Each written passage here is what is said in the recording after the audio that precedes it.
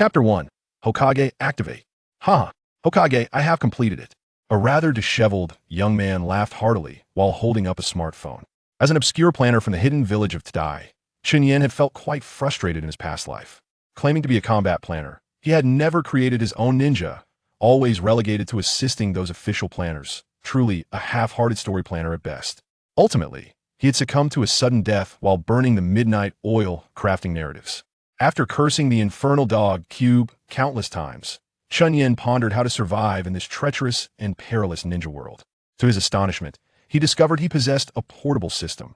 Though it was neither a charming and melodious young lady nor some advanced AI technology, but rather an interface so rudimentary it was laughable. Chen Yan vividly recalled the first time he laid eyes on this system interface. Ninja coins, 230 Rio. Resource quota, 0.10 for every 100 Rio earned. One resource quota is automatically increased. Lottery, consuming every 10,000 Rio allows for one lottery draw. Just as Chen Yan was pondering the utility of this resource quota, a notification suddenly popped up. As this is your first time activating the interface, you are granted 10,000 free resource quota. Instantly, he saw the available resource quota on his interface rise to 10010. After some exploration, Chen Yan realized just how powerful this portable system truly was. Though it might not help him dominate the ninja world, with proper utilization, it would certainly ensure he wouldn't starve. Indeed, his system was essentially an editor, allowing him to create various forms of media, such as movies, anime, and games. However, each usage required a certain amount of resource quota, and the initial 10,000 quota was his starting capital.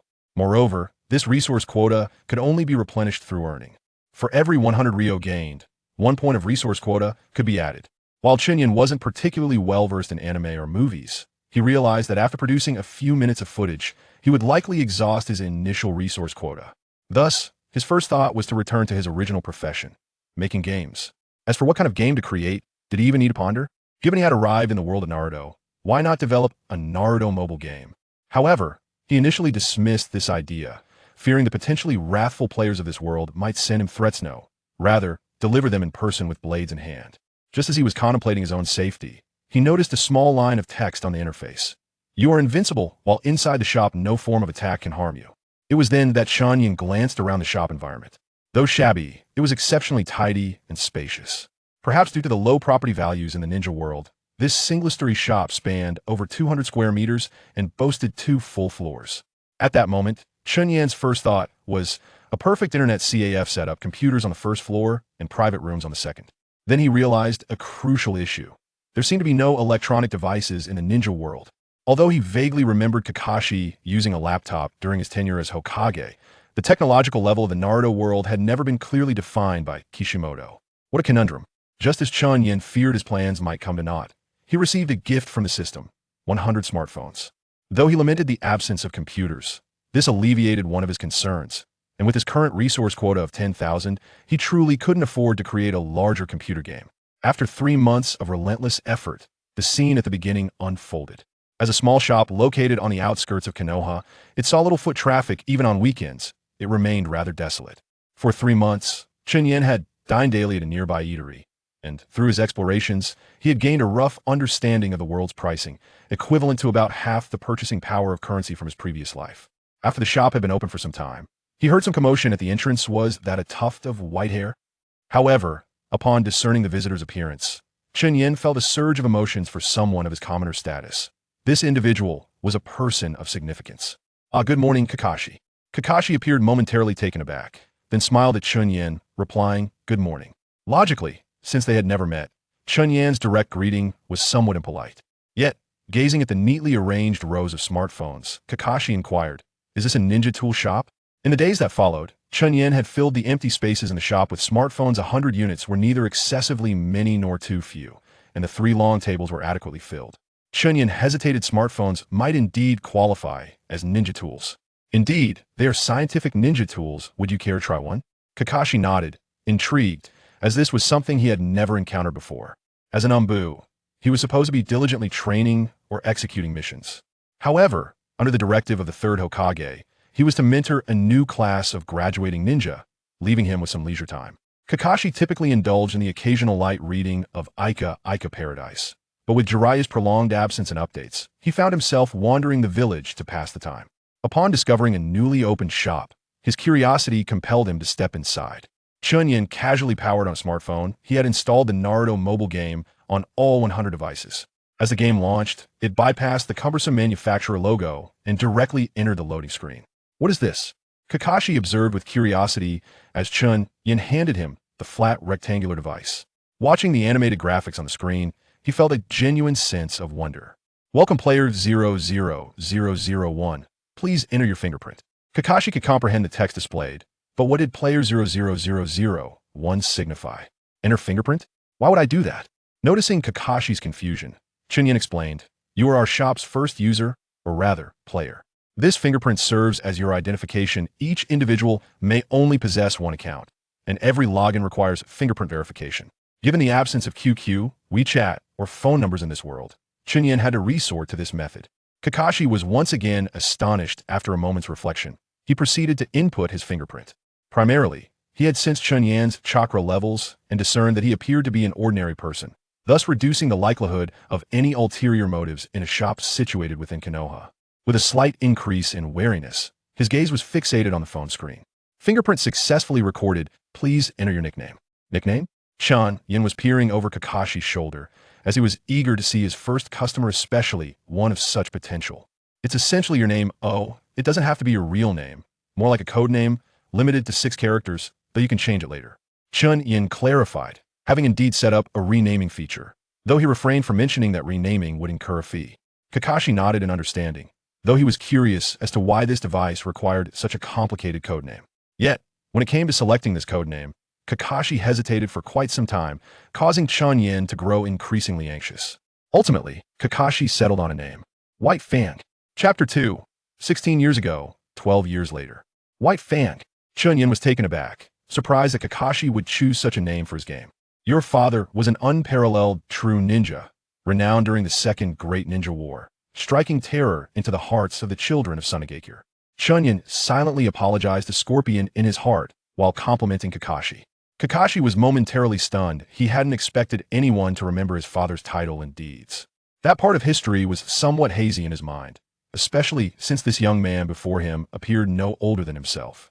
Yes, he was an incredibly formidable ninja.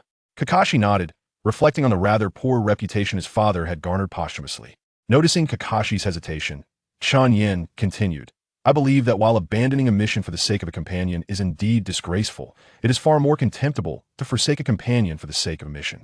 I regard him as a true ninja. Kakashi lifted his gaze to scrutinize Chen Yan, then lowered it to the phone screen. The young shopkeeper had echoed a sentiment akin to that expressed by his childhood friend, who had long since passed away. A silence enveloped them as the game loaded, transitioning into the narrative that Chen Yan had prearranged. 16 years ago. A line of text appeared on the screen against the backdrop of a full moon. As Kakashi gazed at the unfolding scenes, his memories of the past were drawn back into this game. The camera zoomed down to reveal a colossal creature with 9 tails rampaging through the town. As the subject of this event, Kakashi was intimately familiar with this moment. It was one of the most unforgettable scenes of his life, the 9 tails rampage. The monstrous entity on the screen was none other than the 9 tails. In that instant, a ninja clad in a Hokage cloak materialized. Even though the ninja merely revealed his back, Kakashi instantly recognized the individual. Moreover, there was a subtitle introducing him, Fourth Hokage Minato Namikaze. This is Teacher Minato, Kakashi exclaimed, astonished that he could witness that scene once more. He became entirely engrossed in the unfolding story. It cannot wreak havoc here, the Minato in the narrative declared, while behind him, a man donning a black hood and mask emerged. You shall face me, the mysterious masked man proclaimed, yet his hand grasped at nothing but air. Has he escaped? Such speed, Kakashi mused, acknowledging Minato's remarkable agility, as the Flying Thunder God technique was executed with astonishing swiftness. Kakashi was thoroughly captivated, and at that moment, the speed of his left eye's Sharingan began to subtly quicken. The scene shifted, revealing 2 ninjas on an expansive grassy field, the display transforming into a side-scrolling battle format. Kakashi remained oblivious, assuming it was still part of the narrative. He watched as the mysterious masked man leaped towards Minato, utilizing chains to strike, leaving him unaware of the impending counterattack. Kakashi was taken aback by this portrayal. Was teacher Minato depicted as so inept? This was nothing short of slander. Beside him, Chen Yan could no longer endure the spectacle, clearing his throat to interject. This is no longer the narrative segment, we have entered the combat phase. The joystick on the left allows you to maneuver the character, while the buttons on the right execute normal attacks and skills. The upper left corner displays your ninja, the red bar indicates health, and the blue diamond-shaped box below signifies chakra. Once your chakra is full, you can unleash your ultimate technique, which is the third button on the right for ninjutsu. The upper right corner reveals the enemy's health. It became evident that genius manifests in various forms of talent. Chen Yan provided a brief overview, and Kakashi soon grasped the controls. Nonetheless, he felt somewhat overwhelmed by the gravity of the situation. To control Teacher Minato? This battle carries immense weight. I must not lose. With an intuitive understanding, Kakashi grasped the significance of combos after having protected Minato twice during the skirmish. As he witnessed the enemy's health dwindle, Kakashi executed Minato's ultimate move, the space-time Rasengan. Minato, wielding the Rasengan, unleashed a ferocious assault on the mysterious masked man, then utilized the Flying Thunder God technique to switch places and strike once more with a Rasengan. Under such a relentless barrage, the opponent surely must have perished. While Kakashi sighed in relief, he did not let his guard down. As the scene transitioned again, Kakashi noticed that the joystick and skill buttons had vanished. After several fruitless attempts to click, he realized he was once more immersed in the narrative. In the story, the two ninjas charged at one another, with Minato brandishing the Rasengan, while the mysterious masked man approached unarmed. However, Kakashi had already recognized the masked man's formidable abilities, understanding that he possessed the power of intangibility. Be careful, Teacher Minato, Kakashi silently urged, rallying for his mentor. As they neared, Minato hurled a kunai imbued with the Flying Thunder God technique, but alas, the mysterious masked man evaded with his intangible prowess. Kakashi lamented the missed opportunity, yet in the next moment, Minato switched places through the Flying Thunder God, landing a direct hit with the Rasengan on the masked man's back. However, the masked man did not succumb after catching his breath. He instantly vanished to his side. But one day, the nine tails shall be mine. As those words faded, the masked man dissolved into nothingness. Meanwhile, the ninjas of Konoha were still besieged by the onslaught of the nine tails. One by one, Konoha's ninjas stepped forward, and Kakashi vaguely recalled being among them that day. Faced with the colossal beast, even through the screen, Kakashi could vividly recall the overwhelming sense of helplessness. A tailed beast bomb was coalescing, and Kakashi gasped in horror, fully immersing himself in the memory of that fateful night. In that moment of peril, a flash of yellow appeared. The massive toad, Gamabunta, landed upon the nine tails, interrupting its tailed beast bomb. Minato, to prevent the nine tails from further wreaking havoc upon the village, single-handedly relocated it to the forests beyond Konoha. Dead demon consuming seal. A ghastly visage materialized above Minato, its face twisted in malevolence. Clutching a short blade in its mouth, one hand fiercely grasped the nine-tails spirit, attempting to draw it back. Yet the nine tails refused to relent, its claws lunging toward the swaddled newborn. The formidable nine-tailed fox lunged with all its might towards the infant, and Kakashi found himself unable to witness the impending horror. However, a figure stood resolutely before the newborn. That striking red hair was especially vivid in that moment. Kushina, and Minato, without delay, positioned himself behind Kushina. The nine-tails claws pierced through the young couple, blood dripping from their talons, mere inches from the infant. Naruto, Kushina's voice echoed in Kakashi's ears, a haunting reminder of the past. Kakashi's eyes widened, and in that instant, he became disoriented, unable to distinguish between game and reality. Kushina, Kakashi whispered, completely oblivious to Chen Yan standing beside him. A trigram seal. Just before his demise, Minato invoked the final sealing technique, entrapping half of the nine tails within the newborn's body. The narrative abruptly concluded at this juncture, the screen displaying but 2 lines of text. Years later. The story has only just begun. Chapter 3. This game is inspired by a true tale. Astonishing. Utterly astonishing. After witnessing the narrative, Kakashi found himself in a state of profound shock. He turned to Chen Yan beside him, pondering the true identity of this individual. How could this seemingly younger shopkeeper possess footage from the time of the Nine Tails chaos? Moreover, he had artfully transformed it into this so-called game. Kakashi, though perplexed, sensed the profound significance of the moment.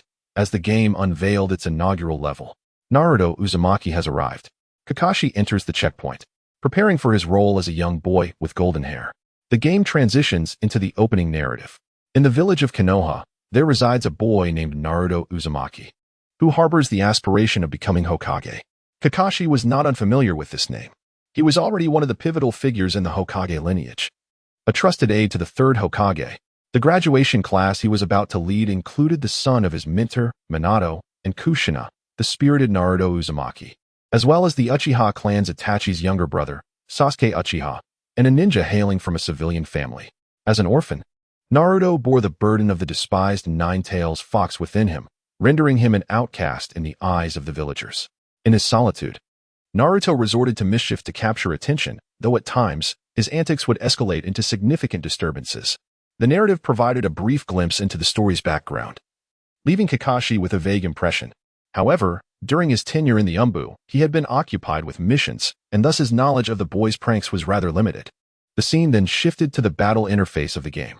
A robust Konoha ninja exclaimed, "Naruto Uzumaki, you little rascal, always up to mischief. This time, I shall teach you a lesson." Kakashi did not recognize the visage of this Konoha ninja, but from his attire, he deduced that he was a Chunin. The blonde-haired boy, adorned with goggles, replied with a grin, "Fool. You all talk too much." The adversary retorted, "Damn brat. Don't let me catch you." As the dialogue concluded, Naruto leaped out from the left side, and Kakashi observed the reappearance of skill interfaces, indicating the onset of combat. Watching the Konoha ninjas emerge in succession, Kakashi pondered whether he was meant to confront them. However, witnessing this group of Chunin bully a mere child left him somewhat incredulous. Nevertheless, he began to contemplate a counterattack. Naruto's first skill involved splattering paint, while his second skill summoned a clone, which could potentially fail. His basic attacks were rather comical. Yet Kakashi deemed such actions fitting for Naruto's current persona. The clone technique also reminded Kakashi of his two underachieving friends. Considering the timeline, the game's first chapter had replaced the lower-ranking Naruto with a version reflecting his status as a ninja student. Finally, as Kakashi noticed the collection of rhombus-shaped blocks reaching completion, he realized that once chakra was fully charged, he could unleash a powerful ultimate move. Thus, he activated Naruto's ultimate skill. Drawing from his prior experience with Minato's powerful Rasengan, Kakashi was eager to witness the most formidable ninjutsu of this young ninja student. To his astonishment, he beheld a group of scantily clad, beautiful maidens encircling the enemy, culminating in a kiss that marked the end of the confrontation. Kakashi gazed at the grand and exquisitely crafted scene before him. Having been single for many years, he had only ever relied on the pleasures of intimacy to alleviate his boredom. Thus, he had never encountered such a spectacle. Suddenly, he felt a surge of warmth rushing through his nostrils. This seemed even more thrilling than the pleasures he had known. Observing the way his ultimate move dispatched the Chunin, Kakashi found it entirely reasonable who could remain unaffected by such a jutsu. As the battle concluded, a dialogue box appeared. Naruto Uzumaki proclaimed, "I told you, you can't catch me." "Haha." Irika Yumino interjected, "Naruto." Naruto then exclaimed, "Oh no, I've been discovered by Teacher Irika." Once the dialogue ended, the word victory flashed on the screen, prompting Kakashi to tap the display and return to the level selection. Who? He wondered, was this Irika Yumino? With a multitude of questions swirling in his mind that he wished to pose to Chen Yan, he ultimately settled on a singular inquiry. Is it truly possible for Naruto to defeat a group of Chunin? Chen Yan had anticipated questions about the identity of the mysterious masked man or how he had created the game, but he had not expected such a query. He replied, "This is an artistic interpretation. The game is entirely based on real-life events, albeit with some artistic embellishments." Entirely based on reality? Kakashi is acutely aware of the challenges at hand. He is even oblivious to the fundamental principles behind the creation of the game. If he were to inquire, Chen Yan would merely respond with a dismissive chuckle. These materials have been painstakingly acquired through the expenditure of resource quotas, all sourced from the esteemed collection of materials from his past life in the village of, ensuring an authentic experience. Upon receiving the answer, Kakashi refrained from further inquiries and proceeded to the next challenge. The second challenge was titled The Secret Scroll. Once again, the narrative unfolded. Naruto, whose aspiration was to become Hokage, had repeatedly failed the graduation examinations. At this moment, the instructor Mizuki unexpectedly revealed a startling secret to Naruto. Within the Hokage's office lay a forbidden scroll that contained the secrets necessary for Naruto's graduation.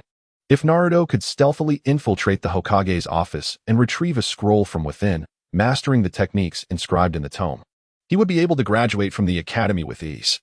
Upon learning this news, Naruto wasted no time and set off for the Hokage's office without a second thought.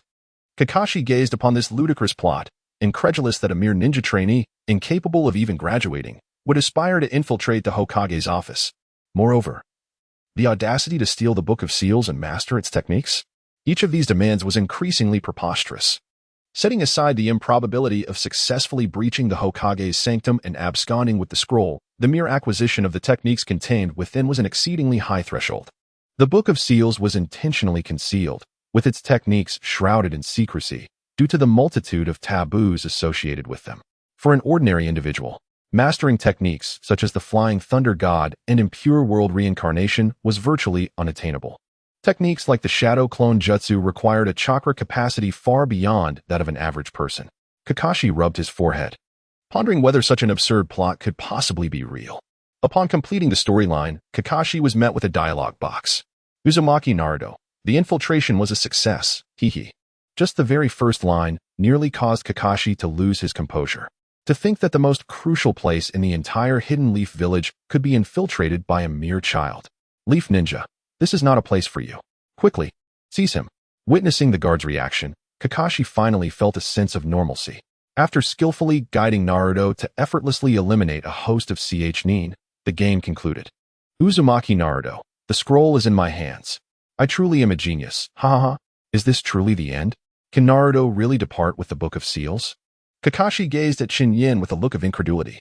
Chen Yan, aware that the plot was somewhat absurd, smiled and remarked, based on true events. Chapter 4. Is this game predicting the future?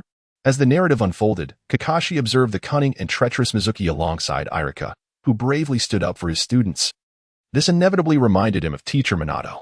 If only Minato had been there at that time, perhaps Obito might not have met his demise. Yet Kakashi understood that on another battlefield, Minato was also fighting for the victory of the village. As time passed, Kakashi gained a deeper understanding of Minato's choices back then. In Kakashi's eyes, Minato was the epitome of a true ninja, swift in assessment, judicious in judgment, and capable of making the right decisions, a quality Kakashi often felt he lacked. Had he made the correct judgment at that moment, he might not have had to pay the price for his recklessness, nor for the misguided path he had taken when he heeded Danzo's words. With these thoughts, Kakashi let out a sigh. The notion of a ninja, however, was colored by Minato's sacrifice for the village, his esteemed position as Hokage, and his contributions, leading to a complex web of emotions within Kakashi, with respect being the predominant sentiment. Conversely, Kakashi held genuine admiration for Irika's selfless act of risking his life for his students. Unbeknownst to Kakashi, Irika's parents had perished during the Ninetales incident. Observing Kakashi's despondent expression, Chen Yan refrained from elaborating further. However, he couldn't help but notice Naruto effortlessly mastering the forbidden technique, employing the Shadow Clone Jutsu with ease. Kakashi's expression grew increasingly desolate, yet this time the impetus for his departure was distinct. Truly, the legacy of the Uzumaki clan is remarkable. Kakashi could only entertain this thought. The subsequent events unfolded with relative ease. Naruto met Konohamaru and experienced the reallocation of ninja teams, along with the tales of his two companions. However, Kakashi grew increasingly perturbed, as the team assignments were supposed to occur in the next few days. Is the narrative already at this juncture? What direction should it take next? Moreover, Kakashi realized that this Team 7 was precisely the group he was destined to lead. At that moment, he also recalled the ninth gate, admonishing himself not to be late. The simplicity of this gate's designation reminded Kakashi of his own experience on the day of his team assignment when his rather lackadaisical companion had been tardy. Kakashi sensed that something was amiss. No way. Trembling, he clicked into the level. The first image that met his gaze was a face so familiar that it was etched into his memory. A black mask and a wide forehead protector concealed all but one eye. That solitary right eye appeared listless, rendering the individual akin to a lifeless fish. The subtitle beneath the unfolding scene read, Hatake Kakashi, the guiding Jonin and team leader of Naruto and the others. At that moment, Kakashi, seated in the Chen Yan shop, felt his pupils quake. He was genuinely alarmed. Chen Yan, observing the seasoned Jonin unable to contain his emotions, couldn't help but find it amusing. In truth, knowing the plot all too well, Chen Yan had been anticipating this moment. Witnessing it unfold before him brought an undeniable sense of satisfaction. Kakashi paid no heed to his own lapse, as he was eager to uncover the unfolding narrative. Following the conclusion of the class division, he assigned a preparatory exercise to the trio before their upcoming mission. Kakashi, sensing the essence of this exercise, still felt compelled to discern the underlying circumstances. What then awaited them? The narrative concluded, yet the familiar dialogue box remained. Kakashi swiftly perused the text, feeling an unusual sense of calm, leaving one to wonder what he was truly anticipating. After completing this particular level, he progressed to the 10th stage. The 10th stage bore no narrative, commencing instead with a few dialogue boxes, all of which were trivial and inconsequential, prompting Kakashi to hastily skip through them. Once the battle concluded, additional dialogue boxes emerged. Kakashi continued to read rapidly, yet his fingers suddenly froze above the screen. Chen Yan glanced over, noticing that the dialogue on Kakashi's screen lingered on a particular line. Kakashi Hitaki, your next task is to seize these 2 bells from my grasp. Chen Yan couldn't help but chuckle inwardly, reveling in the unexpected twist. Who would have thought that the competition for your bells would be pinned by me? Kakashi continued to tap on the screen, now truly feeling numb. Haruno Sakura. This bell belongs to Hitaki Kakashi.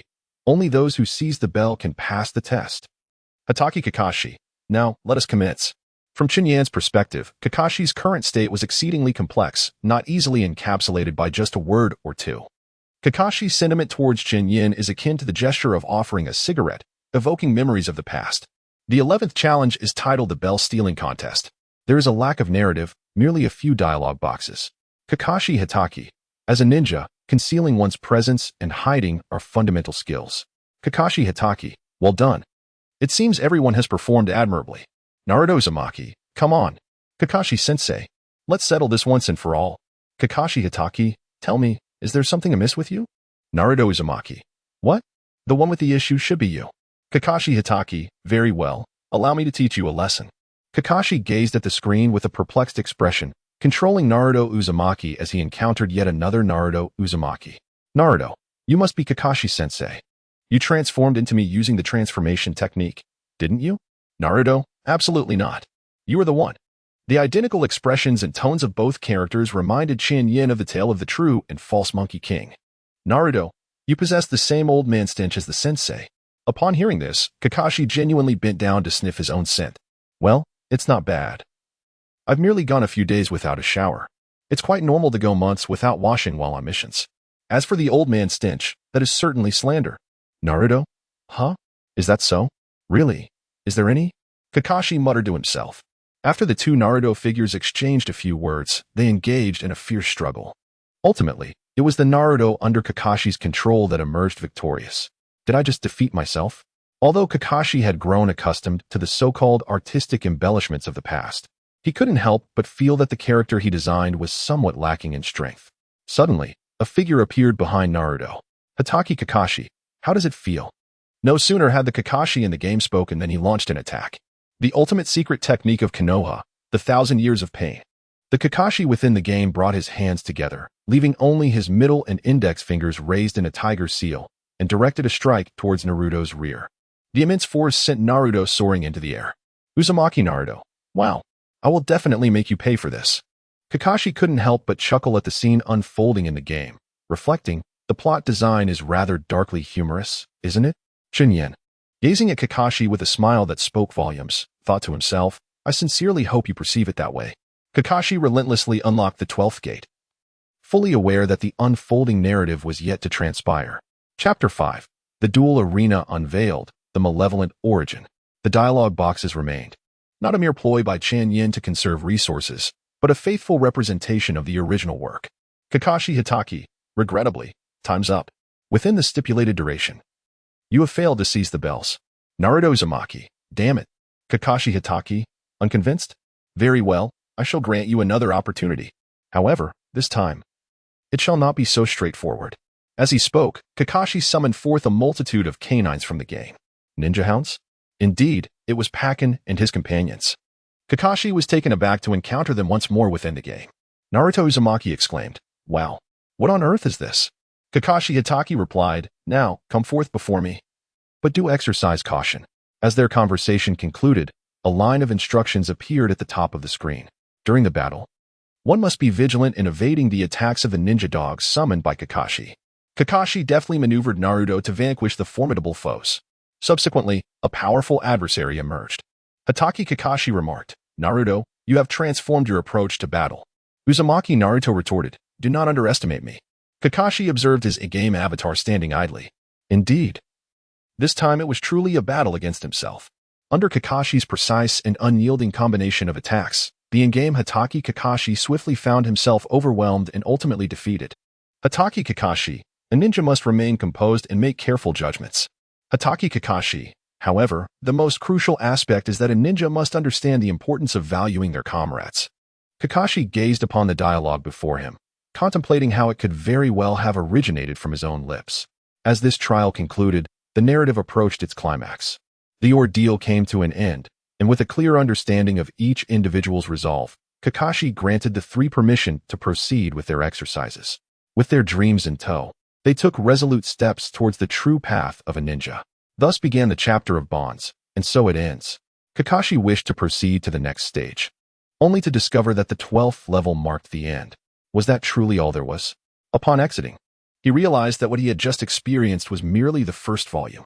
There existed another volume titled The Land of Waves, yet it bore the inscription "Not Yet Available," which left Kakashi feeling quite regretful.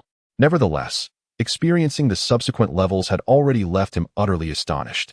Chen Yan remarked, "The game is crafted based on real events." Kakashi nodded in acknowledgement, yet no matter how he perceived, he could discern no fluctuations in the chakra emanating from Chen Yan. It was entirely at the level of an ordinary person. However, this very ordinariness only deepened Kakashi's sense of unease. Such remarkable ninja tools, coupled with the ability to replicate the chaos of the Nine-Tails rampage, was indeed perplexing. Kakashi held a firm belief that the other party was undoubtedly a formidable ninja, or perhaps possessed some clandestine bloodline limit. Under the impression that his inability to detect any anomalies stemmed from his own insufficient strength, Kakashi's demeanor towards Chen Yan became notably more respectful. Chen Yan remarked, "You have completed the first chapter, haven't you? You can return to the main interface to enter the duel arena." Duel arena? Kakashi complied with the instructions, due to Chen Yan's reluctance to squander resources on creating guides. All techniques must be discovered by the players themselves. Currently, since Kakashi is the sole player, entering the duel arena only requires facing an AI that mirrors the template of the minor monsters found in dungeons. Thus far, Chen Yan has only crafted 4 ninjas, the students Naruto, Sakura, and Konoha, along with Kakashi Hatake. As for the absence of Sasuke, it is simply because he has yet to attain his student form, and Chen Yan is disinclined to expend energy on creating one himself. Merely developing a chapter, several plot segments, and a handful of ninjas has already drained over 7,000 of Chen Yan's vast resource quota. Hence, he aims to conserve wherever possible. Furthermore, he plans to introduce the normal C-rank forms of Team 7 in the 3rd chapter's Chunin Exams, along with other C-rank ninjas. However, with his resource quota dwindling, these considerations seem rather distant, compelling Chen Yan to devise ways to encourage others to spend money. In pursuit of greater profits, he has resolved to drastically reduce the price of the once valuable ninja Kakashi Hatake, previously worth 10,000, to a mere 100,000. Moreover, why bother with the complexities of coupons? From now on, recharging will only yield gold coins. Observing Kakashi engaging in combat against the AI in the duel arena, Chen Yan couldn't help but reminisce about his own initial struggles with the game, which were far more novice than this. One must commend Kakashi, for he fights with remarkable composure. Although Kakashi is approaching his 30s and is considered an elder, his reflexes remain extraordinarily sharp. After playing just a few matches, Kakashi found that the skills of the opposing AI seldom landed. However, it seemed that Kakashi was beginning to feel a tinge of boredom. Chen Yan, unwilling to let his first player slip away, swiftly retrieved his administrator account to invite Kakashi for a friendly duel, glancing at the battle invitation displayed on the screen. Kakashi's interest was instantly piqued. He accepted. His lineup consisted of the student Naruto, the temporarily available student Sakura, and the Konoha core. His opponent Chen Yan's lineup featured Hatake Kakashi, student Naruto, and student Sakura. At this point, summoning and secret scrolls had yet to be unlocked, rendering the combat rather rudimentary and lacking sophistication. However, Kakashi perceived matters quite differently. Upon observing the opposing Hatake Kakashi, a serious expression immediately graced Kakashi's face. In the context of the battle narrative, this Hatake Kakashi appeared almost foolish, yet Kakashi himself would never concede to possessing such meager abilities.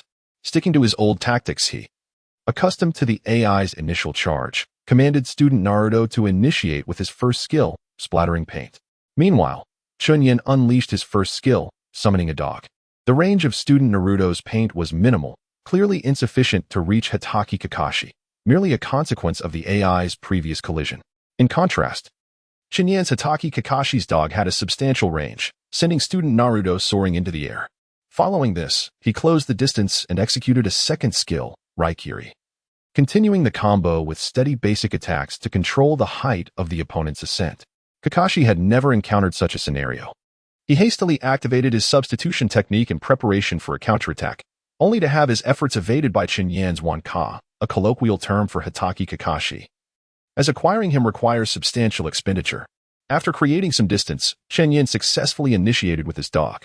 By the time Kakashi's substitution technique was available again, Chen Yan chose not to linger in battle, swiftly turning away and quietly observing the stationary student Naruto left behind by the substitution. Kakashi wore a perplexed expression, pondering why his opponent had suddenly grown so formidable.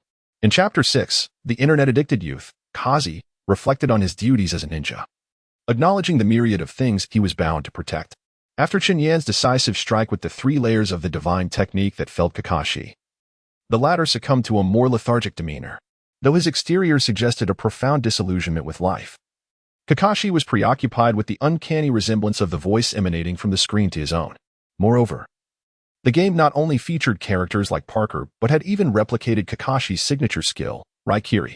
After executing the 3 layers, Chen Yan remained silent, his satisfaction evident. Indeed, the resources within that unreliable system proved to be remarkably effective. Thus far, the game had run without a single bug. Manager, how can one obtain Hatake Kakashi? Kakashi's inquiry left Chen Yan both astonished and slightly anxious. He gestured toward the soul icon in the upper right corner of the phone screen, the shop, indicating that it was the gateway to acquisition. Due to limited resources, Chen Yan had yet to implement the lottery system, nor had he established the event system. Even the most fundamental task rewards were absent. The only available options were dungeons, ninjas, duel arenas, and the shop. As for equipment, accessories, and summoning items, substantial earnings were unlikely in the short term. It would be prudent to await a larger player base before leveraging those opportunities for profit.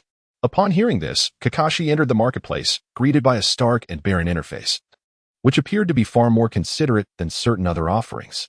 In reality, only 3 ninjas were available for purchase: Uzumaki Naruto, a ninja trainee, Haruno Sakura, also a ninja trainee, and Konohamaru's team. Each ninja was priced at 888 gold coins, a figure that prompted Chen Yan to ponder. Ultimately, he could not ignore his sense of integrity and thus abandoned the initial price of 8,888 gold coins. Nevertheless, the surplus ninja fragments retained their value for star enhancement. Kakashi clicked to acquire a ninja, only to be presented with a V-level interface. Although there were no notable ninjas or equipment, Chen Yan had meticulously refined the V system from early on. Unlike the more exploitative systems, Chen Yan capped his V level at V9. A mere $1 would grant a V1 level, with each subsequent 0 allowing for an elevation to the next V level. Thus, reaching V9 would require a total investment of 100 million, a sum that, in the context of the ninja world, is merely equivalent to the bounty on 3 Asuma. Additionally, Chen Yan thoughtfully integrated a feature for one-click top-ups of any amount, sparing the affluent from the tedium of repetitive clicks. He pondered that he could not bear the responsibility if the esteemed fingers of a wealthy patron were to tire. Presently, his anticipation grew for the genesis of his first V9 player. However, the immediate goal remained to persuade Kakashi to capture Hatake Kakashi, which was paramount. The V interface clearly stated that achieving a V level of 6 would grant access to the elite Jonin Kakashi of Konoha. Fortunately, the ninja world had yet to recognize the concept of intellectual property rights. Otherwise, Chen Yan's blatant infringement could lead to his ruin. Alas, he nearly forgot that the planner of Naruto, Chen Yan, had no home to speak of. Achieving a V level of 6 required a mere 100,000 ninja coins. Kakashi was somewhat taken aback, astonished to learn that he was valued at merely 100,000. Without hesitation, he inquired, "Where can I recharge?" Chen Yan's heart soared with delight. Truly, he was the esteemed Kakashi. Such generosity, to be able to produce 100,000 so readily. Chen Yan chuckled. "You simply need to hand it over to me." Kakashi nodded. He had not brought an abundance of cash when he left his home. Thus, he summoned Pakin. Chen Yan observed the bloodstains left by Cardian on the shop's floor, a slight twitch appearing at the corner of his mouth. A wisp of smoke swirled, and a diminutive yet somewhat fierce ninja dog sprang forth. Hey, Kakashi, have you neglected your bath again? Perhaps too engrossed in your paradise of affection to remember? Nonetheless, I still recommend you try my shampoo. I assure you it works wonders. Faced with Pakin's incessant chatter, Kakashi displayed an expression of utter exasperation, reminiscent of a languid fish. All right, I need you to go home and fetch some money for me, from the cabinet, let's say 100,000. Upon receiving the instruction, Pakin wasted no time and swiftly retrieved the money. Honestly, if you don't believe me, just take a whiff of how fragrant I am right now. However, before Pakin could finish his sentence, Kakashi promptly sent him back. Kakashi handed the money to Chen Yan and inquired, "Is this sufficient?" Chen Yan nodded. Observing that the monetary value displayed on the system interface had indeed increased by 100,000. Consequently, he refrained from conducting a thorough count and directly adjusted Kakashi's account data using his administrator account. Your V level has ascended to level 6. Please continue your efforts. Chen Yan acknowledged that his remark had a hint of playful mischief. You have acquired the ninja Hatake Kakashi. Kakashi, indulging in the thrill of his newly acquired ninja, reveled in the arena, where his prowess as an A-rank ninja was undeniably apparent, especially when compared to the 3 C-rank ninjas. He found immense joy in the experience. Wholly unconcerned with the financial implications, for someone of his caliber, money was merely a numerical representation devoid of real significance. In this world, most things are valuable yet devoid of market worth, and currency seldom translates into combat efficacy, as the available ninja tools for purchase are quite limited. With explosive tags being the most common, opportunities to acquire finely crafted ninja equipment are even rarer.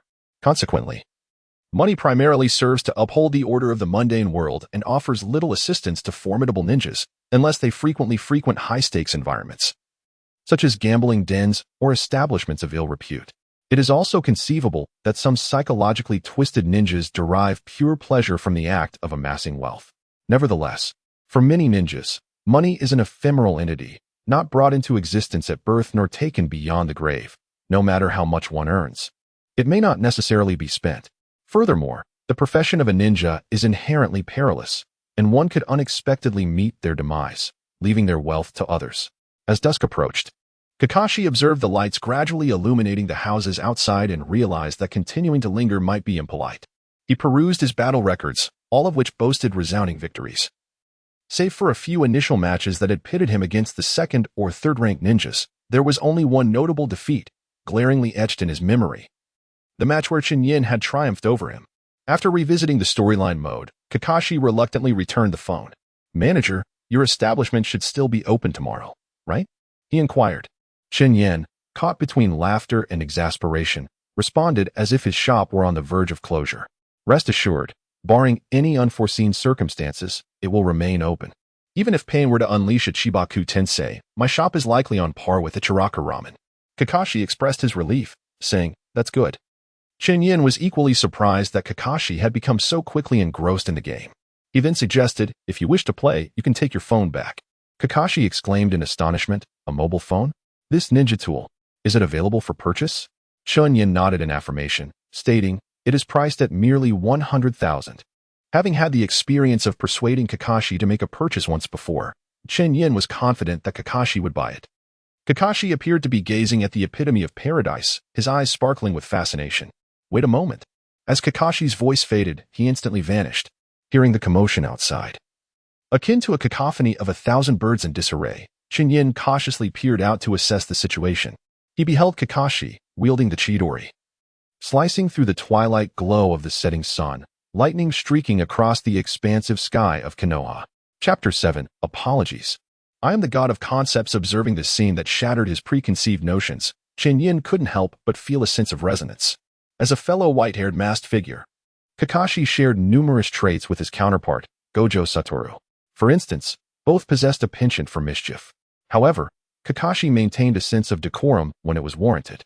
What was most alarming was that when Kakashi strayed from his serious demeanor, he transformed into an entirely different entity.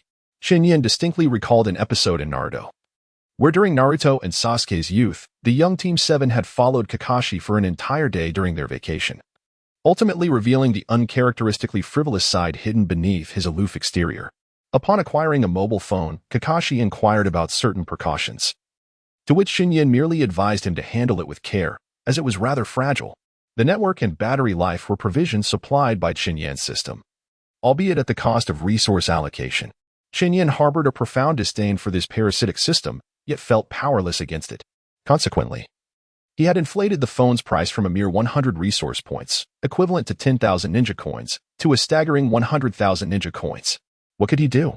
He was also a victim in this scenario. Nevertheless, he refrained from voicing his frustrations, fearing retribution upon venturing outside. After much contemplation, Chen Yan ultimately decided to disclose the reward mechanism to Kakashi. For every rank attained in the competitive matches, a certain quantity of points could be earned. These points could subsequently be exchanged for rewards in the ranking store. With that, Chen Yan utilized his administrator account to bestow upon Kakashi 100 ranking points. Kakashi opened the ranked shop with a sense of skepticism. Inside, there were merely 2 items displayed, appearing quite meager. Chakra Mastery Book, priced at 100 points. What is this? Kakashi gazed perplexedly at this peculiar item. It was not that he could not comprehend its meaning, but rather he was uncertain of the practical applications of chakra proficiency. Could it possibly grant an advantage of an additional chakra at the outset? Contemplating this, Kakashi, intrigued, chose to redeem it. He casually entered the match, only to discover that the starting point remained unchanged with 2 chakras, devoid of any alterations. Meanwhile, Chen Yan observed from the sidelines. The items in the ranked shop were, of course, curated by him, and he had acquired this valuable asset by investing 100 resource credits within the system, akin to the cost of a mobile phone. His intention was to ascertain whether it could indeed be utilized by ninjas, although he was capable of using it himself. Chen Yan was not in a rush to enhance his own abilities. Instead, he aimed to leverage this gimmick to attract more ninjas to purchase his phone, subsequently leading them to invest further into his burgeoning enterprise. The most distinctive traits of a businessman and a capitalist lie in the fact that a capitalist channels funds into production, thereby expanding their empire, while a businessman, upon amassing wealth, contemplates how to spend it. Naturally, Chen Yan did not consider himself a capitalist, as he found himself merely exploiting his own potential. Soon, the effects of his strategy became evident. Kakashi's hand, which had been deftly manipulating the character, suddenly came to a halt. He paused his actions, focusing intently on the transformations occurring within his body. Is this chakra? Kakashi could distinctly perceive a surplus of chakra within him, a rare occurrence given the constant drain inflicted by his Sharingan over the years. His sensitivity to fluctuations in his chakra was far superior to that of an average ninja. For Naruto, this additional chakra would be akin to adding a mere cup of water into a vast river. However, for Kakashi, it felt as though he had replenished a nearly parched stream with 2 liters. The increase was indeed substantial. It was sufficient for him to perform an extra Raikiri. This implies that the success rate of his future missions could be elevated by several percentage points. Kakashi suddenly turned around, his expression revealing a hint of fear as he gazed at Chen Yan. Who exactly is this person? How could he possibly bestow chakra upon him? Chen Yan noticed the change in Kakashi's demeanor and, suppressing a smile, said, "Let us finish this round first." Kakashi appeared to be somewhat distracted, managing to secure victory only after the second ninja had lost half of his health. Kakashi felt an overwhelming urge to inquire how Chen Yan had accomplished such feats. Chen Yan, feigning profundity, replied, "Some questions are best left unasked." He then offered Kakashi an opportunity, stating, "Now, unleash your full strength upon me." What? Kakashi thought he might have misheard. Chen Yan reiterated, "Use your utmost power, do not hold back." Kakashi did not hesitate. All right. He lifted his forehead protector, and the 3 tomo in his eyes began to spin rapidly. Raikiri. Kakashi aimed for the heart. As a seasoned member of the Umbu, he could effortlessly enter a state of combat at any moment. Confronting the swift, slicing force head-on, he felt as though he were striking against cotton. The insubstantial nature of the attack rendered his Raikiri unable to advance even an inch further. Kakashi was drenched in sweat, activating both Raikiri and his Sharingan. Despite a slight increase in his chakra, he could not withstand the overwhelming consumption. Ultimately, Kakashi was compelled to cease his assault, panting heavily. Once he retracted Raikiri, he observed Chen Yan standing before him, unwavering and resolute as a rock, just as he had moments before. Kakashi had envisioned a scenario where he could not inflict harm upon his opponent. Yet he was utterly taken aback to discover that not even a thread of their garments had been damaged. On the other hand, Chen Yan felt nothing. Kakashi's swift assault was as insubstantial as air. In a bid to maintain his fade, Chen Yan had even prepared himself for the possibility of his clothing becoming torn. Yet he never anticipated that his attire would also share in this invincibility. Suddenly, a thought crossed his mind, recalling the system's notification, immune to any form of harm. Any form? Indeed. Presently, I possess 2 sets of clothing, and should this one be rendered in tatters, would I not be heartbroken? I should not experience sorrow due to Kakashi's attacks, thus my garments remain unscathed. Genius. Out of the hospital, with Jiraiya's intelligence preceding me and Itachi's health following. Now I stand as the unscathed Chen Yan, invincible. Observing Chen Yan's unwavering composure, Kakashi was genuinely impressed. At this point, he would believe it if someone told him that Chen Yan was a reincarnation of the Sage of 6 Paths. Chen Yan patted Kakashi on the shoulder and said, "Are you heading home now?" Kakashi immediately straightened his posture, affirming, "Yes, senior." Chen Yan found himself both amused and exasperated. It appeared that Kakashi's imaginative prowess was quite impressive. No wonder he indulged in intimate paradise daily without ever putting it into practice. It seemed he had conjured an array of fantasies in his mind. Dismissing the mundane approaches of humanity, "There's no need to call me senior. You may continue to address me as store manager or Chen Yan." He paused, then added, "By the way, do remember to promote this game for me. As for my abilities, let us keep that under wraps." After Chen Yan's counsel, Kakashi appeared somewhat more at ease. It was evident that this formidable individual was rather affable. "Is it permissible to discuss the exchange of rank points for abilities?" Chen Yan nodded. "Yes, that can be mentioned, but please refrain from revealing my identity." Kakashi is undoubtedly an astute individual, possessing a remarkable intellect in the realm of anime. Chen Yan firmly believes that Kakashi must have his own criteria for judgment. After parting ways with Kakashi, Chen Yan closed the door to his endeavors. Chapter 8. Learning to relax like an ordinary ninja today, Kakashi generously bestowed upon him 200,000 ninja coins and an allocation of 2,000 resources. Chen Yan could only express gratitude that this vampiric system did not impose a conversion feature from ninja coins to resource allocations. Instead, the acquisition of ninja coins simultaneously augmented the resource quota. The impact of today's events must have left Kakashi astonished, and it is likely to yield fruitful business opportunities. Consequently, Chen Yan hastened the progress of the Wave Country dungeon and the creation of new ninjas. Kakashi, with his phone in hand, was lost in thought on his way home. Suddenly, a shadow appeared on his path, signaling with the distinctive gesture of the umbu. "What brings you here?" he inquired. "Captain, the Hokage requests your presence." Kakashi's expression darkened as he entrusted his phone to Parker for safekeeping. Without uttering much more, several members of the umbu swiftly maneuvered to the Hokage's office. "Hizashi, you are far too weak. The Nine-Tails Jinchuriki should be entrusted to me. Only I can unleash his devastating potential." "Danzo, you are excessively radical. If I were to treat Naruto in such a manner, how could I face the spirits of Minato and the Uzumaki clan?" "Hizashi, Danzo, I am the Hokage. You will come to regret this, Hizashi." Danzo ceased his argument, quickly retracting his menacing demeanor as he sensed the approach of someone outside. The two shared a tacit understanding to remain silent, for their discord and conflict must not be overtly displayed in the presence of others. Hizashi also restored his gentle smile. "Kakashi, you've arrived." Kakashi knelt before the third Hokage, inquiring, "Lord Hokage, have you summoned me for a specific task?" The third Hokage gestured to the others. "You may all leave for now. I wish to speak with Kakashi privately." Danzo let out a cold snort, departing with his 2 subordinates. Given Kakashi's pivotal role within the Hokage's inner circle, it was exceedingly difficult for him to sway Kakashi again or extract any valuable information from him. Bang! Once Danzo exited, it seemed he unleashed all his prior frustrations upon the door. Both Hizashi and Kakashi glanced towards the door, ensuring that the weathered entrance had not sustained significant damage. The third Hokage approached Kakashi, aiding him to his feet, and revealed, "Last night, the Book of Seals was stolen." Kakashi paused slightly, knowingly asking, "Who was the perpetrator?" The third Hokage, with a pipe clamped in his mouth, mumbled indistinctly, "It is Naruto." "Should the child of Minato-sensei face any punishment?" The third Hokage shook his head, expressing his remorse towards Naruto over the years. Someone had leaked Naruto's identity, and he had endured much hardship throughout these years. Kakashi has long been preoccupied with missions outside the village, showing little concern for its affairs. Yet at this moment, he cannot help but reflect upon the game's narrative he encountered earlier at the shop. The curses directed at Naruto from the monstrous foxes echo in Kakashi's ears, leading him to a deeper comprehension of the storyline. What was the purpose behind his teacher Minato's child stealing the Book of Seals? Kakashi inquired once more, eager to discern whether reality truly mirrored the assertions made within the game. The third Hokage, with a rhythmic motion, indulged in his pipe. A teacher from the Ninja Academy, known as Mizuki, had enticed Naruto into stealing the ninja scroll, but he now found himself incarcerated within the confines of Konoha's prison.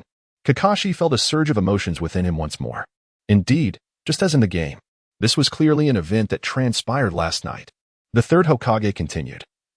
Kakashi, consider this a vacation. Cease viewing yourself as a member of the Umbu and embrace your role as an ordinary ninja. Kakashi bowed his head and said, yes.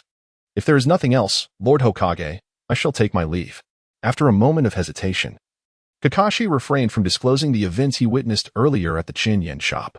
It was not a matter of disloyalty to the third Hokage, but rather a consideration of the plethora of intelligence that required his contemplation. At least, the existence of Chen Yan should not be revealed at this moment.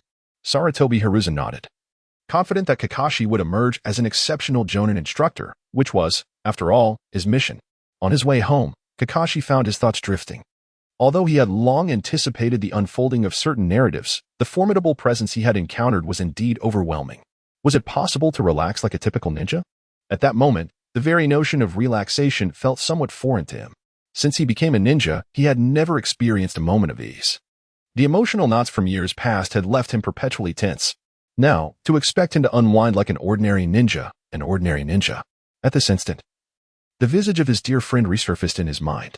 The following day, at the Ninja Academy, as he observed his classmates gradually being led away by their respective Jonin instructors, Naruto and his companions grew increasingly anxious. Damn it, where's our Jonin instructor? Naruto exclaimed. A refrain he had been repeating for the past 2 hours. In truth, even 2 hours prior, their class had dwindled to merely the 3 of them.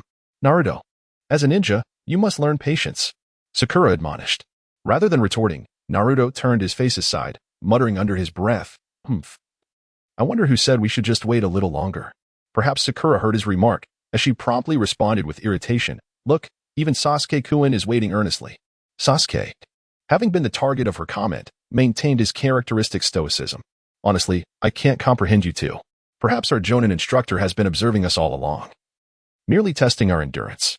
In other words, Naruto, with your incessant shouting, if there were enemies nearby, you would have perished long ago." Sakura, finding merit in this logic, quickly aligned herself with Sasuke, declaring, "Sasuke-kun is right. Naruto, you lack patience." Watching his beloved girl support that infuriating guy, Naruto felt an overwhelming surge of frustration. Damn it. I shall prove you all wrong. With that, he began searching around and eventually spotted an eraser in a conspicuous spot on the podium. Climbing onto the doorframe with the aid of his shadow clone, he suddenly cackled mischievously. If that guy is truly watching us from the shadows, he must know there will be a trap here. Sasuke, confronted with Naruto's prank, could only roll his eyes and close them in exasperation. Idiot, he is a Jonin. How could he possibly fall for such petty tricks? Meanwhile, on the other side, Chen Yan greeted, "Good morning, manager." He looked at the disheveled white hair and remarked, Kakashi, it's nearly afternoon. Chapter 9. Punctual Kakashi bore a hint of embarrassment on his face, did he not? I was under the impression that it was still before noon. Chen Yan refrained from elaborating further, merely unlocking his phone to reveal the lock screen, where the time was prominently displayed. Kakashi remarked, I see, I had not noticed that this ninja tool possesses a clock function. Chen Yan silently sighed. He understood that in this world, at least during this period, some fundamental electronic devices still existed, such as clocks, radios, and communicators. However, he was uncertain whether Kakashi's obsession with games was a blessing or a curse. Kakashi came over with no particular agenda. He simply wished to spend some time here playing games. Last night, he found himself unwittingly immersed in a marathon session that lasted the entire night. Bored of the dueling arena, he turned to the story mode for a couple of additional runs. He simply could not fathom where the notion of him being old originated. It must surely be Naruto's fabrication. As a ninja, how could he allow such trivial slander to provoke his emotions? At first, Kakashi remained indifferent, but after some contemplation, he decided to take a shower in the dead of night. During his time on Umbu missions, he had acquired numerous techniques to mask his presence, rendering him somewhat oblivious to his own scent. After an all-nighter, he found himself wandering to Chen Yan's place upon waking. He resumed his previous position, sitting there for several hours. Meanwhile, Chen Yan was at his workstation, having procured a computer early on using his resource quota. The majority of game development was conducted on this device. In truth, with the system's assistance, such tasks could also be accomplished on a mobile phone. However, after laboring for over half a month on the diminutive screen of a phone, Chen Yan grit his teeth and invested in a computer, significantly enhancing his development progress. He paid little attention to Kakashi's gaming situation, engrossed in the creation of new scripts and the design of new ninjas. For the second chapter, he only needed to design Zabuza and Haku. The genin forms of Naruto, Sasuke, and Sakura were reserved for the Chunin exams in the third chapter, as revealing the existence of Chidori and Rasengan too early would be rather inappropriate. After completing yet another mini-level design, Chen Yan stretched lazily, as if struck by a sudden thought. He recalled hearing several ladies discussing whether their children would be assigned a good instructor while shopping for breakfast at the morning market. Today appeared to be the day when ninja students were allocated their instructors, which meant, peering through the window, Chen Yan noticed that the sky outside had taken on a dim hue, indicating that evening had arrived. However, he remembered that Kakashi had gone to meet the members of Team 7 in the afternoon. Could there have been a mix-up in timing? Since he had nothing better to do, and the person in question was right before him, Chen Yan casually inquired, "Kakashi, it seems today is the day for the ninja student's graduation. Are you aware of this?" Kakashi's control over the game character momentarily froze. But only after executing his ultimate move to defeat the opponent did he appear to contemplate, saying, "Indeed, I would have forgotten had you not mentioned it." Chen Yan slightly parted his lips, yet found himself at a loss for where to begin his jesting. He silently empathized with Team 7 for 3 seconds. After finishing a match, Kakashi rose from his seat. "All right, see you later, manager," he said, and with that, he vanished in an instant as he stepped out the door. Chen Yan felt a twinge of embarrassment. It appeared that Kakashi had indeed forgotten about the matter at hand. Such unreliable behavior was precisely the kind of thing one would expect from Kakashi in his typical state. At the Ninja Academy, Naruto lay sprawled across his desk, having dozed off for quite some time. Had it not been for Sakura's inability to endure Naruto's snoring, which prompted her to wake him, it was likely he would have slept until the following morning. Sasuke, on the other hand, maintained an aloof demeanor, his hands resting in front of him, a posture he had sustained since morning. Deep down, however, every time he contemplated moving, he was reminded of that man's gaze. He had even held back his need to relieve himself. The tears he had shed that night had long since run dry. Naruto, bleary-eyed, glanced towards the door. Why hasn't that guy shown up yet? Shouldn't we just head back? After hearing Naruto express this sentiment no less than 30 times, Sakura felt a flicker of doubt. Yet, disappointment loomed larger in her heart. She vividly remembered the hearty breakfast her parents had prepared for her that morning, encouraging her to strive to become an exceptional ninja. If she were to return empty-handed, it would surely disappoint them. The creaking sound suddenly captured the trio's attention. It emanated from the ancient paper-sliding door of their classroom. Then came a thud, as a dusty chalk eraser landed atop a tuft of white hair. Although the hair had significantly cushioned the fall, it still struck a solid blow to the head. That was quite a sound, sharp and clear. The three of them stood momentarily stunned by the scene before them. After a brief pause, Naruto erupted into hearty laughter, evidently pleased with the trap he had set. Perhaps it was also a sense of satisfaction from seeing the procrastinator receive his due punishment. In any case, he was thoroughly amused. Sakura, meanwhile, was busy apologizing. Although the tardy individual had been quite vexatious during her prolonged wait, he was, nonetheless, her esteemed Jonin instructor. Whether she would ascend to the rank of genin and truly become a ninja depended largely on his approval. As a diligent student at the ninja school, she upheld the principle of respecting her teachers rather well. As for Sasuke, he wore an expression of exasperation, though he longed to stand and admonish the unpunctual Jonin. The numbness from sitting too long and the pressing urge to relieve himself rendered him unable to voice his thoughts. What kind of Jonin behaves this way? Kakashi was aware that he might have arrived a tad late. Thus, he chuckled and said, I apologize. I encountered a black cat on my way, and I exerted considerable effort to reunite it with its owner. What a charlatan! A blatant falsehood. Who would believe such a tale? Kakashi recognized that his reasoning appeared somewhat inadequate, prompting him to adopt a more serious demeanor. So, you dare to play tricks on me? Well, I must admit, my initial impression of you is rather poor. Don't even think about graduating. You should spend another year at the Ninja Academy. With that, Kakashi turned to leave. Instantly, the three students became restless, with Sasuke being the first to react. In times of peace, students at the Ninja Academy are not permitted to graduate early, preventing Sasuke from achieving the rank of genin as his brother had. This realization ignited a sense of urgency within him, driven by his dream of vengeance. He had no desire to engage in childish antics at the academy any longer. Stop right there. On what grounds do you deny us our graduation? Chapter 10, The War Machine, Kakashi. On what grounds do you deny us our graduation? Sasuke was never one to excel in patience, although he often appeared composed. A comprehensive assessment of his actions reveals otherwise. He sought to master the Chidori solely to confront Itachi, activated his Sharingan to challenge his foes, and during the Ninja Wars. He did not hesitate to seek out Madara for a duel, boldly declaring that Madara was merely an obsolete relic of a bygone era, easily manageable by him. Sasuke, who only engaged in high-stakes battles, was indeed a fierce contender within the realm of Naruto. Now, upon hearing Kakashi's assertion of denying his graduation, his notorious temper flared uncontrollably. In response to Sasuke's challenge, Kakashi recalled his own experiences with the Uchiha clan during his youth. Aside from the humble Itachi and the carefree Obito, the remaining members of the Uchiha clan seemed strikingly similar to the young man before him. What a vexing clan it was, if only everyone could emulate your demeanor. Kakashi seemed to be speaking to himself, as the other two could no longer contain their frustration and began to voice their dissent. Upon witnessing the unfolding situation, Kakashi realized he had successfully diverted their attention and reassured the three, saying, "In light of your unwavering determination, I shall grant you an opportunity. Tomorrow morning at 5. Gather at the training ground, and be sure to bring your ninja tools. I will assess your qualifications to become a true ninja."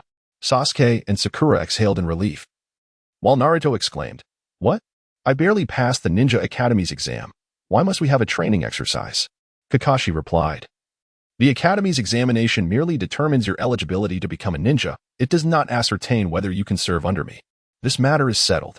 Naruto attempted to protest further, but Sakura restrained him, saying, "Stop it, Naruto. Otherwise, we might lose our chance to become ninjas this year." Frustrated, Kakashi, noticing their cessation of resistance, nodded in satisfaction.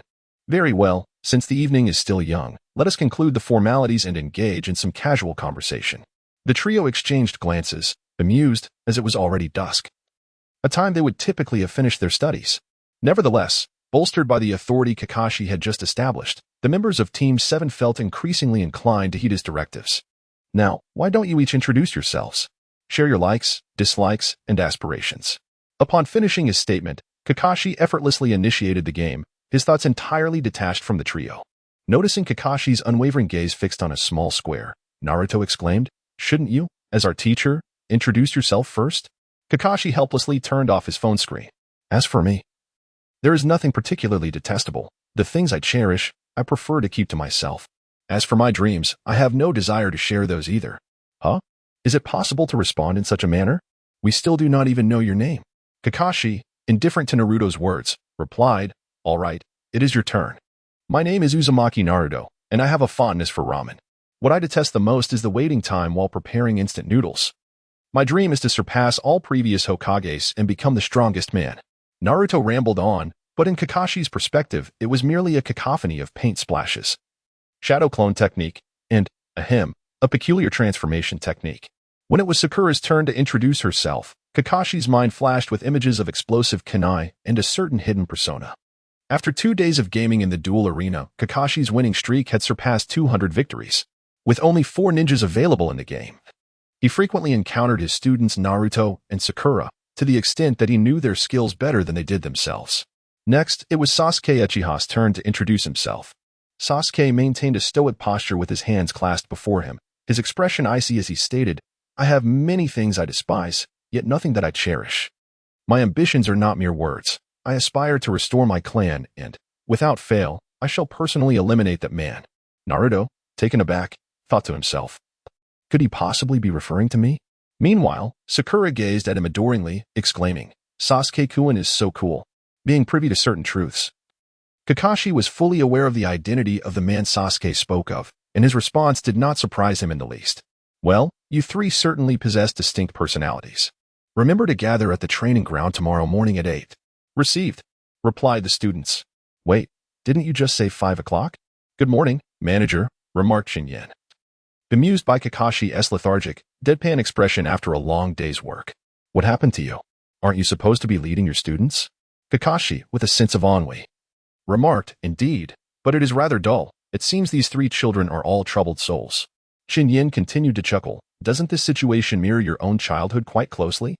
One carefree individual, one who feigns aloofness, and a girl tasked with mediating the conflicts within the group. Kakashi pondered deeply, and it seemed that everything indeed aligned perfectly. At that moment, he refrained from delving into how Chen Yan had acquired knowledge of his childhood. After all, the latter possessed the extraordinary ability to bestow powers upon others and foresee the future. Yet, this remarkable being appeared remarkably down to earth, exuding an effortless humility that made Kakashi feel quite at ease. In fact, individuals who do not impose pressure on others are generally those with whom everyone is eager to associate. Kakashi sighed, expressing, I find myself increasingly understanding Lord Fourth. After this reflection, he shifted the conversation, asking, by the way, why haven't you created Uchiha Sasuke yet, store manager? And when will the next chapter be released? Chen Yan twitched his mouth. He had little desire to design a mere imitation of Sasuke, especially since the Land of Waves was still under development. However, he was currently struggling to establish even a combat system and found himself cornered by Kakashi in the store, urging for updates. Chen Yan casually fabricated a reason to deflect the inquiry, gazing upwards at the now somber sky. He couldn't help but reminisce about the formidable power dynamics in the previous Naruto timeline. Yet, he pondered how long it might take him to bring his designs to fruition. Just yesterday, Kakashi had taken his leave. Perhaps it was due to their compatible personalities, but it felt as though they had already formed a solid friendship. Kakashi gazed at his unbroken winning streak, feeling a sense of ennui. The formidable opponent I encountered yesterday must surely be the store manager, he mused. Despite Kakashi's revelation, Chen Yan displayed no hint of embarrassment. Have you grown weary of battling against the AI? You could invite your friends to join you. That way, you could engage in a duel with a partner. Kakashi nodded solemnly. See you tomorrow, store manager. Chapter 11. The 10 consecutive draws that penetrate the stars. Although Chen Yan kept the door open, few customers wandered in. This area was a civilian district, quite distant from where the clan ninjas resided. Thus, those who entered were predominantly ordinary people. Occasionally, a ninja might stop by, but they were usually of little renown.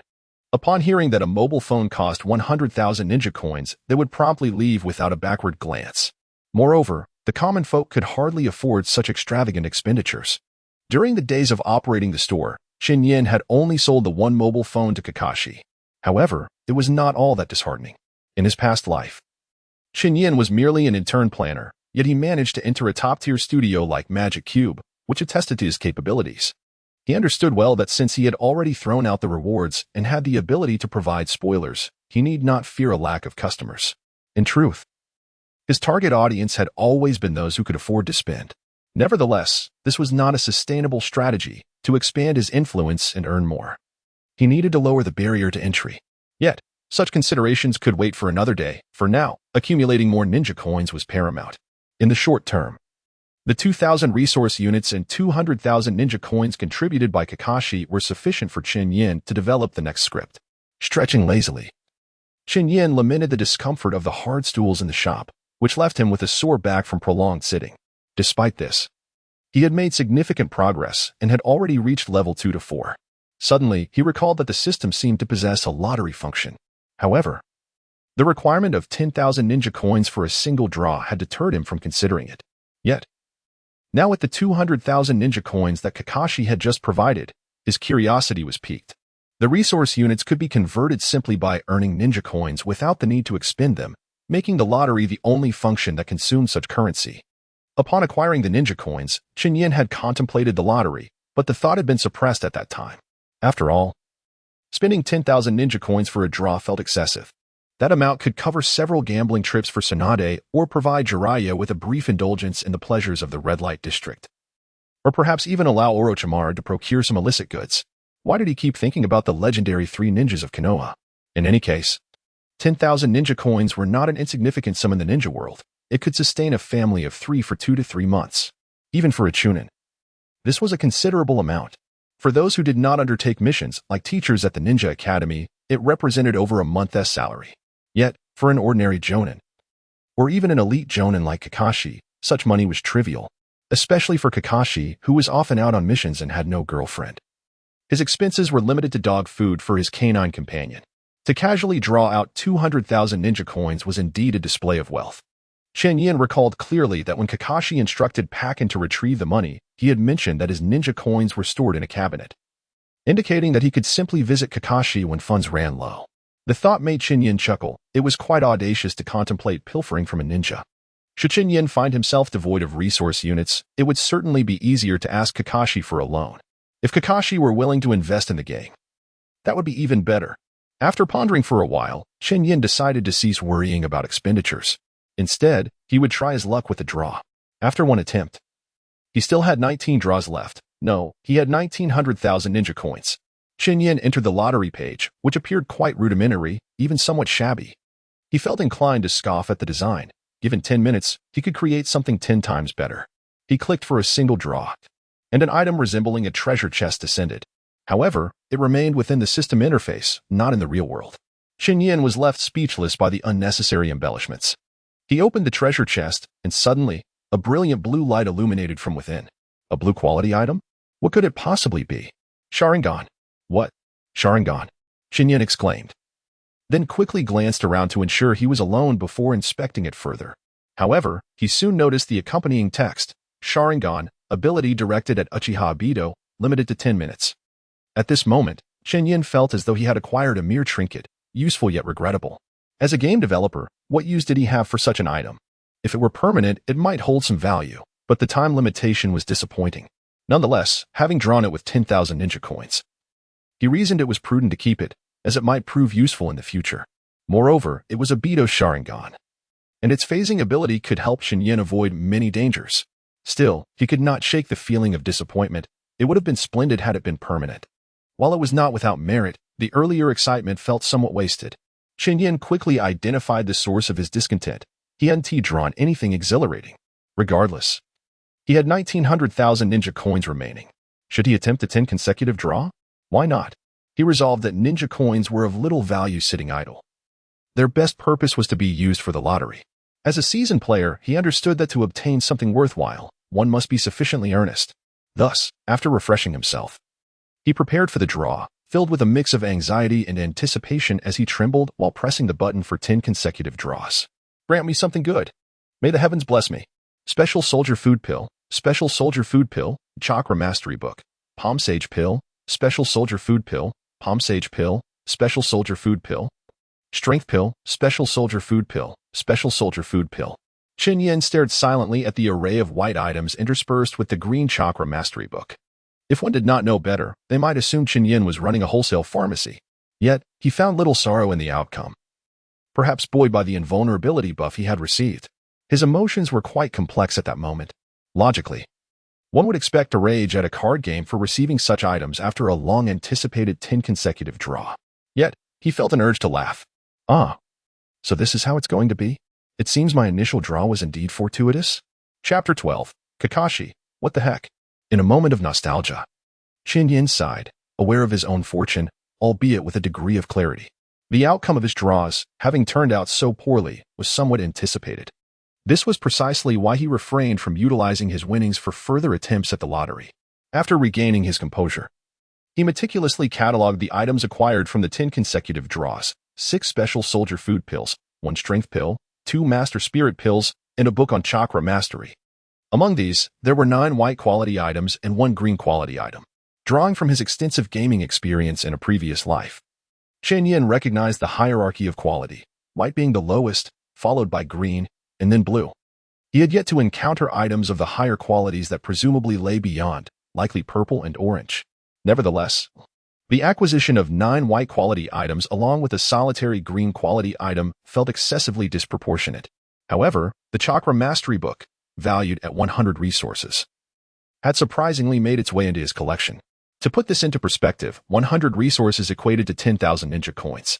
Upon further inspection, Chen Yan was astonished to discover that these Special Soldier Food Pills were available for purchase as well, at a mere price of 10 resources.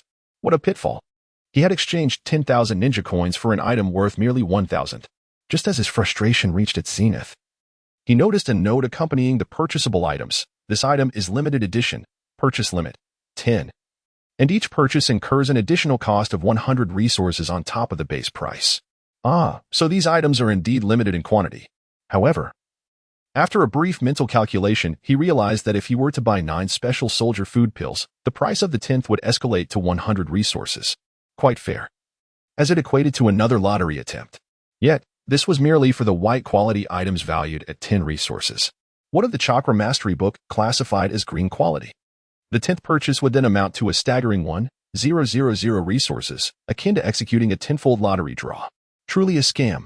Initially contemplating the exchange of these items for ninja coins, Chen Yan promptly abandoned that notion, just as he resignedly closed the system interface. A striking tuft of white hair appeared at the door. Ah, good morning, store manager. Good morning, Kakashi. You were quite early today. Indeed, Kakashi nodded, mentioning that he hadn't stayed up too late the previous night. By the way, when will the ranked matches you spoke of finally commence? Chen Yan pondered for a moment, recalling that the conditions he had set for the initiation of ranked matches required at least 5 ninjas. It seemed they would have to wait until both Bai and Zabuza were available before embarking on ranked play. However, the prerequisite was that real players needed to participate. He had no intention of introducing NPCs into the ranked arena. It was evident that Kakashi was eager to enhance his skills, likely coveting the rewards for quite some time. Chen Yan had yet to incorporate items such as the power pill and the special military ration pill into the game, but adding them wouldn't pose much of a challenge. However, with Kakashi present, Chen Yan was curious about the effects of this white-tier medicinal item. Yet, that would require some time.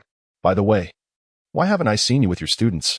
At this moment, Kakashi appeared to be rather oblivious, gazing at the ceiling of Chen Yan's shop and stating, this?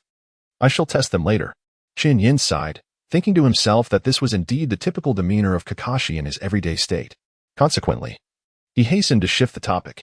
By the way, I have recently developed some new pharmaceuticals. Do give them a try and see how effective they are. With that, Chen Yan retrieved a specially crafted soldier's food pill from the system and presented it before Kakashi. Kakashi gazed at the small brownish-yellow orb, an unsettling sensation washing over him, accompanied by a rather pungent aroma. Kakashi still felt a tinge of concern and inquired, "What is this? What effects does it possess?" Chen Yan did not withhold any information, replying, "This is a specially crafted military ration pill. Its efficacy is likely comparable to that of ordinary military ration pills, though it should be somewhat superior." Kakashi uttered a soft exclamation, "Is this a military ration?" The hue appears somewhat unusual. However, he refrained from elaborating further and consumed it without hesitation. Chen Yan observed this with profound emotion. Is it possible that Kakashi trusts him so profoundly? In fact, Kakashi believes that given the opponent's formidable strength, there is no reason for him to harbor ill intentions. Moreover, even if he did wish to harm Kakashi, there would be no need to resort to such methods. Kakashi could not forget the overwhelming sensation he experienced the day before when he unleashed his Chidori, only to find it unable to penetrate his opponent. It felt akin to striking a solid earthen wall, as if repelled by a substantial layer of fat. In any case, it was a sensation entirely unlike that of impacting a human body, although he had never meticulously documented it. The foes who had fallen beneath his Chidori numbered at least in the hundreds. Each time he struck a vital point, none escaped unscathed. The shock of that day left an indelible mark on Kakashi, causing him to regard Chen Yan as a figure akin to the legendary sage of 6 paths. He had just consumed this specially crafted soldier's food pill. Kakashi was suddenly engulfed by a wave of bitterness, a peculiar amalgamation of countless strange plants. He discerned the essence of the returned spirit herb and the flavor of the sunflower among the myriad of herbal notes. As an elite Jonin, his prowess extended beyond mere combat. His aptitude for survival in the wilderness was equally refined. The flavors he could identify, at the very least, exceeded 6 distinct varieties. After the initial bitterness subsided, Kakashi was abruptly struck by a sharp, fiery sensation in his abdomen, as if it were being scorched from within. Yet, this discomfort was fleeting, dissipating after a moment, though the lingering bitterness still echoed in his mouth. Mere seconds later, as Kakashi rose from his slumber, the lingering drowsiness evaporated in an instant. It was as if an endless reservoir of energy surged within him. Even the arduous tasks he had undertaken during previous missions, where he had to journey relentlessly for days on end, now seemed effortlessly achievable. Moreover, the most significant aspect was the sensation of overflowing vitality. Indeed, it was this exquisite feeling. It had been far too long since he last experienced such a sensation. Kakashi was overwhelmed with exhilaration, for he sensed an unprecedented surge of chakra coursing through his body. The sensation of abundant chakra roaming within him felt akin to being transported back to the era preceding the Third Great Ninja War. At that time, he had yet to acquire his dear friend's Sharingan and had not experienced the incessant ebb and flow of chakra that would define his later years. He had never reached a state of saturation. Yet now, that exhilarating feeling had returned. Indeed, this was undoubtedly the military rations pill. Such potency could not be matched by any ordinary military rations pill. This was the unique creation of the shopkeeper, with effects that were at least threefold, if not fivefold, greater than the standard version. Chapter 13. The emergence of Kamui Kakashi 3 years early. Kakashi was utterly astonished. He could distinctly sense that not only had his chakra been completely replenished, but it also felt as though it were overflowing. What an incredibly potent military ration this was. Apart from its slightly bitter taste, it possessed no flaws whatsoever. Moreover, this ability was astonishingly formidable. Kakashi was utterly astonished. It was rare for him to exhibit such a serious demeanor outside of battle. The shock brought on by the soldier's food pill far surpassed that of any chakra mastery tome. After all, the latter had been revealed only after extensive groundwork, and Kakashi had somewhat acclimated to the idea. However, this situation was entirely different. The quantity of chakra had always been a lingering ailment in Kakashi's mind, and now, with this single dose, his chakra had surged dramatically. Suddenly, just as Kakashi was about to speak, a sharp pain shot through the eye beneath his forehead protector, nearly causing him to falter. Chen Yan, witnessing this scene, felt a pang of concern for Kakashi. My goodness, is the potency of this medicine truly that immense? Thankfully, I had someone test it first. I hope nothing adverse occurs. Then Kakashi tore off his forehead protector, revealing a gruesome wound beneath which lay a crimson eye. At that moment, Chen Yan observed clearly. The 3 tomo within the eye were gradually coalescing, slowly taking the form of 3 scythes. Is this the Kamui? Chen Yan was taken aback. Has the Kamui manifested? This cannot be right. Wasn't it stated that Kakashi could only unlock it during the Shippuden arc? Yet suddenly, a post from a certain legendary Hokage in his previous life echoed in his mind. The specifics had faded from memory, but the gist remained. It was suggested that Kakashi initially unlocked the Manjiki Sharingan in synchrony with Ibido. However, due to Kakashi's insufficient chakra to sustain its operation, it had automatically deactivated shortly thereafter, only to be wielded during the Shippuden. The post even provided examples, yet Chen Yan could not recall any of them. Could it be true, as the post indicated, that Kakashi's Manjiki had always existed, merely inaccessible? Thus, my administering of this soldier's food pill has replenished Kakashi's chakra? Enduring the pain, Kakashi steadied himself and rose. Forgive my lapse. Did my body exhibit any anomalies just now? Chen Yan swallowed hard, contemplating whether to divulge the truth to Kakashi. If he revealed it, how could Kakashi fulfill his prophetic role in the creation of Kamui? Yet, in that fleeting moment of hesitation, Chen Yan resolved to speak candidly. Congratulations. You have awakened the Uchiha clan's Manjiki Sharingan.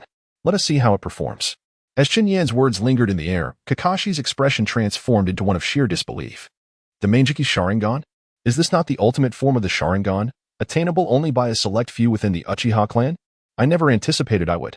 Kakashi himself was unaware of the existence of the Manjiki Sharingan until he heard from the ninjas associated with the Hokage about its ability to control the Nine Tails. The Manjiki Sharingan is shrouded in a certain legendary aura, even within the Uchiha clan. In each generation, only 1 or 2 members are capable of awakening it. However, Itachi's generation is rather extraordinary. If one traces back, one could include Ibido, and if one looks forward, there is Sasuke, along with Shursui, who is of a similar age. Could it be that the true lineage of the Uchiha resides within the Hitaki? Kakashi teetered on the brink of self-doubt. With a chuckle, Chen Yan approached and patted Kakashi on the shoulder. Congratulations. It seems you have unlocked the Manjiki Sharingan quite early. Do test your abilities. Each pair of Manjiki Sharingan possesses unique powers. Moreover, you might also attempt to awaken the Susanoo, which is an exclusive skill of the Manjiki Sharingan. Diligent training may even present you with the opportunity to transcend to the eternal Manjiki Sharingan, and perhaps even directly ascend to the Rinnegan. Although, lacking Indra's chakra, it is highly improbable to achieve the Rinnegan, and the prerequisites for unlocking the eternal Manjiki Sharingan are quite stringent. Chen Yan refrained from voicing these thoughts. The prospect of Kakashi attaining the eternal Manjiki Sharingan seemed bleak, and the mention of the Rinnegan was merely a casual remark. Kakashi's pupils constricted in astonishment as he pondered the bewildering information. What on earth was going on? What was this so-called eternal Manjiki Sharingan? And what of the Rinnegan? Wasn't that the legendary Eye of the Sage of Six Paths? Furthermore, amidst all this convoluted discourse, was it I who had awakened my eyes? Or was it you who had opened yours? Though Kakashi internally expressed his skepticism, he held a profound admiration for the enigmatic Chen Yan, whose true power eluded his understanding. Perhaps, within the original narrative, the awakening of the Manjiki Sharingan bore a closer connection to himself. Yet, in this instance, It was through the consumption of the military rations crafted by Chen Yan that he unlocked the Meijiki. Thus, in a certain sense, one could argue that Chen Yan was instrumental in Kakashi's attainment of this powerful ability. Whether Chen Yan intended this or not, Kakashi wholeheartedly embraced this notion. Despite never having wielded the Meijiki, after donning the Sharingan for so many years, it had, to some extent, become an integral part of him. At this moment, even without utilizing it, he possessed a clear understanding of his capabilities. Much like a Beidou, who, upon awakening his Meijiki, was able to flawlessly harness its powers to annihilate an entire team from the hidden mist village single-handedly. Kakashi did not linger any longer. He felt an intense thirst, unsure whether it was due to the soldier pills or something else. Yet, above all, he yearned to test the limits of his own abilities. After expressing his gratitude to Chen Yan, Kakashi took his leave, promising to bring a gift upon their next encounter. Chen Yan was taken aback by the unexpected turn of events, never having anticipated that he could evoke Kakashi's Meijiki Sharingan. Nevertheless, since it had been awakened, he saw it as a fortuitous opportunity to showcase his understanding. A refreshing sensation washed over him, a feeling he rarely experienced, especially when he had just mentioned terms like Eternal Meijiki Sharingan, Rinnegan, and Susanoo in Kakashi's presence. Observing Kakashi's shifting expressions, oscillating between disbelief and intrigue, was immensely entertaining. Discovering that he could influence a character's narrative was a delightful revelation. After enjoying Kakashi's amusement, Chen Yan's previously sour mood, stemming from a string of unfortunate lottery draws, dissipated. Moreover, he had gleaned insights into the effects of the white-quality items through Kakashi's demonstration. Although he hadn't inquired about it directly, he assumed their efficacy was commendable. After pouring himself a glass of water, Chen Yan returned to his work, pondering a new question. Did his recent joy serve as a compensation for his inability to sustain any injuries? He distinctly sensed a slight irritation lingering. Yet Kakashi's timely arrival had diverted his thoughts into something amusing. He decided to dismiss the matter and focus on completing the second chapter of the storyline within 5 days. Chen Yan briefly contemplated this before casting it aside. While he could not recall precisely when Team 7 would embark on their mission to the Land of Waves, he remembered that prior to setting out, they had undertaken several D-rank missions. 5 days should suffice. Chapter 14. Would you like to experience my prime? Ah. It seems that fellow is late again. After Naruto uttered this remark, he reclined casually against a stone, basking in the sunlight. Sakura, visibly displeased, interjected, "Hey, you're the one who's late. Sasuke and I arrived well before 5 o'clock this morning. Yet, we haven't even had breakfast." Naruto chuckled awkwardly. That's not my fault. That guy changed the meeting time to 8 o'clock, and he still hasn't shown up." Sakura ceased her admonishment of Naruto, but before she could continue, Sasuke interrupted, "He's here. And he's coming in fast. Get out of the way." Sasuke abandoned his aloof demeanor and urgently warned the other two. Huh? What's happening? At this moment, the others were still unclear about the situation when a flash of lightning zipped past them. "Well, your perception skills are impressive," came the voice of Kakashi, who had just executed a surprise attack with Raikiri. Naruto, unfazed by the near miss, quickly pointed at Kakashi, exclaiming, "Hey, why did you ambush us without so much as a hello? That's cheating. Cheating." Sasuke recognized this as a test. Otherwise, Kakashi's speed could have easily eliminated them. He retorted to Naruto, "Idiot, as a ninja, you must always be aware of potential ambushes nearby. It's fundamental." "Indeed, well said, Uchiha," Kakashi responded. "But your speed still pales in comparison to Itachi's." "Oh, don't misunderstand. I meant Itachi during your age," he clarified. Though, to be fair, Itachi had likely already joined the Umbu around your current age, making him significantly stronger. Kakashi appeared to casually praise. Yet beneath the surface of his words lay an insidious mockery that nearly drove Sasuke to the brink of fury. As a seasoned ninja, he was all too familiar with such provocations. If a mere handful of words could unsettle an opponent, the efficacy was undeniably advantageous. How infuriating. "Do not mention that man in my presence. I shall kill you." Just moments ago, Sasuke had feigned indifference, but in an instant, his countenance shifted to one of seething rage, his eyes ablaze with a murderous intent that Kakashi recognized as utterly genuine. How could this be? It was a time of peace, and he had yet to become a true ninja. What opportunity was there for killing? Yet, Kakashi quickly recalled the tragic incident involving the Uchiha clan. Indeed, this child was the last hope of the Uchiha lineage. The specifics of that fateful night remained somewhat unclear to Kakashi. He only knew that with Itachi's prowess, it was inconceivable for him to annihilate the entire Uchiha clan single-handedly.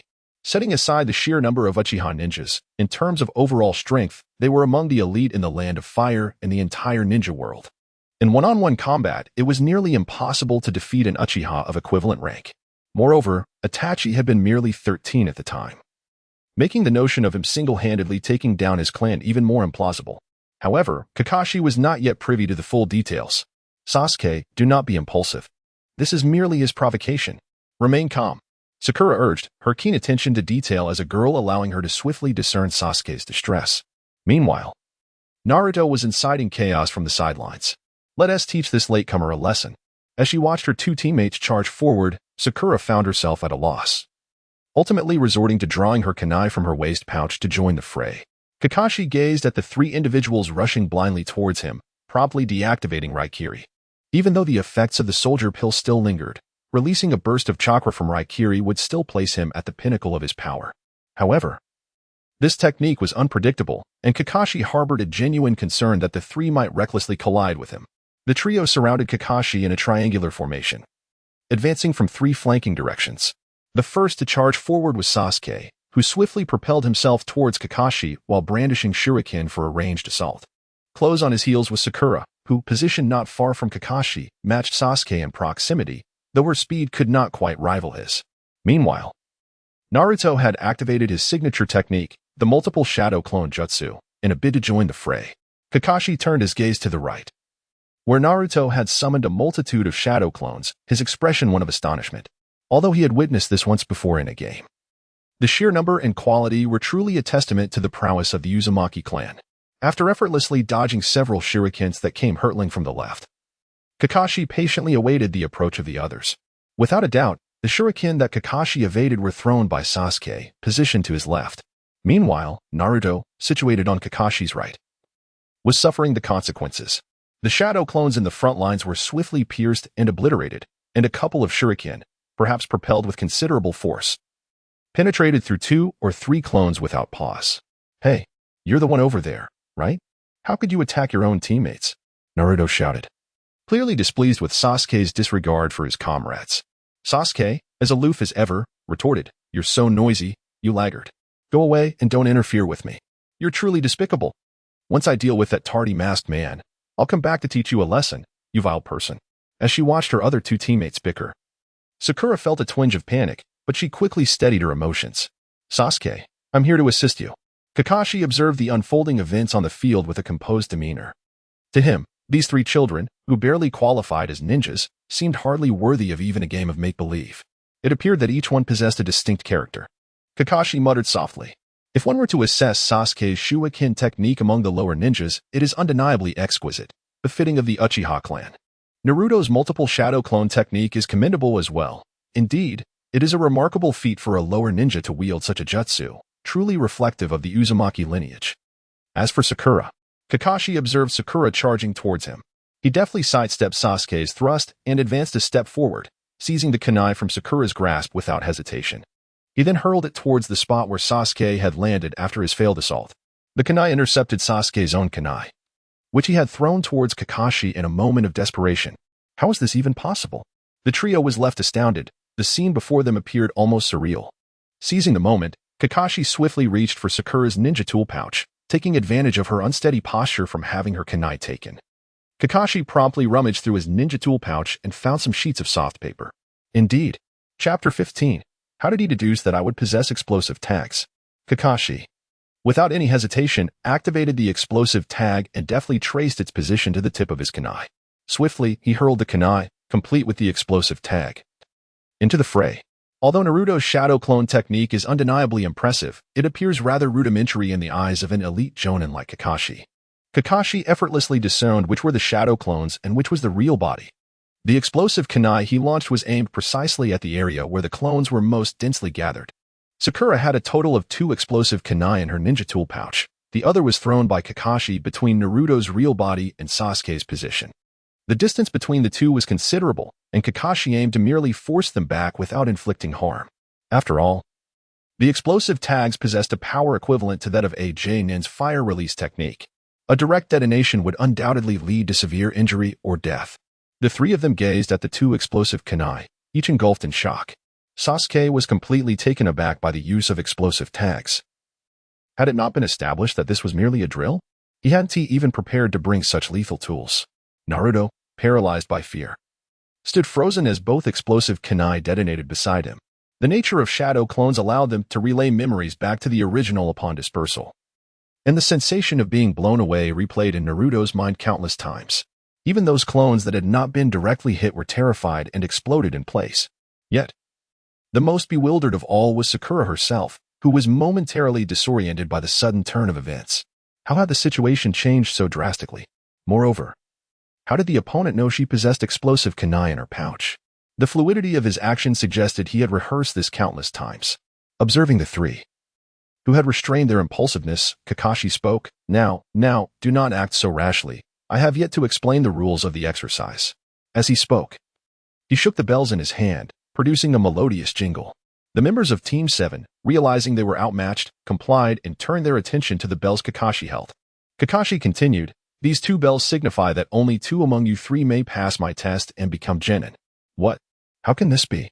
The trio was taken aback, and Kakashi felt a sense of satisfaction. Indeed, it was precisely as they had surmised. Only by seizing the bells could they graduate. Otherwise, they would have to return to the Ninja Academy and repeat a year. As Kakashi's words echoed in the air, a small hand unexpectedly reached out. "Hiki, I've got it." Naruto laughed heartily, completely oblivious to the fact that his hand was drifting further away from the bell. The ambush had failed.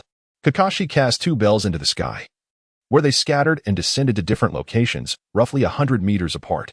If not for the sound of the bells hitting the ground, even a ninja's keen eyesight would struggle to discern both bells' positions simultaneously. Accompanying the sound of the bells landing was Kakashi's voice. "Now, the exercise begins.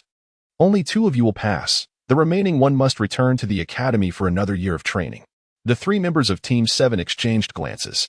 Sasuke spoke first. "You two, just don't impede me. Fight over the last bell as you wish." In response, Naruto retorted, "Damn it.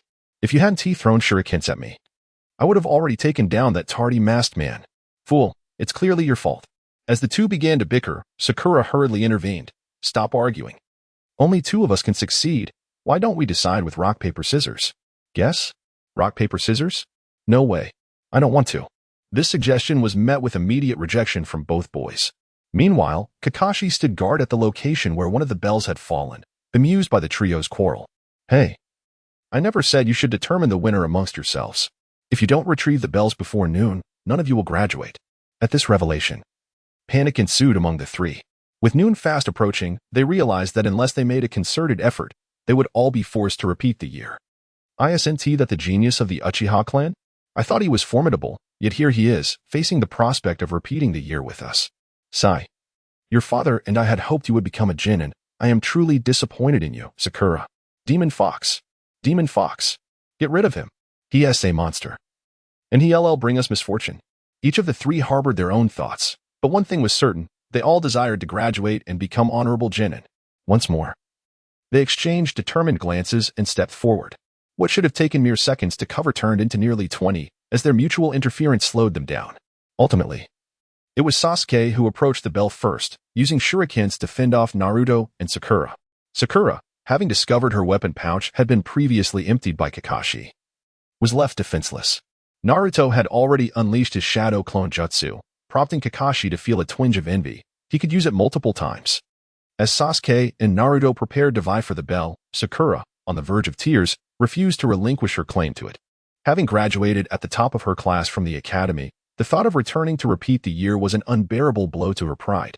Thus, she resolved to persevere until the very last moment. However, when she was merely 3 meters from the bell, Sasuke was already reaching for it. At that moment, Kakashi, stationed at another bell's location and preoccupied with his phone, carefully tucked it away.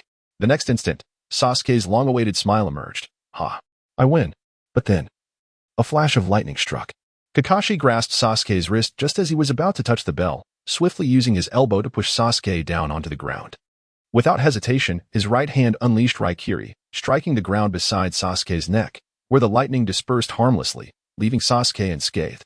Yet, the sudden assault sent Sasuke's heart racing, his pulse echoing in his throat. As he opened his eyes, he was struck by what seemed to be a figment of his imagination, a pair of eyes brimming with fury. Chapter 16. Sasuke. A sudden recall of unpleasant memories, however, this anger dissipated almost instantly, allowing Sasuke to notice that one of the opponent's eyes appeared peculiarly wrong. Within the crimson pupil lay dark patterns, igniting a blend of panic and confusion within Sasuke, swiftly replaced by an overwhelming dread. He had encountered such eyes on that fateful night. Terrified to the brink of suffocation, Sasuke was abruptly jolted back to reality as Naruto lunged toward the bell. Kakashi did not turn around. Instead, he summoned the lightning blade once more with his right hand, which had just unleashed the technique. In truth, the previous strike of the lightning blade had never been dispelled. Otherwise, he would not have had the opportunity to form the necessary hand seals. The sharp lightning blade effortlessly sliced through Naruto's form, producing a resounding thud as Naruto transformed into a wisp of smoke. Clearly, the earlier manifestation was but a shadow clone. "Huh, you fell for it," Naruto exclaimed with a cheerful laugh. To Sasuke's ears, this laughter sounded like a divine proclamation descending from heaven to the depths of hell, momentarily pulling him from his state of dread. In that instant, Naruto's true self surged forward, launching a fierce punch towards Kakashi's back. Kakashi found it increasingly difficult to control Sasuke. Thus, with a swift motion of his left hand, he sent Sasuke flying away. Subsequently, he deftly sidestepped Naruto's surprise attack. Out of the corner of his eye, Kakashi noticed that Naruto had conjured a shadow clone, which was stealthily approaching another bell's location. At this moment, Kakashi felt an overwhelming urge to praise Naruto. Truly, such wisdom. It mirrors your own, Lord Fourth. However, after deftly sidestepping Naruto's surprise attack from behind, Kakashi found himself positioned behind the young ninja. He brought his hands together, raising only his middle and index fingers while allowing the others to rest downward. Addressing the area behind Naruto. A ninja should never expose his back to an enemy, fool. Nearby, Sakura quickly grasped the situation. That hand sign, was it the tiger seal? How could he possibly employ such advanced ninjutsu against Naruto? Meanwhile, the airborne Sasuke gasped for air, still shaken by the paralysis of fear. Yet he retained enough awareness to observe the unfolding events. That gesture appeared to signify fire-release ninjutsu. With an unprecedented surge of strength, Sasuke shouted, "Naruto, run. Otherwise, you will die." He could not comprehend why he still had the energy or why he yelled such words. Perhaps it was the impression Kakashi had left him, of decisive and ruthless action, or perhaps the haunting memory of that fateful night. Sakura was in a state of panic, desperate to intervene, to push Kakashi aside and rescue Naruto. But it was too late. Kakashi unleashed his secret technique, proclaiming Konoha's secret body technique, 1,000 years of pain. What? Sakura, closest to the scene, could only stare in shock at this bewildering spectacle. Meanwhile, Sasuke, still stinging from the earlier encounter, was utterly astonished. Just moments ago, this man had nearly taken his life, and now he was engaging Naruto in a childish game? How infuriating. Naruto landed awkwardly on the ground.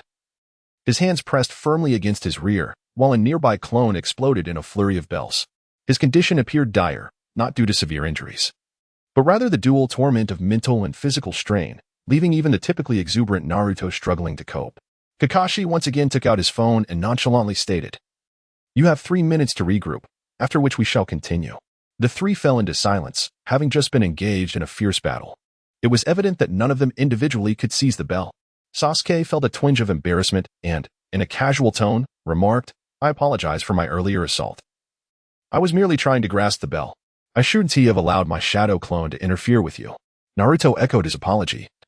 Yet the throbbing pain compelled him to clutch a hand over the affected area, fearing further injury despite the lack of relief it offered. Sakura opened her mouth, only to realize that she had been the target of both their simultaneous attacks. A flicker of ire crossed her face, and for once, she refrained from defending Sasuke. "Indeed. It's your fault," she retorted. "However, to obtain the bell, one of us must distract the teacher." This strategy was straightforward. Yet the question remained, who would take on the task of distracting Kakashi? The trio once again fell into contemplation. But during this 3-minute respite, silence would not linger for long. Sakura sighed and declared, "Let me distract him. My strength may not be formidable, but if I can hold him off even slightly, one of you might seize the bell. Moreover, among the three of us, I am currently the most fit." Sakura's reasoning was not entirely baseless. It stemmed not from any noble inclination, but rather from a sense of resignation in the face of adversity. She recognized the disparity between herself and the others. Whether it be Sasuke's exceptional shuriken skills or Naruto's powerful shadow clone technique, she was merely a child from an ordinary family, her only distinction being slightly better grades during exams. Unsure of why she had made such a decision, Sakura felt her mind blank, leading her to utter those words. Perhaps she genuinely wished to become a self-sacrificing individual who elevates others, or perhaps witnessing the brutality of ninja combat had instilled fear within her. Upon hearing Sakura's declaration, both Naruto and Sasuke felt an even deeper sense of guilt. Ignoring the pain in his lower back, Naruto sprang to his feet and shouted, "This cannot be. If anyone should be the bait, it should be me. After all, I am the one at the bottom of our class." Sasuke and Sakura, seated on the ground, gazed up at Naruto, whose resolute expression in the sunlight was a sight they had never witnessed before. "You fool, only a reckless idiot would seek to play the hero." Sasuke interjected, "I have little faith in your abilities. Leave the task of holding him off to me. Remember, while I may distract him, if you do not exert yourselves to obtain the bell, I might seize it from you at any moment." Sasuke also stood up. His injuries were minor, primarily stemming from Kakashi's earlier throw, yet the pain in his wrist troubled him even more. "Hey, who do you think you're looking down on? I'll settle this with you later." Naruto, having regained his spirit, erupted into a loud outburst upon hearing Sasuke's challenge to his capabilities. Sasuke paid him no heed, turning away as he commanded, "I'll take the lead. You two follow." Chapter 17. Harmonious Cooperation. As he observed the trio regrouping, Kakashi felt a sense of quiet satisfaction within. Every word exchanged among them had reached his ears. Yet, would he acknowledge their progress? No, the trial was far from straightforward. After Kakashi repeatedly cleared the first chapter of the game, he felt that the original method of snatching the bells was somewhat antiquated. Thus, he made slight modifications to the original approach, resulting in the current situation. With a kunai in hand, Sasuke charged towards Kakashi, while Naruto entrusted the last kunai from his ninja tool pouch to Sakura. The two of them sprinted towards the location of another bell. Kakashi was quite satisfied with their division of labor, yet he knew it was insufficient to pass the test. As he observed Sasuke charging towards him, he reluctantly turned off his phone screen and prepared to face Sasuke's onslaught with utmost seriousness. He refrained from employing any ninjutsu or drawing his kunai, instead opting to evade Sasuke's strikes. One must discern the opponent's position when launching an attack. "What is it that you fear, Sasuke?" Upon hearing this, Sasuke's assault grew even more fervent. Upon witnessing this, Kakashi let out a slight sigh and remarked, "Combat is not a mere child's play. It is not solely about relentless aggression to vanquish an opponent. As a ninja, one must remain composed at all times and refrain from acting impulsively." With that, Kakashi unexpectedly extended his right foot, tripping Sasuke, who was preoccupied with his fervent assault. Kakashi sat atop Sasuke, instinctively reaching for his phone, only to realize that it was not an opportune moment. Instead, he retrieved a treasured edition of Intimate Paradise. At that moment, the previously silent Sasuke spoke with a cold scoff, remarking that they had likely already secured the bells, and that he had fallen into their trap. Kakashi did not even bother to close the Paradise of Affection. With a mere body flicker technique, he materialized beside Naruto and Sakura. Raikiri. Kakashi raised his Raikiri towards the two, while Naruto and Sakura were nearly within reach of the bell, almost able to grasp it with a mere stretch of their hands. At that moment, Sakura drew her kunai, only to find Naruto standing protectively in front of her. "Sakura, you grab the bell first. I will hold him off." Kakashi casually swept away the several shadow clones that Naruto had just summoned before returning to his previous position. Quite commendable, indeed, demonstrating a sense of responsibility. At that moment, Sasuke rose once more, charging towards Kakashi, his position on the ground alarmingly close to the bells. Earlier, while Kakashi was preoccupied with intercepting Naruto and Sakura, it seemed Sasuke was poised to rise and seize the bells at any moment. However, for Kakashi, the question of whether Sasuke could obtain the bells was entirely within his control, even if the bells lay within Sasuke's reach. Kakashi was confident in his ability to instantaneously intervene. The distance to the two bells was nearly the maximum range of Kakashi's body flicker technique, his speed rivaling that of the Flying Thunder God technique. Yet, it was merely comparable. A typical body flicker technique is classified as a ninjutsu, and while moving, it inevitably leaves a trace. This implies that the greater the distance, the longer the time required, a factor that cannot be matched by the instantaneous nature of the Flying Thunder God technique. In terms of spatial dynamics, the Flying Thunder God technique disregards distance limitations, while the standard Jonin body flicker technique struggles to cover particularly extensive distances. Kakashi was uncertain whether it was merely an illusion or something else. Yet he felt an unusual ease in executing his body flicker technique today. It seemed as though his maximum distance had significantly increased compared to before. Perhaps it was due to his abundant physical strength and chakra. Nevertheless, he refrained from attributing this enhancement to his Manjiki Sharingan. Observing Sasuke rush towards him instead of seizing another bell, Kakashi silently nodded, recognizing that Sasuke, as the last scion of the Uchiha clan, still embodied the virtues of loyalty and trustworthiness inherent in his lineage. It was time to proceed to the next phase of the test. Meanwhile, Naruto, engaged in both combat and evasion, continuously summoned multiple shadow clones to create distractions, while Sasuke sprinted towards Kakashi, launching an attack. Kakashi found himself observing the fierce clash between the two combatants, initially intending merely to evade their strikes. However, as the battle progressed, it became increasingly evident that something was amiss. How could these two unite in such formidable synergy? On a few unavoidable occasions, Kakashi was compelled to parry rather than evade. While Naruto and Sasuke had previously exhibited a certain discord during their time at the Ninja Academy, they now demonstrated an astonishing level of coordination. It was as if their combined efforts transcended the expectations of their age group. If we were to quantify their individual prowess as a 5, their collaborative strength would undoubtedly triple that figure. This level of coordination resembled an innate understanding, as if it were etched into the very essence of their beings. Kakashi believes that during his youth, even with specialized training alongside Obito, they only managed to surpass the synergy of the two before him during the battle at the Kamui Bridge. At other times, their performance was merely slightly inferior. It seems that both of these young individuals are exceptionally talented, yet the trial is far from over. As Kakashi skillfully evaded the onslaught, he simultaneously restrained Naruto, denying him any opportunity to seize the bell. Sasuke relentlessly pursued Kakashi, and after countless attempts to attack, he began to lose focus. Why isn't Naruto able to get the bell? Is he merely toying with me? Meanwhile, Naruto found himself in a predicament. As Kakashi had effectively blocked every conceivable path forward, he gazed at Sasuke in confusion, as if to inquire, why can't you land a hit on him? Are you playing me for a fool? The two exchanged a knowing glance, seemingly attuned to each other's thoughts. Naruto invoked the shadow clone technique once more. And as the smoke dissipated, dozens of his clones appeared on the field. At that moment, one of the clones hurled a kunai, albeit with a rather poor aim. Sasuke was not surprised. After all, Naruto's performance had always been somewhat lackluster in school. Suddenly, it dawned on him, hadn't Naruto given his last kunai to Sakura? Those who had already acquired a bell could not rejoin the fray, implying that Sakura was unable to throw any kunai at this juncture. Sasuke swiftly glanced toward Sakura's position. She remained stationary, kunai in hand, cheering them on. Then what was this kunai? In an instant, Sasuke grasped a possibility. So that was your plan, Naruto. Without further hesitation, he swiftly formed hand seals, unleashing the Uchiha clan's signature technique, fire release, great fireball technique. The roaring flames indiscriminately swept across all of Naruto's clones and engulfed Kakashi's location. Kakashi observed the flames with great interest. Sasuke possessed commendable innate qualities and excelled in various abilities, yet he paled in comparison to his elder brother. Kakashi unleashed his prowess once more, deftly maneuvering behind Sasuke, seizing his arm and casting him aside with a forceful throw. He swiftly summoned Pakin, intent on retrieving the thrown kunai.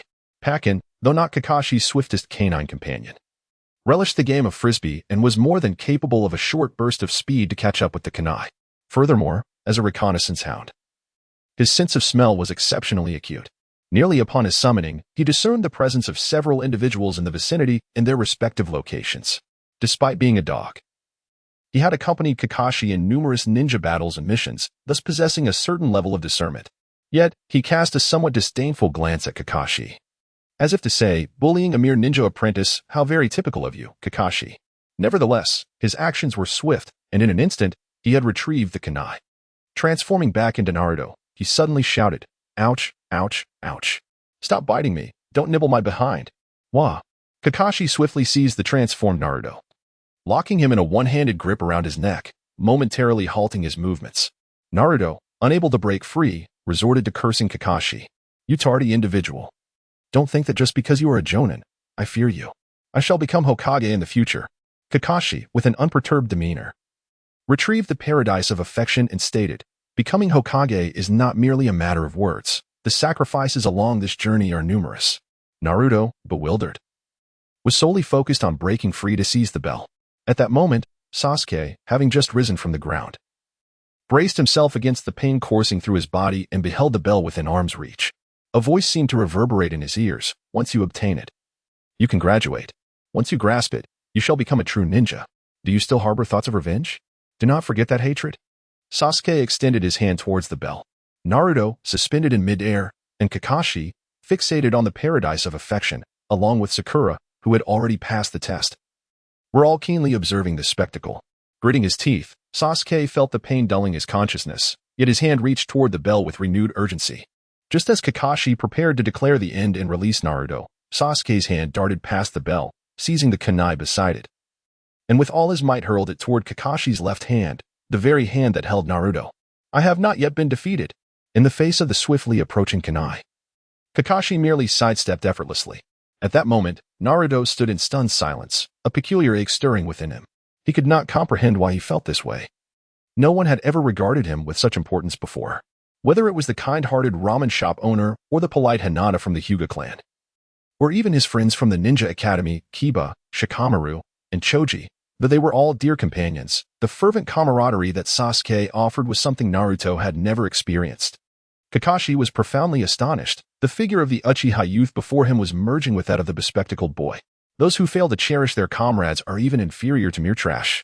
This resounding proclamation still resonates in Kakashi's memory, despite the suffocating sensation of being suspended in midair. Naruto urgently shouted, "Sasuke, quickly grab the bell. I have no more chances. Just consider it as doing it for me. Please." After uttering these words, Naruto began to cough violently. As dark circles spread beneath his eyes, Sasuke reached out to seize the bell and subsequently raised it high, his voice hoarse as he declared, "The test is over. Release him at once." Kakashi felt a profound sense of joy within. At this moment, the three individuals had undoubtedly met his expectations. After setting Naruto down, Kakashi inquired, "Is it over?" The answer was no, for it was already noon. As he spoke, Kakashi retrieved his mobile phone and pointed to the time displayed on the screen, which clearly read 12:02. However, considering their successful completion of the test, he decided to grant them an additional 30 minutes to attempt once more, despite having exceeded the allotted time.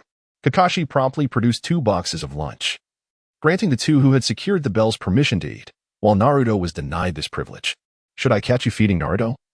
I shall send you all back to the Ninja Academy," he warned.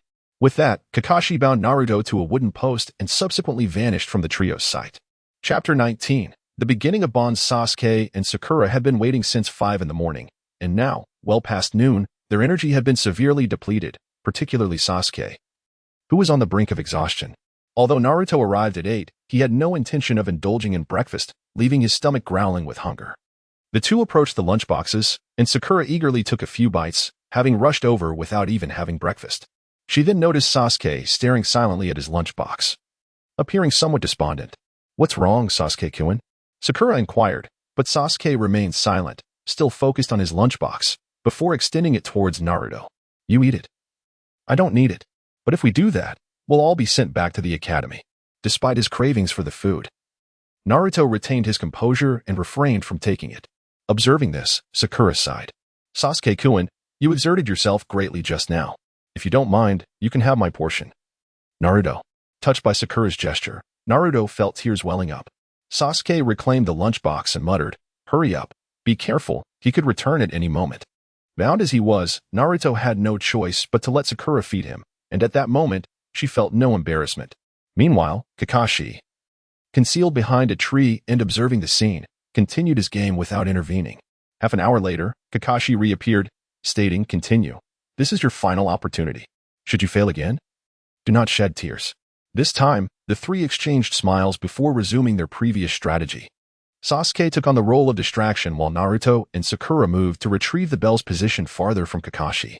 After Sakura secured a bell, she remained in place, while Naruto returned to assist Sasuke, as if the events were merely a repetition of the previous round. However, this time, it was Sasuke who fell into Kakashi's grasp. Yet, Naruto, disregarding the bell beside him, unleashed a flurry of shadow clones that surrounded Kakashi. Maintaining his composure amid the chaos, Kakashi cautioned, "You must think carefully. This is your only chance. Are you sure you do not wish to become a true ninja?"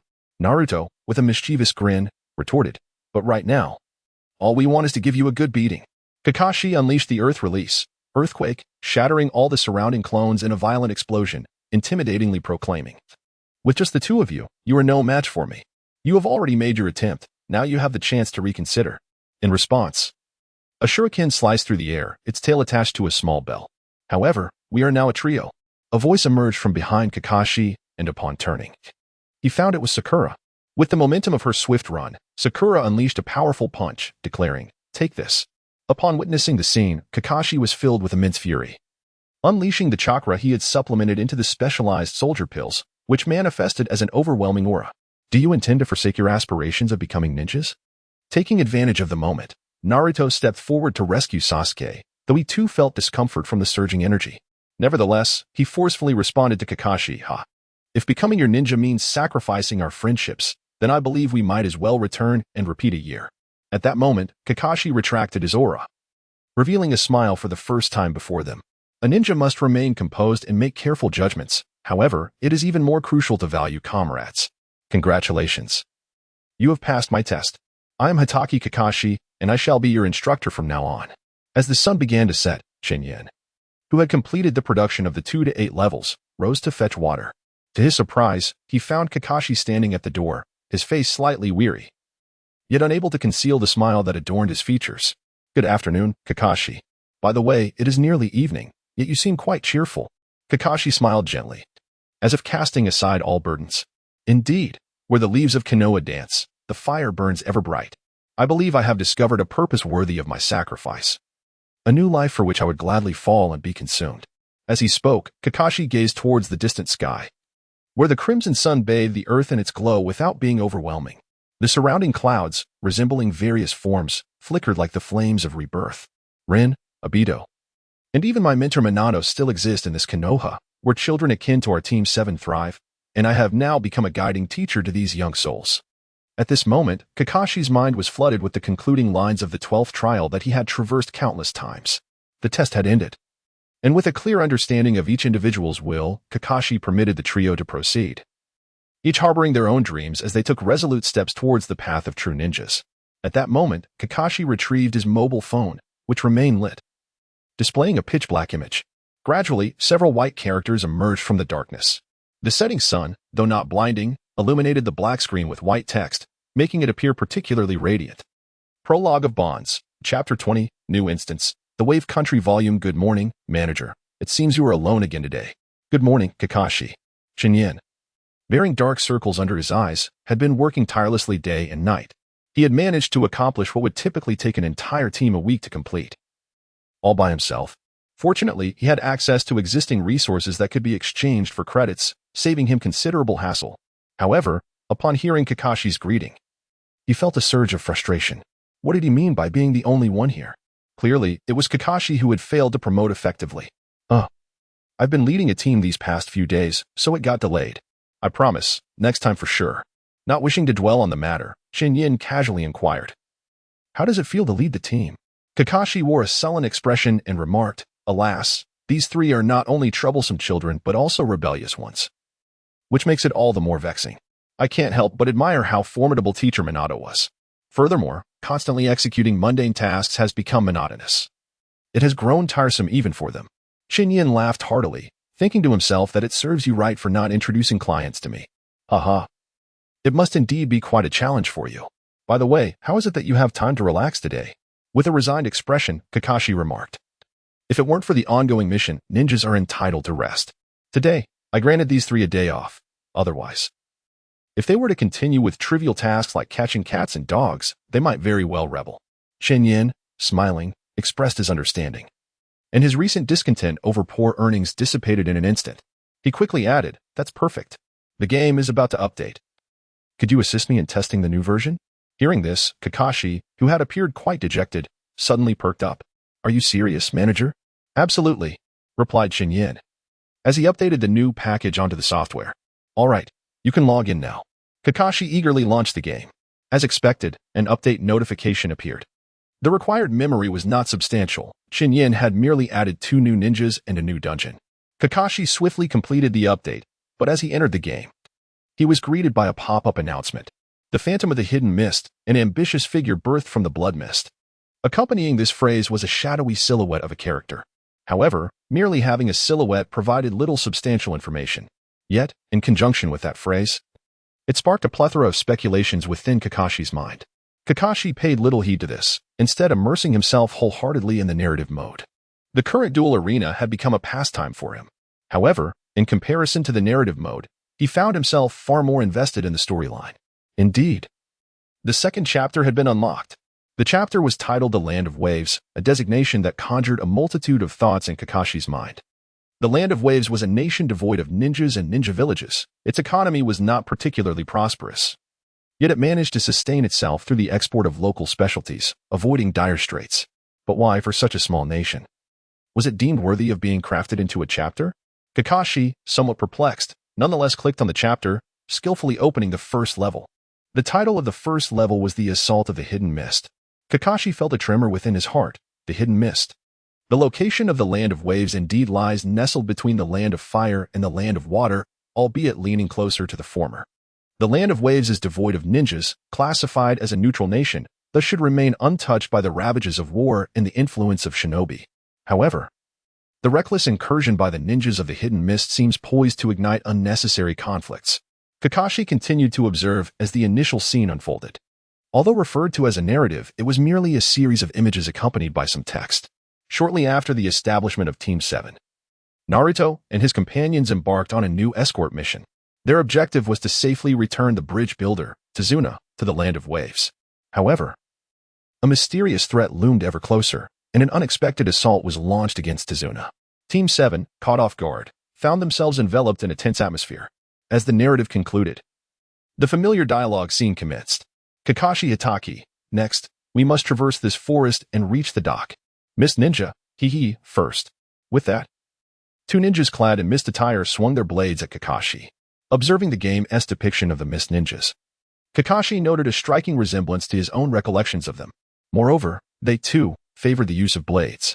Among the 5 great villages, many ninjas from the Cloud Village were fond of swords, but the Mist Village's ninjas exhibited an even greater proficiency with them. Almost all of their elite shinobi were formidable swordsmen. Apart from those with unique bloodline limits or family secret techniques, the remaining ninjas predominantly wielded swords. For instance, their top-tier combat force, the 7 ninja swordsmen, consisted of 7 swordmasters. However, witnessing his character in the game being ambushed by 2 unremarkable Mist ninjas left Kakashi in a state of bemusement. He certainly did not perceive himself as an easy target and continued to watch the unfolding events with a sense of amusement. Sakura Haruno, K. Kakashi-sensei. Naruto Uzumaki. W. What? Mist Ninja, second one caught. Just as the Mist Ninja prepared to strike, he was intercepted by Sasuke. Sasuke Uchiha. Protect Tazuna. Sakura Haruno. Understood. Naruto Uzumaki. You scoundrel. With that, the dialogue ceased, and Kakashi, effortlessly controlling his character, proceeded forward without a hint of pressure. Upon reaching the second checkpoint, the narrative was triggered once more. Mist Leader. If you wish to live, surrender to Tazuna. This Mist Leader was evidently more formidable than the others, possessing a significantly greater amount of health. Yet, under Kakashi's adept maneuvering, honed through countless battles against AI opponents, he fell swiftly. As the level concluded, the end-of-level dialogue played out. Kakashi Hitaki, You performed better than I anticipated. Team 7, Kakashi-sensei? So that was a shadow clone. Victory in battle. While this segment of the narrative did not surprise Kakashi, it did leave him with a myriad of questions. Why would the Mist Village dare to dispatch ninjas to a neutral nation? It was well known that missions from the Land of Waves were typically directed towards the closer Fire Country, which would then relay them to the Hidden Leaf Village. Although this was not a strict rule, smaller nations in proximity to larger ones adhered to such unspoken conventions. The likelihood that the Mist Village had sent ninjas to the Land of Waves via mission delegations seemed minimal. Chapter 21. The Demon Zabuza returns. Moreover, the Mist Ninjas' demand to surrender to Tazuna clearly indicated that their intent was focused on their protectee. Did the Mist Village receive an assassination order from another nation? Kakashi held onto this conjecture as they proceeded to the next stage of the game. Upon reaching the Land of Waves, after a fierce battle, Team 7 successfully weathered the assault from the Mist Ninjas. At this juncture, Dazna revealed the identity of the assailants. The one seeking to eliminate Dazna was Kado, a wealthy tycoon from the Land of Waves. He was a staunch opponent of the bridge construction, intent on thwarting its progress. Despite the perilous road ahead, Team 7, undeterred and resolute, pressed on, escorting Dazna towards the Land of Waves. Kakashi effortlessly navigated through the plot once again, managing to connect 2 stages without acquiring any useful information. Through previous conditions and fragmented clues, he began to comprehend the situation. So, these ninjas from the Hidden Mist Village were indeed hired by a wealthy individual named Kato? This, however, blatantly contravened the regulations of the ninja villages. As a neutral nation, the ninja villages could not dispatch their ninjas lightly, let alone assassinate citizens of that very nation. If the Hidden Mist Village dared to engage in such actions, what would become of their honor? While it is conceivable that various ninja villages have engaged in such assassination endeavors, these tasks should rightly fall to the Umbu. Numerous aspects of this scenario starkly defied common sense. Kakashi furrowed his brow, gazing at the victory interface of the third stage, when a sudden possibility struck him. Perhaps these ninjas were not truly from the Hidden Mist Village. Indeed, they could be rogue ninjas masquerading as Hidden Mist ninjas, or even some of the village's defectors. This revelation made sense. However, defecting from the Hidden Mist Village was no simple feat, although many defectors emerged during the early days of the Blood Mist policy. Over 90% of them were intercepted and eliminated by the village's Umbu operatives along the way. The remaining Hidden Mist ninjas had a slim chance of betraying their village. Despite the apparent discontent among the villagers due to the Blood Mist policy, their methods of dealing with defectors were far more ruthless than those employed against local clans possessing bloodline limits. Unless, of course, there was a powerful ninja leading this group of defectors from behind. Could it be? Kakashi suddenly realized. Recalling the words that had just appeared when he entered the game, the specter of the Hidden Mist, the ambitious one birthed from the blood mist of the ghostly figure. Kakashi recalled a rumor. It was said that 10 years ago in the Hidden Mist Village, a malevolent spirit emerged. Not only did he slay his own comrades, but he also took the lives of over 100 fellow students from his class. From that moment on, the young man acquired a notorious moniker, the Demon of the Bloody Mist. Kakashi contemplated this conjecture, yet upon further reflection on these conditions, he found himself sufficiently astonished. It was unexpected that a seemingly trivial escort mission could lead to an encounter with the rogue ninja Zabuza Momochi from the Hidden Mist Village. He was once one of the foremost powers of the Hidden Mist Village, the wielder of the great sword of the 7 ninja swordsmen. However, the news of Zabuza's defection was known to only a select few. Kakashi recalled that this intelligence appeared to have been disseminated by a spy infiltrating the Hidden Mist Village. And many of the high-ranking officials within the village were nothing but treacherous scoundrels seeking personal gain at the expense of their homeland. After all, the Hidden Mist Village was unlike any other ninja village. It was a completely insular realm, where information, personnel, and resources were subjected to a near-total lockdown. Kakashi's understanding of the Hidden Mist Village remains primarily rooted in the period surrounding the Third Shinobi World War. At that time, although the village had already begun to implement a degree of seclusion under the leadership of the Third Mizukage, there still existed legitimate channels for external communication. However, following the tenure of the Fourth Mizukage, Yagura, the Hidden Mist Village intensified and fully embraced its policy of blood mist, undergoing a profound transformation that persists to this day. Kakashi steadied the tumult within his heart and prepared to commence the next challenge. The title of the 4th stage revealed a wealth of information. Encounter Zabuza Momochi. Indeed, it was he. Kakashi nearly spoke out loud. However, upon realizing that the shopkeeper was busily working nearby and that there were no other patrons around, he felt a momentary fright and lowered his head to continue pushing the door. The individuals dispatched by Kato persist in their assault on Team 7, who were fiercely protecting Dazna. Unbeknownst to them, a formidable adversary has set its sights on Naruto and his companions, one of the 7 ninja swordsmen of the mist. Zabuza Momochi, a man who instills fear in the hearts of many, is stealthily closing in on Team 7. This challenge is not particularly intricate. It merely involves depleting some of their vitality against ordinary monsters prior to the duel with Zabuza. Kakashi gazed at the formidable adversary approaching, fully aware that the next confrontation would involve Zabuza. However, he felt no trepidation, based on his prior experiences in similar scenarios. He understood that these foes possessed mere skills without the finesse to wield them effectively. All he needed was a slight exertion of effort. Water Style, Water Dragon Jutsu. Kakashi maneuvered within the game as Hatake Kakashi, just poised to unleash his lightning cutter, when he was abruptly confronted by Zabuza's Water Dragon Jutsu. The character was forcefully repelled to the edge of the map by the torrent of water. Kakashi was profoundly taken aback. What on earth was this?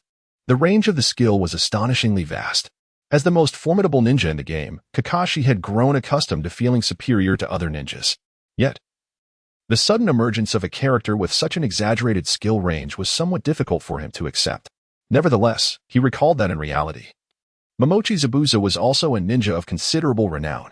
Kakashi is aware that his classification within the game is A level, having previously inquired with Chen Yan regarding its meaning. Chen Yan elucidated that this designation is akin to task rankings, reflecting the ninja's strength and rarity, if one were to align it with task levels. Kakashi pondered how he could only be rated A level when he had completed numerous S-level missions. Chen Yan then clarified that the ratings of the third and fourth Hokage are the true S levels. This notion led Kakashi to speculate whether Zabuza Momochi might be the next recruitable ninja. This thought piqued his interest. It seemed that the potential for performance was indeed quite promising. He envisioned bringing 2 A-level ninjas into future duels, and at that moment, he had already accepted Zabuza as a ninja of his caliber. Without expending excessive effort, Kakashi managed to reduce Zabuza's health to a critical state. After practicing for a while, Kakashi had gleaned some insights on how to counter this ninja. Although the water dragon technique appeared formidable, it required considerable preparation time during which he could effectively evade. The other technique seemed to be the water prison technique, a ninjutsu from the Mist Village. However, Kakashi had yet to devise a superior method of evasion within the game. Resolving to revisit this challenge later. After all, levels could be cleared an unlimited number of times, and he might encounter it again in the duel arena. Thus, Kakashi unleashed his ultimate move, depleting Zabuza's final sliver of health. Your ambition has incurred far too many sacrifices. This is not the conduct befitting a ninja. Accustomed to the Easter eggs left by his ultimate techniques, Kakashi was taken aback to find that this time, the ultimate technique graphic appeared somewhat different.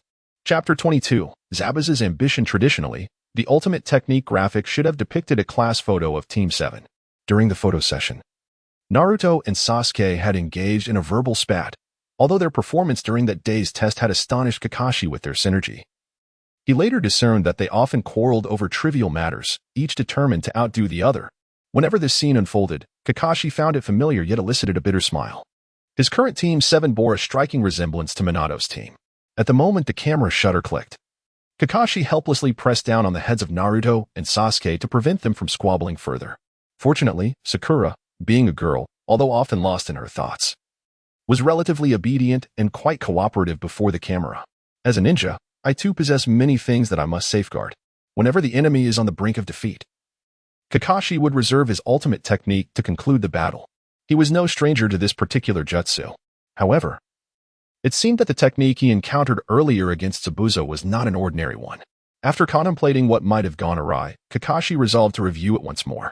Thus, he reopened the 4th level and replayed it. Progressing steadily until he reached Zabuza again, he deliberately held back his ultimate technique for the finishing blow. At that moment, the Sharingan in his eye began to rotate slowly. Your ambition has led to far too many sacrifices. This is not the conduct befitting a ninja. This time, he saw it clearly. One half of the image depicted Kakashi's face, while the other half revealed Zabuza's visage. Kakashi was momentarily taken aback, then chuckled. I see. What's the matter, Kakashi? Do you have any doubts? Chen Yan strolled over to check the progress. Kakashi shook his head but then inquired, Manager, will there inevitably be a decisive battle between me and the Phantom Ninja? Sensing the hesitation in Kakashi's tone, Chen Yan refrained from providing a direct answer. Who can say? Fate often brings unlikely encounters. Perhaps you were destined to meet the Phantom Ninja, only to be thwarted by a series of fortuitous coincidences. Is that so? Kakashi refrained from further questioning, fully aware of the wisdom of knowing when to stop. He pressed on through the levels, seeking to uncover clues within the game. However, upon reaching the 5th and 6th levels, he found little of significance to collect. It was only at the 7th level that a cutscene unfolded. May I inquire what brings you here? Naruto Uzumaki, are you talking to me, sister? I'm here to train so I can become stronger. Hee. You are indeed impressive. Farewell, you will surely grow stronger. Oh, by the way, I'm not the big sister you think I am. The character design of the dialogue depicted a very charming young girl. Not a big sister? Could it be that she is younger than Naruto? Yet, she appeared to be around the age of 15. Kakashi, perplexed, silently noted this detail, believing it might prove useful in the future. Given the likelihood that Zabuza would be the next adversary faced by Kakashi's team, he felt compelled to approach the situation with utmost seriousness. As they reached the 8th gate, another plot unfolded. Upon arriving in the Land of Waves, the bridge was steadily being constructed under the protection of Kakashi and his companions. One day, in order to safeguard Dazna, the group arrived early at the bridge, leaving Naruto to slumber. Shortly thereafter, Naruto awoke and, while en route to the bridge, sensed something amiss. The narrative reached its conclusion here, with Kakashi still devoid of any particularly valuable information. The bridge's construction, when coupled with the earlier mention of Kado, painted a somewhat chaotic picture. However, Kakashi had managed to grasp the essence of the unfolding story. It appeared that the affluent Kado had monopolized the livelihoods of the residents of the Land of Waves, presumably by severing their maritime routes, thereby compelling them to construct the bridge. The question remained, why would he undertake such an action? Yet, Kakashi refrained from delving deeper into this inquiry. Seekers pursue renown, while merchants act for profit. Kado's motivation for undertaking this endeavor is presumably rooted in the pursuit of wealth, a notion that is hardly difficult to comprehend. However, Kakashi remains somewhat perplexed regarding the means by which this financial gain can be achieved, as he is merely a ninja, not a merchant. The heinous acts of Kado have, however, met with unanimous opposition from the residents of the Land of Waves. Consequently, he is compelled to seek out ninjas to carry out his plans. Yet, legitimate ninja villages would naturally refuse such a reputation-damaging assignment. Even the Umbu would consider it a loss. Thus, Kado is left with no choice but to enlist the help of rogue ninjas and defectors. By a twist of fate, he happens upon the defected Zabuza. This revelation instantly clarifies Kakashi's understanding. Who would have thought that the formidable demon Zabuza would stoop to serve a despicable merchant for the sake of monetary gain? A flicker of disdain crossed Kakashi's mind. However, it stands to reason that Zabuza should not require such an exorbitant sum of money. At his level of ninja prowess, there are few items capable of enhancing one's strength, and even fewer that can be procured with mere currency. Moreover, Zabuza certainly lacks for weaponry. In fact, from the intelligence gathered, Kakashi recognized the infamous executioner's blade at first glance. This weapon is renowned as one of the most formidable in the entire ninja realm. Additionally, prior to the village's isolation, the Mist Village had accrued considerable wealth through trade with Konoha, primarily enjoying a surplus. Therefore, the funds Zabuza has garnered from completing missions should suffice to support his subordinates. If Zabuza does not possess an unusual obsession with money, then there must be one or even several compelling reasons necessitating a substantial amount of ninja currency. Kakashi's first thought was construction, an extensive undertaking that undeniably requires substantial financial resources. However, this notion felt somewhat tenuous in connection with Zabuza. Subsequently, Kakashi recalled the intelligence obtained during a previous covert mission when he infiltrated the black market. Assassination. What struck Kakashi most was Asuma's bounty of 30 million for his head. Although this rationale could be linked to Zabuza, it seemed increasingly improbable. With Zabuza's formidable strength, why would he need to hire others for assassination? Suddenly, Kakashi's pupils constricted as he recalled the information provided by the Kiri spy. It appeared that Zabuza had defected following a failed assassination attempt on the 4th Mizukage. If this were indeed the case, the answer was now clear. Zabuza sought to recruit ninjas, powerful allies as well as weaker subordinates who could serve as cannon fodder.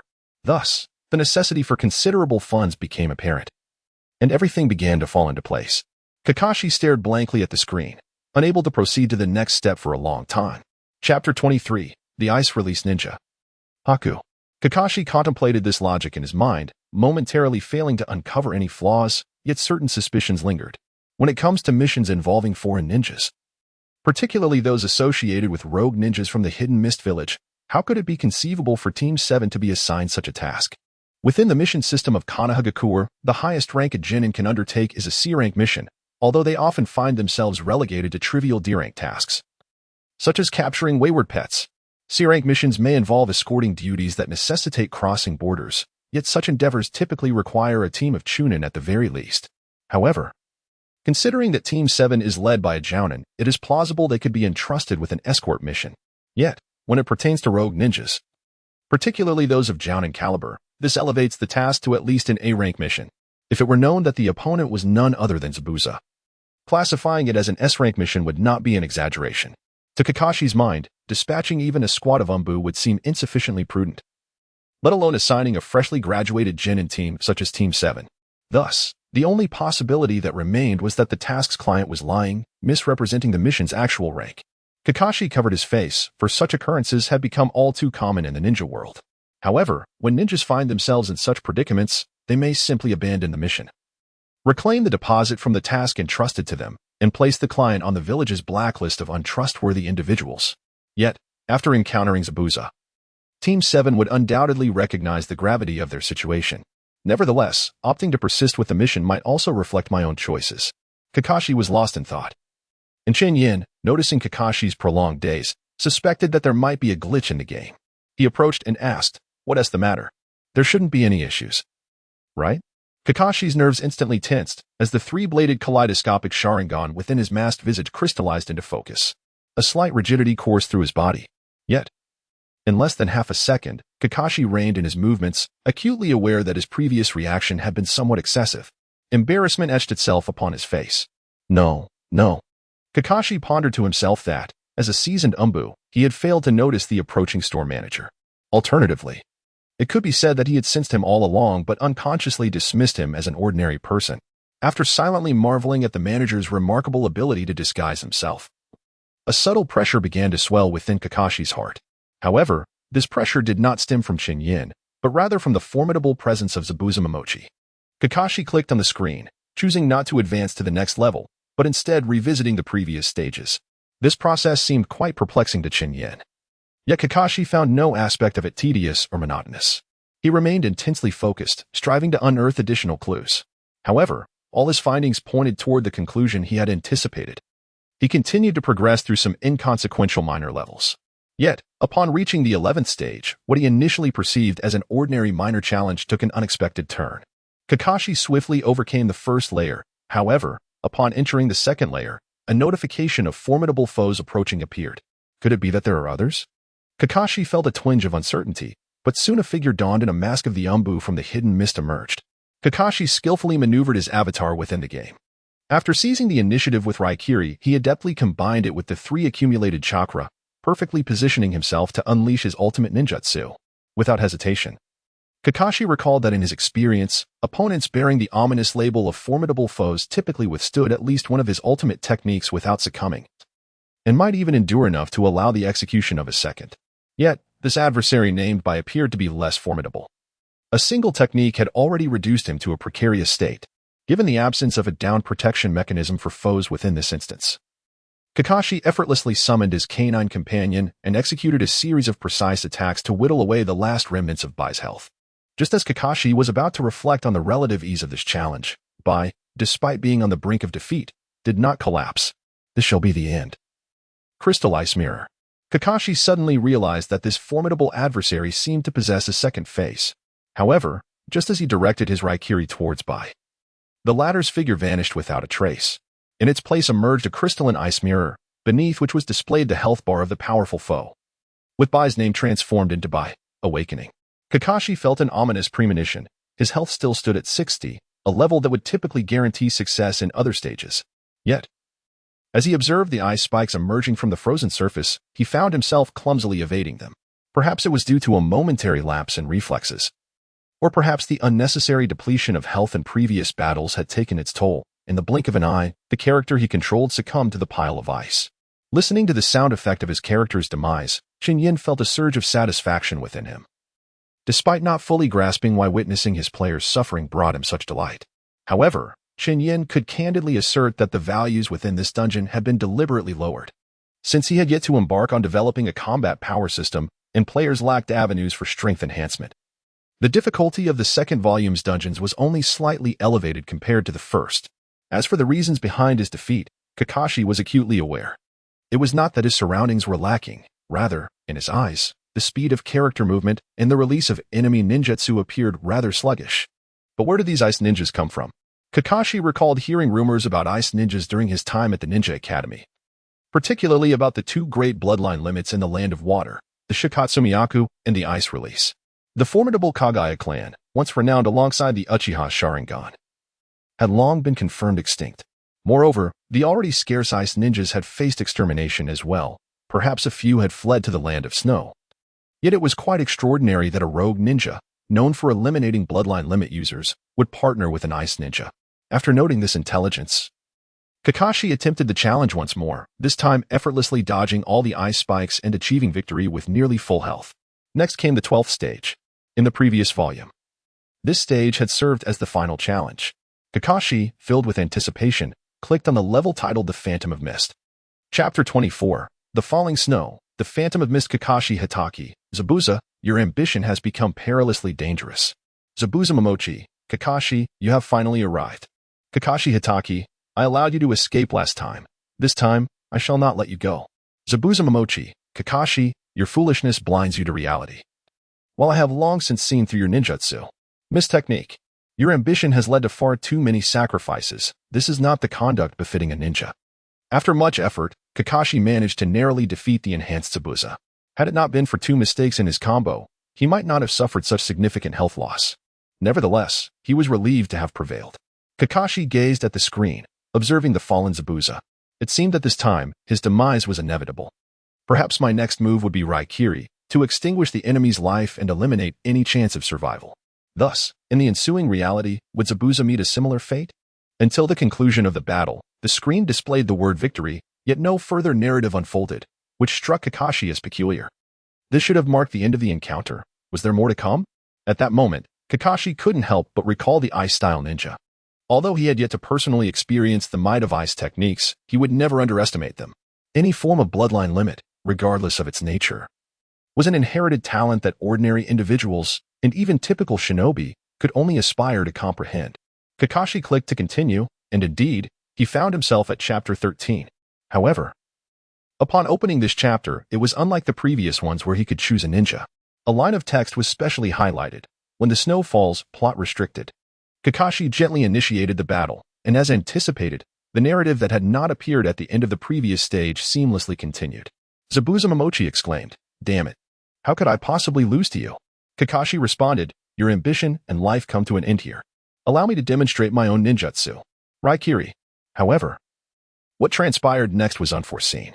As Kakashi's decisive strike approached, Zabuza found himself with no means of retreat, yet he was unwilling to see all his efforts go to waste. In his struggle between despair and reluctance, a petite figure positioned itself before Zabuza. In the shadow of Zabuza's towering form, this figure appeared even more diminutive. Yet it shielded him from Kakashi's lethal Raikiri. A strike penetrating the chest offered no hope for survival. This was a truth he had long acknowledged. As he beheld the delicate visage of the child gradually collapsing, both the Kakashi predetermined by the game and the Kakashi of reality were engulfed in shock and silence. The heat radiating from his left eye mingled with the bloodstains on his right hand, a stain that seemed impossible to cleanse. At that moment, the usually observant Kakashi overlooked the equally stunned Zabuza. The scene transitioned to a dark backdrop, with white text proclaiming, "Haku stood before Zabuza, absorbing the attack for him." Subsequently, Kato, leading his subordinates to the bridge, spoke disdainfully of Haku's sacrifice. Stripping away his cold facade, Zabuza resolved to use his remaining strength to defend Haku's honor. However, at this juncture, Zabuza's body was evidently teetering on the brink of collapse. Zabuza shouted, "Damn it, my body." A thug jeered, "Look at him in such a pitiful state." Haha. Another remarked, "Zabuza, you were so arrogant. Did you ever consider this day would come?" The first thug added, "Your fierce lackey has finally shut his mouth, ha. Zabuza retorted, "Bastards, keep your filthy hands off Haku."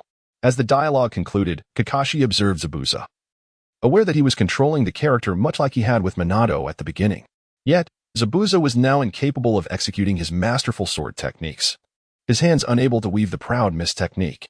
Drawing upon the last vestiges of his will, he fought valiantly against wave after wave of Kato's henchmen. However, mere fists stood no chance against numerous opponents, especially given Zabuza's current predicament. Kakashi, enduring his discomfort, continued to observe the unfolding events. Fortunately, before the final embers extinguished, Zabuza erupted in a final, resplendent display. Yet, his body had completely deteriorated, and Kakashi struggled to fathom the sheer strength of will that allowed Zabuza to persevere. "Zabuza, is that snow? Zabuza, white, are you weeping? Zabuza, cough, Kakashi, could you do me a favor? Kakashi, I will escort you." Zabuza, thank you, Kakashi. Ultimately, supported by Kakashi, Zabuza collapsed beside White. Zabuza, White, if only it were possible, I would truly wish to journey to the same place as you. The battle on the bridge finally drew to a close, and the people of the Land of Waves celebrated their hard-won victory. Kato and his multitude of subordinates were relentlessly driven away by Zabuza, who burned out in the process. In his final moments, Zabuza departed alongside Haku, leaving behind profound questions. What truly defines a ninja? What constitutes the essence of a ninja's existence? These inquiries left an indelible mark on Naruto and his companions, intertwining with their own paths of ninjutsu as they embarked on the concluding chapter of the Land of Waves. Kakashi gazed at the concluded narrative and sighed, remarking, "Zabuza ultimately perished as a ninja, rather than as a butcher devoid of principles." Upon hearing this, Chen Yan inquired, "Oh, what is your current perspective on Zabuza?" Kakashi expressed a hint of regret, stating, Initially, I held him in contempt. Kakashi paused momentarily before continuing. Assassinating the leader of a ninja village contravenes the principles of our ninja community. Interfering in the conflicts of neutral nations during peacetime and treating one's subordinates as mere instruments is indeed a grave matter. Chen Yan interjected with an agreement, then gazed at Kakashi with keen anticipation, eager to hear what he would say next. Kakashi did not disappoint Chen Yan, continuing, however, later on, he was able to reach such heights for the ice-style ninja known as Haku. At least at that moment, until his demise. He was a true ninja. Chen Yan fell into silence. The tale of Haku and Zabuza is the first poignant blade within the narrative of Naruto. Whether it remains the most profound one is yet unknown. Yet, observing Kakashi's desolate expression, it was evident that he was somewhat numbed by the blade's weight. Kakashi's heart was equally tumultuous. Facing this unfamiliar adversary stirred within him a sense of camaraderie with Zabuza. However, when the day comes that they stand as foes, it is likely that neither will hold back. Chapter 25. Reporting to the Hokage at this moment, the hour was still early. After concluding the side quest, Kakashi played a few matchmaking games. Chen Yan paused to observe for a while, noticing that Kakashi was evidently distracted. A stark contrast to the level of focus he had previously exhibited. Over this period, Kakashi's gameplay and combo skills had become quite adept. And at least the occurrence of basic errors had significantly diminished. Is there something weighing on your mind? Chen Yan could no longer endure Kakashi's lackluster performance and inquired. Kakashi pondered, "Shopkeeper, may I report these matters to Lord Hokage?" Upon hearing the title Hokage, Chen Yan's heart quivered, yet he maintained a smile on his face. Ah, the legendary Third Hokage, indeed. Chen Yan had long anticipated that his affairs would be reported to the Hokage. However, he had not expected Kakashi to consult him beforehand. As a trusted ninja of the Hokage, I would certainly not place you in a difficult position. Moreover, if this can help promote my establishment to the Hokage, it would undoubtedly attract more patrons. Kakashi was not particularly surprised by the other party's prompt agreement. He surmised that Chen Yan must have long anticipated the possibility of being discovered. Moreover, given Chen Yan's formidable strength, who could possibly pose a threat to him? Kakashi nodded and replied, "Certainly, manager. I will surely promote your establishment.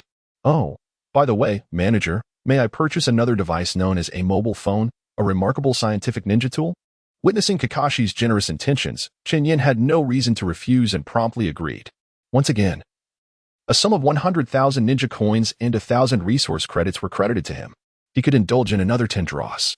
Alas, that deceitful contraption shall not be drawn again. As noon approached, Kakashi arrived at the Hokage's office. After exchanging greetings with the guarding ninja, he was escorted to the entrance of the office. Hearing the knock on the door, Sarutobi Hiruzen, who was engrossed in his paperwork, spoke in a low voice, "Enter." Kakashi entered the room, and upon recognizing him, Hiruzen Sarutobi was somewhat taken aback.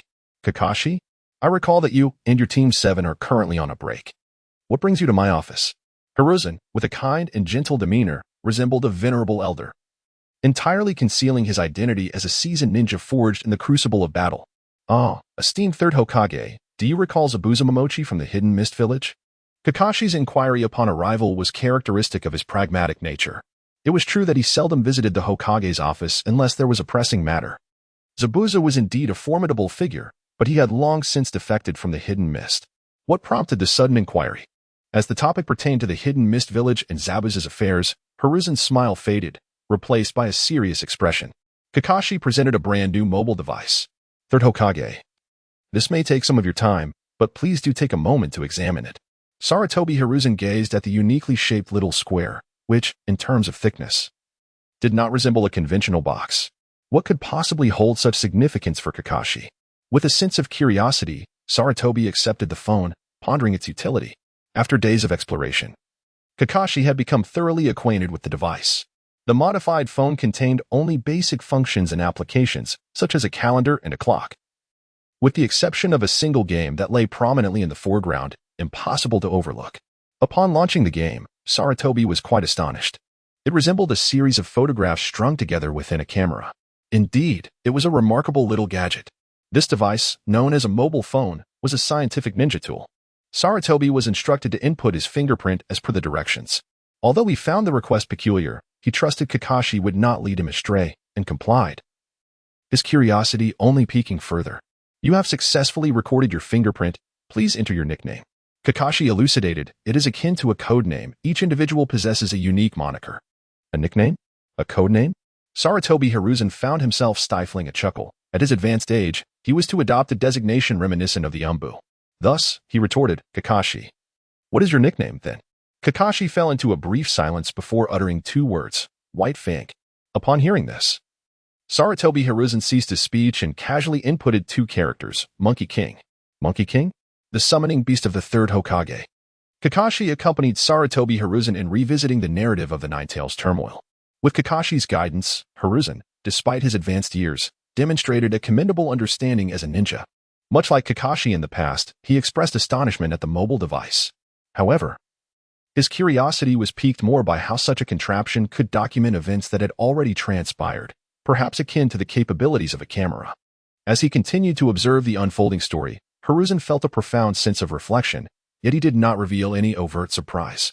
Over the decades, he had witnessed far too much. Such intriguing novelties, while fascinating, hardly contributed significantly to the development of the ninja village. Regardless of how times evolved, the role of the ninja remained irreplaceable, and these modern inventions could serve only as auxiliary tools. This was the realization Hiruzen had come to over the years. Furthermore, the pursuit of scientific research often led to inhumane and dark experiments, which he found abhorrent. This was one of the reasons he sought to thwart Orochimaru. Thus, while Hiruzen did not harbor disdain for new inventions, he felt no particular fondness either. However, Kakashi's device, known as a mobile phone, intrigued him somewhat. After experiencing the narrative of the Nine-Tails chaos, Hiruzen was left with questions. He had been present that fateful night and knew that Minato had indeed perished while sealing the Nine-Tails. Yet he had never encountered the enigmatic masked man. Was he merely a figment of imagination? Hiruzen looked at Kakashi in confusion, to which Kakashi shook his head, indicating his own uncertainty. Subsequently, under Kakashi's guidance, Hiruzen began to tackle challenges starting from the first chapter. Although he did not understand the connection to Zabuza Momochi from the Hidden Mist Village, he persevered through each level. In truth, Hiruzen found enjoyment in the process. Wearing a genuine smile as he patiently absorbed every narrative, he was astonished by the timeliness of the content. Naruto's theft of the sealing scroll had only occurred a few days prior. Additionally, he was well acquainted with Kakashi's bell test, which would certainly lay a solid foundation for future team building. Before long, he had completed the first chapter. Chapter 26. The Third Hokage's thoughts upon finishing the introductory chapter of Bonds. Hiruzen was filled with contemplation. The smile adorning his face was genuine. As he gazed at Kakashi's Team 7, feeling a stirring within his heart. The image of Kakashi's team photograph flickered in his mind, with figures such as Naruto, a youthful Jiraiya, Sakura resembling Tsunade, and Sasuke from the Uchiha clan bearing a striking resemblance to a young Orochimaru. The thought of his most promising student brought a twinge of headache to Hiruzen. It was his own indulgence that had led Orochimaru down such a path. Thankfully, in recent years, Orochimaru had remained relatively quiet, and Hiruzen hoped this tranquility would persist. I am aging. Do not burden me further in these final years. And it is high time to consider the next Hokage, Hiruzen thought to himself, trying to resist the pull of work at that moment. Yet, since the day Minato fell, he had not found peace. He had long reached retirement age but still found himself clinging to such a critical position. With the passage of time, he felt increasingly overwhelmed by administrative duties, and old ailments from his youth occasionally resurfaced, leaving him both helpless and resigned. It was indeed time to deliberate on the selection of the next Hokage. Hiruzen was aware he was thinking too far ahead. Yet, the current generation in Konoha had not truly matured, while the middle-aged cohort was dwindling. Since that fateful night of the Nine-Tails chaos, and with Itachi's defection, the village had suffered immense losses. Were it not for the elite ninjas from clans such as Inuzuka, Nara, and Hyuga acting as pillars for Konoha, maintaining its status as the foremost ninja village would be challenging. Hiruzen removed his Hokage hat. There would be no second Minato Namikaze in Konoha. Asuma, that underachieving lad, was out of the question, and Kakashi still lacked the necessary experience. However, at that moment, Hiruzen had not forgotten Kakashi's initial report regarding Zabuza. He could not help but contemplate the possibility that the mobile device contained information about Zabuza. Having become somewhat familiar with the mechanics of the game, he exited the first chapter and, as expected, discovered the second chapter had been unlocked. Titled The Land of Waves, if it indeed pertained to Zabuza, Hiruzen, as Hokage, was inclined to consider matters from a political perspective. Some places that Kakashi could conceive were effortlessly anticipated by Rigian, who even delved deeper into their implications. As this volume unfolds, one challenge follows another. Upon encountering the mist ninja from earlier, a look of astonishment appeared on Rigian's face. However, when he witnessed Team 7's first encounter with Zabuza, Rigian's expression suddenly turned grave. His brow furrowed even more tightly as he held a pipe in his mouth. Puffing away contemplatively, Kakashi stood by, patiently observing the Third Hokage navigate the challenges before him. He did not find himself bored. Yet he refrained from extracting his phone to engage in a few rounds of the duel arena. Despite his considerable fascination with the game, he possessed a modicum of self-restraint befitting a ninja. After a brief span of approximately 10 minutes, Hiruzen Sarutobi successfully completed the second chapter. Kakashi mused that had he been the one undertaking the task, he could have likely avoided at least 2 deaths and accomplished the feat in a fraction of the time. Following the completion, Sarutobi continued to gaze at the screen, his pipe still in hand, leaving Kakashi pondering the thoughts that occupied his mind. After a minute or two, Sarutobi finally spoke. Kakashi, if memory serves, your Team 7 has yet to undertake this mission. Through the narrative of the game, Sarutobi was able to glean a wealth of useful information. Such escort missions were generally classified as C-rank. However, typical Jonin were only permitted to accept D-rank tasks and a select few C-rank missions that remained within the borders of the Land of Fire. As for C-rank escort missions that required crossing into foreign territories, it was highly unlikely that they would be entrusted to lower-ranked ninjas. Upon hearing Kakashi's words, he replied earnestly, "Yes, Lord Hokage." Hizashi nodded slightly, inquiring, "So, is this a prophecy or merely a conjecture?" Kakashi pondered for a moment and then spoke, "During your last summons, I experienced this item for the first time. At that time, it was merely the day after Naruto had stolen the sealing scroll. Does this imply that the prophecy had begun to unfold at least from that moment?" Kakashi remarked, "No, that is merely the first volume. Rather, it pertains to the events that unfold thereafter. Even though I am already aware of the outcome, I took the liberty of altering the course of the bell test. Yet the result remains unchanged. Therefore, I wish for Sarutobi Hiruzen to ponder for a moment." He comprehended Kakashi's intention, responding, "Yes, I understand. If such a day were to come, I grant you permission to select some ninjas from the Umbu in advance for this mission." Kakashi nodded earnestly, feeling that he had finally resolved a lingering concern. If there were no further matters to attend to, he would take his leave. Observing Kakashi's unwavering diligence, Sarutobi Hiruzen, who had just displayed a serious demeanor, suddenly broke into a smile. "Kakashi, although you are now a guiding teacher, never forget to enhance your own strength." Kakashi's footsteps faltered slightly as he acknowledged, "Understood, Lord Third." Hizashi smiled at Kakashi's departing figure, though his smile bore a tinge of regret. The legendary Sharingan wielder, Kakashi, had both risen and fallen by the very eye that defined him. In Hizashi's view, given Kakashi's remarkable talent that allowed him to become a Jonin at the tender age of 12, it was not inconceivable that he could eventually attain strength akin to that of Shikamaru. Throughout the illustrious history of Konoha, a generation of exceptional ninjas emerged, including the legendary 3 ninjas, the Leaf's White Fang, and Might Guy, all of whom he had mentored. Might Guy was an anomaly, a Jonin who valiantly battled against the elite of the Hidden Mist Village S7 ninja swordsmen, effectively transforming them into mere trifles. His prowess was beyond question, albeit astonishingly unexpected. As for the 3 ninjas he had instructed, Tsunade, Jiraiya, and Orochimaru, though each possessed immense strength and the potential to become Hokage, they were not without glaring flaws. Tsunade's volatile temperament and reckless gambling habits often led her to ruin, which made Hiruzen's reluctant to entrust the Hokage position to her. Even in the face of Danzo's ambitions, he mused about the potential of the Senju clan if they could embody the virtues of their mentor. Fortunately, Tsunade was currently wandering the world, rarely returning to the village. Otherwise, Konoha's gambling dens would likely experience a resurgence of chaos. Chapter 27, The First Real Match Among Players. Tsunade was evidently not suited for the role of Hokage, and the thought of Jiraiya assuming such a position was equally disconcerting for Hiruzen's. During the era of the first Hokage, Konoha had established numerous gambling establishments, only for the second Hokage to banish such corrupting influences, which necessitated Tsunade's travels during times of peace. Should Jiraiya have become Hokage, Konoha might have faced dire consequences, for he was not cut out for the role. At that time, Hiruzen's favored Orochimaru, who was calm, stern, rational, and immensely powerful, bolstered by 2 equally formidable allies, though he hailed from a common background. With his innate abilities and Hiruzen's support, ascending to Hokage was not beyond reach. Regrettably, there was also the remarkably talented Kakashi Hitaki. Armed solely with his blade, he could effectively decimate the primary forces of the Sand Village. Even the children of Chiyo, the first Kazekage's wife and a prominent advisor, fell victim to Kakashi's prowess. Yet, as the winds of change swept through, Kakashi succumbed to public pressure and took his own life. Following this, Jiraiya took on a disciple named Minato Namikaze, who would later become the fourth Hokage.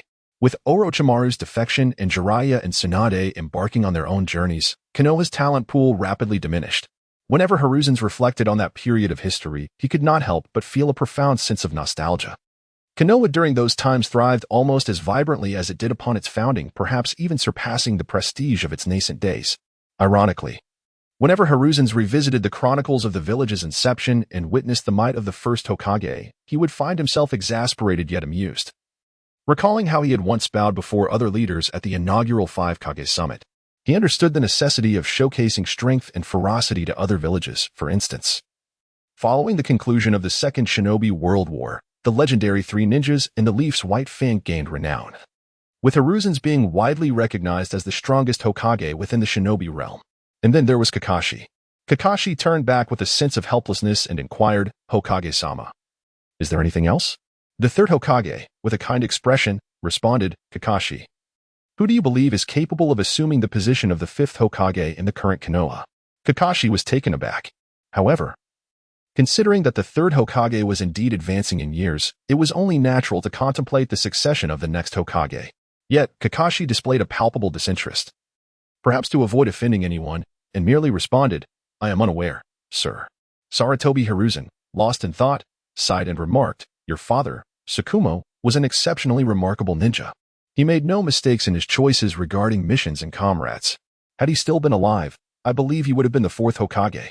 Kakashi lowered his head in silence.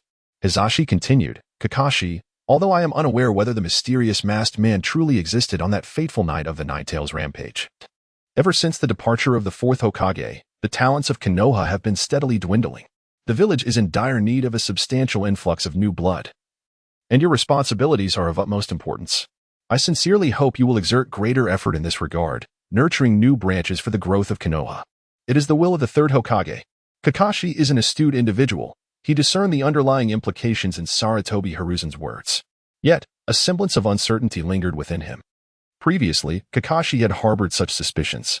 Since the era of the second Hokage, the position of Hokage has been passed down through the lineage of mentors and their disciples.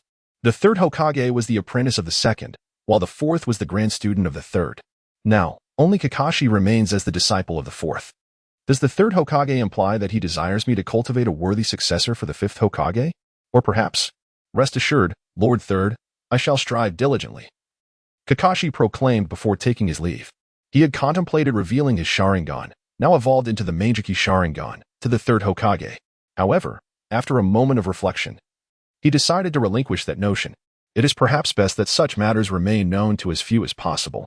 Kakashi sensed that the moment had not yet arrived. Although he harbored no desire to deliberately conceal his eye, he equally felt it unnecessary to bring it to light. After fulfilling his obligations, Kakashi returned to the Chen Yan shop and indulged himself until dusk before heading back.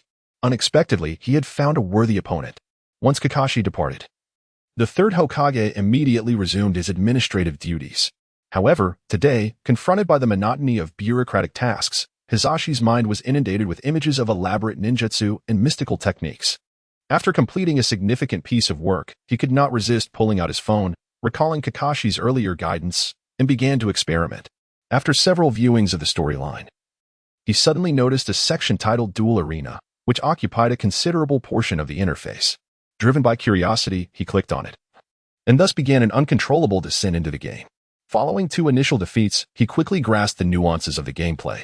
In the third round, he achieved a flawless victory against 3 opponents. The subsequent matches saw him continue his winning streak, until his enthusiasm began to wane, when suddenly, the matchmaking duration extended. Previously, he had been matched almost instantaneously, yet this time, he found himself waiting for an entire half-minute. Just as he pondered whether his phone was malfunctioning, the screen announced that a match had been found. Dismissing his earlier concerns, he proceeded to engage in the duel. However, the opposing ninja appeared rather peculiar. To his astonishment, he recognized the initial character, Hatake Kakashi. It turned out that Kakashi could also be selected as a character. Thus, in this match, Hisashi commenced with the student Naruto, initiating his strategy with a splash of paint. Kakashi, unfazed, opened with his ninja dog. Based on their expectations, if they were up against an AI, it would typically advance forward. At this point, either Naruto's paint or Kakashi's dog would have been able to strike the opponent. Kakashi did not ponder for long and swiftly executed the lightning cutter, successfully initiating his attack. However, his opponent promptly utilized a substitution technique and countered with a skill of their own. Such adept maneuvering seemed far beyond that of a mere AI. At this moment, Kakashi suddenly sensed something amiss and glanced at his opponent's name, Inma. Similarly, Nichiren became aware of the peculiarity and looked at the information in the upper left corner, which indicated that the ninja was Hatake Kakashi, while the displayed game nickname read, White Fang. Chapter 28, The Land of Waves, the mission begins. Have you captured it? Yes, the left ear has a bow, confirming it is Little Tiger. Very well, the mission to locate the lost pet, Little Tiger, is confirmed complete. As Kakashi's words fell, the intercom was instantly filled with Naruto's furious shout. Is there no task that could be more tense than this? Kakashi, feeling a sense of helplessness, pondered what meaningful missions a group of Jonin could possibly undertake. Yet, as this thought crossed his mind, he was instantly reminded of the escort mission to the Land of Waves. Were it not for the perilous nature of the task, he would have relished the opportunity to train those stubborn children under Zabuza's guidance. After assigning the mission, the Third Hokage cast a lingering glance at Kakashi. Thus, Kakashi's team faced their next assignment, either tending to the elderly children, assisting in harvesting sweet potatoes, or, before the third could finish his sentence, Naruto erupted in protest. Please. Not another task like this. I want to take on something more formidable. Let us switch to a different assignment. Even Sasuke, who typically found little common ground with Naruto, surprisingly refrained from dissent, agreeing wholeheartedly. How could one aspire to be a powerful ninja while confined to such mundane tasks? The Third Hokage, once more regarding Kakashi, addressed Team 7. Very well, I have grasped your sentiments. Conveniently, there is an escort mission available. With that, he unveiled the mission scroll, revealing a C-rank escort task that required them to safely escort the target to the Land of Waves. Kakashi appeared utterly unperturbed on the surface. Yet a whirlwind of thoughts raged within his mind. We have accepted this mission. Let us express our gratitude to Lord Third. Naruto and his companions were brimming with excitement. For as Jonin, they were finally entrusted with a task that seemed somewhat fitting and befitting of a ninja's identity. Well then, Naruto, Sasuke, Sakura, I need you three to escort the target and familiarize yourselves with him. I must report to Lord Third, Kakashi instructed. Meanwhile, as the initiator of the mission and the very target to be escorted, Dasna muttered in disbelief. What is this? They actually sent a bunch of kids to fool me? Nevertheless, he proceeded to go along with them. Kakashi cast another glance at Irika, who stood beside the Third Hokage, and said, You should step outside. Irika was taken aback. As the teacher of the current generation of ninjas, he had come specifically to report to Lord Hokage. Yet, in the presence of the elite Jonin Kakashi, his own abilities seemed rather inadequate. The abrupt dismissal left Irika feeling somewhat embarrassed. Irika, I will summon you again after a while. Kakashi has important matters to report to me, which will involve sensitive information concerning the village, the Third Hokage explained patiently, a smile gracing his lips. Kakashi appeared composed on the surface, yet his inner thoughts were filled with exasperation. How vexing it is, as Hokage, that a mere command could facilitate his departure. Why must he squander words explaining the rationale?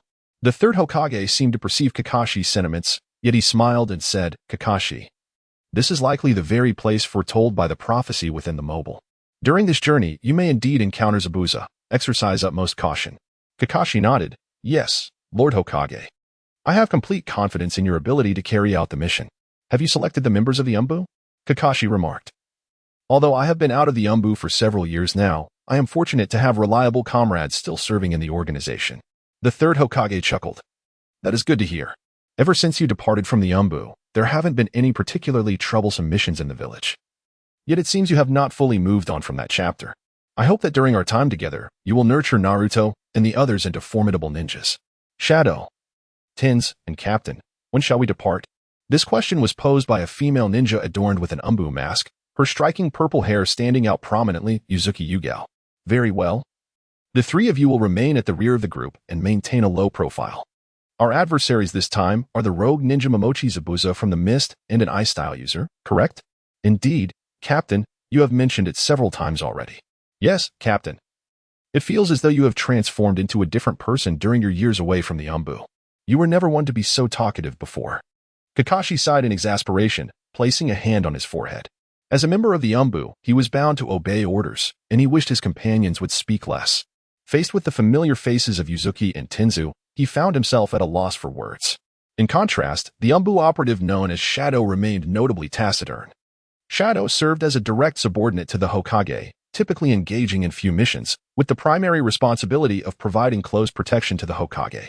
However, more often than not, his role was that of a messenger. Kakashi often meets with the Hokage when summoned, leading to a familiarity that grows over time.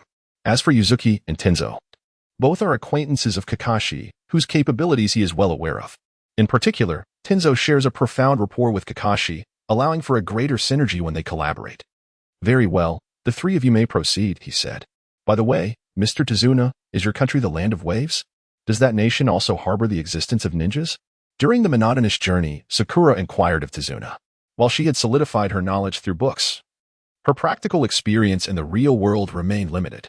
No, for the majority of land countries, a ninja village serves as a military force for the nation, even wielding diplomatic authority. Nevertheless, ninja villages are not subservient to the state, they exist on equal footing. However, the land of waves, being a maritime nation less prone to foreign interference, naturally lacks a ninja village. Kakashi casually explained that there was one point he had yet to mention: the land of waves, as a nation, is situated in close proximity to both the land of water and the land of fire. Furthermore, a little further afield lies the land of lightning, which watches with keen interest. Should conflict arise, this region would undoubtedly become one of the battlefields. The reason for not cultivating more ninjas is that resistance would only result in greater sacrifices. The neighboring land of whirlpools serves as a cautionary tale.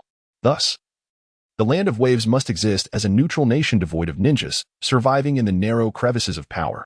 If it were to be occupied by any one nation, it would certainly provoke dissatisfaction among the others.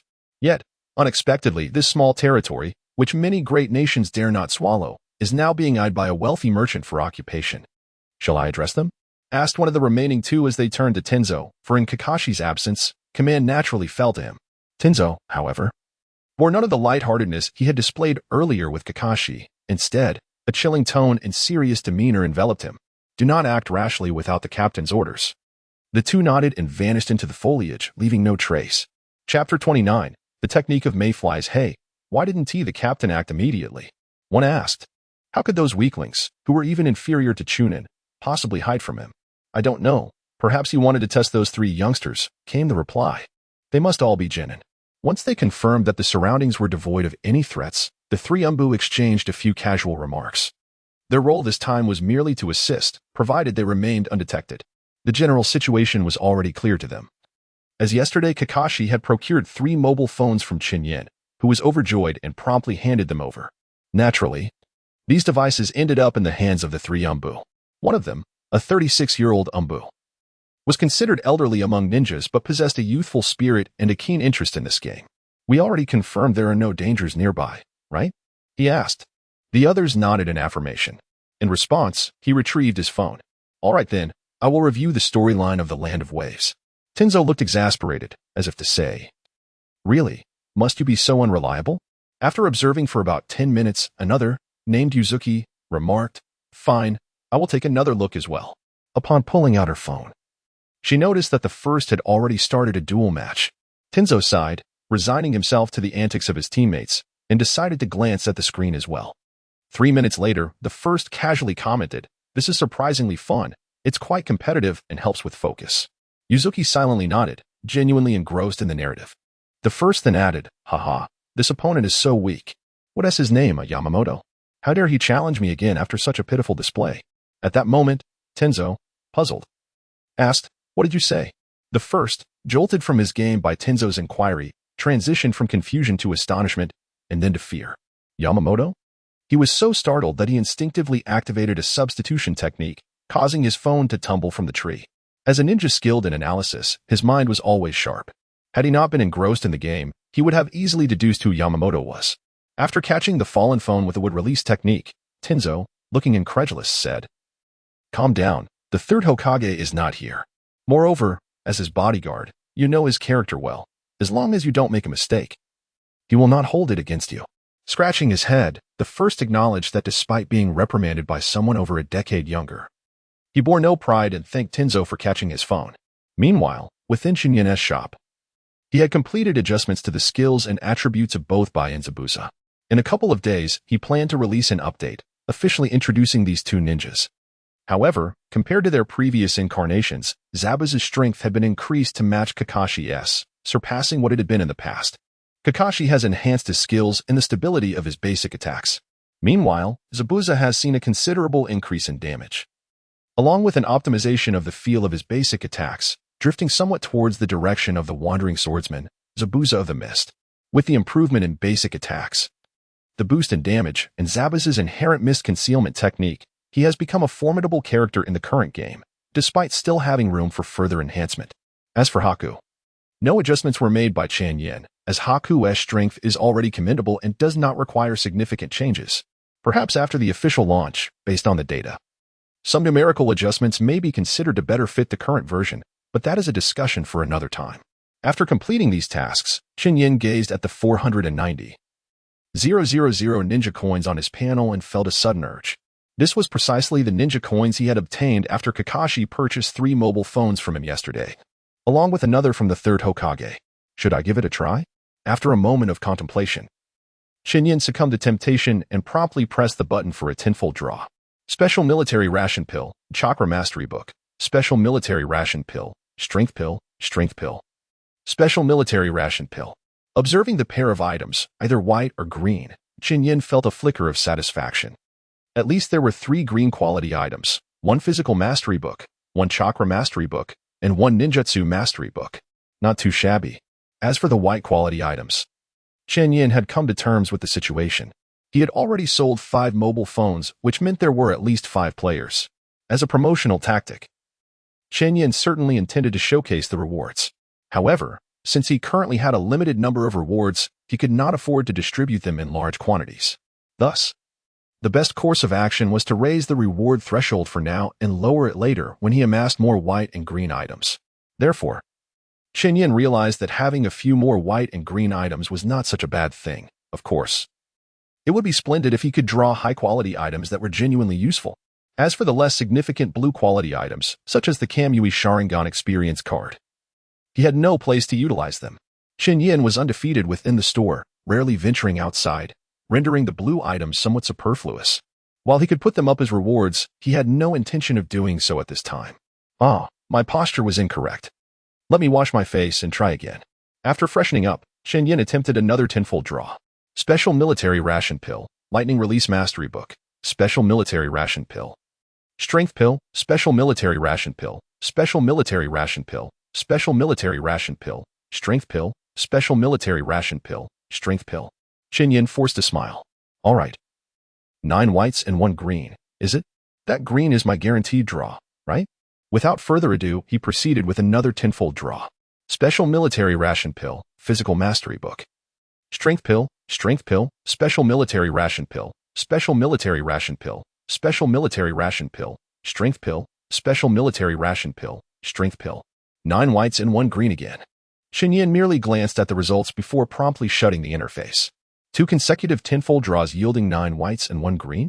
Could it be that my luck is truly this abysmal today?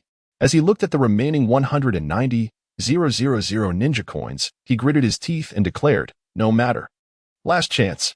Special Military Ration Pill, Special Military Ration Pill, Strength Pill, Special Military Ration Pill, Special Military Ration Pill, Special Military Ration Pill, Strength Pill. Special Military Ration Pill. 9 white quality items in a row. At that moment, Chen Yan was genuinely exasperated. Was the last one also white? No. It should provide a guaranteed green, right? Chen Yan speculated, though uncertainty lingered in his mind. As the last glimmer of light appeared, he was relieved to see it was not green. Just as he prepared to exit the interface upon realizing there was no burst of green light, he suddenly thought, wait a moment, that light doesn't seem to be white either? Let me take another look. Insect Clone Technique Skill Book. Chapter 30. Insect Clone Technique 2. Blue quality? Chen Yan was somewhat astonished yet found it reasonable. After all, it had been quite some time since he had drawn anything worthwhile. Surely a guaranteed item was due. Thus, he continued to focus on this skill book. The Insect Clone Technique? Chen Yan stared at the skill book, perplexed. In his recollection, there was no ninjutsu by that name. He opened the description to take a look. Insect Clone Technique Skill Book. Effect: merges one's physical form with the earth and vegetation to achieve high-speed movement. It allows one to integrate with the earth and utilize the organic networks of plant roots and underground water flows to swiftly traverse to any location, severing all breath during the ninjutsu activation. Chen Yan was astounded. Was this a skill of Black Zetsu? Although White Zetsu could also perform it. But to have drawn it? Chen Yan was overjoyed. This was a divine technique for stealth and escape. If Jiraiya acquired this skill, wouldn't it be? Suddenly, Chen Yan composed himself. No, such a skill must not fall into the hands of nefarious individuals. It is mine to enjoy. Without further hesitation, Chen Yan used the skill book. It seemed nothing had changed. He thought, and with a single thought, he vanished underground. Where am I? In Chen Yan's vision, only darkness surrounded him, causing him to panic. Then, he felt the presence of plant roots, and like a lifeline, he hurried toward the roots. Just as this thought crossed his mind, he suddenly felt as if he was within the very plant itself. Or rather, he was that plant. Gradually, the panic and fear began to subside. Through the plant, he truly saw the external world, though his viewpoint was rather low. Then, Chen Yan set his sights on a nearby large tree. In the next moment, when his consciousness returned, he found himself perched atop that tree. He could even feel the tugging sensation of two children swinging beneath him, pulling at the branches. Forget it, Chen Yan thought, envisioning the branch as his arm, attempting to swing it as one with their arm. Yet, it was of no use. The branch remained firmly attached to the tree, unaffected by his thoughts. Oh, I see now. While I can perceive and sense the world beneath me, these entities are lifeless and therefore do not respond to my will. Having grasped the essence of this ninjutsu, Chen Yan reveled in its allure. This technique was undeniably fascinating. He even dared to venture beneath the Hokage tower without a soul to reprimand him. Had the Hokage's office not been on the second floor, he would have certainly sought to test the waters with the Third Hokage. However, mere minutes into his amusement, Chen Yan felt as though his body were being hollowed out, chakra gradually seeping away. How could he forget that he was still an ordinary person with a limited chakra reserve? Nevertheless, this ninjutsu did not seem to consume chakra excessively. If he could endure for so long, what would it be like for Kakashi? Well, it was best not to torment him, considering he was my shop's most valued customer. Chen Yan returned to the shop, poking his head out from the floor before emerging entirely, his garments unsoiled by dust.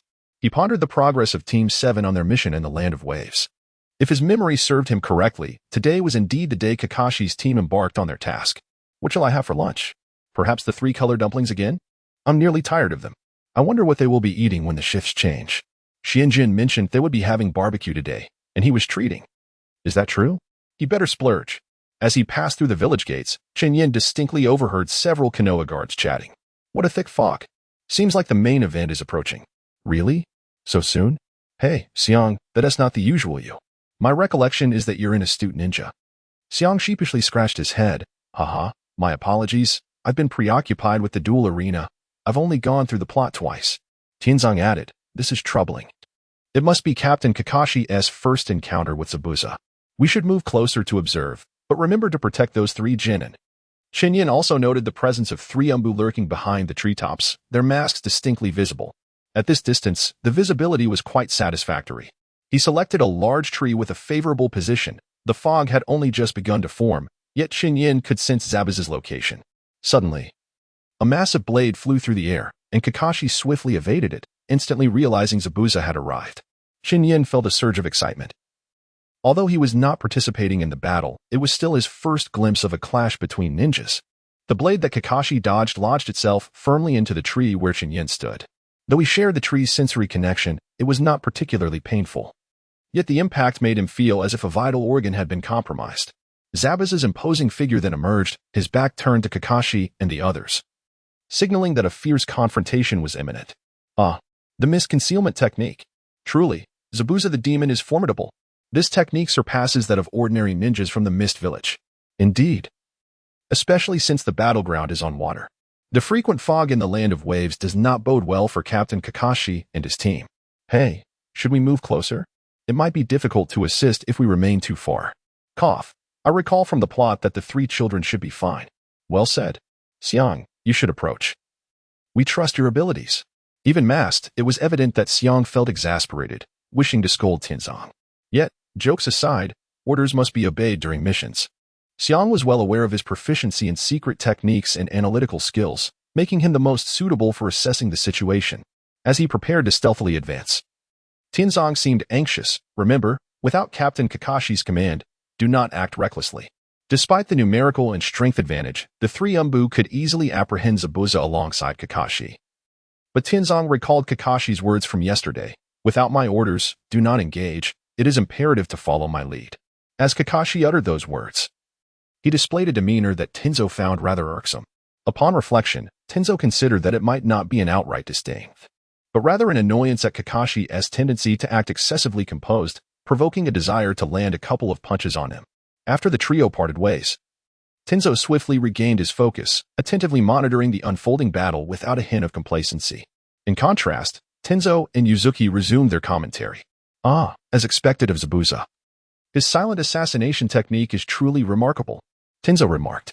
Indeed, Captain Kakashi should be able to handle this, right? Rest assured, this is definitely not a problem, Yuzuki inquired. Her curiosity piqued, not out of any contempt for Kakashi, but simply questioning Tenzo's unwavering confidence. Tenzo chuckled, because in the narrative, the captain always emerges victorious. Yuzuki chose to disregard this, continuing to observe the skirmish. Tenzo silently mused, how could that guy possibly lose? Unbeknownst to him, Chen Yan was acutely aware of his surroundings, capturing every whisper from the Umbu operatives around him. This reminded Chen Yan of the scene when Asuma fought Haiden. Asuma was on the brink of death at the hands of Haiden and Kakuzu, while Shinjutsu and Ken had merely stood by, providing commentary. This left Chen Yan perplexed at the time.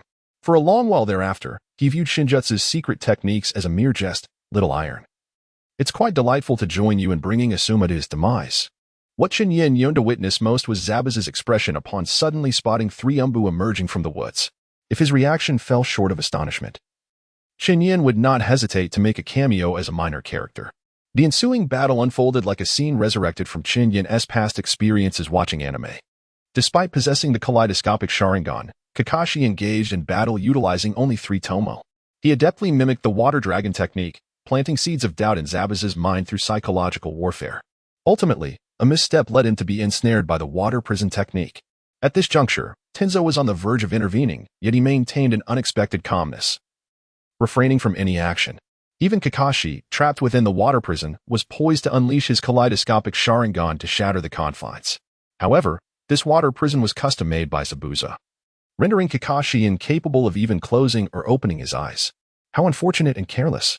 Kakashi contemplated, utterly surprised by Zabuza's formidable prowess.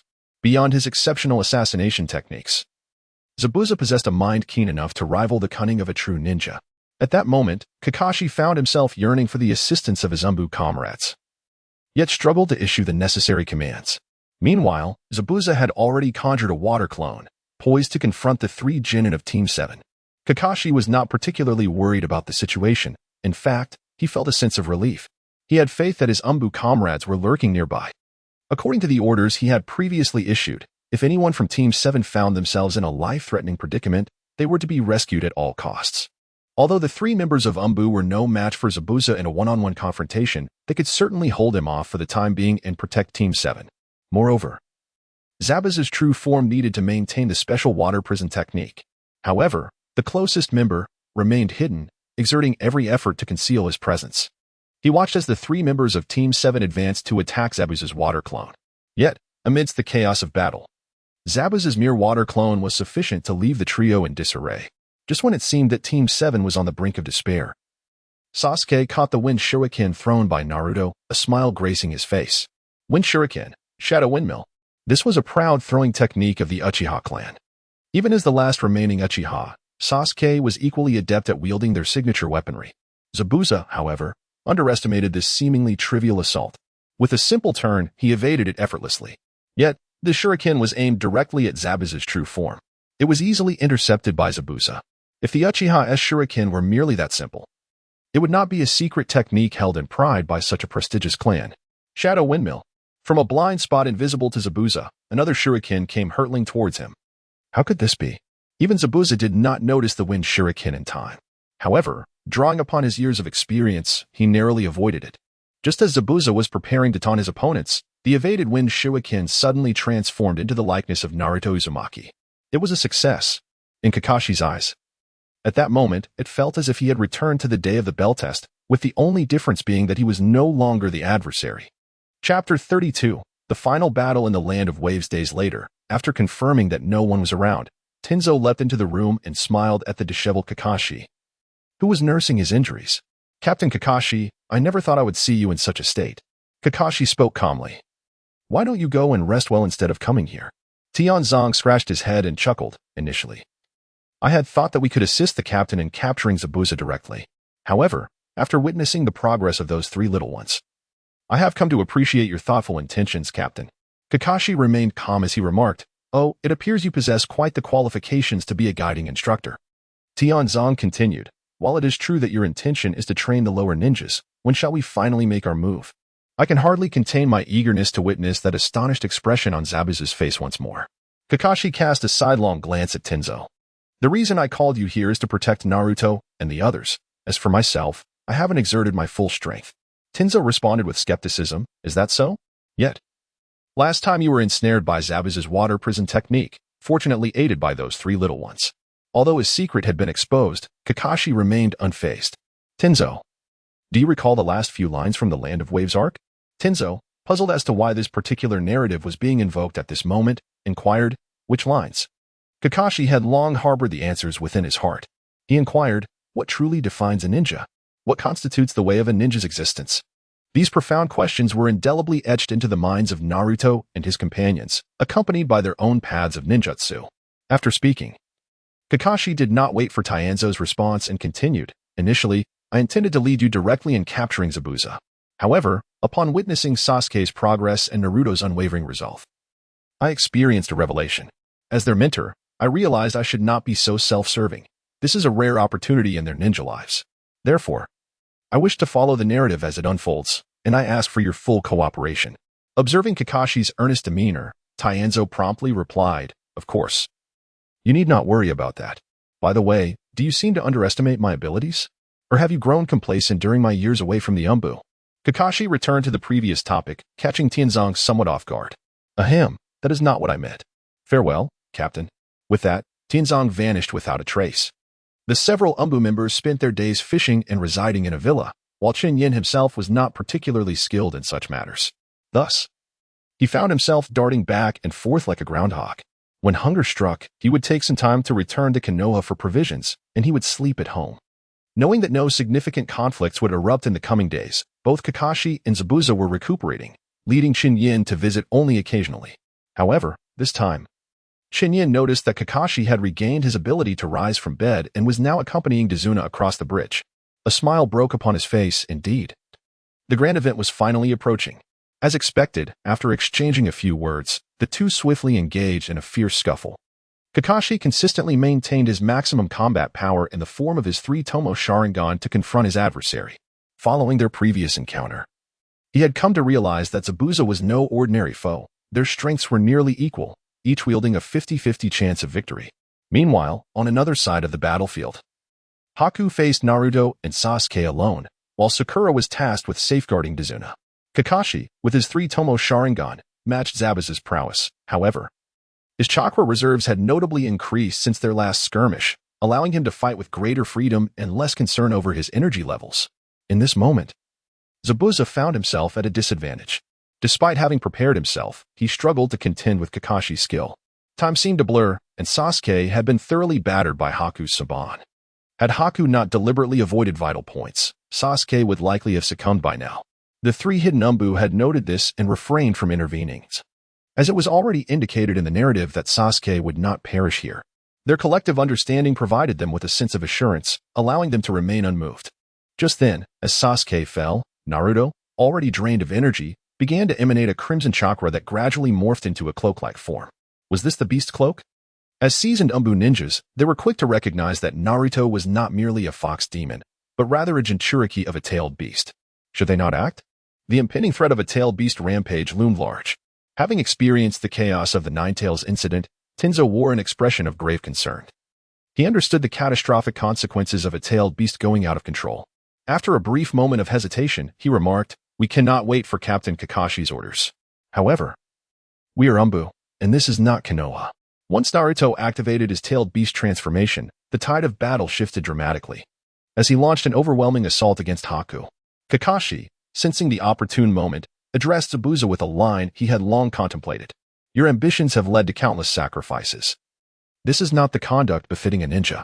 With that, Kakashi's Raikiri coalesced in an instant, aimed directly at Zabuza's heart. How can this be? I cannot fall here. Zabuza, utterly fatigued, recognized that even though his eyes could keep pace, his body was incapable of evading Kakashi's lethal strike. He understood that withstanding this attack meant certain death. Yet, he was unwilling to accept such a fate. Suddenly, a petite figure interposed itself before him, Haku. She emerged from Naruto's onslaught, intent on shielding Zabuza from the impending Raikiri. Zabuza stared blankly at the figure before him, this tool of his. He even overlooked Kakashi, who was poised to unleash his 3 Tomo Sharingan, now forming into 3 scythe-like shapes. The lightning, too, had dimmed considerably. Just as the Raikiri was a mere inch from Zabuza's heart, the bolt of lightning vanished. Kakashi exhaled deeply, feeling an overwhelming sense of relief wash over him. Fortunately, this time, having adequately prepared and under the influence of the Meijiki Sharingan, he managed to restrain his lightning cutter. Although Bai was not pierced through the heart by the strike, he fell into a state of unconsciousness. As he gazed at the fallen Bai, Zabuza found himself at a loss for how to express his emotions, a mixture of astonishment, the joy of surviving a near disaster, and a tinge of sorrow enveloped him. Despite teetering on the brink of collapse, Zabuza mustered the strength to rise. The battle was far from over. Chapter 33, a timely rescue after yet another fierce clash. Zabuza felt utterly depleted. Just then, a group emerged from the mist. Recognizing them, Zabuza spoke without a hint of courtesy. Kato, what brings you here? And what has become of your subordinates? Kato observed the mutually destructive situation with great satisfaction, a sly grin spreading across his face as he noted the slight alteration in his plans. He then let out a sinister chuckle and declared, I am sorry. But if you do not take action soon, you shall perish right here. What? Zabuza felt a surge of anger. How dare Kato speak so boldly before him? However, due to his current physical condition, Zabuza refrained from acting rashly. Kato, perceiving no response from his adversary, assumed they were intimidated and continued to taunt. What of the elusive specter of the fog? To me, it appears merely as a toothless infant. As he spoke, the band of Ronin behind Kato erupted into a cacophony of laughter. Kato, finding the ridicule insufficient, slowly approached Bai and prodded him a few times with his cane to confirm his lack of response. He continued, speaking of which, this fellow truly deserves his fate. But alas, this repugnant creature is indeed dead. Ha ha ha ha ha ha. Kato laughed heartily as he stood over the pale body. The wandering warriors gradually encircled him, no longer able to endure. Zabuza turned to Kakashi and said in a low voice, Kakashi, I believe our battle can come to a temporary halt. Dasna is no longer my objective. Kakashi nodded. And Zabuza, now devoid of hesitation, resolved to make the scoundrel who tarnished Haku's reputation pay dearly. He turned to Naruto and said, Lend me a kunai. A deep sorrow welled within Naruto, tears brimming at the corners of his eyes, yet without a moment's hesitation, he threw the kunai. Zabuza tore away the bandages from his face. Unable to exert force with his hands? Then he would use his teeth. Zabuza clamped down on the kunai, feigning a move, and plunged resolutely into the throng of rogue ninja, heading straight for Kato. Kato was taken aback, not expecting that Zabuza still had the strength to fight back. He hurriedly retreated to the back. Huh, you dare to charge at us with so many people? A rogue samurai brandished his dual blades to confront Zabuza, only to be met with a kunai that pierced through his chest. The onlookers were astonished by Zabuza's ferocity, drawing upon instincts honed through countless battles. He deftly evaded knives and spears. Yet, against so many opponents, his fists alone were insufficient. He was quickly overwhelmed. Before long, Zabuza was left looking like a hedgehog, his spirit wavering as the loss of blood intensified his dizziness. Sensing an opportunity, the previously cautious rogue samurai regrouped to form a wall in front of Zabuza. Meanwhile, hidden weapons continued to stab at his sides and back. No matter how strong his will, it was futile at this moment. I'm sorry, White. It seems I cannot avenge you, he thought as his dizziness grew heavier. At that moment, it felt as if someone had crossed the insurmountable wall before him. A phantom figure appeared, seemingly whispering to him, Consume this, and you shall have your revenge. Zabuza's sluggish mind struggled to comprehend the meaning behind those words. Consume it. He looked at the spectral apparition offering a small, brownish-yellow pill. Without hesitation, he discarded the kunai in his mouth and swallowed the pill whole. Revenge. Revenge. In an instant, Zabuza felt an overwhelming surge of energy and chakra coursing through him. His body brimmed with vitality, and his mind cleared, albeit still clouded by fury. At that moment, the dizziness vanished, and he lifted his gaze towards the phantom. The figure's face was not particularly memorable, yet it was handsome, with soft features that lent an air of heroism. Even in the hidden leaf, he would be considered attractive, and in the hidden mist village, he could be called striking. Zabuza was able to make a quick judgment, though he didn't understand why his thoughts were so swift. What surprised him the most were those eyes, unlike ordinary pupils. They were blood red, each adorned with 3 black, side-like markings. Just a glance instilled fear. Yet, despite this, the person before him appeared to be nothing more than an ordinary individual. Zabuza paid little mind to this. At that moment, the side-like eyes began to whirl, resembling a vortex, and suddenly, the beheading blade appeared before him without warning. Like the figure that had come from nowhere, it was unfathomable. Zabuza disregarded everything else, regaining his composure, and seized the broken blade with powerful hands, attacking like a ravenous wolf among sheep, like a demon. In that instant, Zabuza did not employ flashy techniques or any auxiliary ninjutsu. He relied solely on the most primal and effective art of killing. With each strike, blood fell like rain, as if severed crimson flowers scattered. The dance of the Kagaya clan paled in comparison to Zabuza's fury. In the blink of an eye, he cleaved through weapons and bodies, leaving behind shattered remains. Bloodthirsty Zabuza, wielding the repaired blade, charged towards the last enemy, Kato. As the bloodied shadow drew nearer, Kato trembled in fear, his mind consumed by a single thought, a demon. Do you think you can kill me? Zabuza pronounced each word clearly as the beheading blade sliced through with precision. Kato had no time to utter a final word before he was severed in 2. Having understood his enemy, Zabuza felt no lingering attachments. He could distinctly sense the ebbing power within him, as if he would soon revert to that near-death state. Yet, he felt no regret. Zabuza discarded the beheading blade and stepped forward, leaving bloody footprints as he moved towards White. White, if given the chance, I truly wish to join you in the same world. At that moment, Chen Yan, who had arrived through space-time teleportation, interjected, Don't be too hasty to die. Fulfill my condition, and I can ensure you survive. Recognizing the one who had granted him the chance for revenge, Zabuza did not hesitate and replied resolutely, All right. He did not even inquire about the condition. Chen Yan produced 2 greenish-blue pills from the system interface and handed them to Zabuza. Just consume them. Zabuza first fed one to White and then swallowed the other himself. Upon the pill's activation, he felt a powerful warmth flowing through his blood. Unlike the previous brownish-yellow pill, this warmth genuinely repaired his body. Even ailments from long ago vanished under its influence. Zabuza had never felt so invigorated. If the earlier pill had surged like the tumultuous autumn waves of the land of water, this greenish-blue pill was as gentle as the spring breezes of the land of fire. As he marveled at the transformation within his body, Zabuza was astonished to witness his injuries heal rapidly, even faster than medical ninjutsu. No, at least several times swifter. Was this a miracle? Despite his attempts to comprehend, Zabuza could only perceive the individual before him as an ordinary person, devoid of any peculiarity. Yet, the more ordinary he seemed, the more Zabuza felt a sense of reverence. The strength of this person transcended any limits he could fathom. As Zabuza, renowned for his silent killing techniques, understood how difficult it was to conceal one's presence, especially in such close proximity, White, who had been unconscious, suddenly opened her eyes, her breath faint. Mr. Zabuza, where are we? Upon hearing White's voice, Zabuza could hardly contain his joy. He had not anticipated her survival. This was all thanks to the esteemed figure before him. Before Zabuza could respond, Chen Yan smiled at the two. You are still on the bridge, but I have brought you back. In exchange, you must agree to one condition. Zabuza, recognizing the reality, spoke solemnly, Esteemed sir, please reveal your condition. He positioned himself humbly in his words, demonstrating his respect for Chen Yan. Chen Yan articulated the phrase he had contemplated several times. The condition is that you both return to the hidden leaf with me. What? This is unacceptable. What does he intend to do? Who does he think he is to allow rogue ninjas to enter the village? Without waiting for further conversation with Bai, the trio in the shadows had already erupted into chaos. Even Kakashi, standing nearby, appeared somewhat astonished, his expression betraying a hint of peculiarity. Kakashi undoubtedly recognized the identity of the visitor but refrained from speaking impulsively.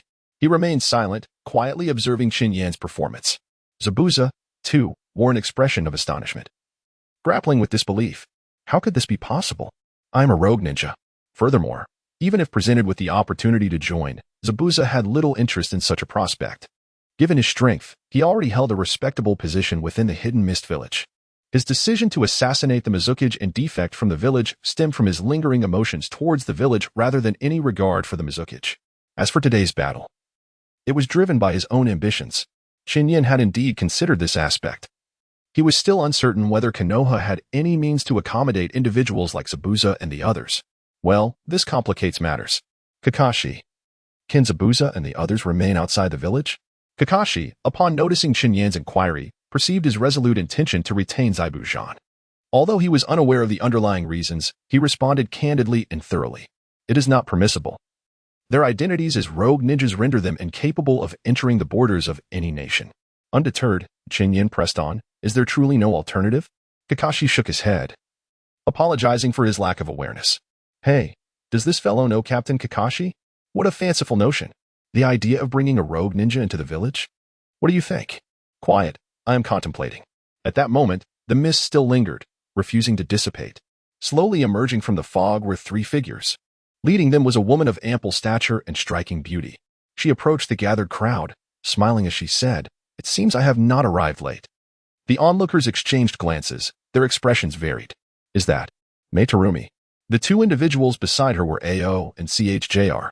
At that moment, Chen Yan was not within the confines of the Mayfly technique, thus oblivious to the arrival of the trio. Kakashi maintained a stoic expression, while Naruto appeared momentarily dazed.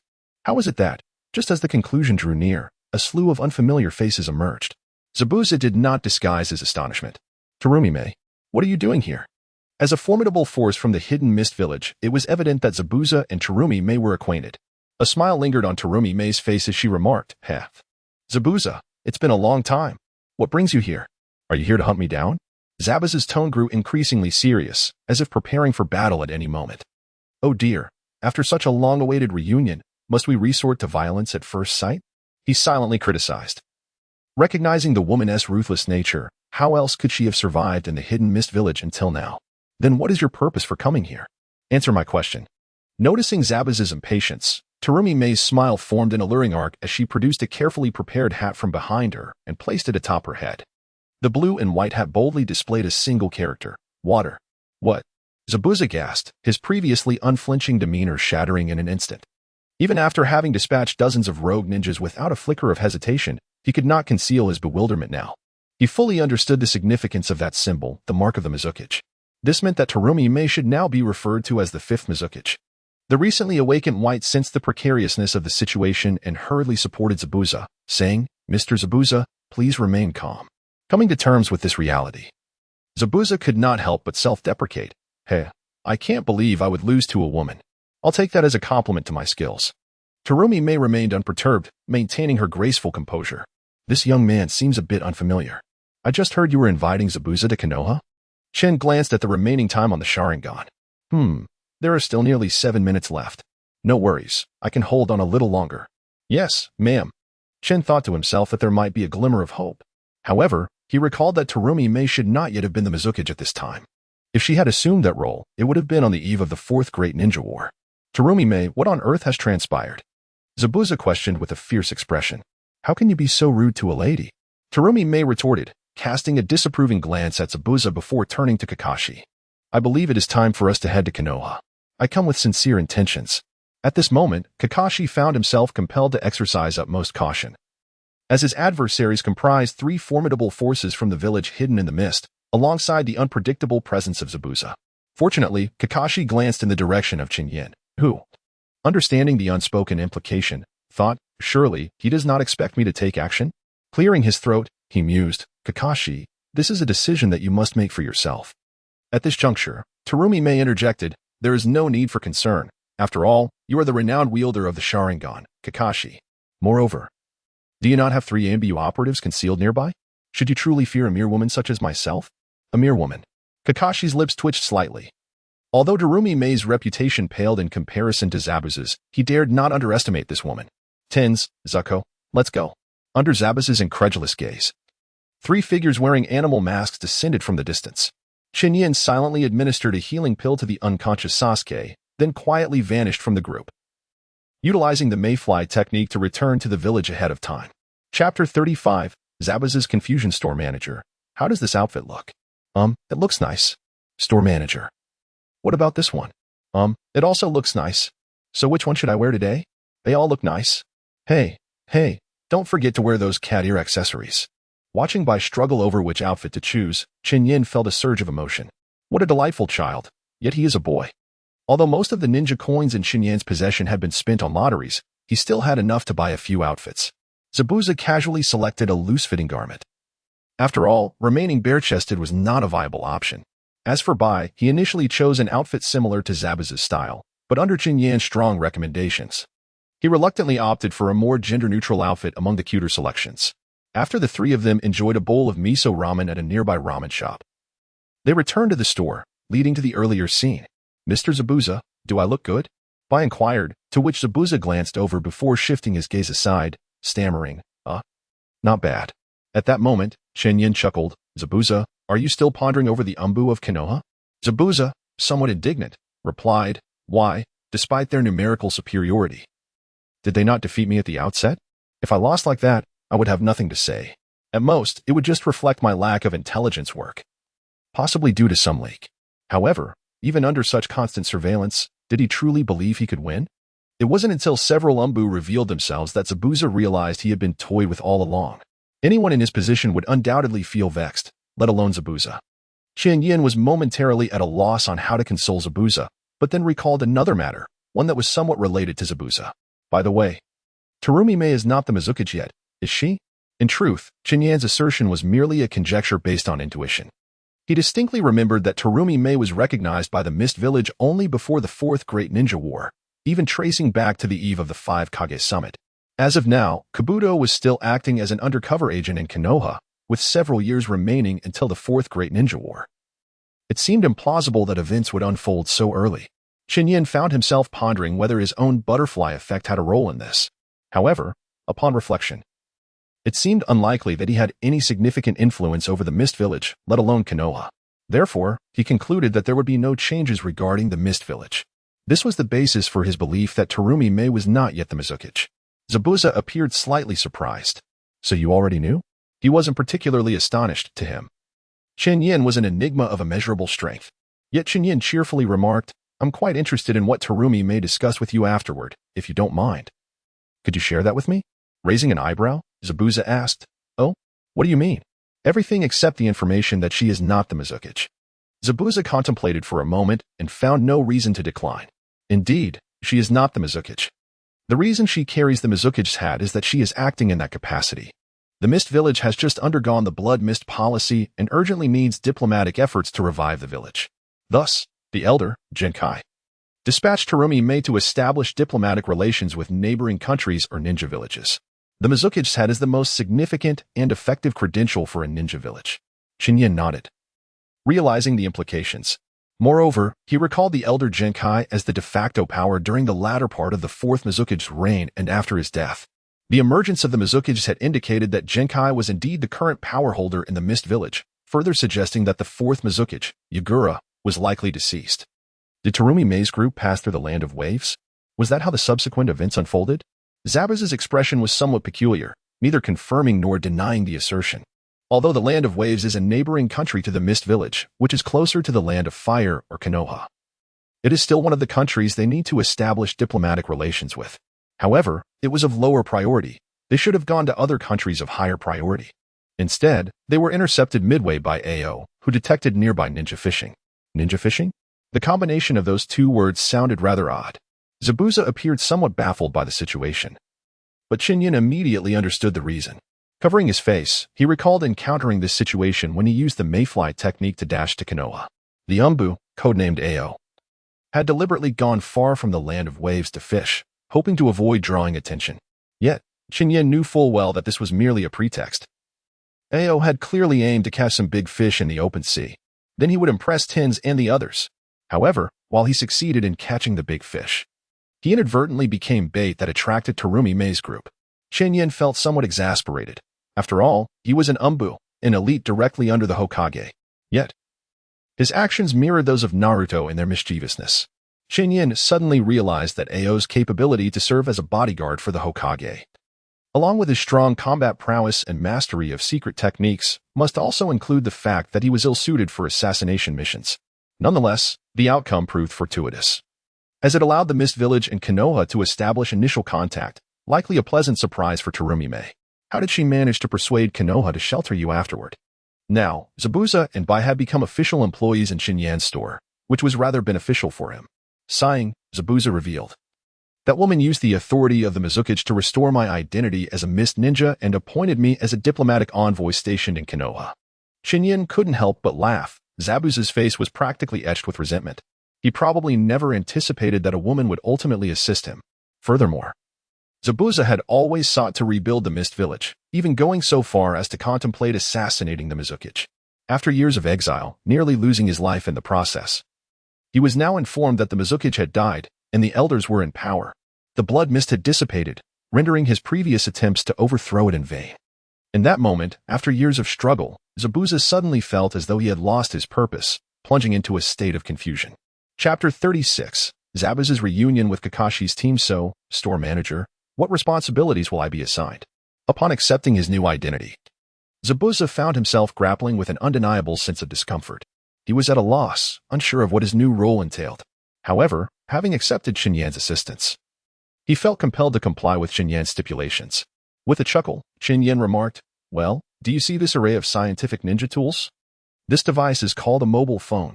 Why not give it a try?" Upon hearing this, Zabuza's gaze fell upon the black square resting on the table. Scientific ninja tools? Mobile phone? The unfamiliar terms echoed in his ears, leaving him bewildered.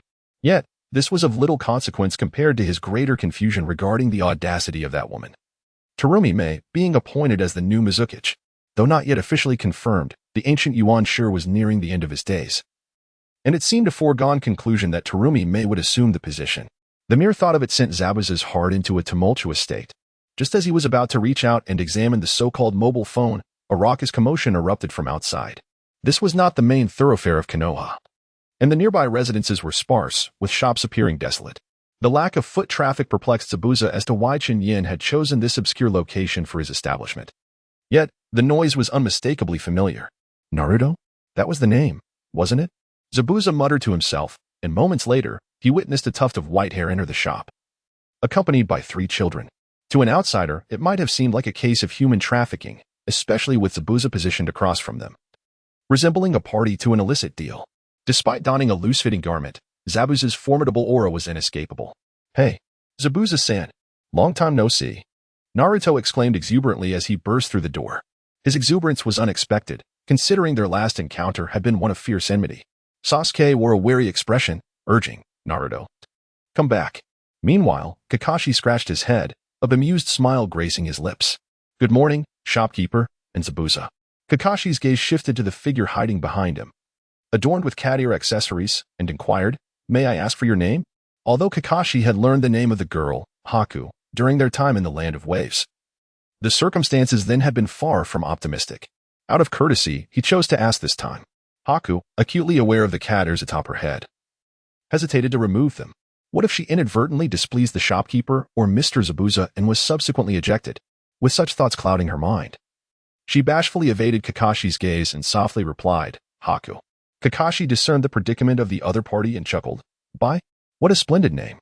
However, before Kakashi could finish his sentence, Naruto, who was nearby, interjected loudly, "What? What did you just say your name was?" At that moment, it was uncertain whether Naruto's mind had suddenly regained clarity or had become even more erratic. He pointed at Bai, his face a mask of terror, exclaiming, "Why you read that beautiful sister who is even prettier than Sakura and definitely not a girl?" As soon as Naruto uttered those words, he was met with an immediate reprimand.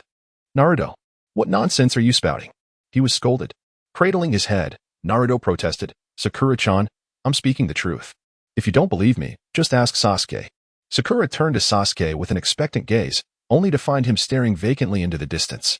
Following Sasuke's line of sight, she beheld a strikingly exquisite visage framed by flowing hair adorned with cat ears, causing her cheeks to flush involuntarily. In that instant, Sasuke appeared to realize the implications of Naruto's earlier statement. He averted his gaze, adopting a haughty demeanor. "Humph, and what of it?" Sakura seethed with indignation, ready to unleash her wrath, but was swiftly halted by Kakashi's timely intervention. All right, let us refrain from squabbling for the moment. Kakashi-sensei, do take a look at those two." Kakashi, with a sense of resignation, remarked, "I have come today to express my gratitude to the store manager, for it was ultimately he who aided in your recovery. Upon hearing this, Sasuke reacted with great intensity, yet soon wore a look of confusion. How could this be? He was merely an ordinary person. This he naturally referred to Chen Yan, as he was the only unfamiliar face to Sasuke among those present. When Chen Yan made his appearance, Sasuke was already inundated with countless kunai and had succumbed to unconsciousness. Zabuza's eyelid twitched. An ordinary person? Could an ordinary individual possess such miraculous abilities? To enable him to return to, or even surpass, his peak state before death, and to heal all his injuries? If he were truly an ordinary person, he would likely be an ordinary soul from the moon, though how could such a place harbor any talent? He immediately spoke in a low voice, "Kid, you'd best show me some respect." Due to the authority Zabuza had previously established in the hearts of Team 7. His words instantly silenced the room. Naruto, frightened, clutched at Kakashi's pant leg and exclaimed, "Kakashi-sensei, didn't you say that Uncle Zabuza is now just a regular ninja?" Kakashi was at a loss for words. Indeed, which ordinary ninja could endure your antics? Chen Yan promptly interjected to halt this minor farce. "All right, Kakashi. Your purpose in bringing them here surely extends beyond merely expressing gratitude, does it not?" Kakashi nodded and said, "Indeed, manager. I was wondering if those three could also utilize scientific ninja tools. It seems that mobile devices greatly aid a ninja's development."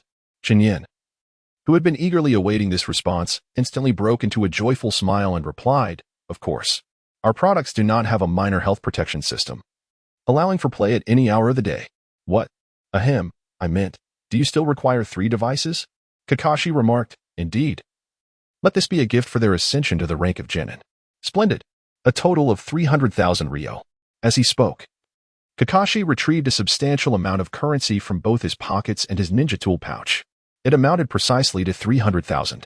Sasuke, perplexed, gazed at the scattered bills, unable to fathom why Kakashi did not simply hand over 30 notes of 10,000 Ryo each. Chen Yan did not bother to count the money, instead deducing from the fluctuations displayed on the system interface that Kakashi had not deceived him. It was indeed 300,000, no more, no less. Meanwhile, Zabuza stared in astonishment at the small black rectangle before him. This scientific ninja tool, dubbed a mobile phone, cost a staggering 100,000 Ryo? How exorbitant! Why not simply steal it?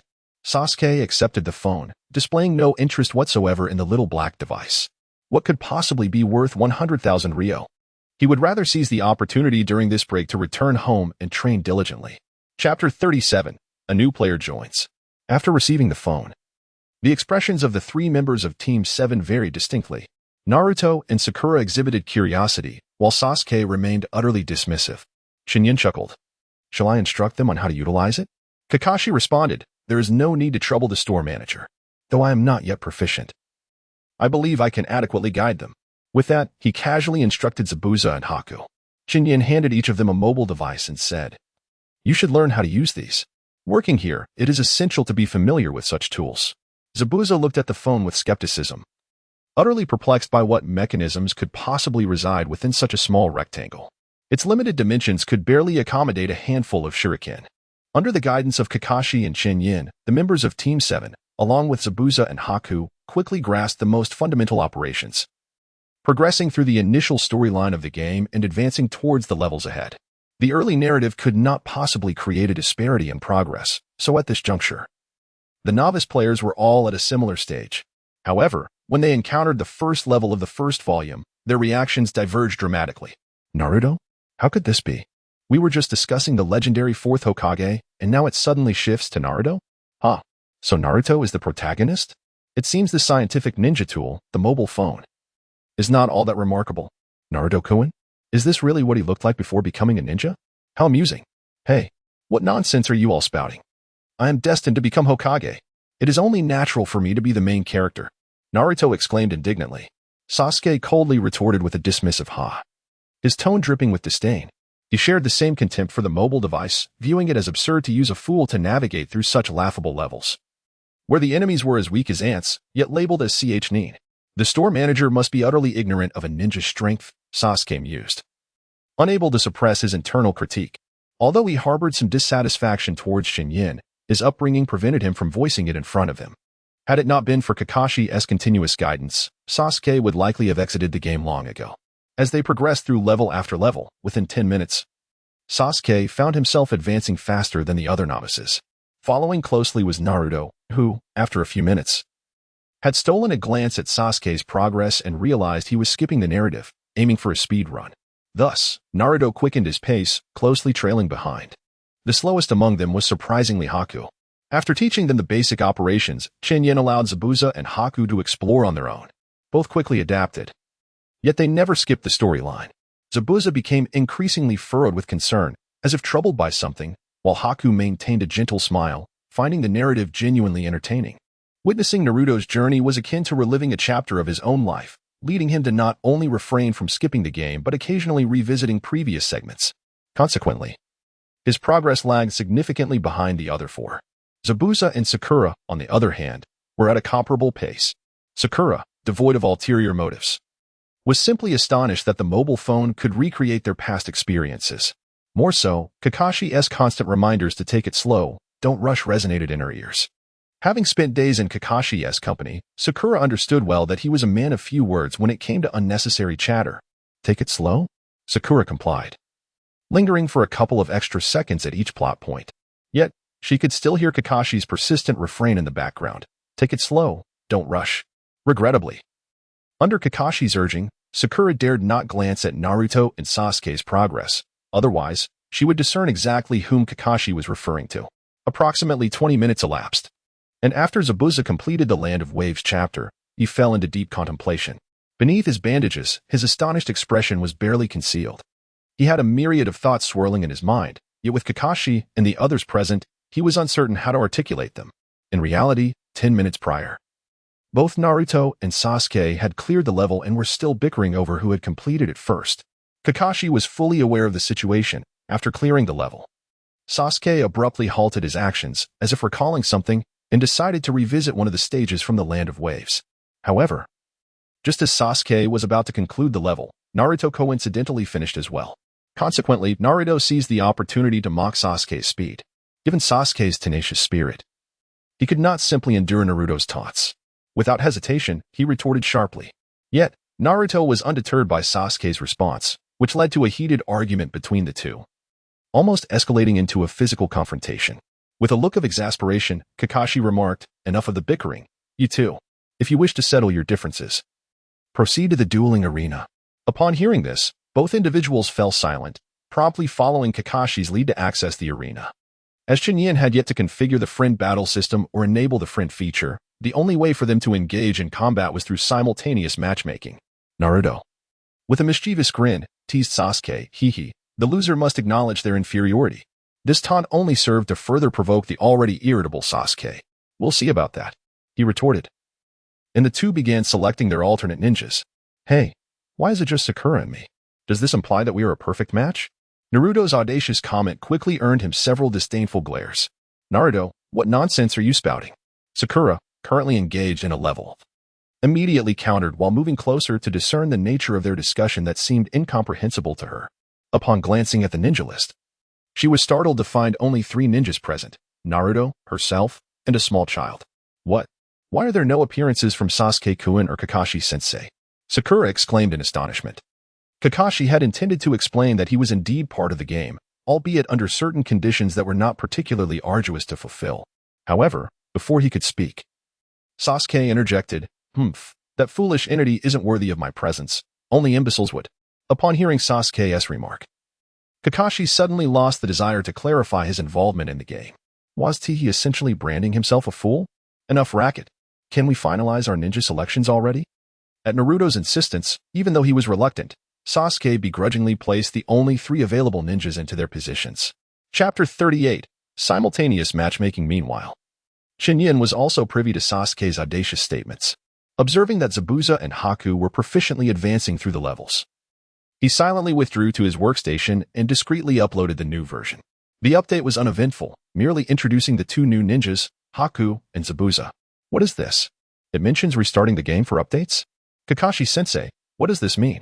Naruto's loud inquiry prompted Kakashi to immediately retrieve his phone and launch the game. Kakashi remarked, "Let us not dwell on it.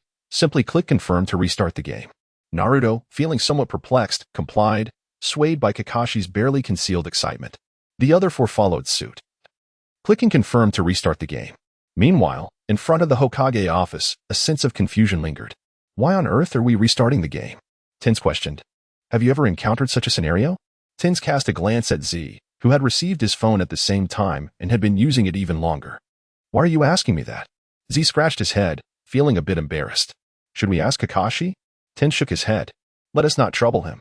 It says to click confirm, so let us just do it. But what if it's a trap? What if clicking it triggers an explosion like a detonating kunai? Tins sighed, exasperated. Your imagination is quite vivid. Thus, in Z's presence, he pressed confirm. The game merely restarted without any anomalies. However, what did the message stating updating signify? Updating. Applying explosive tags to teammates. Updating. Discarding military ration pills. Updating. Inspecting enemies' ninja tool packs. Update complete. Entering the game. As the updates were minimal, they concluded swiftly, allowing all online players to enter the game seamlessly. In the midst of the hidden mist village, the ambitious new ninja, Momochi Zabuza, born from the blood mist, had gone live. The interface transitioned to a lottery screen for draws, yet most players automatically bypassed this announcement. Tins intended to explore further, however. Z urged him to click on the duel arena. Meanwhile, Naruto and Sasuke paid no heed to the announcement, entering the duel arena without hesitation. At that moment, the 4 players who had entered the game simultaneously pressed the matchmaking button. Haha. Sasuke, your name is so silly. Z? Are you trying to be an elephant? Sasuke furrowed his brow. Z? That is not my name. Oh? Then who is this? Kakashi-sensei, do you know who this is? Naruto exclaimed, pushing his phone towards Kakashi. Just as Kakashi was about to take the phone, Sasuke interjected with a jibe. Your name isn't any better, Tens. It sounds like a nickname from someone who never attended the Ninja Academy or was at the bottom of the class. Now, it was Naruto's turn to be puzzled. What are you rambling about? That is not my name either. Kakashi, piecing together the situation, smiled and replied, you each matched with different players. Z and Tins are both someone else. Someone else? Others? There are others in this game besides us? Kakashi remarked, of course. There will surely be more individuals in the future, so it is imperative for you to enhance your skills promptly. Upon hearing these words, Naruto, for reasons unbeknownst to him, suddenly felt a surge of motivation. All right, I shall become the most formidable in technique, he declared. You should focus on overcoming the opponent before you first. Came the response. Meanwhile, on the other side, Tianzong, when did you change your name? Aiming to become Hokage? When did you conceive such an idea? I never realized you harbored such grand aspirations. So, which generation of Hokage do you aspire to be? The 4th Hokage already has a successor. It seems the next should be the 5th, right? However, with your current capabilities, it appears quite improbable for you to attain the position of 5th Hokage. Yet, with your would-release talent, becoming the 6th or 7th Hokage may not be out of reach. Stop, stop, stop. Cease your incessant prattle. Tianzong could no longer tolerate the other party's banter and exasperatedly replied, when did I ever express the desire to become Hokage? Please refrain from such fanciful notions. Pointing to the screen displaying the opponent's nickname, he queried, isn't that person you? Tianzong glanced at it, astonished. My name has always been Trenzong. You must have matched with someone else. The other party froze momentarily. Why didn't you say so earlier? Who did you match with? Tianzong looked down, puzzled. Indeed. The individual I matched with is also someone else. But this name, the strongest Uchiha? I wonder, are there still Uchihas in our village? Yes. During the last Umbu mission, the young lad beside Kakashi was named Uchiha Sasuke. The other party responded, could it be that you matched with that young Uchiha? Whether true or not. A battle was inevitable. It would happen swiftly regardless. Soon, all 4 players entered the match. The other party began frantically pressing a certain expression featuring a hand resting on a small white orb. The reason? Simply because that expression appeared quite amusing. Naruto, not one to be outdone, upon discovering that his opponent was not Sasuke, felt less animosity. Observing the expression sent by the opponent, by a twist of fate, he inadvertently opened the expression interface and dispatched the same emoticon in return. However, the opposing player grew increasingly rapid. Naruto could distinctly feel his hand speed lagging behind, causing him to feel a twinge of anxiety. Kakashi-sensei, what does this mean? Kakashi gazed at the peculiar dumpling, contemplating for a moment, and admitted, I'm not quite certain about this either. Meanwhile, Tianzong wore a disdainful expression and remarked, are you making that strange face again? As a ninja, one should appropriately perform the sign of reconciliation. He then extended a gesture of reconciliation towards his opponent. Xiang chuckled, hey, the match isn't over yet. Why the rush to signal reconciliation? Tianzong suddenly laughed, for he was confident that his opponent would inevitably lose this round. I merely preempted the gesture. Before Tianzong could finish his sentence, Xiong interjected, "Oh, the opposing side has also signaled reconciliation." Chapter 39. Total domination. 3 minutes later, Naruto and Sasuke exchanged glances, both remaining silent. As they stared at the glaring defeat displayed on the screen, they fell into deep contemplation. They had assumed that their opponent's strength was comparable to that of the AI in the level submissions, convinced of their own extraordinary talents.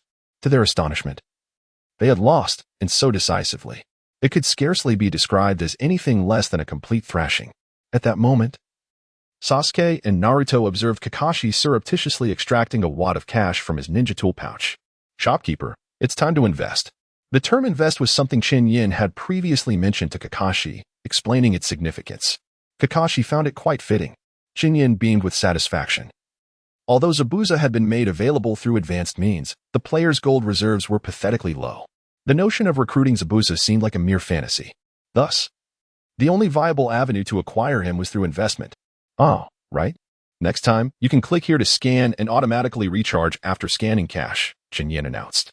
He had also enabled an automatic recharge feature, which was remarkably economical compared to system rentals. Consequently, Chen Yan decided to be lenient, deliberately lowering the drop rate for Zabuza. This was not without reason. He aimed to help players realize their luck. Upon understanding this, Zabuza produced the last of his 205 ninja coins. Chen Yan, feeling benevolent, decided on a conversion rate of 1 ninja coin to 1 gold coin, believing that a rate of 10 ninja coins to 1 gold coin would be detrimental to the game's future development.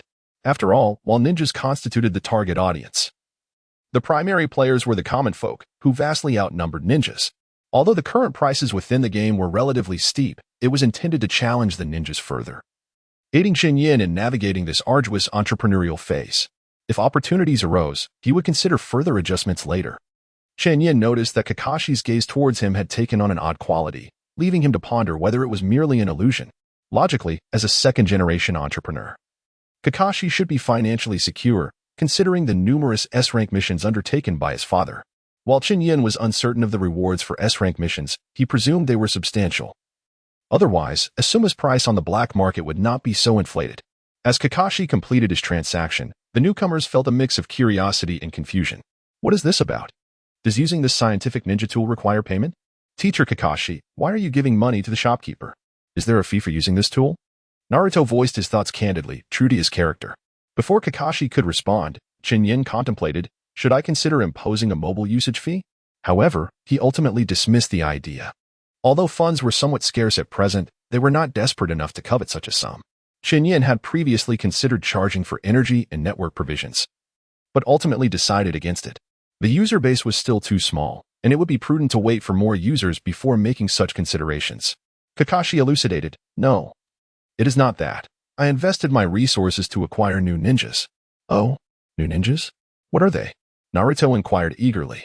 Despite having been thoroughly defeated in the previous match by a team with an identical composition, the mere thought of new ninjas ignited a flicker of hope within him, compelling him to believe that perhaps, in another round, victory could be within reach. He simply could not bring himself to acknowledge his own inadequacies. Kakashi chuckled. "It is none other than Mr. Zabuza Momochi. He has made his debut as a new ninja in the game."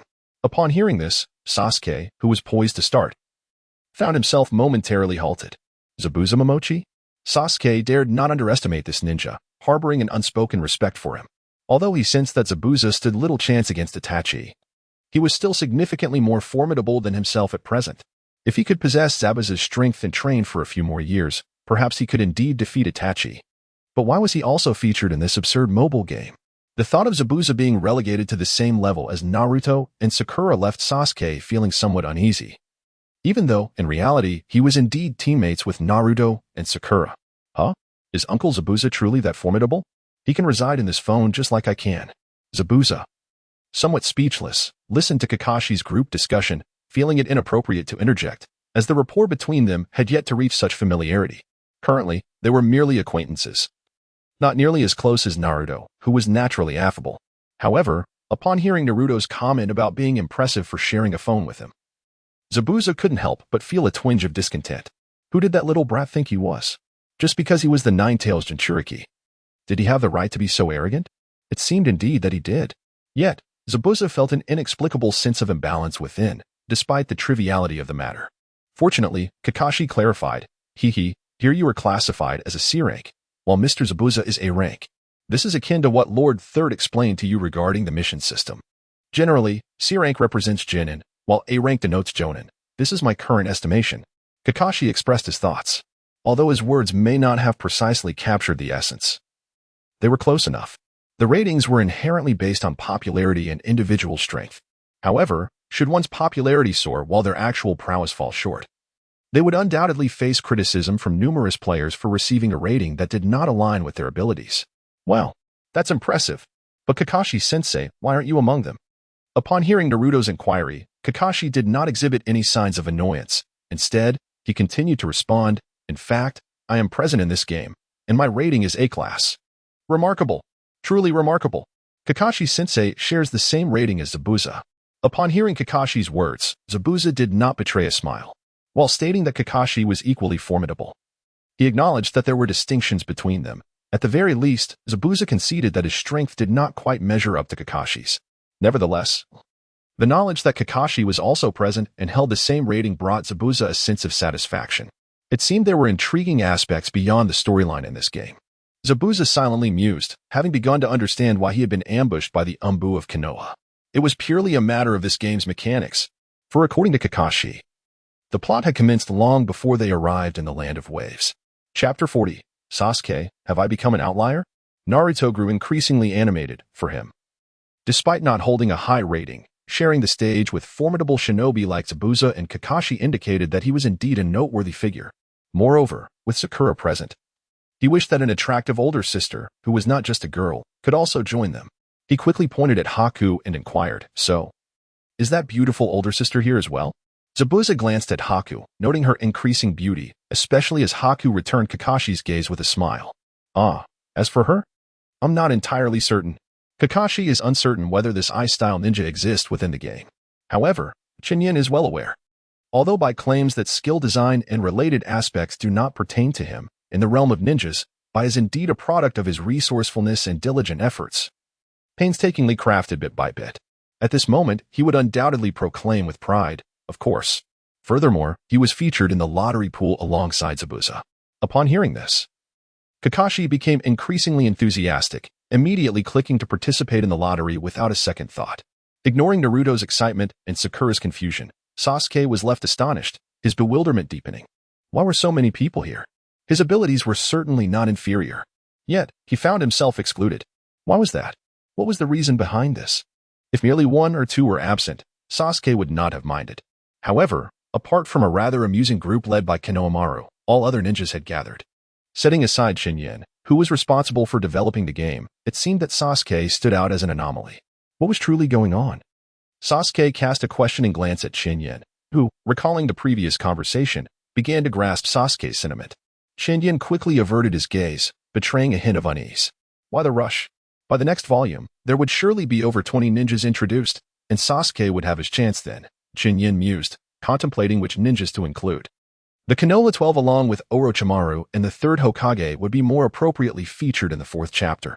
That accounted for 15. And he suddenly realized he had overlooked the significant figures from Sunagakure. The Sand siblings needed to be introduced, as they were the only B-rank ninjas in the Chunin exams though. To be fair, Rock Lee also qualified as B-rank. Further contemplation revealed that the examiners were indeed Marino Abiki and Mitarashi Anko, both of whom also needed to be included. The more Chen Yan thought about it, the more overwhelmed he became. It was truly a hassle to introduce so many ninjas in the 3rd volume. However, the 4th volume appeared to demand the creation of higher-tier ninjas, such as Orochimaru and the 3rd Hokage, alongside Gaara, who was a formidable presence. Notably, Orochimaru in the 4th volume seemed to employ the reanimation jutsu, summoning the 1st and 2nd Hokages. Should these two be introduced together? After a moment's thought, Chen Yan felt a bead of cold sweat form. Perhaps it was best to refrain from including these two deities, with the 1st Hokage's advanced blocking mechanisms. Few ninjas would stand a chance against him, rendering the duel arena nearly invincible. Likewise, the 2nd Hokage, not yet possessing the ability to fly, would be free to frolic without a care. No, these two absolutely could not be included. Otherwise, what order would remain in the duel arena? What law could govern it? Such a disruption to balance should be left for the 5th volume, which would feature Itachi. Although Chen Yan would certainly make adjustments to maintain balance. As long as the mechanics remained unchanged, Itachi would effortlessly dominate the ninjas of this era. Kisame could also wield significant power, leveraging his long reach and broad skill set to take on veteran ninjas without excessive difficulty. Lost in thought, Chen Yan failed to notice that Kakashi had already begun the lottery. Oh. For pieces again. Kakashi-sensei, I'm almost there. Yes, very good, Naruto. Next time we undertake a mission, I will allow you to take it a bit easy, but only this once. Yay. That's fantastic, Kakashi-sensei. Noticing something was amiss, Chen Yan approached and inquired, "What is happening?" Kakashi candidly replied, Indeed. I am unsure what transpired. But I performed 100 draws and ended up with a mere 8 fragments. I assumed that was the norm." Upon hearing Kakashi's revelation of obtaining 8 fragments from 100 draws, Chen Yan felt an urge to laugh, yet managed to suppress it. "Well, and then?" Kakashi continued. "Well, Naruto has already drawn over 20 pieces after just 40 attempts." Chen Yan's heart sank instantly. The sense of pride he had felt earlier about the draw rate plummeted to despair. "What? Could you repeat that?" As Chen Yan's demeanor began to unravel, Kakashi glanced at Naruto, who was still engaged in his drawing. "Oh, with the 50th draw, totaling 32 pieces, and combining them with my previous 8. It should be just enough, right?" Chen Yan felt darkness cloud his vision. Fortunately, being in the store rendered him invincible, preventing him from fainting. Striving to muster a smile, Chen Yan patted Naruto on the shoulder and exclaimed, "You did great." Hearing Chen Yan's praise, Naruto chuckled, "Hee, there's no need to flatter me, Uncle Store Manager. I managed to draw enough pieces for the beautiful sister as well." Chen Yan refrained from saying anything further, repeatedly patting Naruto's shoulder and affirming, Good. Kakashi, with a gleam of excitement etched upon his visage, addressed the store manager, expressing his initial belief that the low drop rate was a deliberate ploy. "It appears my misfortune was merely a matter of luck. I owe you an apology. After all, how could someone as esteemed as you resort to such trivial tactics?" Chen Yan chuckled in reply, "No need for apologies, it is only natural." However, the smile he wore was more dismal than a frown. Chen Yan yearned to tell Kakashi that his odds were indeed the norm, and that Naruto's luck was nothing short of extraordinary. Yet, now that Kakashi had conceded, Chen Yan found himself at a loss for words. As Chen Yan stumbled back, he nearly lost his footing, but fortunately, Bai was nearby and promptly steadied him. "Are you all right, sir?" Bai inquired, assisting him to his office. "Help me to my workstation. I have important matters to attend to." Bai complied without hesitation, guiding Chen Yan along the way. Without further ado, Chen Yan accessed the back-end data, only to find everything in order. It was evidently a human error. In a fit of anger, he lowered Kakashi's drop rate to the minimum. However, upon reflection, it seemed that Kakashi had indeed received 2 guaranteed drops after 100 pulls. Feeling a pang of conscience, Chen Yan restored the rate, only to decrease the drop rate for the fragments of ninjas aspiring to become Hokage instead. Chapter 41. Sasuke. Encountering me is akin to stumbling upon a soft target. At this moment, Kakashi was exceedingly elated. Not solely because he had summoned 2 ninjas with just 150 pulls, but because he had expected to expend at least 100,000 ninja coins for such a feat. The revelation that it had cost him so little was a delightful surprise. What thrilled him even more was the prospect of assembling 5 ninjas, which would enable him to engage in ranked matches. The joy was simply unparalleled. Kakashi had long been coveting the Chakra Mastery book that Chen Yan had placed in the ranked shop. With eager anticipation, he initiated a matchmaking session for ranked play. 1 second passed, 2 seconds, 3 seconds, 5 minutes elapsed, and 12 minutes slipped by. "Sasuke, who permitted you to launch a sneak attack on me?" he exclaimed. There are no enforced rules dictating how to play this game, and that was not a sneak attack. You were simply careless." Naruto and Sasuke had already completed 2 matches, with Sasuke emerging slightly victorious in both. It was not that Naruto was inferior to Sasuke. Rather, Sasuke was employing his Sharingan to cheat. Several times, Naruto felt that he could have landed a skill, only to have Sasuke evade it at the very last moment, which infuriated Naruto to the point of gritting his teeth and demanding a rematch. However, Sasuke, weary from such exchanges, flatly refused. Come back to fight me when you possess some real strength. If there is nothing else, I shall begin my training." With the mission in the Land of Waves completed, and given its high difficulty, Team 7 was granted a few days of respite. Therefore, what they could engage in next was entirely at their discretion. Upon witnessing the situation, Kakashi refrained from intervening. Instead, he approached Chen Yan and inquired, "Store manager, why am I unable to match with an opponent?" Although Kakashi had contemplated that the scarcity of individuals meeting the criteria of possessing 5 ninjas might be the reason indeed. It could be said that such individuals were virtually non-existent. He had previously been able to engage with AI opponents. Yet now, where had all those AI opponents disappeared to? Was it truly the case that no AI opponents were available? Perceiving Kakashi's desire for improvement, Chen Yan chuckled and replied, "What are you thinking? In ranked matches, one naturally competes against real players." Sighing, Kakashi conceded. Kakashi felt a twinge of frustration. How long would it take for these individuals to gather 5 ninjas? If you find the pace too sluggish, perhaps you could assist me by urging them to hasten their efforts in assembling the 5 ninjas, so that we may engage in ranked battles together. Kakashi pondered for a moment, realizing that this could indeed prove advantageous. Should they discover that this game could enhance their abilities, they would undoubtedly be eager to invest.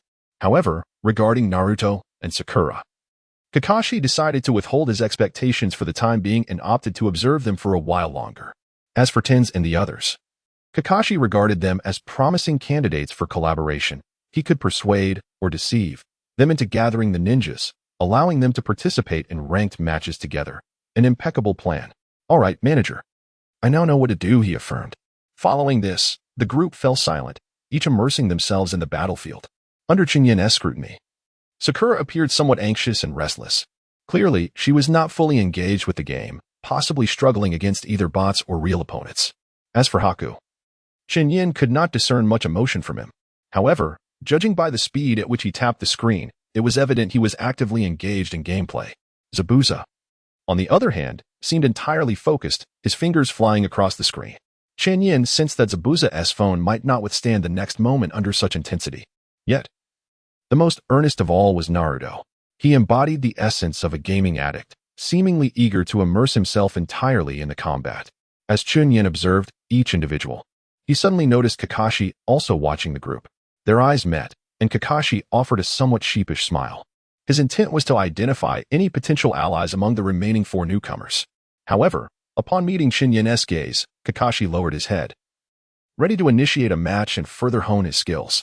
This time, he deviated from his usual roster, opting instead to include 2 new ninjas, Haku and Zabuza, while placing his most proficient character, Kakashi Hitaki, in the 3rd slot as a safety net. Although he intended to practice his technique, Kakashi humbly acknowledged that, aside from the manager, he believed his skills to be the strongest at present.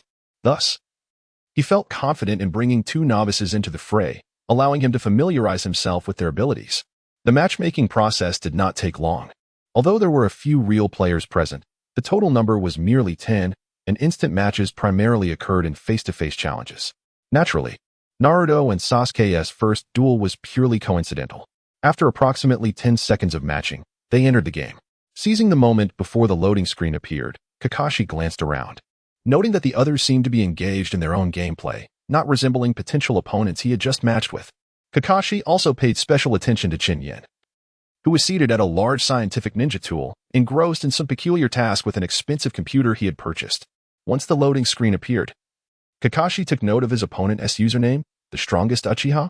Meanwhile, Sasuke had retreated home, ensuring he was not being followed before he cautiously retrieved his phone. "That was close. I nearly lost to that fool, Naruto." Unable to withstand the drain of using the Sharingan and unwilling to have his Fade exposed, Sasuke had no choice but to escape to his home. That guy dares to consider himself my rival? I shall demonstrate through my strength that those at the bottom can never surpass a genius. The matchmaking commenced, searching for a worthy opponent. As he entered the game, Sasuke observed the opposing ninjas and found them peculiar: Zabuza Momochi, Haku, and Kakashi Hitaki. Wait a moment, these characters are different from those I encountered previously. Confused, Sasuke glanced at the opponent's name, White Fang. What kind of name is that? Despite his curiosity, he quickly dismissed such trivialities. No matter who you are, encountering me is your misfortune. Chapter 42. A day with Zabuza and Haku in Konoha 3 minutes later. Heh, this new ninja is rather formidable. Kakashi murmured to himself, a smile playing on his lips. What is this? Let me see. Naruto had just finished a match, and although he had lost once more, it did nothing to dampen his spirits, for he had yet to taste victory. He leaned in for a closer look. A resounding triumph. Moreover, The opponent was none other than the strongest of the Uchiha clan. Is that not Sasuke? Wait, didn't Sasuke mention he was returning to training? Why then? Is he here battling with Kakashi-sensei? Kakashi was acutely aware of the situation surrounding Sasuke, yet he merely smiled and remained silent. Wow, Kakashi-sensei is incredible. He actually defeated that guy Sasuke. Observing Naruto's sluggish reflexes, Kakashi chose not to comment further. Instead, he relished the admiration directed towards him. Hehe, do you want to learn? I can teach you. As the hour approached closing time at Chen Yan's shop, Kakashi took his leave with Naruto. Sakura, having lingered for a while, also excused herself under the pretext of training in ninjutsu. This left only Zabuza, Haku, and Chen Yan in the shop. Hey, can you guys cook? Chen Yan mused. Then quickly decided, never mind, I'll take you out for a meal. What began as a solitary outing for Chen Yan transformed into a dining experience shared with two companions. As twilight descended, the usual shops had long since shuttered, yet Chen Yan's establishment operated without a fixed schedule, relying solely on his whims, or rather, on when he felt inclined to have dinner. Logically, Chen Yan could have asked Kakashi, who often loitered in the shop, to fetch him a meal before leaving. However, the nights in Konoha were somewhat boisterous. Even on non-holidays, the time on the phone indicated it was before 9 o'clock, and many people were still out and about. The foot traffic in the evening rivaled that of the daytime, ensuring that entertainment and dining venues remained open. Witnessing this scene, Chen Yan couldn't help but feel a sense of admiration. It was no wonder that Konoha had swiftly transitioned from a ninja village reminiscent of the industrial era to a period of modernization within just a few decades. Although Chen Yan's understanding was primarily speculative, based on the artifacts of this world, it still appeared to be more aligned with an agricultural society. Do you two have any particular dishes in mind? Chen Yan inquired, but upon receiving no response, he continued, if not, shall we indulge in some Ichiraku ramen? The two companions offered no objections. Indeed, that bowl of ramen was quite irresistible.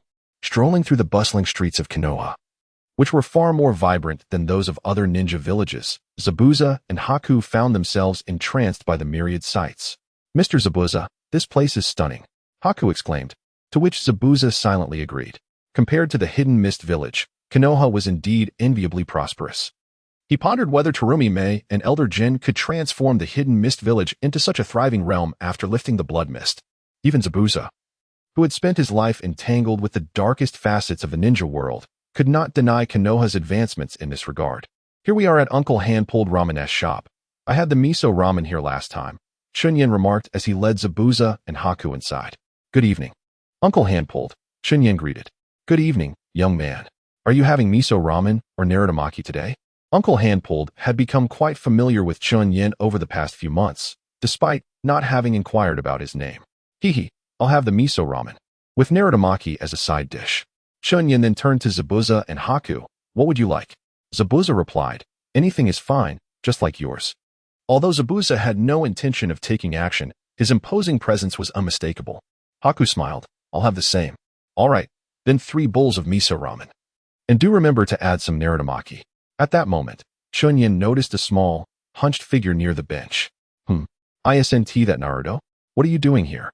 Naruto, curled up in the corner, bore an uncanny resemblance to the children Chen Yan had seen in his previous life, loitering outside shops to use the internet. With a particularly earnest expression, Naruto made Chen Yan feel as though he had asked a rather foolish question. It was evident that this child might very well achieve the status of Hokage in the future. After a few seconds, Naruto sighed. I lost again. Why haven't I won a single match? He lamented. Chen Yan recalled that he had not deliberately lowered Naruto's winning rate. In fact, he hadn't even set up a complex matchmaking mechanism capable of controlling victory ratios. However, observing Naruto's disheartening record made Chen Yan reconsider his previous thoughts. This child seemed somewhat ill-suited for esports. At that moment, Naruto finally noticed Chen Yan and the others. Hey, Uncle Shopkeeper and Mr. Zabuza and the beautiful lady, what are you all doing here? Naruto, we just arrived and are about to enjoy some miso ramen. We were curious about what you were doing here. Haku replied with a smile. Naruto's face lit up with a playful grin, seemingly unfazed by his earlier defeats.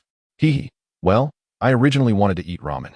But Kakashi-sensei made me spend the money I earned from missions on microtransactions, so now I can't afford any ramen. His stomach grumbled in protest, as if to emphasize his plight.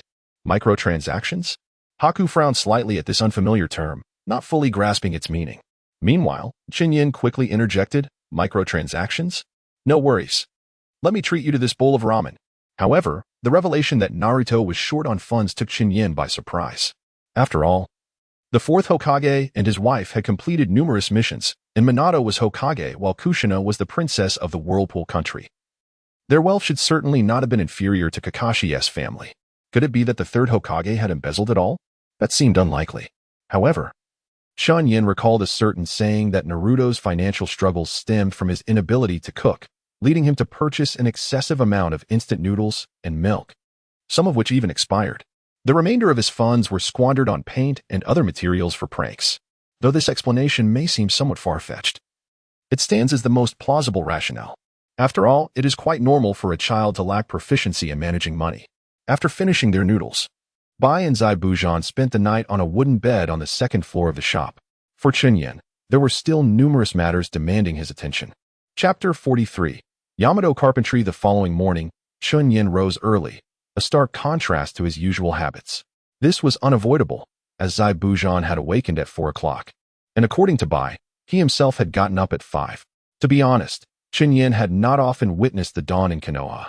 Although this world lacked online entertainment options, he had grown accustomed to staying up late, primarily to prepare for the next chapter of the storyline. Moreover, he recalled that the Chunin exams were set to occur within the next 2 weeks. Specific details of the timeline and plot eluded him, but the general outline lingered in his mind. However, it mattered little, as Chen Yan could easily adapt the narrative from his previous life's Naruto mobile game. Furthermore, the time required for the next volume, which was the third, would not be excessive. If he continued at his previous pace, 20 ninjas and an entire volume of story, it would take him 5 months to complete. Yet, through his observations over the past few days, Chen Yan had gained insight into the game's potential.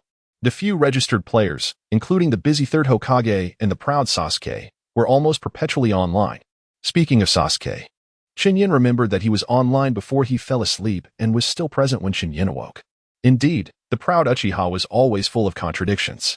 Bai and Zabuza, now employed by Chen Yan, naturally needed to be well-versed in this game as well.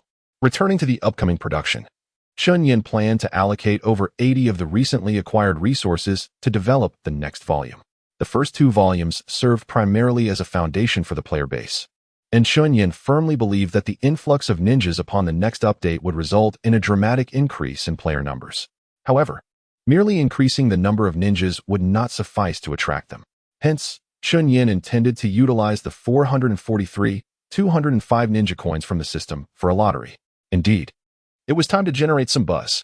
What would be the most enticing hook for ninjas? Naturally, the promise of becoming stronger. Would one not desire the soldier's food pill that could unlock the Meijiki Sharingan with a single bite? Or the healing pill that could mend injuries with just one? Lacking chakra? The Chakra Mastery book would suffice. Struggling with taijutsu? The Taijutsu Mastery book would help. By promoting these enticing offers and garnering endorsements from figures such as Naruto and Kakashi within the Konoha elite, Chen Yan was confident that his venture would thrive. So when Chen Yan, somewhat disgruntled, inquired of Bai why he had been awakened so early, Bai responded, "You requested that I wake you at this hour." Chen Yan recollected that indeed he had. He wondered why he hadn't set an alarm. It was now mid to late June, and the weather in Konoha was quite pleasant, not overly hot. Chen Yan wasted little time rising, for he had a plethora of tasks to attend to. Although these matters did not pertain directly to the game, they were nonetheless crucial for the development of his small shop. While he had only created this one game thus far, with the user-friendly system at his disposal, he certainly did not intend to limit himself to just this project. Chen Yan's immediate priority was to renovate the shop. Currently, the player count was low, but he wished to provide them with a tangible platform for combat. Yesterday, Kakashi had brought Team 7 over, and with Bai and Zabuza already present, seating had become somewhat insufficient. Fortunately, Naruto had opted to sit on the floor. Thus, for the sake of the shop's future growth, Chen Yan made the decision to pursue renovations. However, as Chen Yan wandered the streets in search of a shop capable of handling the renovations, he found himself at a loss without the introduction of an acquaintance. Speaking of acquaintances, the first person who came to mind was Kakashi. After all, he was the very first customer of Chen Yan's establishment. Kakashi? Indeed. Why not simply borrow Yamato? Yes, I shall send Yamato a complete card of Kakashi, and there will be no need to compensate him. Speaking of which, A complete Kakashi card is worth 100,000. Should I not procure another card of Zabuza instead? Perhaps fragments would suffice. After considerable contemplation, Chen Yan resolved to offer 2 white fragments as remuneration to enlist Yamato for his renovation project. Fortunately, Kakashi's residence was not difficult to locate. Given that it was still a holiday, Kakashi was undoubtedly still ensconced in his warm bed, indulging in slumber. Chen Yan felt assured about Kakashi's state. As anticipated, when the door opened, it revealed a bleary-eyed Kakashi. However, upon hearing Chen Yan's intentions, he exhibited a degree of surprise. He inquired directly Yamato would release? Are you referring to Tenzo? Since when did his 3-room, 2-hall technique gain such renown? I had thought only those in the Umbu knew of it. The still groggy Kakashi glanced at the intimidating presence of Bai and Zabuza behind Chen Yan, which roused him somewhat from his stupor. Well, it is no wonder he is the manager. His knowledge is extensive. I will help you contact him. Chen Yan chuckled. Thank you, Kakashi. Next time, I shall enhance your odds in the lottery. What? Oh, nothing. I merely meant that spaghetti should be mixed with concrete number 42. Huh? Abba abba abba wabby bab. Subsequently, Kakashi donned a slightly more presentable outfit and led Chen Yan and the others down a path. To be honest, Chen Yan was somewhat taken aback when Kakashi opened the door, for without his Konoha Jonin vest, he bore an uncanny resemblance to the Kimyui Kakashi from Shippuden. The path led by Kakashi was particularly smooth. It was only when Chen Yan arrived in front of the imposing structure that he realized, the Hokage building. No wonder the journey had been so effortless. He hardly needed to change lanes. After reporting their purpose, Kakashi, accompanied by a guard, entered the building, leaving Chen Yan and the others to wait outside. One of the guards, visibly uncomfortable, cast an odd glance at Zabuza. However, such a reaction was understandable. Given Zabuza's notorious reputation, his mere presence could incite chaos in any ninja village. Chen Yan even entertained a thought. In the future, if a child in Konoha misbehaved, the adults could threaten, behave, or Zabuza will come for you, and the child would be too frightened to cause trouble. Chapter 44. Is this what you call the Chunin Exams? When Kakashi emerged, he indeed brought along a member of the Umbu, none other than Tenzo. Zabuza recognized him. He was one of the Umbu who had ambushed him in the Land of Waves. Although that incident was behind them, Zabuza would not forget it easily. As they walked, Chen Yan spoke. By the way, Tenzo, Kakashi must have informed you, right? Tenzo nodded. Having already anticipated the topic, the Hokage has given his consent. Chen Yan was taken aback that it had even reached the Hokage's ears. But it made sense. After all, wood-style ninjas held a unique significance for Konoha. Had Tenzo possessed greater strength, he would have almost certainly become Hokage himself. However, that was a matter for another day. Tenzo was not yet referred to as Yamato. Surely, you can maintain the exterior of the shop while making adjustments to the interior? Chen Yan inquired. Tenzo replied affirmatively. As long as it's made of wood, I can manage. Chen Yan felt reassured by this response. All right, let's begin by decorating the first floor. Upon entering the shop, Tenzo gazed at the rows of mobile phones.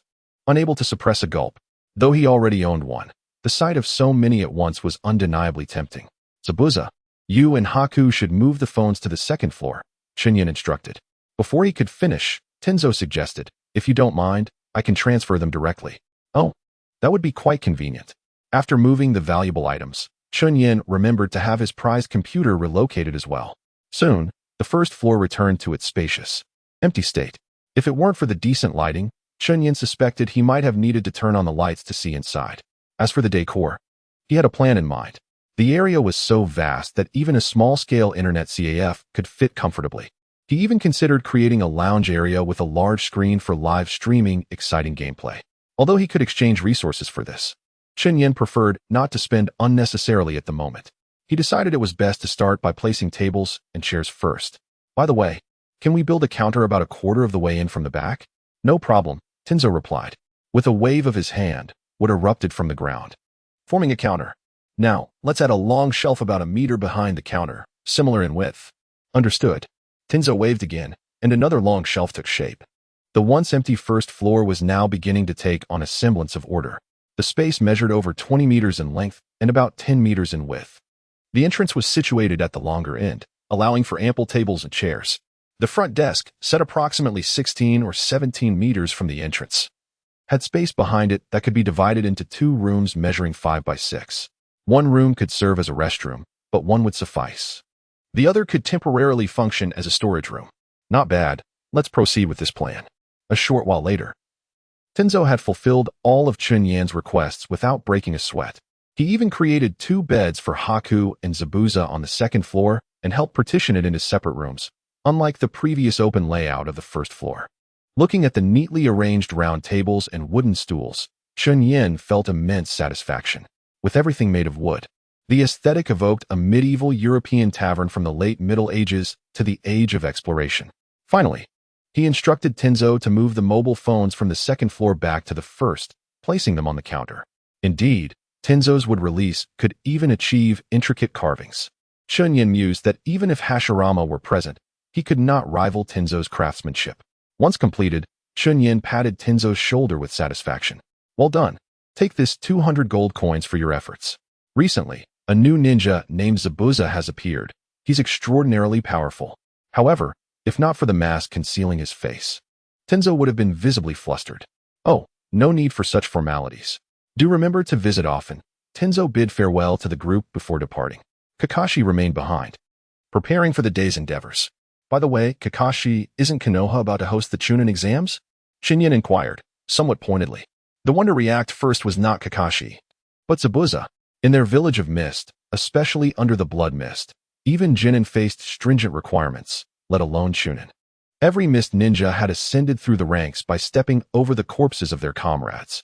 Ah, yes, shopkeeper, your information is quite extensive, Zabuza remarked. Chen Yan chuckled. Let me take another guess. This year's Chunin Exams are likely a joint effort with several ninja villages, aren't they? Kakashi nodded. This particular session is somewhat unique. I intend to have Naruto and the others participate as well. Is there any issue with that, manager? Zabuza and Haku listened attentively from the side. Chen Yan chuckled. This could lead to considerable complications. Although Chen Yan did not plan to divulge anything just yet, the potential ramifications of the Konoha collapse plan were significant enough to use as a means to unsettle Kakashi. Suddenly, realizing something, Chen Yan became alert and asked, by the way, where is the venue for the 3rd round of the Chunin Exam? It should be quite far from my location, correct? Kakashi found himself perplexed by Chen Yan's inquiry, as it seemed rather recent. A sense of dread gripped Chen Yan's heart. After all, he had just established his shop. Yet, the thought of his establishment possessing invincible attributes reassured him, for even if the one tail were to perish, it would not diminish the integrity of his walls. At that moment, Zabuza unexpectedly interjected. Is there a collaboration between the Hidden Leaf and the Hidden Mist for this year's Chunin Exams? Logically, the answer appeared unlikely. Which ninja village would dare to send their Jonin to battle against those from the Hidden Mist? That would be tantamount to courting death. However, upon reflection, just a few days prior, Terumi may had represented the Hidden Mist in forging an alliance with the Hidden Leaf, and it had been successful. Perhaps this scenario was indeed plausible? Zabuza continued. Terumi may has acknowledged the identity of Haku as a ninja, albeit merely a Jonin. Kakashi slightly opened his eyes, momentarily neglecting his game. So you wish for him to participate in the Chunin Exams? Observing Zabuza nodding slowly, Kakashi realized that the other party was not jesting, and Zabuza did not strike him as someone who enjoyed frivolous humor. Kakashi pondered for a moment and said, when the time comes, I will inquire with Lord Hokage. I am not entirely clear on the specifics.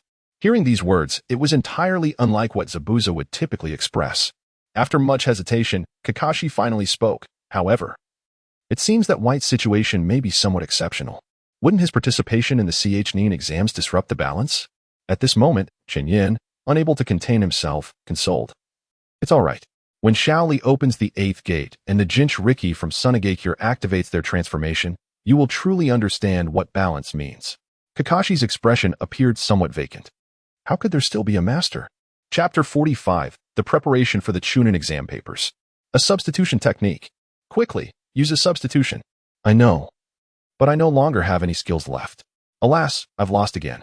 Naruto wore a face of dejection. Over the past few days, after completing his missions, he had been frequenting Chen Yan's establishment. If it weren't for Chen Yan's decision not to operate at night, Naruto would likely not return home at all. His opponent, a delicately featured child, seemed merely 2 or 3 years older than Naruto. However, the aura they each exuded was markedly different. Haha, Naruto-kun, don't be disheartened. You still have to defeat Sasuke-kun, right? Naruto leaned on the round table, mumbling, when will I ever defeat that guy Sasuke? If he didn't only play 2 matches with me each day, I would definitely go challenge him to a duel. At that moment, the individual who had been advising Naruto earlier spoke up. I told you, Naruto, you're just lacking. Next time Sasuke comes around, remember to call me. I'll help you take revenge. Naruto looked up at this masked figure, asking, by the way, who are you, mister? I want to defeat Sasuke with my own strength. The masked individual Naruto was referring to was none other than Zong, an Umbu under the Third Hokage. Zong had initially come to inform Kakashi to meet with the Hokage. But then he stumbled upon this establishment and took an interest in watching Naruto's match against Haku. Though Kakashi had gone to meet the Hokage, Zong remained behind. Haku, who had just been sparring with Naruto, smiled silently. He understood that Naruto often became overly engrossed in the game, completely oblivious to the fact that Sasuke was fighting with his Sharingan activated nearby. The reason he only played 2 matches each day was likely due to his fear of the chakra drain from the Sharingan. Seeing Naruto in such despair was unlike his usual self, so Haku gently proposed. Then, Naruto-kun, shall we have another match? You are quite strong. You only lost to me because of bad luck earlier. Upon hearing this, Naruto raised his head to look at Haku. Is that so? All right, let us have another round. Zabuza, seated 2 spots away, scrutinized Zong with some dissatisfaction before inquiring of Chen Yan. Is it really acceptable for the Hokage's people to be here? Chen Yan remained unfazed, replying, no problem, here he is just a customer. Inwardly, Chen Yan added, those who pay are gods. Both Zong and Zabuza, under Kakashi's direct persuasion, had each invested over 100,000 ninja coins. They had also procured the valuable Kakashi Hitaki card worth 100,000. Zabuza had drawn Haku and himself. Meanwhile, Sasuke and Sakura, nudged by Kakashi, had also spent some money. Sakura used her task earnings to spend a few thousand coins to barely obtain a Haku card, while Zabuza still needed about 20 more cards to draw himself. As for Sasuke, the affluent heir, he directly charged Chen Yan 30,000 coins. This was beyond Chen Yan's expectations. Thus, when he saw this figure late at night, he nearly exclaimed in surprise. It could only be said that the Uchiha clan, once the foremost clan in Konoha, though gradually pushed out of the core circle over the years, still held an alarming amount of wealth concentrated in one individual. Sasuke was the sole heir to both the direct and indirect assets of the Uchiha clan. Therefore, Sasuke's seemingly trivial expenditure moved Chen Yan, who had only used a little over 10,000 coins of his resource quota. This was like receiving timely assistance for Chen Yan. In return, Chen Yan silently adjusted Sasuke's card draw rate to match Naruto's. Unfortunately, Sasuke's account balance was too substantial, necessitating an increase in difficulty to stimulate further spending. Zabuza had little to say, and could only silently experience the new version Chen Yan had yet to release. However, not long after, Zabuza frowned again. How dare Sunagakure send a Jinchuriki to participate in the Chunin exams? Will Konoha truly allow that? Don't they remember the chaos of the Ninetales incident? Chen Yan chuckled. Haha, Zabuza, are you worried about Haku? Zabuza's brow furrowed deeper. That guy, even a typical special Jonin isn't a match for him. What do I have to worry about? After Kakashi reported to the Hokage readily approved Zabuza's request. In truth, Konoha and Kirigakure intended to take this opportunity during the Chunin exams to thaw their long-standing icy relations. It was evident that Terumi Mei was a sensible person. Konoha recognized this, thus they were not concerned that Kirigakure would send ninjas steeped in bloodshed, unless they wished to offend Konoha and plunge their hard-won relationship back into the depths. As for Haku, Kakashi had assured the Hokage.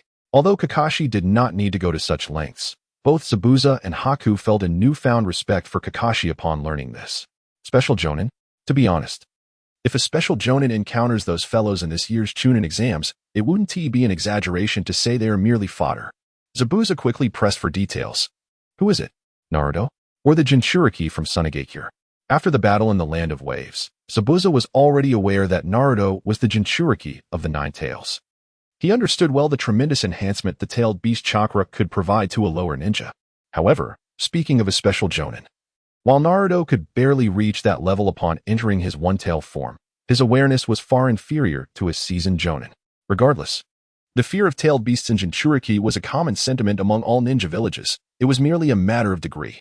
After all, no one wanted a ticking time bomb capable of exploding at any moment by their side. The same logic applied to the Jinchuriki from Sunagakure. So Zabuza indeed had an inkling of the answer. However, who else? Zabuza sensed from Chen Yan's demeanor that there seemed to be more than just these two who could rival a special Jonin. Just as Zabuza contemplated whether to inquire further, Chen Yan simply smiled. You will know when the time comes. For now, help me experience this new storyline and see if there are any loopholes. Chapter 46. The Three Siblings of Sunagakure. How infuriating. Those guys are so arrogant. Will they be our opponents in the Chunin exams? They seem so strong. By the way, Sasuke, do you think you can defeat that weirdo in black? The voices grew louder as they entered the store, and Chen Yan clearly recognized the familiar tones. Indeed. It was the trio from Team 7. Haku promptly greeted, "Welcome, you three." Upon seeing Haku, Naruto's earlier expression of grievance vanished instantly, and he cheerfully responded, "Good morning. Beautiful sister." Sakura squinted at Naruto. "Hey Naruto, he already said he is a boy. Why do you keep calling him sister? Did you have permission from them?" Naruto, with a carefree demeanor, replied, "It's fine.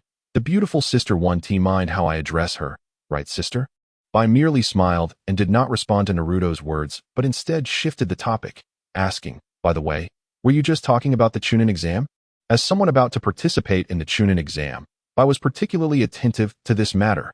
Indeed, those two individuals were exceedingly arrogant. The moment Naruto mentioned the Sunin ninjas, his expression changed dramatically. He continued to prattle on, that guy in the black outfit, and the girl with golden hair, and suddenly, Naruto struggled to recall who the third person was, his memory faltering.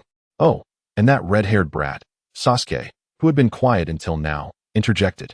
After encountering the ninjas from Sunagakure, he had thought he was hidden well enough.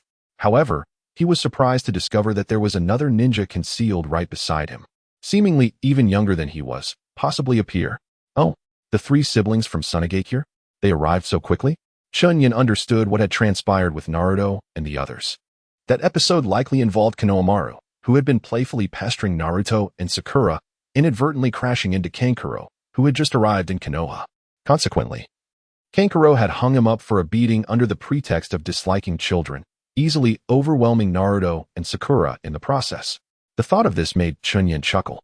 This scene could be regarded as one of Kankuro's highlights, aside from his victory over Sasori, as he single-handedly captured the grandson of the Third Hokage and the apprentice of the Seventh Hokage, all while intimidating the future Seventh Hokage and Sakura. Following that, it would be Sasuke's confrontation with Gaara. From that moment, it was evident that there was a distinct disparity in strength between Sasuke and Gaara. However, this was of little concern to Chen Yan. He merely knew it was time to update the version. Although he had already devised the new ninja, he planned to release it in a week's time. At that moment, Zabuza, who had been silent for a long while, proactively addressed Chen Yan, saying, "Boss, I wish to step out for a bit."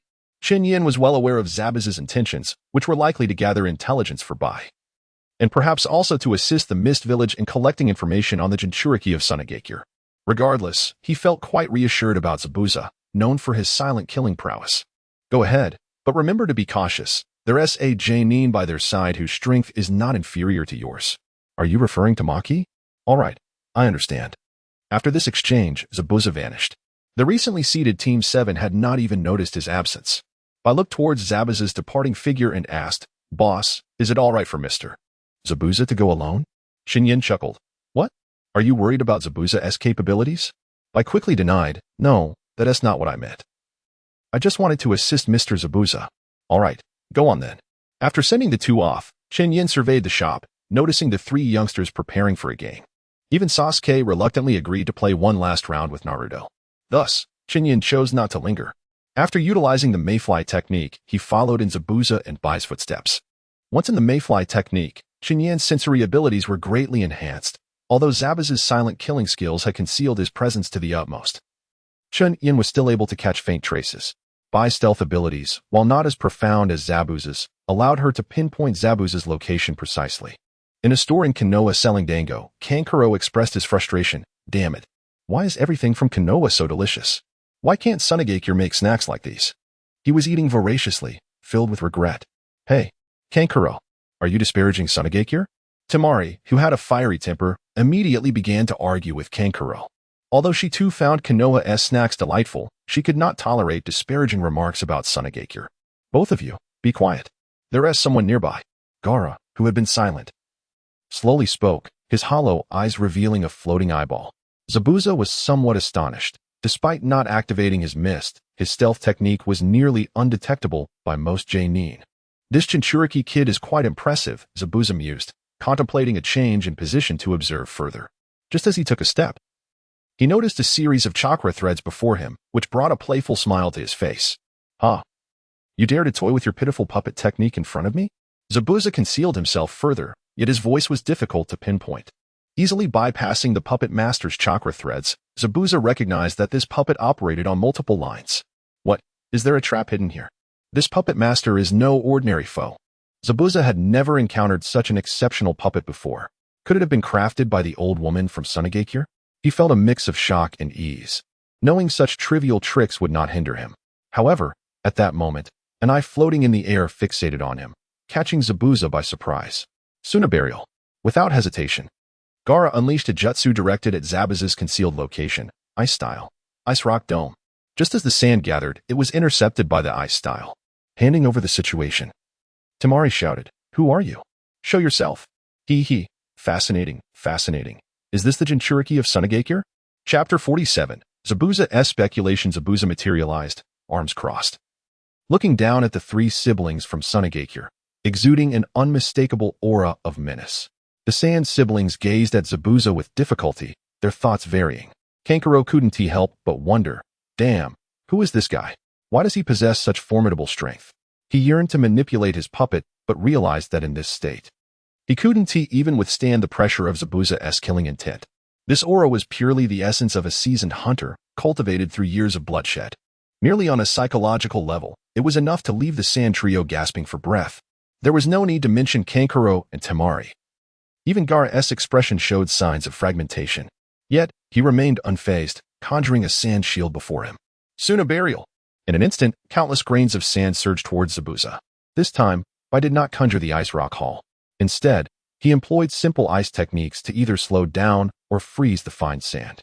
Although Gaara still yearned to break free from his constraints or gather more sand, his ninjutsu struggled to manifest in the face of the ice techniques.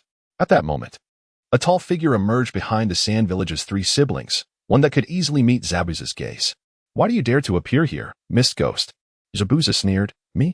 Naturally. I am a messenger from the mist. Are you not the same, Maki?" Maki was indeed the elite Jonin of the Sand Village and the instructor of the three siblings. "Gaara, cease your actions," Maki urged softly, bearing a special mission that was of great importance, wishing to avoid unnecessary complications. Gaara snorted in response, finally retracting the sand waterfall. As Gaara withdrew the sand, Bai slowly emerged from the shadows. Whether it was due to habit or some other reason, Bai was devoid of the gentle and charming demeanor he had displayed in the previous shop, instead donning a mask that represented coldness and ruthlessness. Merely standing there instilled fear in those who beheld him. Kankuro and Temari exchanged glances, sensing that this individual was of a similar age to them.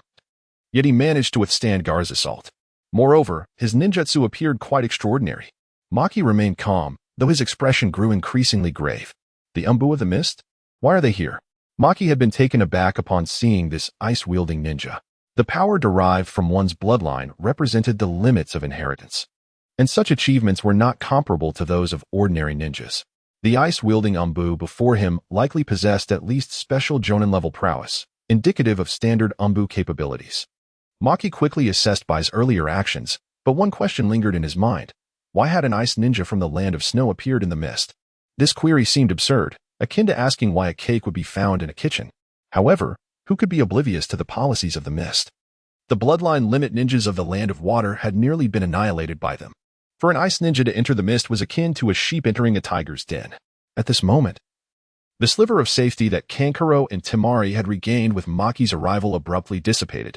Their concern was not for their own safety but rather for this peer before them, who was not only a bloodline limit ninja but also an Umbu. How could this be possible? Was he also here to participate in the Chunin exams? As this thought crossed their minds, it was swiftly dismissed. No, it was inconceivable. How could an Umbu not be a Chunin?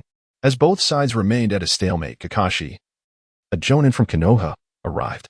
His expression was grim as he stated, "This is Konoha. Please refrain from causing a dispute here."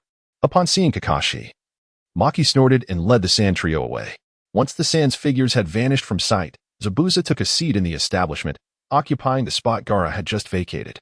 "Boss, 3 servings of dango, please," Zabuza called out with practiced ease. The proprietor, not daring to delay, promptly retreated to the kitchen. Kakashi also found a seat and inquired, "How did you come into conflict with them?" "This is rather uncharacteristic of you," Zabuza coldly replied. "Heh. You are not concerned that the Jinchuriki from Sunagakure has appeared in your village? What if the tailed beast were to be unleashed here?" Upon hearing the mention of a rampaging tailed beast, Kakashi momentarily appeared taken aback, but then resolutely stated, "No, that is impossible. Unless they seek to instigate war and declare hostility against Konoha." Zabuza retorted sternly, "What? Do you look down upon Sunagakure? Do not forget. It is still one of the 5 great shinobi villages. Ever since the demise of Hanzo of the Salamander, the leader of Amigakure, the newly established village has had no opportunity to vie for the status of the 6th great shinobi village. The 5 great shinobi villages remain those that were established in succession after the conclusion of the Warring States period." Kakashi crossed his arms in front of him. Speaking calmly, "It is not so. The Sand Village alone cannot achieve this." In truth, upon contemplating this outcome, Kakashi was drenched in cold sweat. The current Konoha is far from what it once was. It could be said to be in its weakest historical period. The older generation of ninjas is gradually aging, while the new generation has yet to mature. The esteemed Hokage, the strongest of Konoha, has also entered the twilight of his years.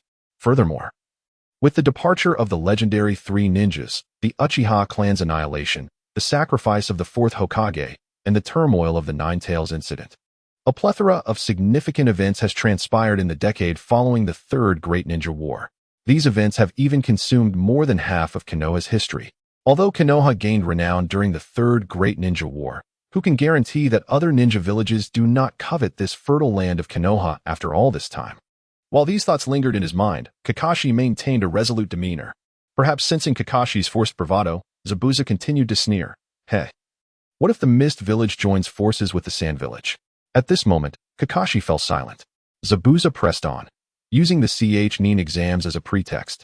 If they were to infiltrate Konoha with tailed beasts and some elite forces, could Konoha withstand the combined onslaught from within and outside? Kakashi remained silent. Indeed, if it were to reach such a dire situation, the demise of Konoha would be inevitable. Even if the ninjas from the various prominent clans were to rise in defense, they might not endure until the return of the legendary Sannin. Presently, Konoha stands in a state of vulnerability. It truly relies solely on a handful of prestigious clans and the Hyuga clan to maintain its presence. Just a few years ago, as the strongest clan in Konoha, the Hyuga faced a significant crisis when their esteemed heiress was abducted, and it was only through the sacrificial cost of the branch family's head that the turmoil was quelled. Chapter 48, New Version Update. Kakashi remained silent, and at that moment, he found himself somewhat inclined to believe Zabuza's assertions.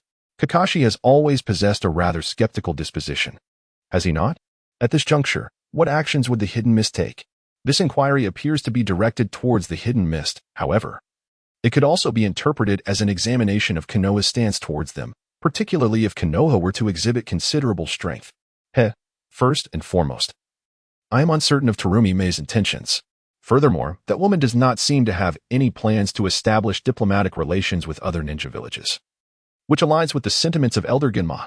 Kakashi let out a sigh. Is that so? I had assumed that at this juncture, the Mist Village would extend its assistance to Konoha.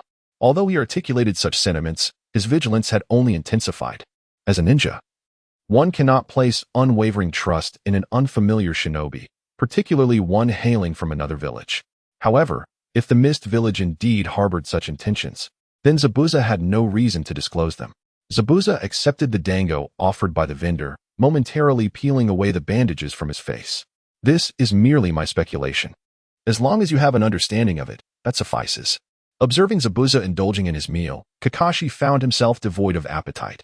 Though unaware of the origins of Zabuza's conjecture, it turned out to be quite accurate.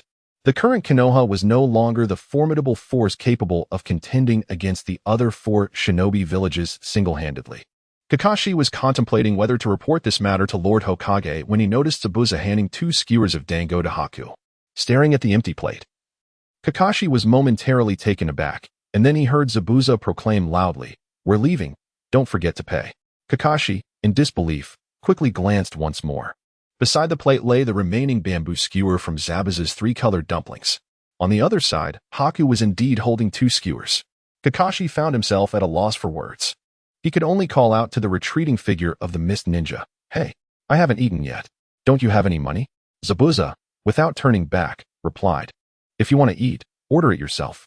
All my money has been confiscated by that woman, Terumi Mei.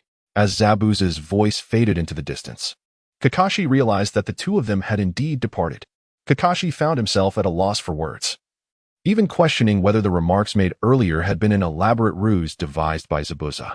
Had Zabuza intentionally spoken those words to distract him, thereby creating an opportunity to execute his scheme? After settling the bill with the shopkeeper, Kakashi chose not to order any additional items. Although he remained uncertain about the veracity of Zabuza's statements, they nonetheless cast a shadow over Kakashi's spirits. Perhaps it would be best to report to Lord Hokage first. Kakashi pondered, then felt his phone in the pocket of his vest vibrate. After retrieving the device, a particularly conspicuous update notification caught his eye. A new version is now available. Click to update. Well, I might as well check what the new version entails before deciding whether to report to Lord Hokage. The Chunin exams are upon us. Kakashi gazed at the title of the volume, his eyes widening in astonishment. With a mixture of excitement and apprehension, he clicked inside. The mission in the Land of Waves had concluded, and Team 7 had returned to the village. However, awaiting Naruto and his companions was a new challenge, the Chunin exams. To partake in these examinations, exceptional Jonin from across the ninja world converged upon Konoha. Along with the lively atmosphere came friction and conflict. Kakashi observed the unfolding narrative with calm composure. It was evident that this volume adhered to the long-standing style of the shopkeeper. The tendency to foreshadow events prior to their commencement was consistent. The first volume exhibited this, and so did the second. The assertion within the plot that all the elite Jonin from the ninja world were present was clearly unfounded. After all, Konoha had merely extended invitations to a few nearby small ninja villages, the Sand Village and the recently allied Mist Village. There had been no notification concerning the Rock and Cloud villages. However, it was apparent that the story had progressed to a point where ninjas from various villages had congregated in Konoha. In other words, could it be today? Kakashi swiftly made a judgment. Moments ago, he had witnessed a standoff between Zabuza and the ninjas of Sunagakure. According to the esteemed Hokage, the Chunin exams were to commence in merely 7 days. After successfully navigating the initial phase, Kakashi proceeded through several subsequent challenges with ease. It appeared that, barring any unforeseen circumstances, Naruto and Sasuke had already engaged in dialogue with the lower-ranked ninjas from Sunagakure. However, this communication likely took a rather physical form. Upon reaching the 5th stage, Kakashi realized that time had indeed progressed to a week later as he made his way to the examination venue. In the unfolding narrative, nothing particularly extraordinary transpired. Everything unfolded as orchestrated by Konoha. The examiner's obstructions, the written test of the first phase, and the perilous forest of death in the second phase followed suit. There was a minor interlude, presumably involving Guy's rather boisterous student. What? Engaging in combat with Sasuke? It seems he still stands a chance of victory. Kakashi found this Jonin, who bore an uncanny resemblance to Guy, rather intriguing, relying solely on sheer determination and physical prowess. Without resorting to ninjutsu or genjutsu, one can indeed become a true ninja. Guy himself stands as a living testament to this. Furthermore, there is also Guy's father, Might Due. However, beyond this, there seems to be little of significance to discuss. Kakashi remains somewhat perplexed. The narratives of the previous 2 volumes are intricately woven around the central theme and divulge a wealth of information. However, it is indeed peculiar that the 3rd volume offers such a diminished array of insights. Kakashi pondered little, observing the remaining challenges ahead, contemplating that perhaps valuable information lay concealed within these trials. Chapter 8. The Emergence of the Sound Ninja. Sound Ninja? The Village of Sound. Kakashi held a vague recollection of a newly established ninja village that had registered earlier this year. It appeared that the ninjas within this village employed a certain secret technique that allowed them to attack using sound waves, which was rather peculiar. Moreover, it seemed that their village leader, who was a female, had personally come to Konoha to enroll in the Chunin exams. As the foremost ninja village in the open, Konoha did not take the applications from these smaller villages too seriously and readily approved their participation. Beyond that, Kakashi found it difficult to recall further details. Similarly, he did not regard the sound ninjas with much concern. However, since the narrative had introduced them, it would be prudent to remain vigilant. As the plot progressed, they arrived at the 11th challenge, aptly named the Descent of the Giant Serpent. As Kakashi stood at the checkpoint, he gazed upon the colossal serpent. a sense of unease stirring within him. Trembling? Why do my hands tremble? Kakashi felt a sense of confusion, yet the unease within him intensified. There were no enemies in sight, and he held a considerable trust in the security measures of Konoha.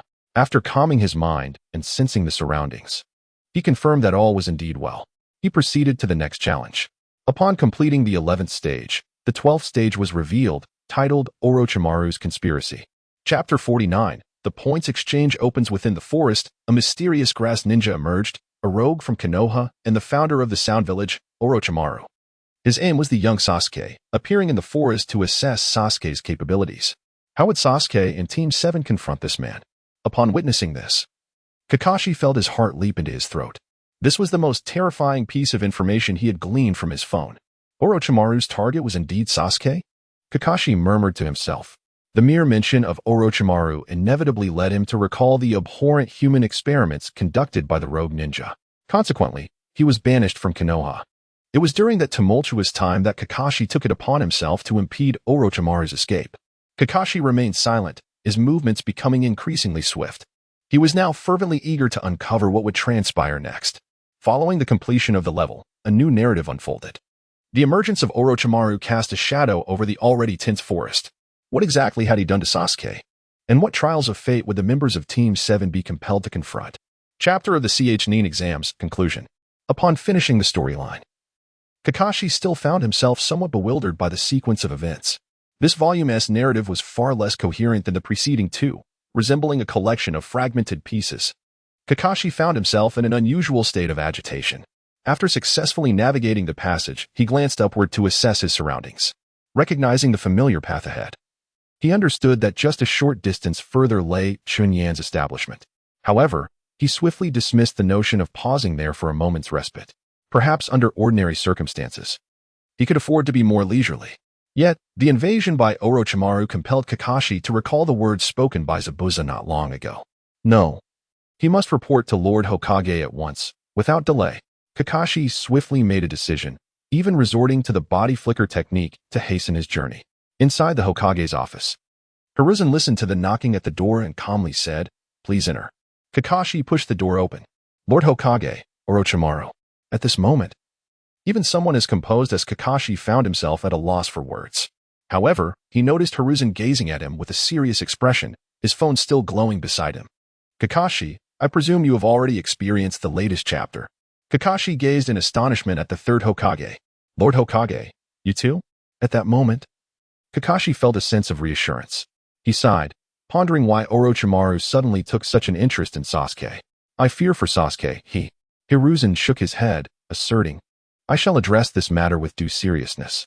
Sasuke is a ninja of our Leaf Village, and should Orochimaru, as a rogue ninja, attempt to harm our ninjas, he will undoubtedly face retribution."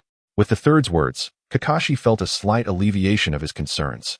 However, he still recalled Zabuza's earlier warning. "Lord Third, if it were merely Orochimaru, we could manage. But what if he were to ally with other ninja villages?" Zabuza's brow furrowed in apprehension. "What do you imply? Do you suspect that Orochimaru has colluded with Tsunagakure or Kirigakure?"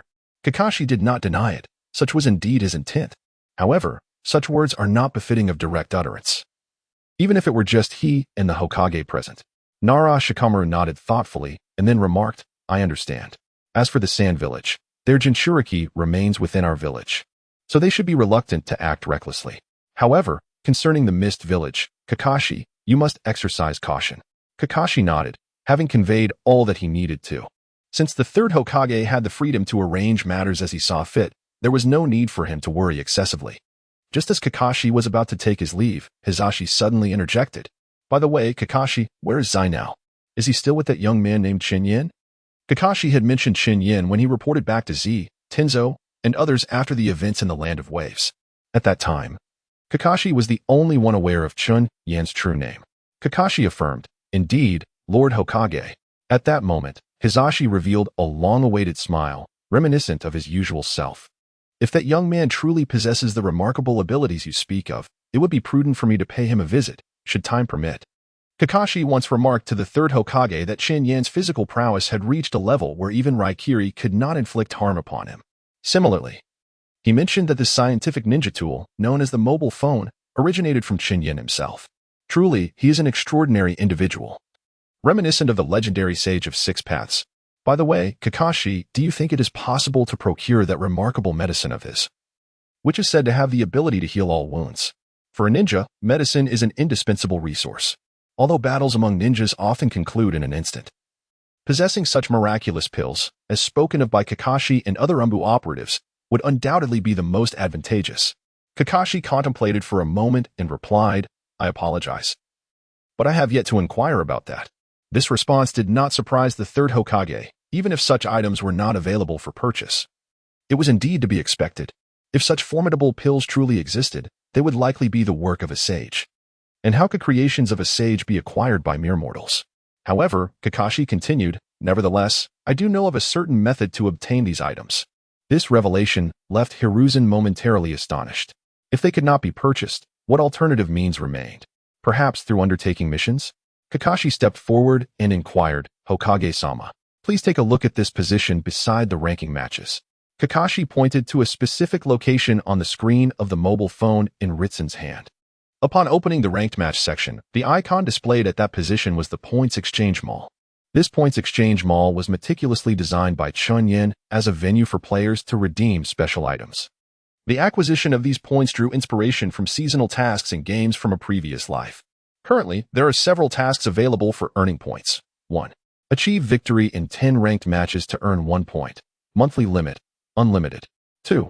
Reach the rank of Jonin in ranked matches to earn 8 points. 3. Attain the rank of Umbu in ranked matches to earn 16 points. 4. Ascend to the rank of Kage in ranked matches to earn 32 points. 5. Achieve the rank of Super Kage in ranked matches to earn 64 points. Note, the ranks will reset monthly, and the respective tasks will refresh simultaneously. Chapter 50. 50 consecutive draws, 1 purple, 1 blue. Under Kakashi's guidance, Ritsun accessed the Points Exchange Mall. Inside, there were 2 rows of redeemable rewards. Specially crafted soldier pills. Remaining quantity, 19. Healing pills, remaining quantity, 7. Strength pills, remaining quantity, 12. Mastery books of ninjutsu, remaining quantity, 1. Mastery books of taijutsu, remaining quantity, 1. Mastery books of chakra, remaining quantity, 2. Mastery books of lightning release, remaining quantity, 1. Additionally, the required points for redemption were clearly indicated. Pills required 50 points, while books required 100 points. Chen Yan intentionally regulated the quantity obtainable each season, making it rather unrealistic for players to significantly enhance their strength every month unless a ninja could consistently reach the Super Kage rank. Although ninjas possess exceptional reflexes and speed, they are invariably matched against equally formidable opponents. Thus, regardless of a ninja's prowess, they will face other skilled ninjas. For those less skilled, Chen Yan kindly arranged a safety net whereby they could earn 1 point for every 10 victories. Upon witnessing these offerings, even the seasoned Third Hokage Ritsun could not help but feel astonished. Could these items truly be acquired using this mobile device? Kakashi fell silent. He had heard more than once that the store manager referred to this device, or rather the activity they were engaged in, as Yoshi. A game? Was it akin to the children's pastime of hide and seek? Was it synonymous with that? However, in response to the Third Hokage's astonishment, Kakashi merely clarified, to be precise. It is acquired through ranked matches. Daybreak, filled with curiosity, inquired, so, what have you exchanged for? Kakashi shook his head, stating that currently, no one was capable of competing with him in ranked matches. Although he had persuaded Tenzo and others to invest in the game and had even deceived Sasuke and Naruto into doing the same, the number of individuals willing to engage in ranked play remained scant. The primary reason for this was Kakashi's failure to promptly inform them. Just this morning, as he was about to discuss the matter, the Third Hokage summoned him for a conversation. Ironically, it was now Hizashi who became the first to be notified by Kakashi. With a sigh, Hizashi remarked, "This Chen Yan is indeed an unfathomable individual." Kakashi wholeheartedly agreed with the statement. After pondering for a moment, Hizashi turned to Kakashi and said, "Please notify the elephant to summon all the Umbu who have not yet been assigned missions for an emergency meeting." Chen Yan, having uploaded the 3rd volume, was contemplating a matter that weighed heavily on his mind. Should the upcoming ninjas be adjusted? Among these ninjas, there were many so weak that they could be disregarded entirely, to the point that it would not be an exaggeration to say they were merely filler. Thus, Chen Yan pondered. Since he was going to recreate ninjas that had already appeared in his previous life, Shouldn't these ninjas possess greater value in the ninja world? While it was unnecessary to craft them to the level of Torshin, it was imperative that there be no more ninjas like Sakdang, who served only as background characters. Making adjustments to these ninjas was not particularly difficult. Although Chen Yan had not been a true combat planner in his previous life, he possessed solid foundational skills. There were three main directions for adjusting these ninjas. The first was numerical values. As long as the stats were sufficiently high, even the most mediocre character could be appealing. For a character with numbers is akin to chocolate. The second was mechanics. There is a saying that if mechanics do not change, they will always remain powerful. This is particularly true for the character of the Edo Tensei Minato. Although several nerfs had hit him hard, causing his strength to wane, the mechanics that made him formidable still retained a degree of power. The third aspect pertains to combat attributes. This bears similarity to mechanics but remains distinct. For instance, eliminating some seemingly foolish animations or adding follow-up damage to what should have been a singular attack. The reason Torshin could defeat S-rank ninjas while being a C-rank was due to his terrifyingly strong initiation skills. As a teleportation skill, Torshin's initial move had an almost negligible startup, coupled with the highest priority grab, even if he failed to catch an enemy. The recovery time of the teleportation skill was virtually non-existent. After much contemplation, Chen Yan found himself somewhat vexed. He had been diligently pushing his work progress these days, even investing considerable resources into it. If he were to amend everything one by one, it would likely take another week of adjustments. A week? That coincided with the commencement of the Chunin exams. Chen Yan mentally reviewed the third volume he had created. It seemed only a handful of ninjas had made their appearance. Perhaps some of these ninjas could be shifted to the fourth volume instead? After further reflection, that appeared to be a splendid idea. For instance, only Rock Lee had showcased his skills in the third volume, being the sole ninja to act among the 12 from Team 7. Indeed, he could transfer all 12 to the fourth volume and have them debut there. The current third volume could first feature the Sand siblings and the Sound Trio. Having settled on this decision, Chen Yan immediately began to design. However, he pondered aloud, it's been quite some time since I placed these items up for exchange. Why has there been no activity? Suddenly, he recalled that according to the task conditions he had designed, it seemed unlikely for anyone to redeem items in the short term. Oh well, with 110,000, I can afford to make 110 pulls. Thinking of this, Chen Yan felt a surge of excitement. Recently, several players had contributed a significant amount of funds, providing him with some capital to indulge. Thus, he decided to make 50 pulls to test the waters: strength pills, mastery scrolls for illusions, mastery scrolls for ninjutsu, strength pills, mastery scrolls for fire release, universal repair kits, special food pills, mastery scrolls for lightning release, strength pills, chakra concentrates after 50 pulls. He acquired a total of 36 white items, 12 green items, 1 blue item, and 1 purple item. The blue item was the chakra concentrate? What was that? Chakra concentrate, the purest form of chakra. Upon use, it grants a reserve of chakra that can substitute during consumption. When the reserve is not full, it will automatically replenish. Chen Yan examined it closely. Wasn't this function akin to that of a tailed beast? However, this item likely lacked consciousness and could not undergo tailed beast transformation. Not bad. Indeed. Then, with great anticipation, he gazed at the only purple item he had ever obtained. Chapter 51. Universal Repair Kit. What is this? Upon seeing this unfamiliar item, Chen Yan was filled with curiosity. Universal Repair Kit allows for selective repair to a certain extent. The item can be edited textually, and after use, it can be undone. Upon undoing, the item disappears. Uses: 01. Before examining it, Chen Yan had a few guesses in mind. However, after reading the description, he was left even more perplexed. Just what is this? Selective repair or restoration? The premise is to a certain extent, implying within the bounds of capability. Usable once, and can be undone afterward? After contemplating for a moment, Chen Yan had a rough understanding of the item's function but lacked practical experience. Regardless, there was currently no place to apply it. Setting this item aside, the chakra concentrate seemed quite good, and the remaining white and green quality items could be utilized to fill the game's point shop. Not too shabby. Having thought this, Chen Yan glanced at the time. It was still early. Perhaps he should. Ah, good morning, store manager. Looking up, Chen Yan found Kakashi standing at the door. Good morning, Kakashi. Though it was indeed early, Kakashi's arrival was later than usual. This was not Kakashi's fault, as Chen Yan knew he had been called away by the elephant after his previous visit.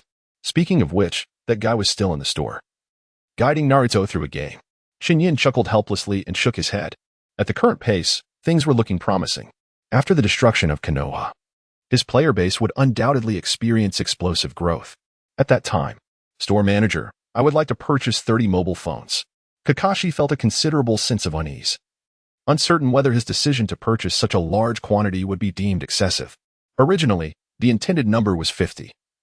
But with the absence of certain members from the Umbu and several ninjas affiliated with the Hokage still present in the village, the actual count exceeded 50.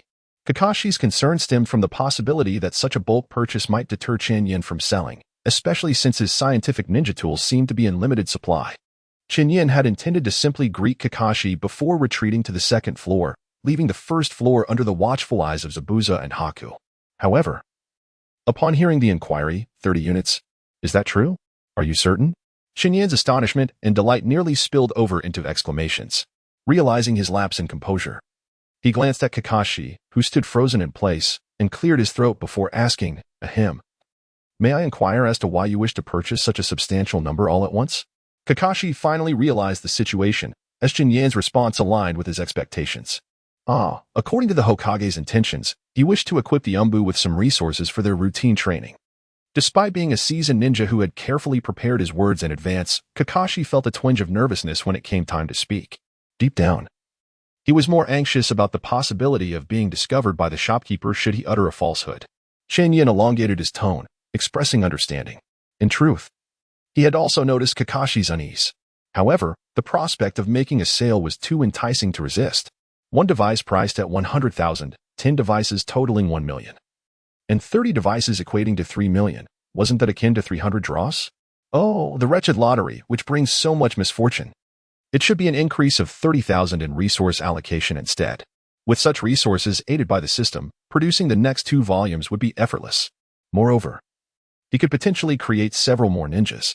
Initially troubled by the production of several S-rank ninjas, it now appeared that the resources were more than sufficient.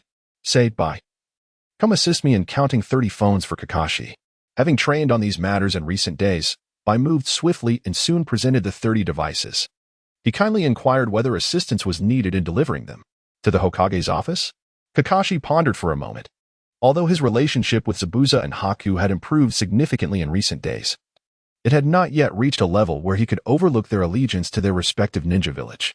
After all, Haku and Zabuza were still ninjas from the hidden mist. Allowing them into the Hokage's office, while he did not fear any potential leaks, still seemed somewhat inappropriate. Without a moment's hesitation, Kakashi declined.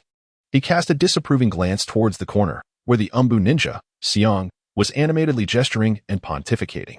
I must say, Xiong, you are still on duty, aren't you? If it weren't for the Umbu mask adorning Xiong's face, Kakashi would have undoubtedly discerned the somewhat vacant expression that suggested a lack of cerebral activity. Duty?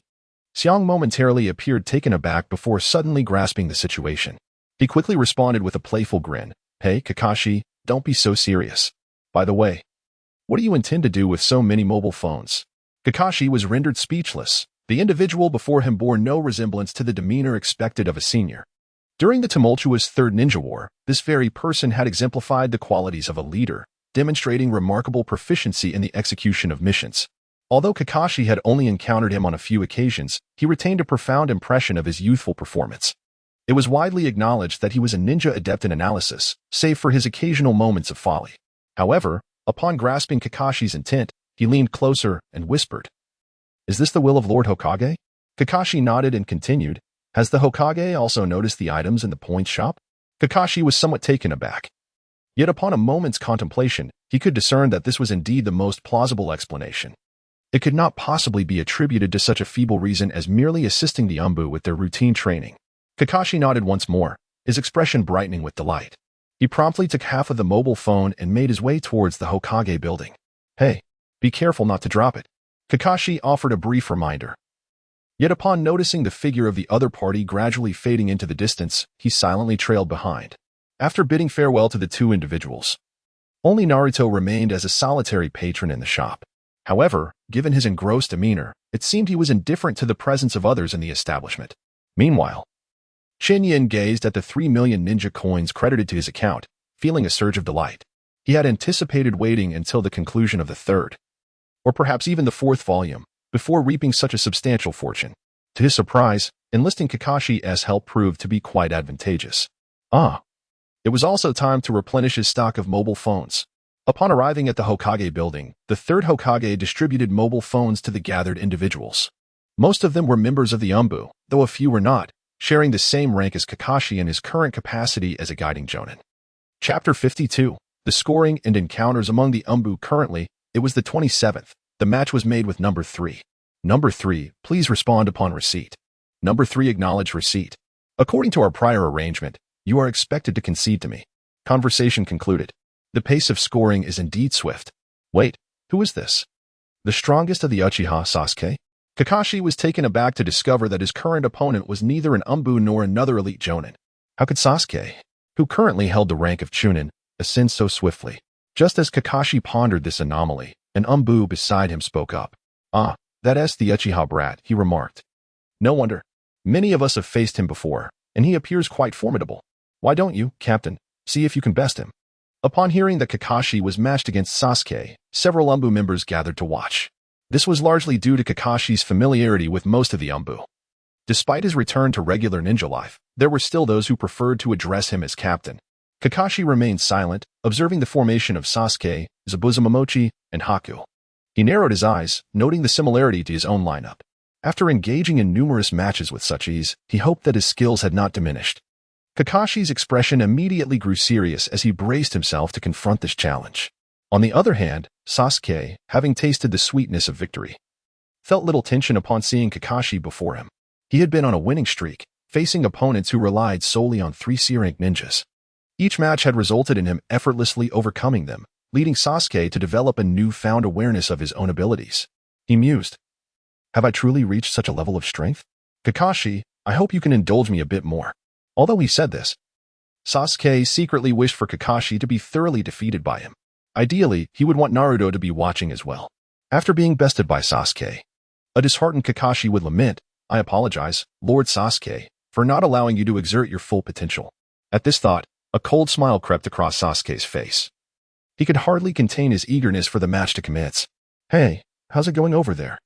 Report. Subject 2029 has reached the highest rank of a Jonin with 32 points, while the lowest rank is that of a Ninja Academy student. Report. Team 1. Subject 29 has attained the highest rank of a Jonin.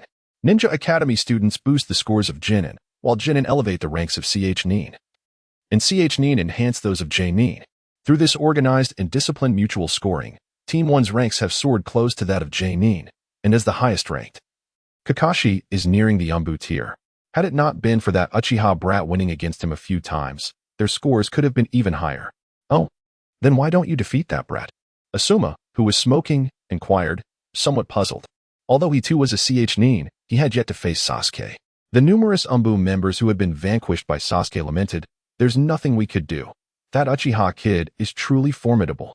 However, before they could finish speaking, another group of Umbu erupted in excitement. Fantastic. Now, unleash Raikiri to finish him. No. Use the ultimate technique. There's also the ultimate technique chart. Let's stick with the ultimate technique.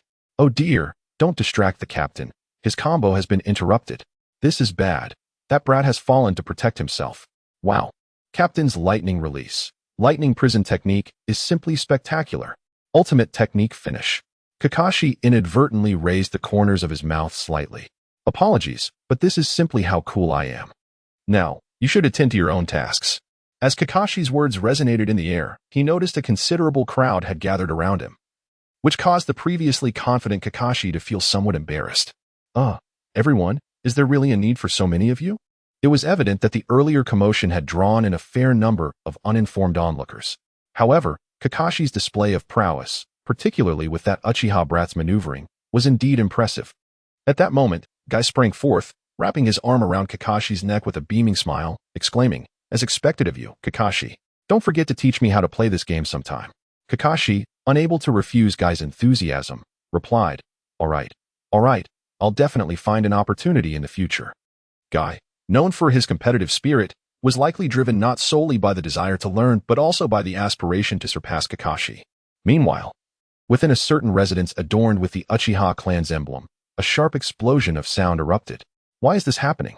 Why is he stronger than me when we both utilize the same ninja techniques? Sasuke lifted his head in frustration, his crimson Sharingan glistening, the whites of his eyes marred with veins. Damn it, it seems I still lack effort. I must become stronger. Thus, Sasuke swiftly engaged in matchmaking, initiating the next round. Just as Kakashi and his companions were preparing to return to their previous score-boosting mode, a member of the Umbu suddenly exclaimed, "I've matched with the Uchiha brat again." Uchiha brat? Again? The keen ears of the crowd immediately picked up on the significant keywords. Quickly, summon Captain Kakashi. Someone responded promptly. Even Asuma placed a hand on Kakashi's shoulder, saying, "It appears your student still requires your intervention." Indeed. That brat has been taking advantage of our lack of expertise in this area, costing us quite a few points. Now, finally, someone can put him in his place. Upon witnessing such a situation, Kakashi found himself in a state of bemusement, caught between laughter and tears. Although it felt somewhat unfair to overpower Sasuke, he silently expressed his apologies to him, recognizing the collective need for points at that moment. Unlike in his previous life, Chen Yan noticed that the ranking matches did not offer substantial protection for novices. There were no arrangements for AI opponents in the ranking matches, and the incentives for consecutive victories and the safeguards against point loss were entirely abolished. Consequently, even for those at the ninja student rank, losing a match would still result in the loss of points. Kakashi lifted his gaze and pondered for a moment. The time he would spend with Sasuke and the others was still considerable. He would find opportunities to make amends later on, as there would be no shortage of chances. After Kakashi made up his mind, he took the phone from the Umbu member assigned to Sasuke. Although the lineup consisted of the most basic trio of C-rank ninjas, these individuals had only just received their phones and had yet to encounter the malevolent spell known as pay to win. However, as one of the earliest players, Kakashi was exceedingly familiar with these ninjas. Even with the enhancement of his Sharingan, combined with his own reflexes, Kakashi could instantly discern the skill being used by his opponent merely from a slight movement of their hand. Sasuke cast a disdainful glance at the opposing lineup, thinking to himself, "Is it truly so dull that our adversary is not Kakashi? Let us hasten to secure victory." Chapter 53, The Third Clash and Rematch. Wow, the captain is formidable. Haha, that little Uchiha is utterly powerless against the onslaught. Kakashi, unlike his usual demeanor, exhibited a certain discomfort on his face due to the fact that he was engaged in battle with his beloved disciple. Although he was employing the weakest lineup available in the current game, there was still a palpable tension in the air. Kakashi expertly maneuvered the ninja student Naruto, skillfully evading Sasuke's water dragon jutsu, a technique reminiscent of the formidable Zabuza. In a swift counter, he cast sand, diminishing Sasuke's health once more. This marked the 5th time Sasuke had been struck by the sand in this round. As it was the final round, Sasuke, renowned for his prowess as a ninja, had relegated Zabuza to the backup 3rd position following his previous defeat. Frustrated, as he prepared to substitute, Sasuke realized with dismay that he had exhausted his chakra. Subsequently, he fell victim to a decisive technique executed by the ninja student Naruto. The image of Naruto, as predetermined, leaped forth following the culmination of the technique, his expression a mocking caricature that incited both ridicule and ire in Sasuke. In that moment, a surge of unbridled fury surged through Sasuke. Once again, Kakashi, utilizing Naruto's full potential, garnered the unwavering admiration of the Umbu. Kakashi, feeling somewhat embarrassed, scratched his head. "Please refrain from making a fuss.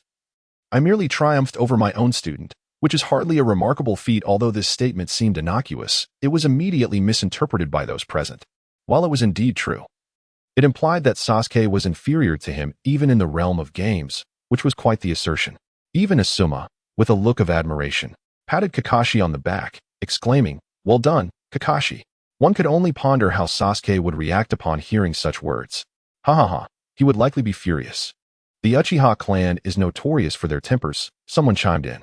Indeed, it had been quite a while since they had interacted with the Uchiha members of the police force, a relationship that had always been strained, yet upon reflection, a sense of nostalgia emerged. Speaking of Itachi, he had always appeared so refined and composed. It was shocking to realize he had become a traitor to Konoha, a despicable wretch. How I wish I could personally deal with this disgrace.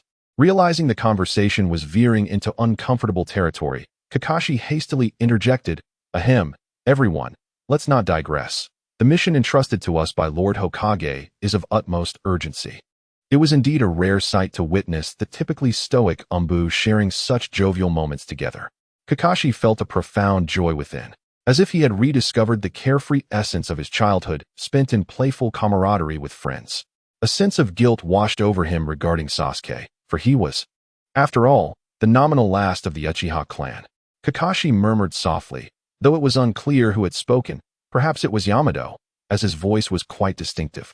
He urged, "Quick, express your emotions. Send the first comfort emoji in the second row." Comfort? Kakashi was somewhat taken aback. He was not unfamiliar with the location of expressions. However, it was the first time he realized that this particular expression conveyed a sense of solace. Kakashi pondered swiftly. This expression resembled a hand gently caressing another's head, reminiscent of a senior comforting a junior. It was indeed a lovely expression. Kakashi experienced a moment of enlightenment, seizing the fleeting instant before the conclusion of the match. Kakashi, with his remarkable speed, swiftly executed a gesture of affection by ruffling someone's hair. That was quite satisfactory. After completing this act, Kakashi felt a considerable lift in his spirits and, with a sense of contentment, returned his phone. Then, a voice, youthful and somewhat innocent, addressed him, Senior, that opponent. It's time for another round.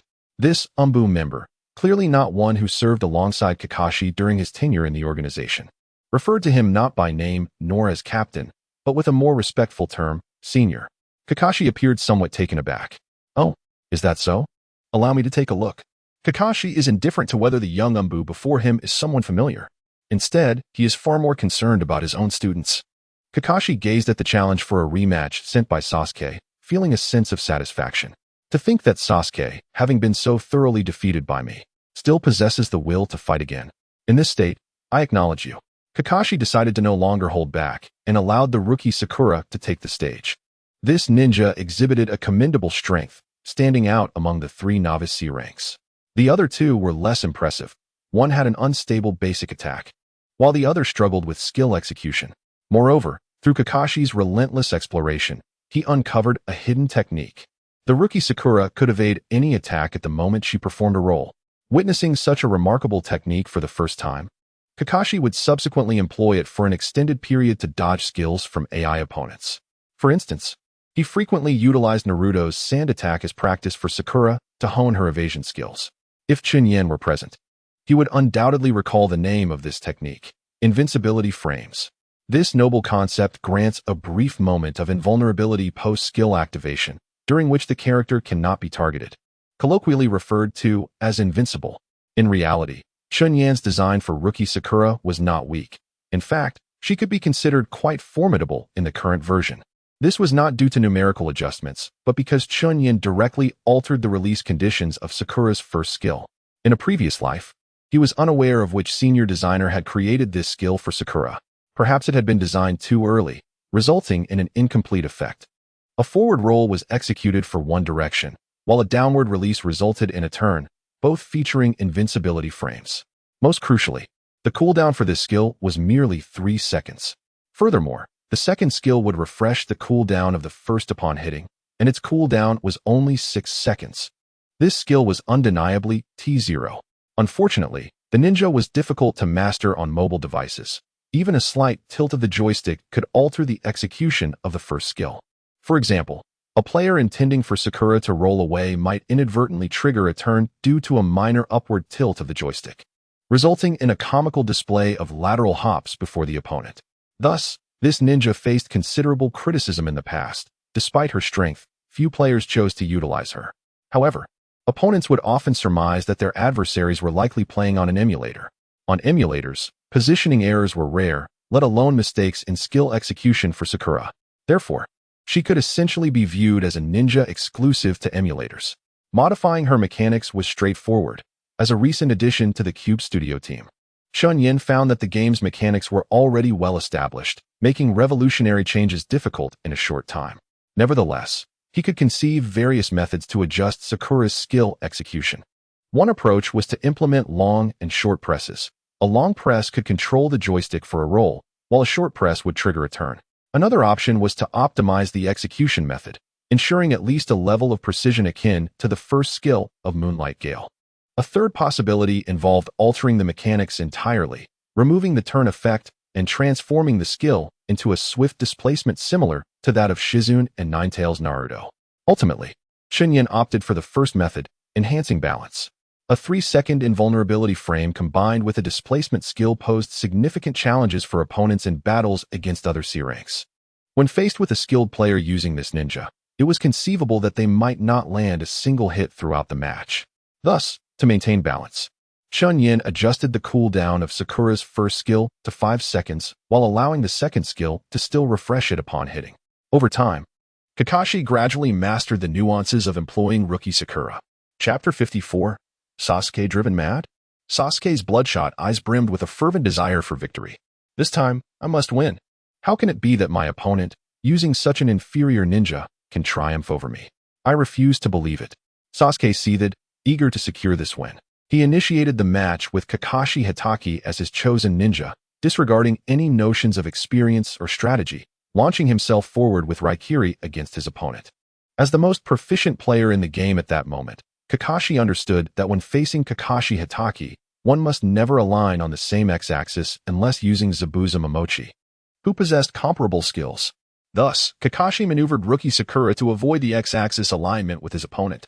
However, just as he successfully shifted his position, he observed Sasuke's Kakashi hurtling toward him with Raikiri. This was a conventional opening strategy that Kakashi had often employed against AI opponents. Yet, Kakashi couldn't help but click his tongue in dissatisfaction. It was apparent that any player with a modicum of familiarity with Kakashi would know to avoid his onslaught. After witnessing Sasuke's Raikiri miss, his frustration escalated, and he turned his focus towards Sakura, intent on launching a skill to gain an advantage. However, this overtly transparent strategy seemed rather naive to Kakashi. Sasuke was far too impatient.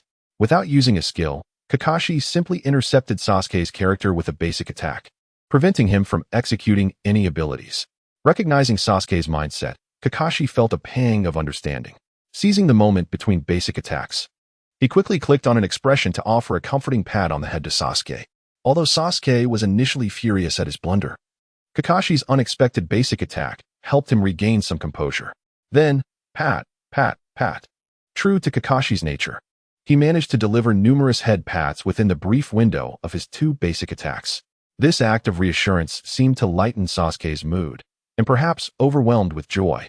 His face flushed bright red, the blood vessels in his left eye intensifying, coalescing into a slowly rotating tomo. Remarkably, the double tomo, only revealed after the Land of Waves arc and first displayed during his initial duel with Rock Lee, manifested itself at this moment. Sasuke perceived a crimson haze before him, and perhaps due to his affinity for fire techniques, an onlooker might have noticed wisps of steam emanating from his head.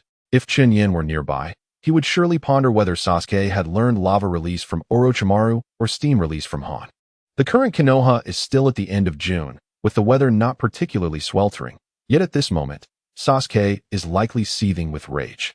Sasuke has begun to feel his vision gradually blur, ultimately unable to discern the screen, relying solely on instinct to execute his moves. After substituting behind the opposing ninja, he activates Kakashi Hatake's first skill to summon a ninja dog. Meanwhile, far away at the Umbu base, Kakashi, having anticipated the situation, skillfully dodges using Sakura's first skill, utilizing the invincibility frame, and follows up with his second skill to establish control. During the cooldown of Sasuke's substitution, Kakashi consistently employs Sakura's basic attacks to execute a combo. When Sasuke manages to substitute again, he finds himself evaded by Kakashi's identical method. At this juncture, Sasuke's initial ninja, Kakashi, has dwindled health, while Kakashi unleashes Sakura's ultimate, finishing off the last remnants of the opponent's life. Consequently, as it is an ultimate finisher, the ultimate graphic appears, showcasing the indomitable spirit of a girl and the heart of youth. Watching himself being eliminated by the opponent's ultimate, Sasuke nearly gasps for breath. Just as he contemplates adjusting his state, he hears a repetitive sound, tap, tap, tap, tap. Sasuke suddenly coughs several times, and his vision continues to fade. In a fit of indignation, he feels a surge of anger welling up within him, gazing at the phone in his hand, where an enraged voice incites him. Smash it. Smash it now. This worthless thing has ruined my youth, drained my spirit, squandered my finances. The voice within him is hysterical. However, with a shred of remaining rationality, Sasuke sets the phone aside but can no longer endure. He delivers a powerful punch against the wall, composed of either cement or stone. leaving an imprint of his fist embedded within it, with cracks radiating outward. The fissures in the wall and the shattered stones cut into his skin, seeping a few drops of blood. No, no, no. Ah, are you two here to find Sasuke? An amiable lady inquires. Oh dear, Sasuke is an exemplary child. Though he lives in a rather secluded area, if memory serves me right, he should reside here. The kind-hearted woman guides Naruto and Sakura to a rather unadorned yet imposing house. Perhaps hearing the commotion inside, she, along with a visibly perturbed Naruto and Sakura, rushes over. Without a second thought, the lady pushes open the door, revealing a scene of disarray, and exclaims, "Oh, is that not Sasuke? What happened?" Sasuke, upon seeing the visitors outside, weakens his voice, muttering, "I can't solve this problem. It's too difficult." Concerned, Naruto and Sakura quickly crowd around him, showering him with various inquiries. However, just as Sasuke lifts his head, he sees Naruto and Sakura about to enter through the door. Instantly, a surge of blood rushes to his head, and he draws a kunai, shouting furiously at the three by the door, "Do not let me see you again, or I will kill you." At that moment, Sasuke's right eye undergoes a subtle transformation. The three-tomo Sharingan, which was supposed to awaken only after receiving the curse-marked stimulus, activates prematurely. Though it is but a single tomo, Sasuke is merely 12 years old. Even during the Warring States period, those of the Uchiha clan who awakened the three-tomo at such a young age were exceedingly rare. At this time, Naruto and the others are taken aback. "Quickly, go find Kakashi-sensei. Sasuke has gone mad." Upon hearing this, Sasuke's previously blurred vision begins to clear, even allowing him to see farther than before. He raises the kunai he had just drawn, the gleaming surface reflecting in his eyes. One three-tomo, one double-tomo. At this moment, Sasuke is at a loss for words, staring blankly at the phone on the ground. The screen continues to display the ongoing scene. At this moment, Kakashi's ninja appears to be making no offensive moves, merely having Sakura's character circling around him. Then, under the avatar representing Kakashi, an expression of a head-patting icon continues to flicker. Sasuke distinctly senses the change in his vision, murmuring to himself, "A new power, seemingly stronger than I had imagined." Chapter 55. The setup of Chen Yan. Having just reached the Umbu rank, Kakashi discovers that upon attaining this level, the ranking becomes exceedingly difficult to progress. This is primarily because the number of players descending to this rank has essentially been monopolized by him. Currently, only 2 individuals hold the Jonin rank, Tenzin Zo. Others, despite their aspirations to ascend, find it impossible due to the insufficient number of ninjas, with fewer than 5 available. This is also a recent modification made by Chen Yan. Even without the restriction on the number of ninjas, the mutual support among players is inadequate, as the lowest-ranked members of the Umbu are still struggling at the academy level. This individual, with the lowest account number, has a win rate of 0, having initially lost points to Sasuke, resulting in a rather unfortunate situation. Yet when Kakashi checks his points, even with the bonuses from the Jonin and Umbu ranks, along with the cumulative 10-win bonus, he finds himself with only 25 points. Forget about items from the book category. He cannot even exchange for anything from the consumable category. As Kakashi found himself somewhat exhausted, he suddenly heard someone speaking to him. "Kakashi-senpai, your student is looking for you." Within the establishment, the adjustments made to the ninja skills and the recalibration of scores caught the attention of Chen Yan, who had also noted the score fluctuations of Kakashi and other new users. In the previous version, Chen Yan had modified the ranking restrictions. Previously, the requirement was to possess 5 ninjas to unlock competitive matches, but now, one needed 5 ninjas to access the upper ninja tier. This change was necessitated by the addition of banned positions in the upper tier. A shortage of ninjas could render the game unplayable. Observing Kakashi and others engaging in mutual score boosting did not anger Chen Yan, as he had thoughtfully designed this scoring system. While each season saw skilled players reaching the Super Shadow or Shadow ranks and effortlessly accumulating substantial points to exchange for valuable items, Chen Yan remained unfazed. Most players, despite the current influx of ninja characters, exhibited varying levels of skill. Once distinctions were made, it was anticipated that average players would hover around the upper ninja rank after gaining some proficiency in the game. Typically, a player could gather enough points to acquire a book-like item within 2 months of regular gameplay, or even within a month for dedicated players. Furthermore, seasoned players, even those of modest skill, could elevate their ranks by dominating beginners at lower tiers. The most crucial factor for Chen Yan was the continuous influx of players. He had no need to worry about resource scarcity. His projections indicated that an average player could accumulate 2 items worth 50 points, akin to the white items in his lottery system, within approximately 3 months. According to Chen Yan's analysis of his past lottery results, the value of white items hovered around 8,000 ninja coins, while green items were valued at approximately 20,000 ninja coins. The scarcity of blue and purple items made it difficult to ascertain their precise value, leading Chen Yan to use a vague estimate in his calculations. Consequently, a player who purchased a phone without spending additional money would take around a year and a half to break even, based solely on Chen Yan's predetermined pricing. However, this break-even point was contingent upon the established prices, while the actual market value remained volatile. Players could also earn coins through weekly victory rewards to potentially acquire an A or S rank ninja. Chen Yan harbored uncertainties about whether players could indeed accumulate an A or S rank ninja due to his growing skepticism regarding the probability settings he had devised. Some individuals consistently hit the guaranteed minimum, yet Naruto's drop rate had been reduced, still managing to yield 4 shards and 20 draws without breaking any. Moreover, it was common to draw 5 or 8 shards in 10 attempts for Naruto. Chen Yan felt a sense of anticipation regarding the return of a certain ninja, particularly the Senju clan. Based on prior feedback from Zabuza, Kakashi, and Chen Yan himself after testing the items, the white items provided users with a significant boost in a short period. The elixir of life had remarkably revived the near-death Zabuza, restoring him to full health after a few days of recovery, even mending some of his hidden injuries. The specially formulated energy pill rapidly replenished the user's stamina and chakra, akin to Chen Yan's recollection of adrenaline. Chen Yan had previously allowed Zabuza to experiment with the strength pill during training at the Leaf Village training grounds. Zabuza described the effects as being similar to the Akimichi clan's green spinach pills, although he had never consumed anything from that clan. He could distinctly sense a surge in his strength, which gradually faded with time, and most importantly, there were no side effects. All the white items Chen Yan had managed to procure were designed for rapid short-term enhancements. As for the green items, which included various books, Kakashi and Zabuza indicated that a single book could equate to over a month, or even several months, of training. Furthermore, for something like chakra, which is difficult to enhance once established, a chakra mastery book could facilitate improvement. During testing, Chen Yan had also given Zabuza a genjutsu book. After using it, Zabuza exhibited a peculiar expression, eventually remarking, "This is astonishing." However, it was only afterward that Zabuza articulated why. Genjutsu heavily relies on innate talent and ninja techniques.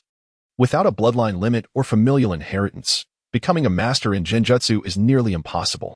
Yet, this remarkable item could transcend such limitations. Moreover, once a ninja reaches around 30 years of age, barring exceptional talent or secret techniques, their growth tends to plateau. After 50, their abilities may gradually decline, with aging exacerbating the deterioration. Although Zabuza was not yet that old, he understood that without extraordinary opportunities, his strength would likely remain stagnant. The prospect of utilizing this item to enhance his abilities was nothing short of miraculous. Thus, Chen Yan felt confident that his phones would sell exceptionally well. However, in the following days, the shop saw no visitors. Chen Yan found this quite normal. He was selling phones, and although he had made some adjustments, it resembled more of a tavern-style battle platform. Yet, with no concerns about network or battery life, the ninjas could enjoy their phones at home.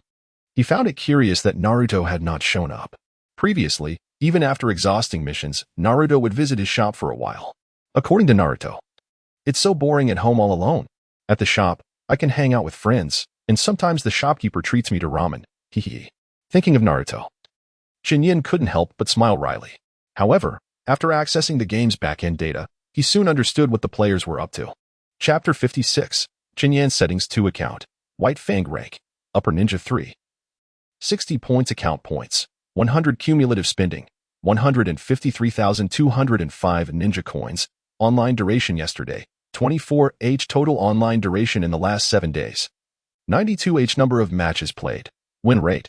Upon glancing at this data, Chen Yan found little to comment on. What more could be said about someone online for 24 hours?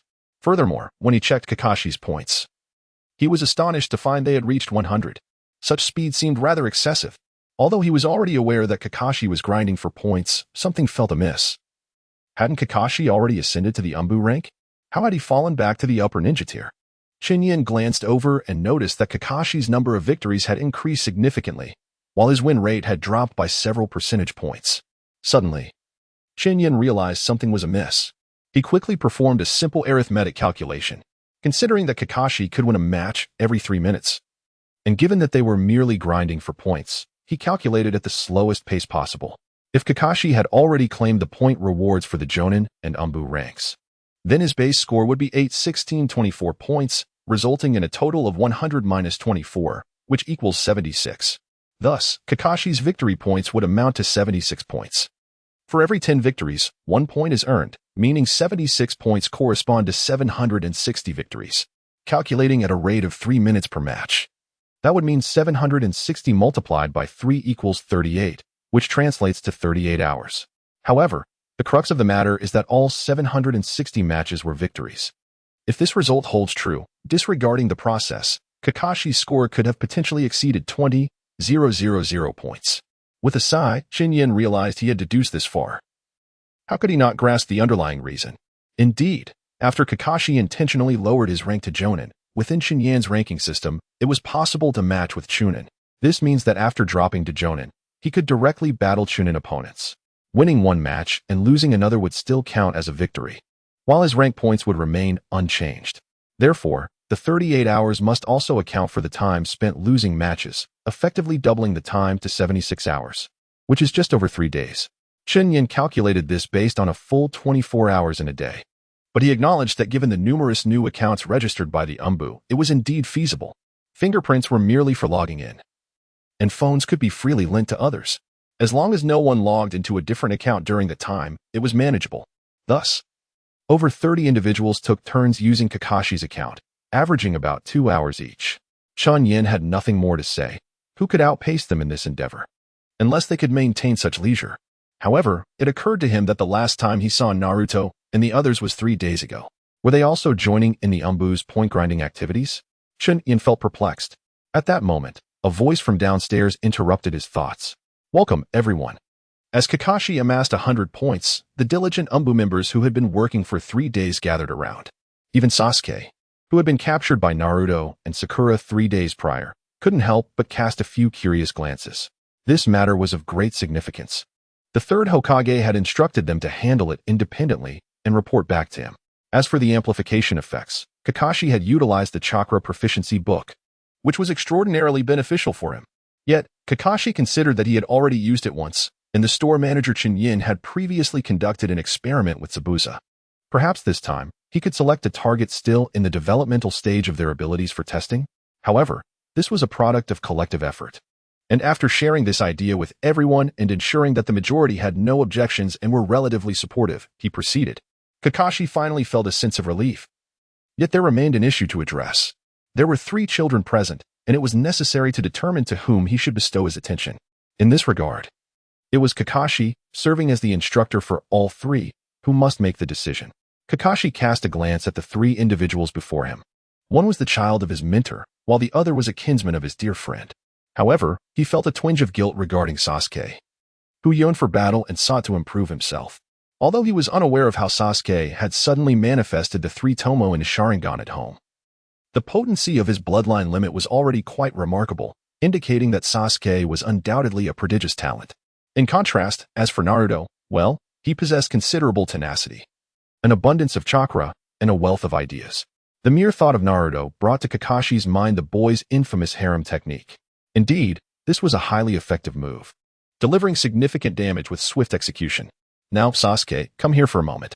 Kakashi gazed at the solitary tome on the points marketplace, dedicated to the mastery of lightning release, and remarked, Sasuke, if my memory serves me correctly, you possess chakra of the lightning nature. Sasuke, somewhat perplexed, glanced around, affirming the observation. Although he was uncertain of how Sasuke had awakened the 3 Tomi, that was beside the point. He had promised to compensate him, and this would suffice. Upon receiving the confirmation, Kakashi gently tapped the screen to exchange. In an instant, a book of the size akin to Paradise of Affection materialized in his hands, adorned with a single character for lightning on its cover. The surrounding Umbu, taken aback by the sudden appearance of this object, were filled with curiosity, eagerly anticipating the ensuing developments. Kakashi was once invited by Chen Yan to utilize the Chakra Mastery book, and he is aware of how to employ its techniques. Kakashi handed a book to Sasuke and said, Sasuke, turn the pages and truly feel the changes in your body. Over the past few days, listening to the Umbu members tallying their scores, Sasuke realized that this was an item from the points shop within the game. A sense of gratitude welled up within him, albeit accompanied by a trace of skepticism. After wrestling with his thoughts, he accepted the book from Kakashi and began to flip through it. The character for Lightning was prominently displayed on the cover, easily recognizable to the perceptive Umbu members as the Lightning Release Mastery book from the points shop. They erupted in excited chatter. Haha. It seems the captain intends to pass down his secret jutsu. How cool. Will this make us stronger? If it proves effective, I believe I have found my goal outside of missions. Kakashi, remember to teach this kid well. In the midst of the laughter, one Umbu member quipped, "Hey, don't you know the saying, encouraging someone to join the Umbu could bring down divine retribution?" The surrounding Umbu burst into laughter, indifferent to who would ultimately possess the book. Despite past grievances with members of the Uchiha clan, they bore no prejudice against Sasuke, feeling rather sympathetic towards him. He had fallen from great heights, and his plight seemed more pitiable than that of someone who had always been at the bottom. As the second son of the illustrious Uchiha clan, he had undergone such a dramatic transformation overnight. It was enough to evoke a sigh from anyone. Chapter 57. I, Sasuke, invincible, will annihilate Itachi, haha. Amidst the attention of the crowd, Sasuke covered his eyes and laughed heartily. This power suits me perfectly. He unabashedly activated his Sharingan in front of everyone, exclaiming, haha. Have I surpassed Itachi now? The Umbu around him displayed expressions of astonishment. What? Is that the three-tomo Sharingan? Impossible. How old is he? Did Itachi awaken his at this age? To activate the three-tomo as a genin? One can only imagine how great this child's future achievements will be. He truly is Itachi's brother. Sasuke relished the praise, especially coming from the predominantly Umbu crowd. What are the Umbu? They still bowed before my eyes. However, he soon heard a voice that displeased him. Itachi's brother? No, the Uchiha will not acknowledge Itachi. I will personally kill him, and that will be soon. This proclamation rendered the surrounding Umbu momentarily frozen. It wasn't fear. After all, who would argue with a mere child? Although this child had displayed remarkable potential, it was still unrefined. Each Umbu member present was a seasoned veteran, and they could easily handle Sasuke at this stage. Ah, what lovely weather today. By the way, it's been a while since I had barbecue. Shall we go together? No, I'm exhausted. I need to catch up on sleep. Since the mission is over, let us leave it at that, Kakashi. At this moment, Tenzo stepped in to ease the situation, saying, Kakashi, I'll leave the report to you. Once the child returns to normal, you can question him, haha. This was not the Umbu headquarters. Otherwise, they wouldn't have allowed Team 7 to enter. Rather, it was a storage room within the Hokage building. Once everyone departed, Kakashi rubbed his forehead, his expression filled with exasperation. After the mission concluded, the dispersing Umbu wandered the streets of Konoha, discussing the recent events. How dare that child compare himself to Itachi? Indeed, Itachi is formidable. He wiped out the entire clan and left his only brother stunned. Haha, although the Uchiha and we have never seen eye to eye, they are still part of Konoha. Itachi was quite the disgrace during the Third Great Ninja War. Before one Umbu could finish, a companion interrupted. Enough. That is all in the past. The Uchiha clan has their own issues. We need not dwell on them. Hey, weren't you just saying you'd kill Itachi? What happened to that? Let us go eat barbecue. Keep up the pace. Eh? Aren't you going to sleep? Report, sir. This is part of the discussion among the Umbu after they exited the Hokage building. Beneath the flickering light on the wall, one individual sat, half immersed in shadow, half illuminated by the firelight. The root member could not discern the features of the figure before him, even if he could. He lacked the courage to raise his head without an order. Itachi Uchiha? Sasuke? What exactly is that guy planning? Danzo expressed his dissatisfaction. The large-scale mobilization of Umbu was hard to overlook. However, the information gathered was insufficient to deduce anything of significant value. Many of our Umbu possess an item they refer to as a mobile phone. Subordinates suspect. Danzo interrupted him. A mobile phone? What is that? Unknown, sir. Useless. Danzo internally cursed but said, You've done well. Now investigate what this mobile phone is, and it would be best to bring back a physical object. Report, sir. Previously, you asked us to investigate Kakashi's movements and learned that he has been engrossed in this mobile phone. Danzo suppressed his fury. Then why didn't you clarify this with Kakashi sooner? Sir, Kakashi seems to have enhanced his reconnaissance abilities and is constantly vigilant, often deploying ninja hounds for defense. Clearly wary of us. Danzo was both anxious and furious. How could there be something in Konoha that he was unaware of? This mobile phone, he must uncover its mysteries. And this root unit is utterly incompetent. They can't even handle Kakashi. That old fool, Danzo, suddenly summoned such a large number of umbu. Kakashi's wariness of this mobile phone must indicate its unpredictable nature. Danzo maintained a calm facade. You may leave. Ensure you uncover the truth within a day. Yes. Yes.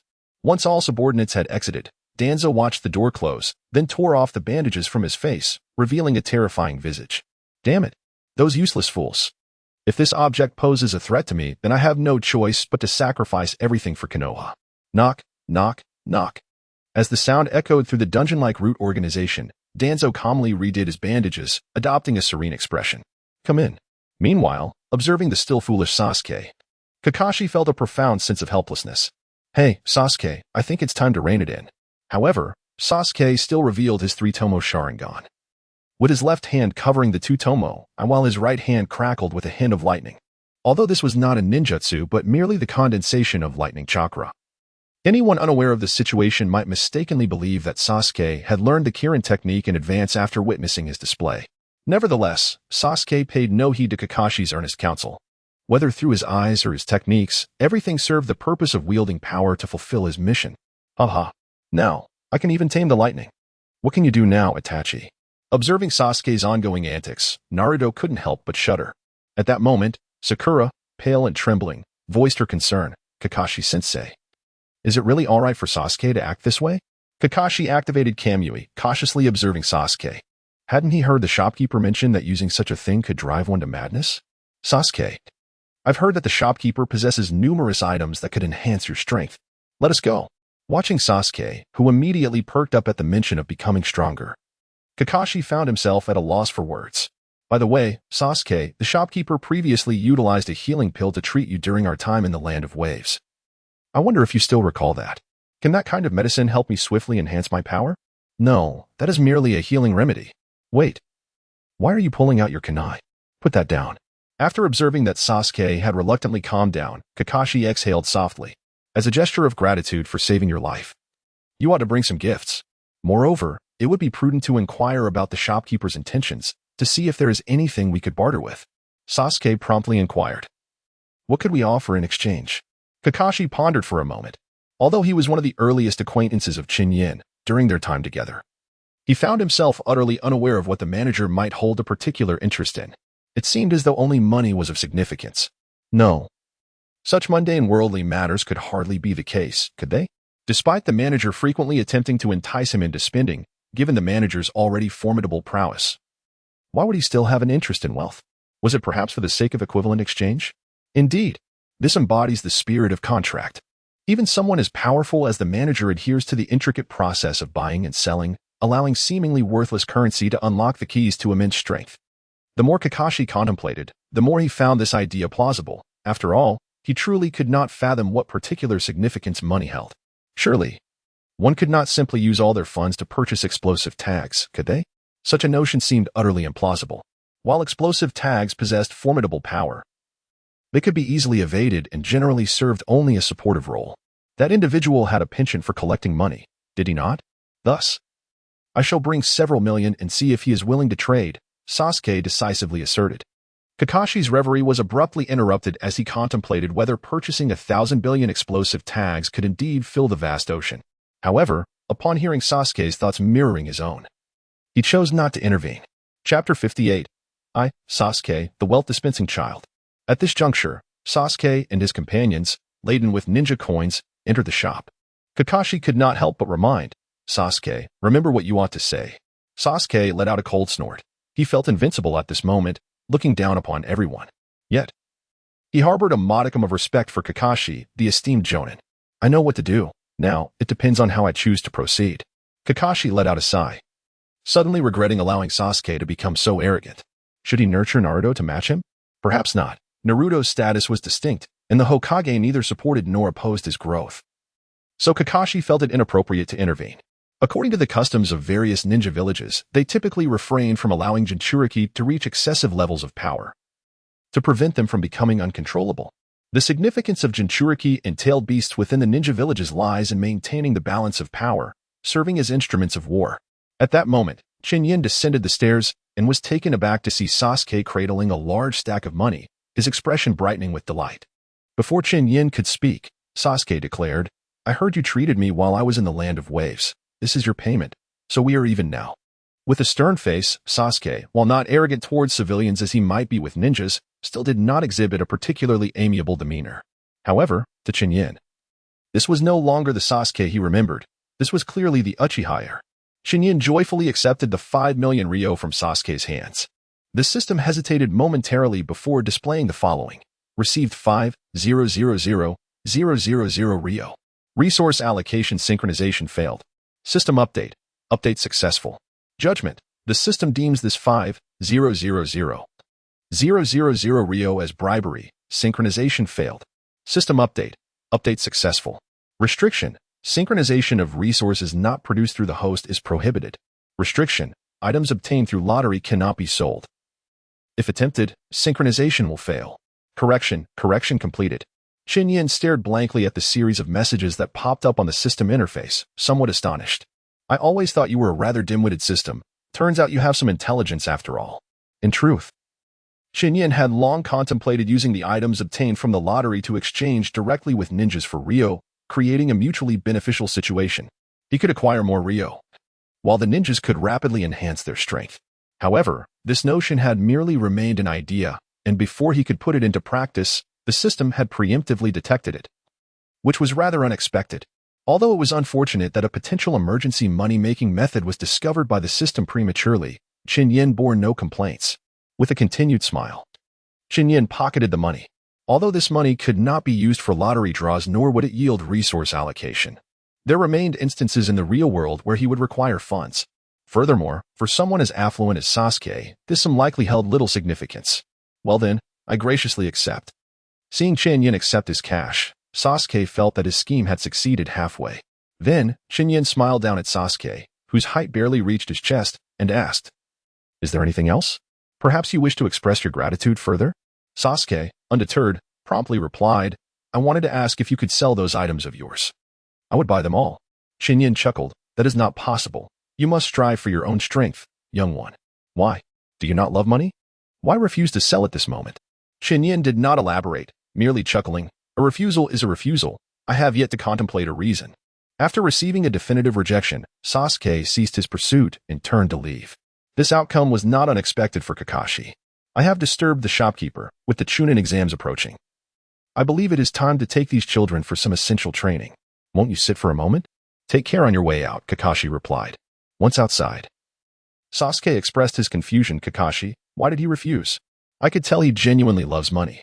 Kakashi's expression was peculiar. He truly could not comprehend the situation. However, it was quite normal for someone of such immense power, like the store manager, to act in an unusual manner. Kakashi refrained from elaborating further and addressed the three individuals, stating, "Next, I will guide you through some specialized training, aiming to significantly enhance your abilities during this period. By the way, Sasuke, remember to stay behind after our training concludes." Like Kakashi, Zabuza, a seasoned ninja, found it impossible to decipher the actions of the shopkeeper. Hence he remained silent throughout the session. Moreover, after experiencing the formidable effects of the merchandise, Zabuza reignited the ambition within his heart, the desire to grow stronger. If he could become powerful enough, perhaps he could outpace the woman known as Terumi Mei and ascend to the position of the true fifth Mizukage. The path to strength through gaming was now within reach.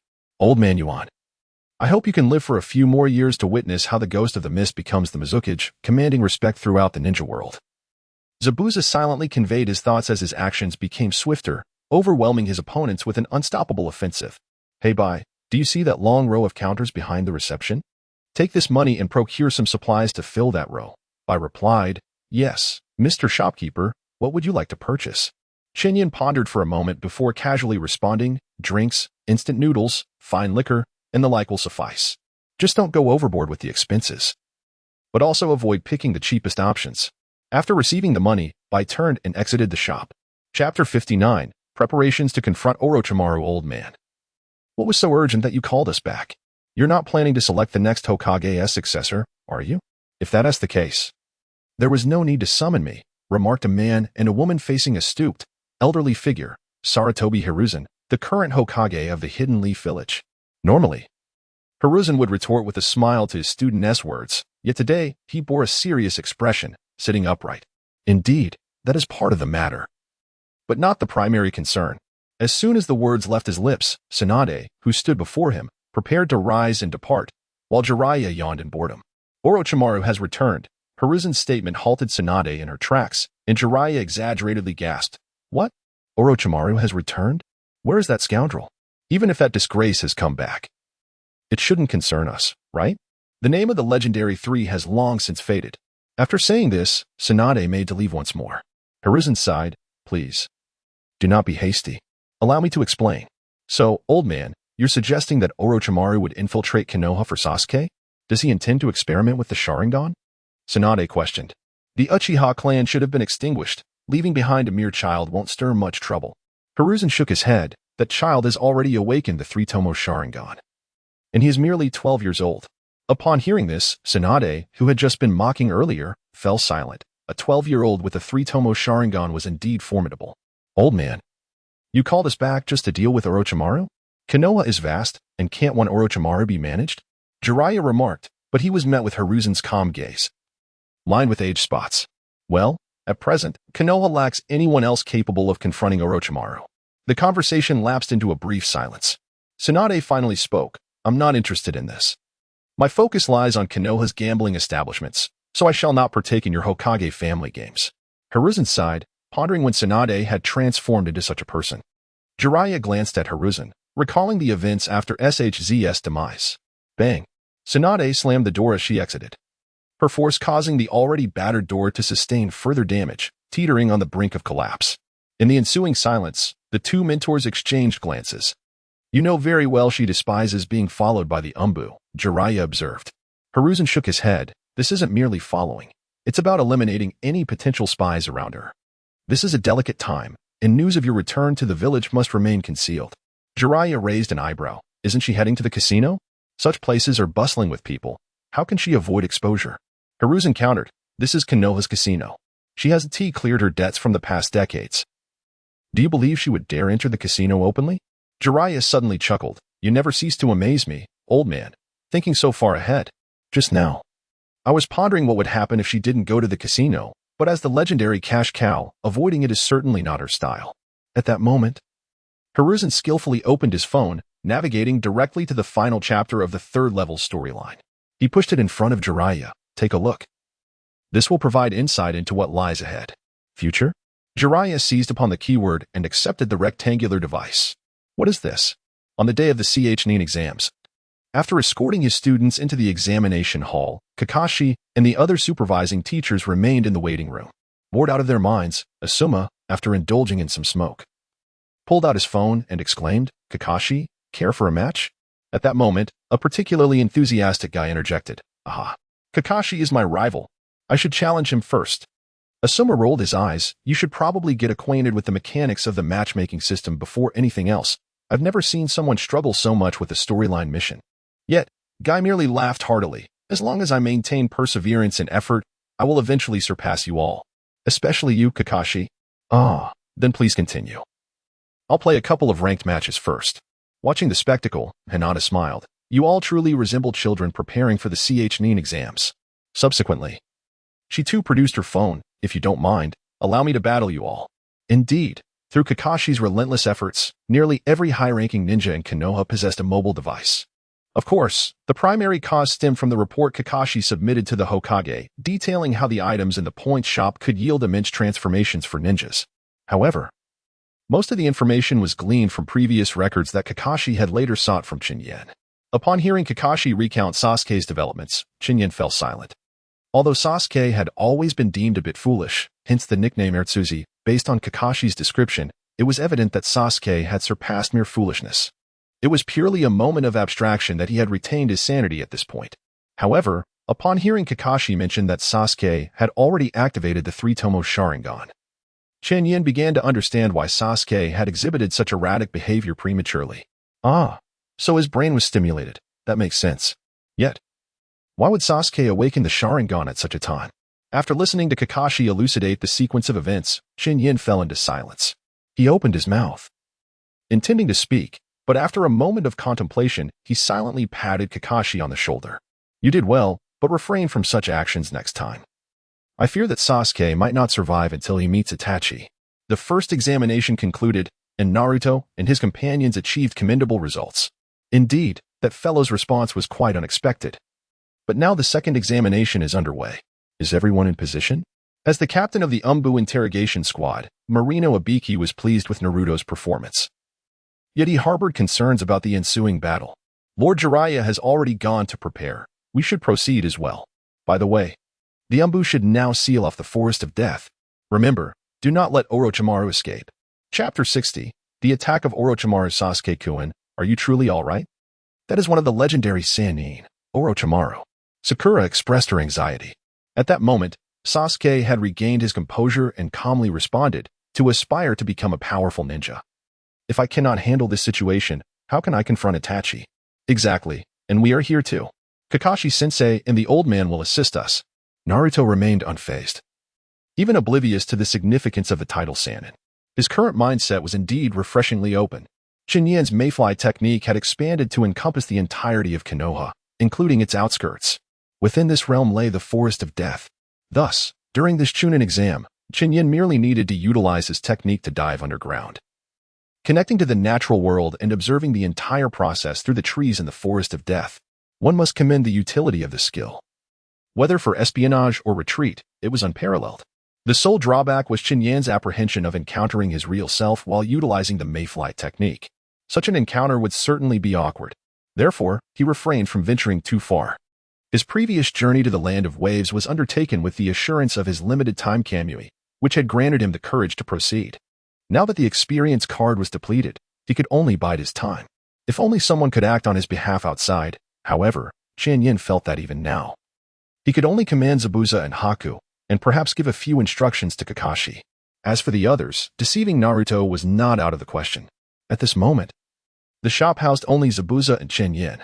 Haku, meanwhile, had teamed up with two mist ninjas who had come to Konoha to participate in the Chunin Exam. This was somewhat akin to Kabuto, who had relied on finding teammates to enter the exams over the years. Although Zabuza was still engaged in gameplay, his mind was evidently elsewhere.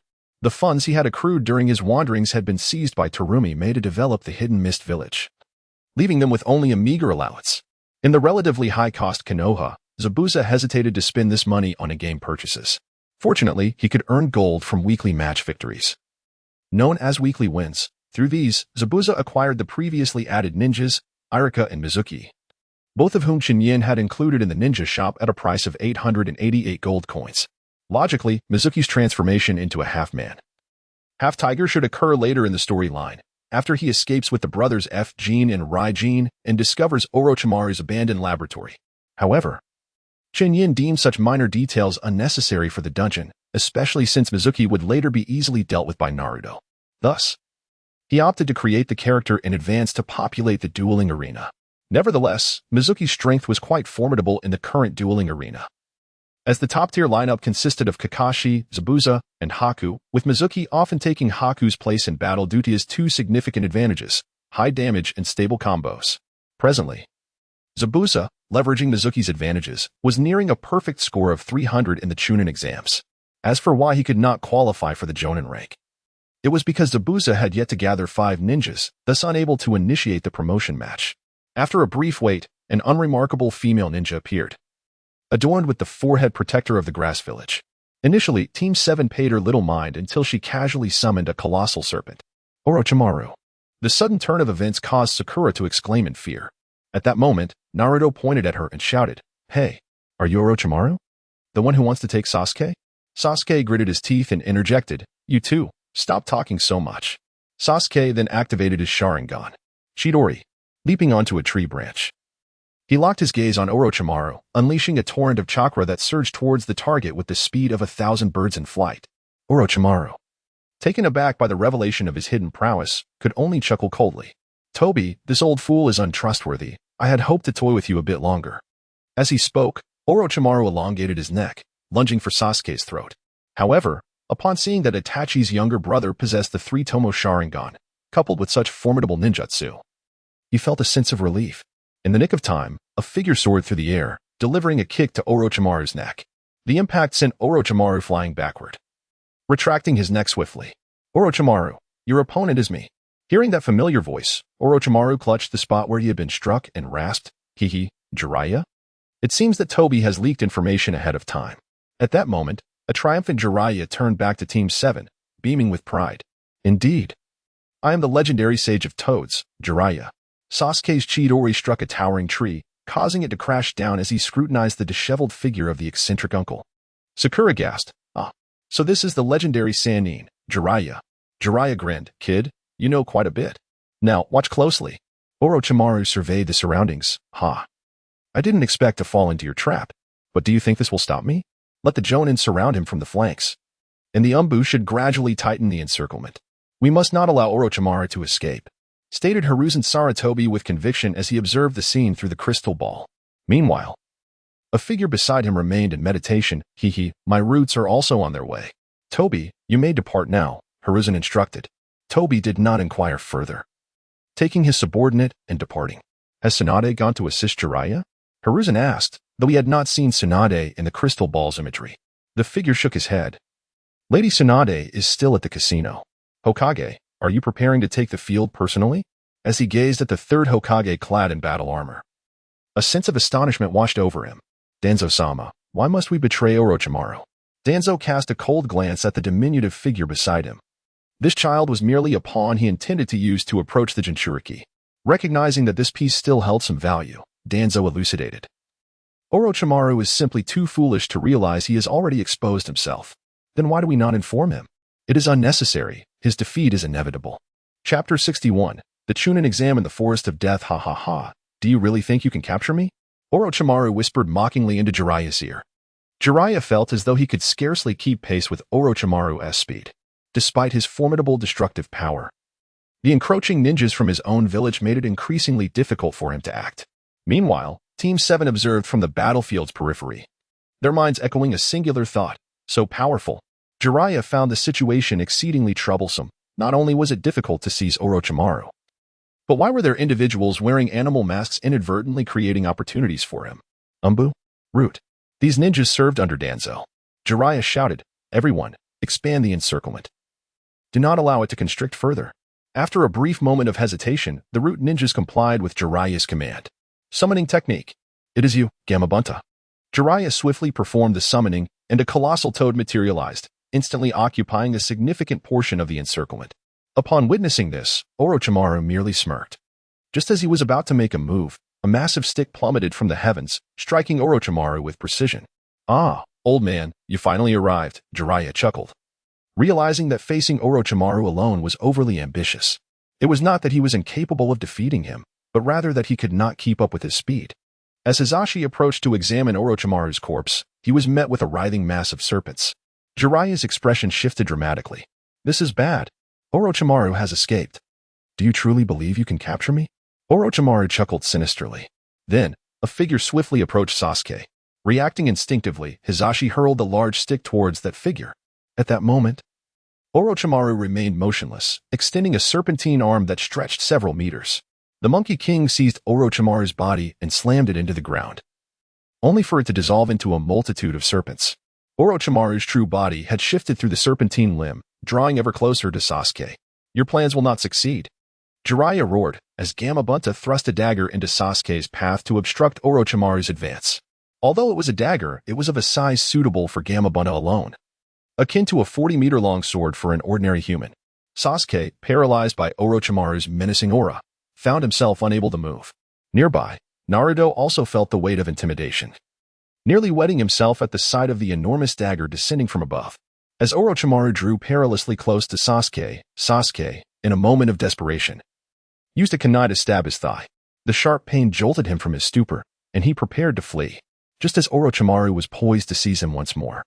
He noticed a distortion in the space between his serpentine limb and Sasuke, visibly twisting into a vortex-like shape. Kamui! Ah! Orochimaru screamed in agony, finding his right arm severed to mere fragments. The sudden turn of events caught even the astute Orochimaru off guard. However, owing to his acute sensory abilities, his narrow pupils locked onto a single direction, brimming with murderous intent. Upon identifying the distant assailant, he uttered, Kakashi? All of Orochimaru's focus converged upon Kakashi's left eye. The malice in his gaze dissipating, replaced by a profound softness and enjoyment. The side-like black patterns were unmistakably not the conventional Sharingan. Mangekyo Sharingan? This power is truly overwhelming. Kakashi, although I am unaware of the trials you have faced, I find myself intrigued by you. Upon catching sight of Kakashi's eyes, Orochimaru halted his pursuit of Sasuke. At that moment, he noticed Jiraiya and Hizashi following closely behind. Recognizing the urgency of the situation, he called out to Sasuke's retreating figure. Your destiny reveals that you will not settle for weakness. Konoha cannot empower you, but I can. I have the means to make you as powerful as I am, or even surpass me. So, Sasuke, do you wish to remain in Konoha, continuing those trivial tasks, or will you follow me to become an absolute force?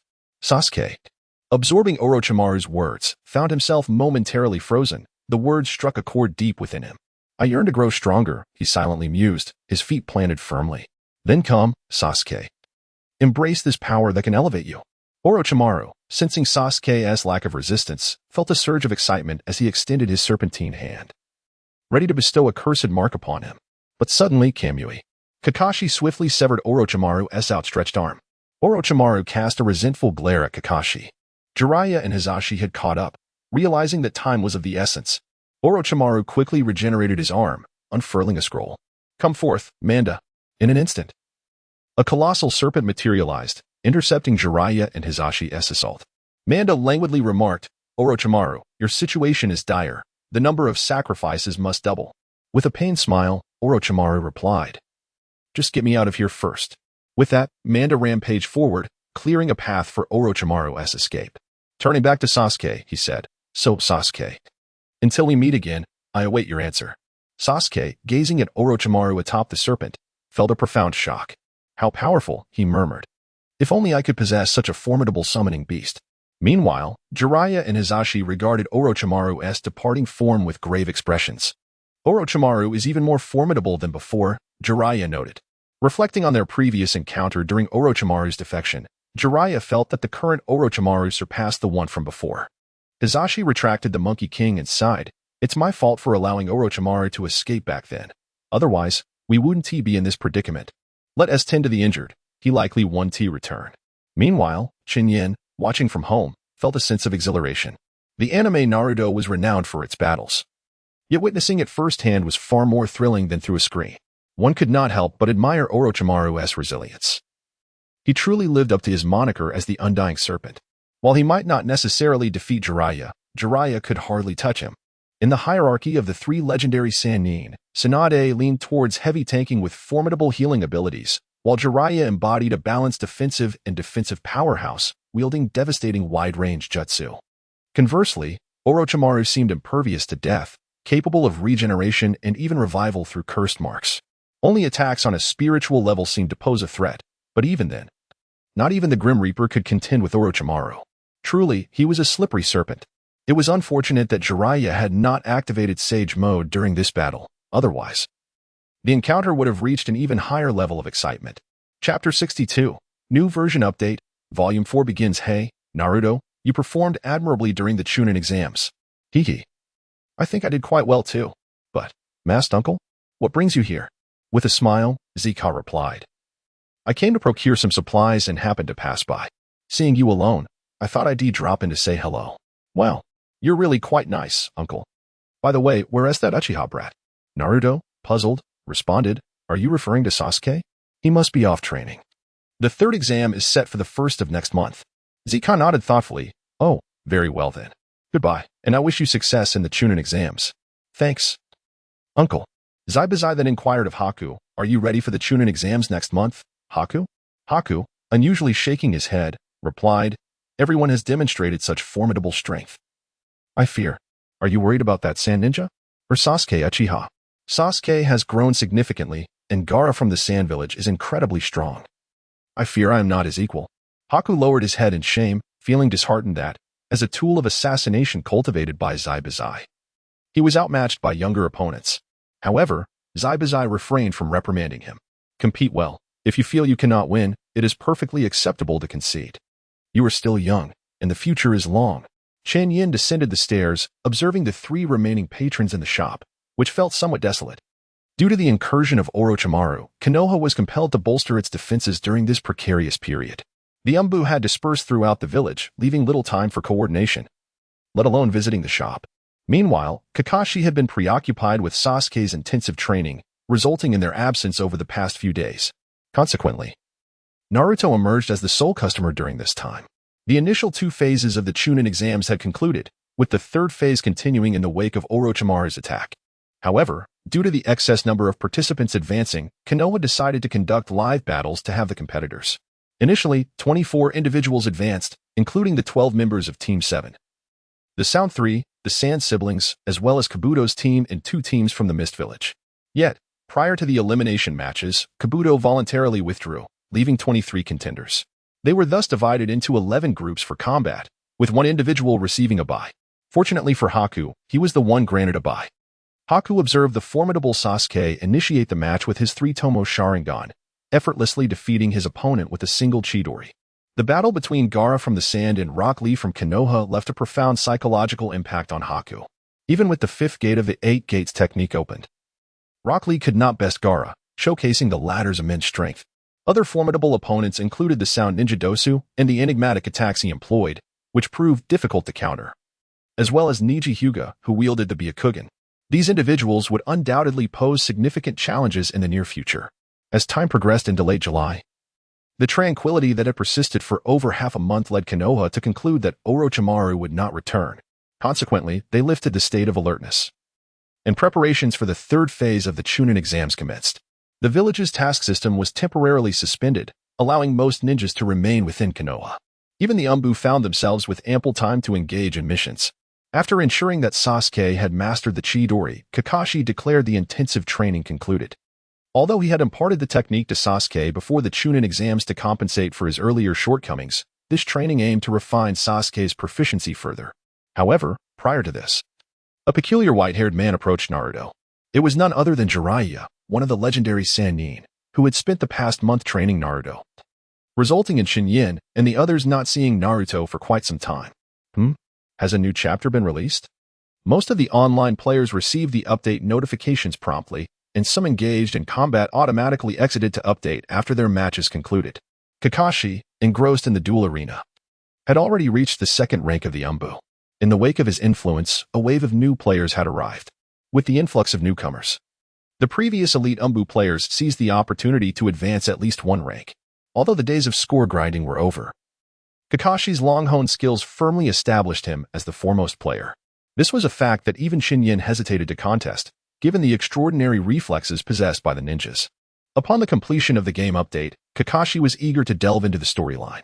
However, a newly emerged announcement regarding ninjas captured his undivided attention. The new ninja, Gaara of the Sand, has been released, classified with a rank of B.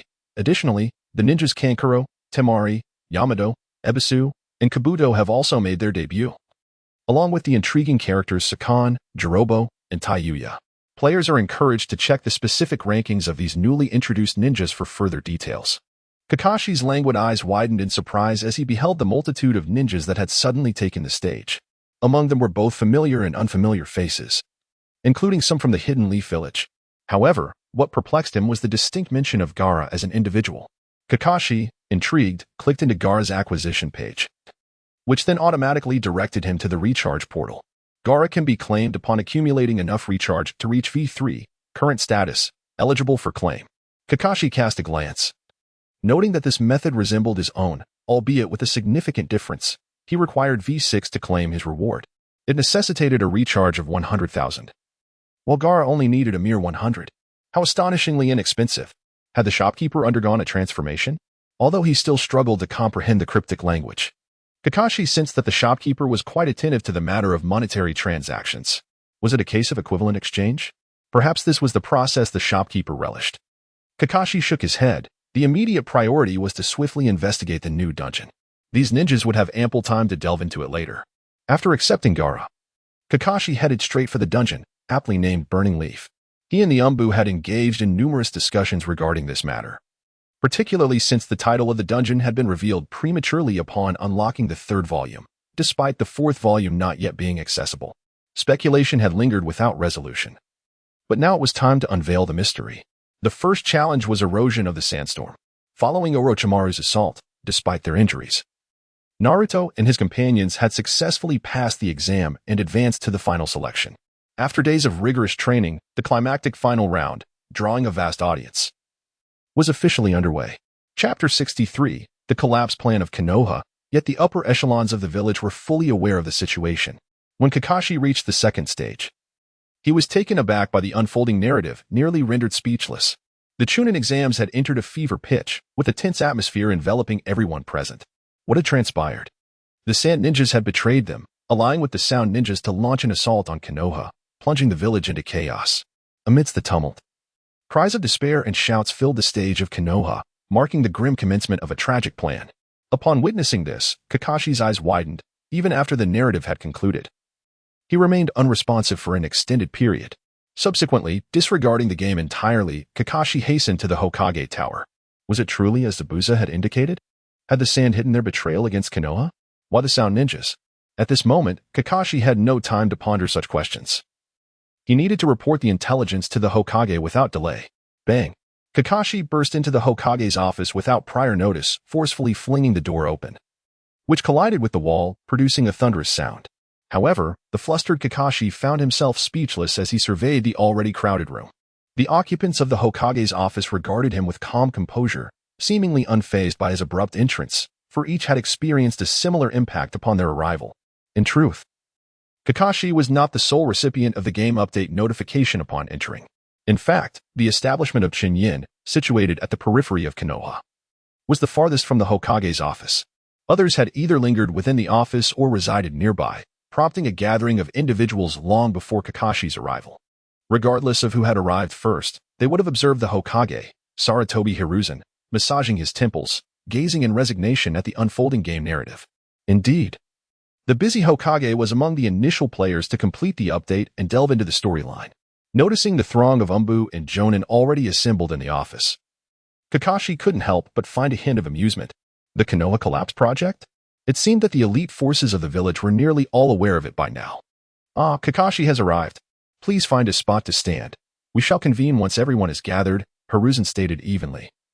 As the space within the office was nearly filled to capacity, leaving little room even to stand. As Kakashi was about to close the door, Hizashi hurriedly intervened, saying, "This door is an antique from the era of the second Hokage. Please do not shut it." As Kakashi reopened the door, which had already been ajar, he exclaimed, "Don't close it. Not yet." Youth. With a resounding bang, a figure clad entirely in a tight green bodysuit forcefully kicked the door open, causing it to collide once more with the wall. Fortunately, the door had not been fully shut. Otherwise, its fate would have been precarious. One could only commend the sturdy craftsmanship of the door, chosen by the meticulous second Hokage, as it remained intact even after sustaining a forceful blow from Guy, exhibiting no significant damage. Indeed, the individual in question was Might Guy. Guy had been engaged in rigorous training with Lee at the training grounds of Konoha. Although Lee had almost lost his life while opening the fifth gate and was on the verge of being disqualified, Tsunade's timely intervention ensured that he received treatment before reaching a critical state, unlike the events depicted in the anime. As a result, Lee's recovery was swift, thanks to Tsunade's dual efforts alongside the Slug Summon, and he was fully healed in less than half a month. However, the price was steep. Both Guy and Lee had to surrender their accumulated mission rewards to Tsunade, in addition to assisting her in repaying debts owed in Konoha. Given the enormity of the debts, Tsunade determined that even if she sold Guy and Lee, the amount would be insurmountable, leading her to reasonably decide they only needed to repay 30%. Ultimately, with the assistance of Niji and Tintin, Guy, as their teacher, managed to avoid being harassed by debt collectors. With Tintin, a local merchant of ninja tools, and Niji, a rare talent of the Hyuga clan, both lending their support, the burden of debt was alleviated.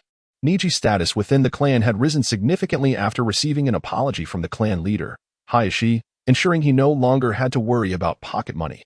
Unable to bear the sight of their teacher and teammate being overwhelmed by financial woes, they casually contributed some rice to settle the debt. In an effort to make up for the training time lost over the past half-month, Guy had been relentlessly training Lee for 7 consecutive days. Initially, Lee was training in his dreams while Guy was competing against a computer opponent in his slumber. However, an update notification abruptly roused Guy, who, after completing the update, drowsily engaged in 2 rounds of gameplay. Upon seeing the words Konoha in ruins, he quickly realized something was amiss and rushed over. After waiting for 3 minutes and confirming no one was present, Hizashi cleared his throat and instructed, "Tins, please repair the door, then convene a meeting of the Jonin." Indeed. Only those affiliated with the Umbu and certain Jonin possessed mobile devices. The rest of the Konoha elite lacked such privileges. Although the game's point shop offered items for rapid power enhancement, recent assessments suggested that achieving substantial improvements in a short period was unlikely. Thus, it was collectively decided that the lower-ranked ninjas should focus on their training, allowing them to engage with these enhancements only after the Chunin exams concluded. While some may not qualify for the third exam, they had teammates who would participate, ensuring no disruption to those competing. The addictive nature of the game became apparent, as evidenced by Guy, who was constantly online, competing against AI, and Kakashi, a ranked assassin. Whenever someone was on the verge of quitting due to a losing streak, they could attempt to match with Guy, who had mastered training in his sleep and now even gaming while dreaming. As for Kakashi, he served as a reminder of true prowess. Every time someone experienced a minor winning streak and became overconfident, the benevolent Kakashi would promptly demonstrate the meaning of strength. His presence had instilled a sense of trepidation in others, dissuading them from ascending to the Jonin ranks. Even if some met the criteria of having 5 ninjas to unlock the Jonin tier, they knew that they would soon encounter Kakashi, who was wandering the Umbu ranks, unable to find worthy opponents. While others were unable to ascend due to insufficient strength, Kakashi's dilemma stemmed from the lack of challengers. As Kakashi made his way back to Chen Yan's shop, he brushed aside the recent Jonin meeting arrangements. Now that everyone was prepared, his role was minimal. During the Chunin exams, his primary responsibility was to maintain order. He was eager to experience the new ninjas. Due to the influx of newly available ninjas, aside from Gaara, all others had been unceremoniously placed in the shop. C-rank ninjas were priced at 888 coins, while B-rank ninjas were at 1,888 coins. With a healthy balance remaining in his account, Kakashi found these prices negligible. He swiftly cleared the shop of all available ninjas and began to explore their abilities. Starting with the ninja known as T-Suk. "Ah, is this not the successful candidate from the Sound Village?" he mused, eager to discover his skills. Kakashi decided to give it a try. Initially, he performed a basic attack, noting that its stability was quite commendable, though the damage was rather average. However, among C-rank ninjas, it should suffice. He then turned his attention to the skills. The first skill, Sonic Strike, allows Torsion to swiftly advance forward, seizing the opponent and launching them into the air while unleashing a sonic explosion, dealing considerable damage. Witnessing this, Kakashi's expression shifted to one of surprise. "Oh, this ninja possesses a charge-type ninjutsu? It appears to be quite impressive, reminiscent of my Raikiri." Here, Kakashi refers to himself as the character Hatake Kakashi within the game. However, after executing his abilities a few times, Kakashi soon realized something was amiss. No, this skill is significantly faster than my Raikiri. Indeed, after its activation, the opponent is rendered unable to substitute. Kakashi was still unfamiliar with the mechanics of grappling. Yet, after engaging in numerous battles against the formidable Zabuza Momochi over the past few days, he had learned that during the execution of the water prison technique, the opponent cannot substitute, a subtle but crucial nuance. To his astonishment, this C-rank ninja possesses such a rare skill. Just with this reliable basic attack and the swift advancement of his first ability, even if the second ability and ultimate are rather mediocre, Kakashi believes this ninja could dominate among C-rank ninjas. Given the overwhelming strength of the first ability, Kakashi harbored little hope for Tatsu's second ability. It was akin to the skill employed by his student Naruto, which, while dealing decent damage and offering a slowing effect, was overshadowed by the inadequacy of the other ability. Kakashi activated his second skill, Sonic Shock. Tosa struck the ground with a resounding clap, and then there was silence. Is that it? It seems rather unimpressive, though slightly better than anticipated. Kakashi paid little mind to the lackluster performance of this skill. After all, with so many ninjas at his disposal, he certainly wouldn't resort to using a C-rank ninja in ranked matches. Let us then examine the ultimate skill. There are still numerous ninjas to experience, and Kakashi had no desire to squander time on this C-rank character. Ultimate skill, Resonant Piercing. After Kakashi activated the release, Tosa's anvil unleashed a multitude of sound waves in a forward assault. Ultimately, it surged ahead, culminating in a sonic explosion. Is the damage truly that high? Moreover, the range appears quite extensive. Not bad at all. This ninja was indeed a worthwhile purchase. Kakashi is currently testing the strength of ninjas in the training camp of the game. However, just as he is about to switch to the next ninja. A thought suddenly crosses his mind. He wonders whether this particular ninja possesses the ability to sweep the ground. The sweeping effect refers to the capability of certain basic attacks or skills to continue a combo after an opponent has been knocked down and cannot be followed up with standard attacks. Kakashi had previously discovered this effect, and the specific term was conveyed to him by the shopkeeper, Chen Yan. Kakashi attempted the formidable technique of Tsuzen once more, first launching the puppet ninja into the air. As the opposing ninja lay incapacitated on the ground, he unleashed his ultimate move. Observing the swift and decisive execution of this powerful attack, which sent the puppet ninja sprawling before initiating a flurry of subsequent strikes, was indeed a visual delight. It seemed commendable. However, it appeared that his first skill lacked the ability to sweep opponents off their feet. Uncertain about the capabilities of his second skill, Kakashi eagerly unleashed a sonic wave attack immediately after his ultimate concluded. Alas, he realized he had acted prematurely, having forgotten that the opponent had yet to rise. Kakashi shook his head. Just as he was about to click reset, he noticed that Toshiro had utilized his second skill to launch the puppet ninja into the air. Launched? Is this also a sweeping action? Kakashi stood in astonishment. This ninja appeared to possess considerable strength. He had no time to reset and hurriedly activated his first skill, capturing the falling puppet ninja once more. The sonic explosion dealt impressive damage. After all skills had entered cooldown, Kakashi executed a series of basic attacks, landing 2 full combos before the opponent could even defend themselves. Is this ninja truly so remarkably consistent? Kakashi was somewhat taken aback. At this moment, he glanced at the health bar of the puppet ninja, which astonishingly had only a sliver remaining. What sort of damage is this? Although the damage from the first skill and the ultimate ability was commendable, could this possibly be attributed to the second skill? During the initial testing of the second skill, Kakashi had unleashed it in an open area, not directly targeting the puppet ninja, and had merely observed that the range of the second skill was limited, accompanied by a certain degree of stiffness. This time, however, Kakashi first utilized a basic attack to launch the puppet ninja into the air, and then released the second skill while it was descending. Bang! The puppet ninja was successfully sent flying. This clearly demonstrated that the skill possessed a sweeping effect. And as for the damage, Kakashi glanced at the figure. 35,000. How astonishingly exaggerated. This surpasses the damage dealt by the vast majority of ninjas. It is likely that only Zabuza's water dragon jutsu exceeds this level of power. A single technique, endowed with sweeping effects and formidable damage.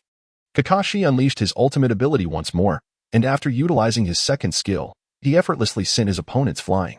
Moreover, he was able to seamlessly follow up after his ultimate. The first ninja that Kakashi could think of who could seamlessly connect skills seemed to be only Mizuki and Haku. However, Mizuki's abilities were rather limited and cumbersome, not aligning with Kakashi's preferred style of combat. On the other hand, Haku proved to be an invaluable asset for Kakashi in his ascent. Yet, this Tatsuzen skill was remarkably swift and efficient, with its primary ability being instantaneous. Furthermore, its damage output was nothing short of extraordinary. This ninja was truly invincible. Chapter 65. Asuma's challenge. After experiencing this new ninja on the road, Kakashi leisurely strolled into the shop, only to be unexpectedly greeted by the sight of Asuma and his companions. They were indulging in some inferior liquor procured by the shopkeeper from an unknown source, though it appeared to have a decent flavor. Observing Asuma and Kurenai engaged in casual conversation, Kakashi deduced that they were likely a bit tipsy. He approached them with a casual greeting. "Good morning to you both." At that moment, Haku also came forward to welcome him. Initially, Asuma was somewhat displeased at being interrupted during his rendezvous, but upon recognizing Kakashi, his expression transformed into one of palpable excitement. "Ah, Kakashi, you have finally arrived." Kakashi expressed a hint of confusion. "Me? Are you waiting for me?" Kakashi cast a glance at Hong, who was seated across from Asuma, silently questioning the relevance of their romantic rendezvous to him. At that moment, Hong smiled gently and remarked, "Asuma mentioned he has just encountered a formidable ninja and is eager to engage you in combat." Kakashi rubbed his forehead, exclaiming, "How long has it been? Could it be that you practiced during the Jonin meeting?" Asuma cleared his throat and replied, "Well, I too wish to elevate my gaming prowess in order to earn rewards that will enhance my abilities." Kakashi happened to be there to enjoy the game as well, and he readily agreed to join. As the number of players increased, Chen Yan had promptly introduced the Friend Edition and Friend Battle features, eliminating the need to rely on chance and matchmaking, as Naruto and Sasuke had done a few months prior. While the sparse player base may have justified such a setup, the ever-growing number of participants rendered it outdated. In the ninja selection interface, Kakashi curiously inquired, "What exactly do you mean by a strong ninja?" Asuma chuckled, teasingly withholding information, and replied, "You will find out in due time. These two ninjas are exceptionally powerful. They seem even more effective than Zabuza and Haku." Zabuza and Haku had been widely regarded by players as the strongest combination during this period. Oh, but this update consists solely of B-rank and C-rank ninjas. Can they truly replace A-rank ones? Although the character of Zabuza had been significantly enhanced by Chen Yan, surpassing its strength from the previous life, the notable drawback of a lengthy recovery time remained difficult to mitigate, particularly for these ninja players. They tended to favor swift and agile game characters, while Zabuza's design appeared to contradict this preference. But what about Haku? Kakashi felt a sense of perplexity, to be candid. He even perceived that the character was crafted with greater efficacy than Zabuza, an A-rank ninja, and himself. Presently, possessed an unparalleled long-range basic attack, with both skills capable of offense and defense, alongside a unique basic attack that enabled movement through the ice mirror. More importantly, his ultimate ability could be seamlessly executed. Were it not for his classification as a B-rank ninja, Kakashi might have considered him an A-rank ninja. Stronger than Bai? What sort of ninja could that be? Initially exhilarated by the discovery of the formidable C-rank ninja T-Susan, Kakashi's heart now felt a twinge of apprehension. He had yet to experience the abilities of other ninjas. Could it truly be, as Asuma suggested, that there existed exceptionally powerful ninjas concealed within? With trepidation, Kakashi was just about to engage in battle when Zabuza, who had been sitting nearby playing a game, approached upon hearing the conversation. He had also caught wind of the intriguing remark made by Asuma. Stronger than Zabuza and Bai. Yet, Zabuza and Bai were right beside him. At that moment, a slightly inebriated Asuma suddenly became aware of the awkwardness. However, given their mutual unfamiliarity and only a knowledge of each other's names, he found it difficult to provide an explanation. Zabuza, not wishing to put Asuma in a difficult position, walked over to Kakashi and inquired, "Kakashi, may I watch you play a match?" Zabuza made a concerted effort to maintain a calm tone. Nevertheless, his demeanor, voice, and the infamous reputation he held within the ninja world made it challenging for others not to feel wary. At this juncture, Asuma sensed beads of sweat forming on his forehead, abruptly sobering from his earlier inebriation. Meanwhile, felt a surge of tension, clasping her hands together, ready to unleash a genjutsu should the situation take a turn for the worse.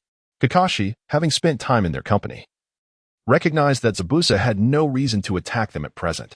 Yet, he also understood Asuma's and S unease. After all, it was prudent for ninjas to remain somewhat cautious, otherwise, they might not even know how they met their demise. "All right, please have a seat," Kakashi said. Zabuza, sensing the apprehension of the group, shook his head and replied, "I shall refrain from sitting. The shopkeeper may require my assistance in moving items shortly." Kakashi and Asuma both exhaled in relief. Although the strength of their group was relatively equal, it was precisely this parity that made them wary of Zabuza. Zabuza's intentions were rather straightforward. He simply lacked ninjas, falling short of even the requirements to unlock the Jonin rank. Moreover, he possessed insufficient currency to draw from the ninja pool. His only options were the A-rank Zabuza and the B-rank Haku. Indeed, as the original character, he had yet to utilize either of these ninjas. Upon hearing that there were ninjas even stronger than these two, it was not difficult for him to connect this to the new batch of ninjas the shopkeeper had just released today. Although Zabuza was eager to experience them, his lack of purchase rendered any attempt futile. He paid little heed to Asuma's words. Rather, he was curious about which formidable ninja Asuma was referring to. If the character proved to be exceptional, he could simply acquire it once he had saved enough currency. From a distance, Zabuza observed, maintaining a relatively safe distance from Kakashi. His usual team configuration consisted of Kakashi Hitaki, Zabuza Momochi, and Haku. Currently, Kakashi was contemplating the inclusion of the new ninja into his lineup but was uncertain about which existing ninja to replace. Considering Zabuza's presence behind him, Kakashi resolved to substitute his character, Kakashi Hitaki, with Tobi, placing him in the second position, while keeping Zabuza Momochi in the lead. After finalizing his choices, as the loading screen appeared, Kakashi surveyed the opposing lineup, sensing a challenge ahead. Asuma's team comprised Ebisu, Kabuto, and Kakashi Hitaki, two of whom were unfamiliar to him. While he had some awareness of Ebisu and Kabuto in reality, he was entirely unacquainted with their skills in the game. Asuma remarked in surprise, "Oh, I didn't expect you to use a new ninja as well. I haven't utilized yours yet, but I recall it being a C-rank ninja, right?" Kakashi nodded, patiently awaiting the commencement of the match. Chapter 66, The Shock of the Black Flash. Once the match began, neither side made any hasty moves. Kakashi opted for a preemptive strike, employing Zabuza's first skill, the Water Dragon Bullet technique, which boasts an impressive range and considerable damage. Thus, even in the absence of visibility, Kakashi dared to utilize it. However, the skill failed to hit its mark, which was to be expected given the lack of sight on the opponent. Using a skill recklessly in such circumstances relies solely on chance. Subsequently, Kakashi lightly tapped the auto-attack key, causing Zabuza in the game to enter stealth. This is a mechanism of the character Zabuza Momochi. After using either the first or second skill, connecting with an auto-attack allows entry into a fog-like concealment, commonly referred to as invisibility. This is also the fundamental mechanism of Zabuza. Once cloaked, Kakashi maneuvered Zabuza to stealthily approach Asuma's ninja, Ebisu. At that moment, Ebisu inexplicably hovered in midair, a skill of which Kakashi had yet to familiarize himself. Nevertheless, he did not hesitate and swiftly executed Zabuza's second skill, the water prison technique, to capture. Yet, in that critical moment, the invisibility duration had lapsed prior to the activation of the water prison technique, revealing Zabuza. However, considering the distance from which the water prison was cast, one would typically expect that even if revealed, escape would be unlikely for a standard ninja. Yet, Asuma quickly pressed the first skill. The outcome. Kakashi was astonished to discover that Zabuza's water prison technique had inexplicably vanished. How could this be? Given the distance, the opponent should not have been able to escape. However, Kakashi quickly shifted his focus to the character Ebisu in the game. In that moment, Ebisu, already airborne, propelled himself even higher, evading Zabuza's water prison technique entirely. Furthermore, from his elevated position, Ebisu unleashed a barrage of explosive kunai, targeting the location of Zabuza. With a resounding boom, Kakashi found himself taken aback by the unfolding scene. What kind of ninjutsu was this? Zabuza, who was observing from behind Kakashi, also wore a look of astonishment. Although he had never attained the rank of Jonin, he had witnessed many high-level ninjas, including Kakashi, navigating the Chunin tier. Thus, he was well aware of the skills associated with Zabuza in the game. Strangely, he felt an inexplicable familiarity with the abilities attributed to himself within the game. Yet, the fact that the water prison technique could be countered in such a manner was bewildering. In that instant, both Kakashi and Zabuza developed a keen interest in the B-rank ninja, Ebisu. Lacking any skills at hand, Kakashi refrained from hastily substituting himself and chose instead to observe Ebisu's stability during his combos. He pondered whether Ebisu could maintain his impressive height while launching the enemy ninja into the air. Asuma, on the other hand, displayed an air of pride. During the Jonin meeting, while his father passionately addressed the audience, he had been immersed in rigorous training at the camp, honing his new ninja skills. Watching Kakashi's ninja fall into the anticipated rhythm, Asuma felt an urge to showcase his own abilities. He promptly executed his second skill, launching Ebisu into a flying kick aimed at the grounded Zabuza. Following the kick, he unleashed an upward thrust. Upon landing, Ebisu immediately followed up with another attack, soaring back into the air while inflicting damage on the struck Zabuza. But the spectacle did not end there. Asuma frantically clicked for a basic attack, recalling from his training that such clicks could yield an additional strike. Being his first time in actual combat, he felt a twinge of anxiety about executing it flawlessly. Nevertheless, Ebisu performed as Asuma had envisioned, returning to the air and executing a horizontal attack to deal further damage. One skill, 3 displacements, and 3 segments of damage. Such flamboyance left both Kakashi and Zabuza utterly captivated. Kakashi straightened his posture, leaning slightly forward. Similarly, Zabuza, who had been standing a meter away with his arms crossed, relying on his keen eyesight to observe the duel, took a small step forward, resting his hands on Kakashi's table and chair to scrutinize the scene closely. As for the basics of the game, both Kakashi, an esteemed veteran of the dueling arena, and Zabuza, the most leisurely player in all of Konoha, were seasoned gamers. Unlike the novice players at the outset, both Kakashi and Zabuza placed significant emphasis on the stability of their basic attacks. To be candid, the 2 skills exhibited by Ebisu truly astonished them both. However, at that moment, they shared a common thought. Such formidable skills must surely come at the expense of weak basic attacks. Following the execution of the second skill, Ebisu, under Asuma's adept control, launched a stable series of attacks on Zabuza's character, who was currently taking damage. Although Asuma had only practiced briefly in the training camp, it seemed he possessed a certain innate gaming talent. In his combo, he eschewed the typical full barrage of basic attacks favored by other ninjas, instead opting for a deliberate sequence, one basic attack, followed by another, and so forth. This unconventional approach piqued the interest of both Kakashi and Zabuza, who sensed something was amiss. The speed of the basic attacks was remarkably swift, leading to a stable combo, and it appeared that the recovery time was minimal as well. They exchanged glances, realizing that Asuma was manipulating the number of basic attacks in his sequence. It seemed that Asuma had anticipated Zabuza's first skill, the Water Dragon Bullet, was about to cool down, and that Kakashi would be using a substitution technique. At that moment, Asuma held down the basic attack button, executing a normal combo. Aware that Ebisu's basic attacks had transformed, Kakashi seized the opportunity and quickly employed his substitution technique. However, by then, Ebisu had already executed 5 basic attacks, launching into the air.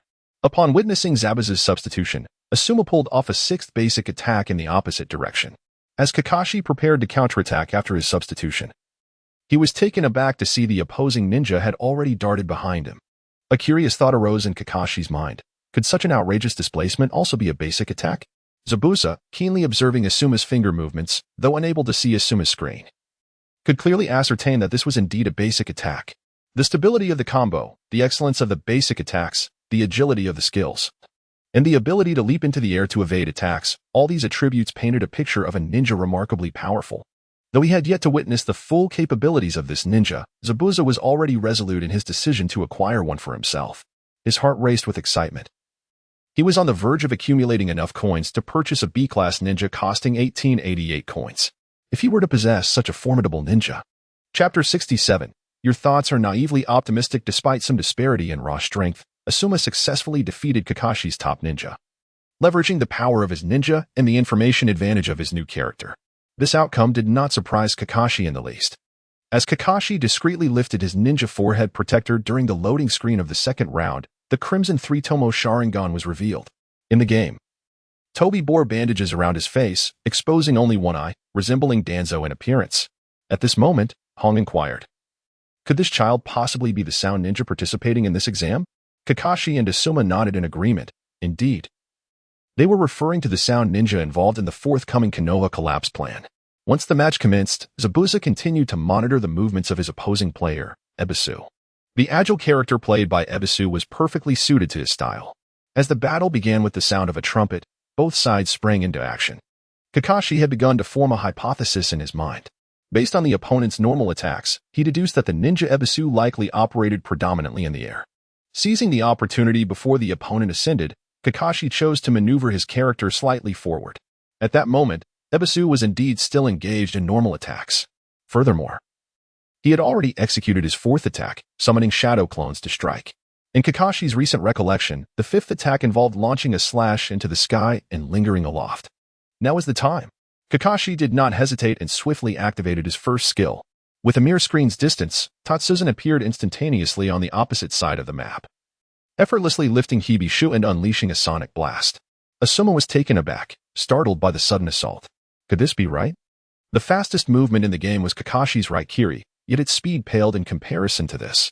Just as he prepared to switch places, he noticed that Kakashi's Tatsuzan had turned and departed. Why was that? In truth, Kakashi was baiting out his opponent's substitution technique, as he relished skills that swept across the battlefield. Once he gained the initiative, he could attempt to deceive the substitution. After circling around, Kakashi observed that Asuma had yet to utilize his substitution, prompting him to draw in closer. Sonic Shockwave. The second skill swept down with force.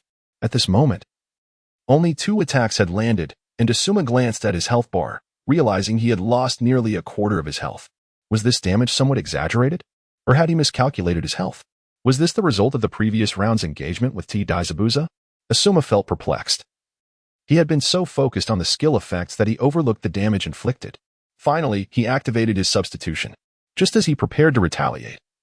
Kakashi's character had already maneuvered away vertically. Asuma was astonished. Did this ninja lack any recovery time? Most ninjas exhibit a slight ending animation after deploying their skills, commonly referred to as recovery, contrasted by an initial animation known as startup. Yet, when Tatsuzan struck, the character could not move, and upon the skill's completion, there was virtually no recovery animation to be seen. At this point, the 2 ninjas had created some distance between them. Under Kakashi's agile positioning, Asuma dared not recklessly unleash his skills. After a few seconds of stalemate, Asuma resolved not to be led around by Kakashi any longer. Utilizing his dynamic vision, He launched his second skill in a direct advance. It connected. A surge of joy filled Asuma's heart, but just as he intended to follow up with subsequent skills, he sensed something amiss. Ultimate skill, Resonant Strike. Although Asuma's skill had hit its mark, Kakashi had already activated his ultimate ability. Ordinary skills could not interrupt an ultimate skill. And at that moment, Asuma had no substitution available. Yet, a nagging question lingered. With Hibishu's health still relatively high, how could Kakashi be confident in delivering a killing blow? Was it a mere miscalculation? When the Tatsuzan's ultimate skill concluded, it failed to deal excessive damage, leaving Asuma even more bewildered. It was only when he witnessed Tatsuzan slam down to the ground, effortlessly sweeping up the descending Hibishu, that Asuma's eyes widened in disbelief. Could this ninja truly have no recovery time? Meanwhile, Kakashi executed a sweeping second skill followed by a first skill grab, resulting in a sonic blast that secured the kill. Aside from the combatants, Zabuza, observing from the sidelines, furrowed his brow, despite his sparse eyebrows. In the second round, Kabuto emerged, a ninja neither Kakashi nor Zabuza had previously encountered. Kakashi gazed at the ninja's ranking, B rank. Wasn't this the sneaky individual that Sasuke had mentioned, who had teamed up with them? To be ranked the same as Gaara, a B rank? Kakashi was filled with perplexity. It appeared that, as Sasuke had stated, this individual undoubtedly harbored secrets. Yet, why would he withdraw from the competition before the third exam? The reason could not possibly be due to severe injury. That fellow was undoubtedly concealing his true strength. But what could his intentions be? While Kakashi was still deep in thought, the sound of battle abruptly pulled him back to reality. He pondered the skills of the ninja, Kabuto Yakushi. At the outset, Kakashi had yet to formulate a strategy. Suddenly, a flash of blue light streaked past him. Kabuto, wielding a chakra scalpel, lunged forward with a swift strike. Despite the considerable distance, Kakashi, momentarily distracted at the beginning, remained composed rather than flustered. As Asuma moved into support, unleashing a basic attack, Kakashi executed a substitution just in time. Following the substitution, he swiftly activated his first skill to close the gap. However, Kabuto vanished, or rather, burrowed underground. A grin spread across Asuma's face. He knew Kakashi was waiting for the recovery time, yet he too was anticipating Kakashi's substitution. As Kakashi began to control his game character, Asuma promptly unleashed the second skill of Kabuto Yakushi, burrowing underground. This maneuver allowed him to evade successfully. However, by the time Kakashi registered the situation and attempted to direct his character in pursuit, it was already too late. Both ninjas employed displacement skills in a synchronized release, further increasing the distance between them. Following such a remarkable display, Asuma could not entertain thoughts of seizing the initiative again. Currently, the game had yet to introduce summoning and secret techniques, leaving fewer options for counterplay in the delicate balance of offense and defense. Chapter 68. Mist Hidden. Silent / your thoughts are rather naive. Asuma gazed at the ultimate technique displayed on the screen and sighed in resignation. It seems there is indeed a disparity in raw strength. Kakashi is exceptionally formidable.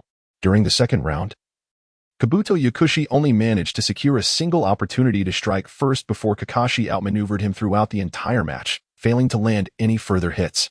In the third round, Asuma attempted to flaunt the prowess of Kakashi Hitaki before his opponent. Kakashi sustained almost no injuries and even unleashed his ultimate technique to secure victory. I concede. Kakashi appeared to be in high spirits, thoroughly enjoying the process of sparring, particularly in a manner devoid of pressure and bloodshed. After witnessing the conclusion of the battle, Zabuza did not take his leave but instead approached Kakashi, expressing his desire for a match. Oh, very well, let us add each other as friends first, Kakashi replied. Somewhat surprised by Zabuza's challenge, yet he did not decline. In truth, they had never faced each other in combat, despite being two of the longest-serving players in the game. While Kakashi was engaged in cooperative play with the Umbu, Zabuza had just commenced his ranked matches. At that time, Zabuza was primarily honing his skills in casual matches. By the time Zabuza began his ranked journey, Kakashi had already completed his scoring and ascended to the Umbu rank, a status he maintained ever since. Conversely, Zabuza had yet to achieve a rank higher than Chunin due to his limited roster of ninjas, which never exceeded 5, thus precluding him from accessing higher tiers of competition. Therefore, the two had never had the opportunity to duel. Yet, the prospect of their upcoming match stirred a sense of excitement within Kakashi, even surpassing his enthusiasm when battling Asuma. At friends? How do I do that? Zabuza inquired, bewildered.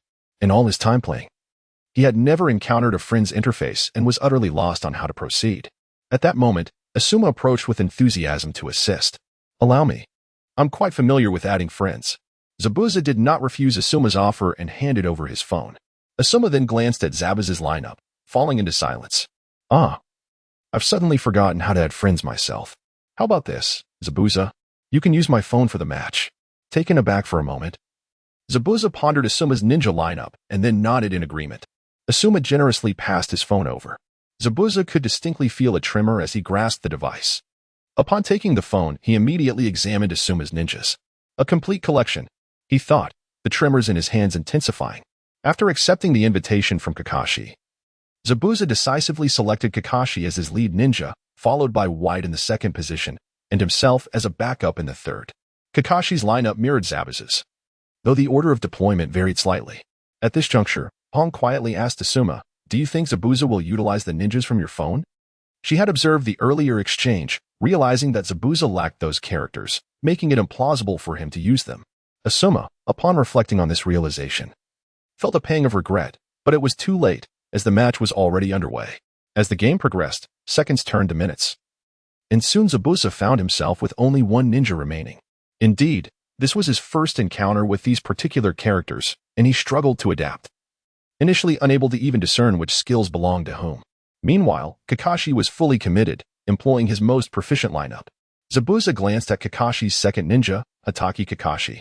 Although it was his first time handling this configuration, he had encountered these ninjas numerous times in ranked matches.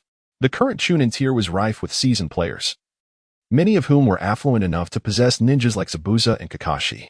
Thus, while he lacked practical experience with these characters, he was familiar enough with their skills to know how to counter them. As the fourth round commenced, Zabuza initiated the match with the Water Dragon technique to assert control. Failing to hit his target, he subsequently entered stealth mode. Kakashi, however, had anticipated Zabuza's concealment. Feeling the moment was ripe, he swiftly unleashed the lightning cutter against the wall. The lightning cutter, when executed against a wall, generates an electric current that acts as a compensatory measure, striking any enemy that comes into contact with it. This was one of the subtle techniques Kakashi had honed in the arena. When asked when he felt the most secure, Kakashi would undoubtedly exclaim, "Reverse lightning cutter." At that moment, the electric current from Kakashi's move indeed revealed a shadow behind him. Zabuza had been hit. Is that even possible? Asuma exclaimed, dumbfounded. He finally understood why he consistently fell short against Kakashi. Setting aside their raw power, Kakashi's meticulous attention to minute details rendered him leagues ahead. Yet, in the next instant, Zabuza executed a substitution technique to seize Kakashi's recovery frame. Water prison technique. Upon the prison's eruption, Zabuza entered stealth once more, while Kakashi did not hastily substitute. Consequently, Zabuza could only follow up with a basic attack. 1A, 2A. As he prepared for the third attack, Kakashi swiftly substituted out. Although Zabuza's initial attacks had improved significantly in speed and feel due to Chen Yan's optimizations, the third attack still bore a substantial recovery time. Although Kakashi is unable to see Zabuza, who is currently concealed, he relies on his instincts to substitute and launch a counterattack. He initiates with a basic attack, only to find it misses. The substitution technique should automatically position itself behind the enemy, thus the accuracy of the subsequent attack should have been significantly higher. Kakashi sensed an impending danger and immediately summoned his ninja hounds. Could it be that Zabuza, after his second strike, would truly abandon his pursuit and flee? As the hounds were released, Kakashi found himself in a state of disarray. Zabuza had yet to reveal himself from his concealment. When Kakashi had previously engaged with Zabuza, he often lamented the brevity of Zabuza's invisibility. However, the current manifestation of Zabuza seemed to possess a terrifyingly prolonged stealth. Was he lurking behind me? By the time Kakashi grasped the situation, he found himself devoid of any skills to retaliate. The ominous sound of a beheading blade rushed towards him. After 2 rounds of exchanges, as Kakashi utilized his final substitution, Zabuza stood at the center, poised for Kakashi's attack. Subsequently, he unleashed the silent slash of the mist. It is precisely because of my ambition that I find myself here, battling. Chapter 69. Kakashi is rather unscrupulous. 2 minutes later, Zabuza ultimately lost the match. Given his lack of familiarity with the ninja arts, achieving such a result on his first attempt was commendable. As he returned the phone, Asuma jovially remarked, "Impressive, Zabuza. At your level, you seem poised to ascend to the ranks of the Umbu. Wouldn't you agree, Kakashi?" Kakashi nodded in agreement. Recognizing that among the adversaries he had faced, with the exception of the brutal defeat during his novice days at the hands of the shopkeeper, Zabuza was indeed his most formidable opponent. The mutual admiration between the two was evident to Zabuza. Shortly thereafter, Asuma added, "By the way, I wonder if I could enlist your assistance in ranked matches. Recently, I have been preoccupied with various matters and have little time to be online." Zabuza was taken aback. But as his confusion lingered, Asuma sensed the awkwardness of the situation. He then produced 10 banknotes, each worth 1,000, from his jacket. "If it's not too much trouble, consider these 100,000 as your commission.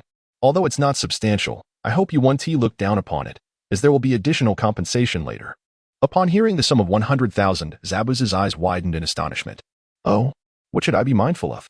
Indeed, Zabuza felt a surge of interest. Even without the commission, he longed to experience an account with a complete collection of achievements. After all, such encounters were inevitable in the future. As the saying goes, knowing oneself and the enemy ensures victory in every battle. Asuma continued, "All I need is for you to secure victories in the ranked matches. It would be even better if you could reach the Jonin tier." Kakashi cast a curious glance at Asuma. To his knowledge, there seemed to be no significant events occurring lately. The Leaf Village had long since suspended its task system, leaving everyone idly occupied for the past month. Asuma, perceiving Kakashi's perplexity, elucidated, "Shikamaru has recently completed the training within his family, and with the third round of the exams approaching, I intend to conduct some intensive physical training with him. Furthermore, we must enhance our nighttime security as per the old man's orders." Kakashi nodded in understanding. "Very well. Do remember to exercise caution this evening." Afterward, Asuma and Kurenai lingered for a while before taking their leave. Once Zabuza assumed control of Asuma's account, he glanced at the rank of Chunin 2 and silently began to exert himself. "Oh, today's meal seemed rather delightful. Xiang, aren't you planning to eat?" An Umbu member asked as he passed by, clutching a lunchbox, observing Xiang, who was still engrossed in the game. However, Xiang's face was contorted with rage, clearly lost in his gaming fervor. "Shut up, just go away." The Umbu member comprehended Xiang's state and quietly departed with his lunchbox. 3 minutes later, Xiang approached the Umbu member to apologize. Yet, the conversation drifted to another topic. "Hey, do you think Asuma has lost his mind?" he asked, frantically pushing for the Jonin rank, only to drop back down again. And to make matters worse, "I was trying to capitalize on this lunch break to secure a couple of wins, but that guy Asuma has snatched away several of my points." At that moment, other Umbu members chimed in. "What? You two have had points taken by Asuma? That guy is indeed extraordinary. His skills have skyrocketed." "Indeed. And in the 3 matches I played against him, he used different ninjas each time. I managed to win one when he played as Sakudu, but later encountered him again, and he reclaimed victory using Torshin." As the teammates animatedly discussed Asuma's exploits, Xiang was left in bewilderment. Was this really the Asuma they spoke of? Or were the new ninjas truly that effective? Oh, his rank is now Jonin 2. And Kakashi has reached Umbu 3. Their ranks are rising so swiftly. An Umbu member exclaimed. At that moment, more voices of discontent arose. They should consider from whom these points were taken. "I've dropped from Chunin 3 to Chunin I." "Me too. I've fallen to Genin." "What? I haven't experienced any change at the Genin rank." The member claiming to be at the Genin rank was met with a chorus of disdainful glances. With the influx of players, the initial group of Umbu had mostly settled at the ranks of Genin and Chunin, with a greater number at Chunin. If they were to grind points now, it would be quite easy to elevate Kakashi to the rank of Hokage. The reaching Super Hokage seemed unlikely. Someone suddenly realized the implications, exclaiming, "No way. Could it be that Asuma is letting Kakashi play on his behalf? And then Kakashi would absorb Asuma's points? This would allow him to swiftly ascend to Hokage rank." This revelation struck like a bolt of lightning, providing a coherent explanation for Asuma's rapid improvement. Indeed, this clarifies why Asuma's prowess has surged so dramatically. Who would have thought they were such schemers? In the minds of the Umbu, this theory emerged as the most plausible explanation for the circumstances. Meanwhile, in Chen Yan's shop, Zabuza simmered with irritation, though he kept it concealed. His vexation stemmed from having just won several matches, only to have his points devoured by Kakashi. Although Asuma had stated that achieving the Jonin rank was sufficient, Zabuza yearned to showcase his abilities. He had aimed to master a variety of ninjas, racing through the ranks. However, every encounter with Kakashi proved disastrous. It could be said that Zabuza was currently at a level just beneath Kakashi. Apart from Kakashi, nearly all other players were no match for him, provided he utilized more conventional ninjas. Zabuza could not forget the time he had played with a ninja named Sakudu. Although Chen Yan's adjustments had rendered this peak creation less erratic, it was still far from formidable, lacking comparison to Torshin, also a C-rank ninja. Meanwhile, Kakashi, having ascended to Umbu 3 by taking points from Zabuza, decided to gracefully withdraw after winning 5 matches. At this moment, Kakashi awkwardly excused himself, citing the need to return home for dinner. After witnessing Kakashi's departure, Zabuza felt a twinge of regret. In truth, he had relished the matches against Kakashi, despite the frustration of being toyed with and ultimately losing. However, after Kakashi left, Zabuza retrieved the 10 bundles of cash Asuma had given him. Since Terumi May had confiscated his assets, he had not encountered such a substantial sum in a long while. Hand me the phone. I need to make a purchase. Chapter 70. The collapse begins on August 1st. Lords, feudal lords, dignitaries, and high-ranking officials from participating villages gathered in response to an invitation. On the eve of the third Chunin exam, in a secret chamber, Lord Orochimaru, are we truly not contacting Danzo for this operation? Kabuto inquired, observing Orochimaru disguised as the Wind Shadow. Orochimaru merely chuckled coldly. Inform that old fool Danzo? Is he seeking to exacerbate my betrayal? The last operation was compromised, and I am certain it was Danzo's fault. Though I cannot fathom his motives, perhaps his mind is rusted. The mere mention of Danzo ignited Orochimaru's ire. As long-standing collaborators, Orochimaru could not comprehend Danzo's intentions. Not only had he missed the opportunity to plant the cursed seal in Sasuke, but he had also lost the chance to unlock Kakashi's Mangekyou Sharingan. How could Orochimaru not harbor resentment towards Danzo? Lord Orochimaru, did you not previously state that you could not ascertain if it was indeed Danzo's fault? Regardless of the reasons behind my previous actions being exposed, I can no longer place my trust in him. Orochimaru glanced at the Wind Shadow straw hat and turned to Kabuto, by the way. Has the preparation for the Impure World reincarnation been completed? Lord Orochimaru, due to our abrupt abandonment of the prior base, we were unable to locate the 2 sound ninja intended as sacrifices for the Impure World reincarnation, so I utilized 2 Rain ninja instead. Orochimaru scoffed. Kabuto, you truly have a penchant for complicating matters. I hope your initiative does not disrupt my plans. Change into Umbu attire. We must depart. Yes, Lord Orochimaru. Kabuto wiped the cold sweat from his forehead. The third exam is about to commence, Danzo. Should we not wait any longer? No, we shall not wait. Danzo's expression was icy. If Orochimaru possessed even a modicum of sense, he would have sought me out immediately after the incident. Such a significant plan. And he truly intends to keep me in the dark? Clearly, he is courting disaster.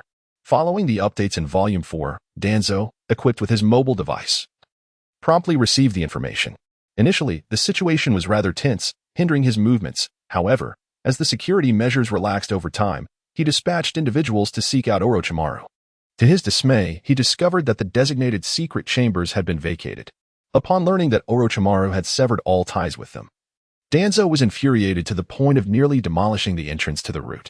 Even with the third round of examinations fast approaching and his presence becoming more conspicuous, Orochimaru had yet to make contact. As key personnel took their positions, the Chunin exams commenced. Seated in the observation area, Kakashi glanced at the unfamiliar Umbu beside him. Pondering, could this be Yakushi Kabuto? His disguise is surprisingly convincing. Kakashi merely cast a fleeting glance, not allowing his gaze to linger upon Kabuto. Yet, Kabuto felt an unsettling sensation. It wasn't that he had been discovered by Kakashi, but rather that he sensed those around him casting curious glances in his direction, as if he had inadvertently exposed himself. After mentally replaying Orochimaru's plan, Kabuto forcefully suppressed his rising doubts. No, it couldn't be that there was a flaw. It must be my imagination. Soon, the first match of the third round of the Chunin exam commenced, Tosachiya versus Haku. The spectators exhibited palpable excitement for this duel, as both participants hailed from different ninja villages. One was a secret technique ninja from the Sound Village, while the other was among the rare bloodline limit users from the Mist Village.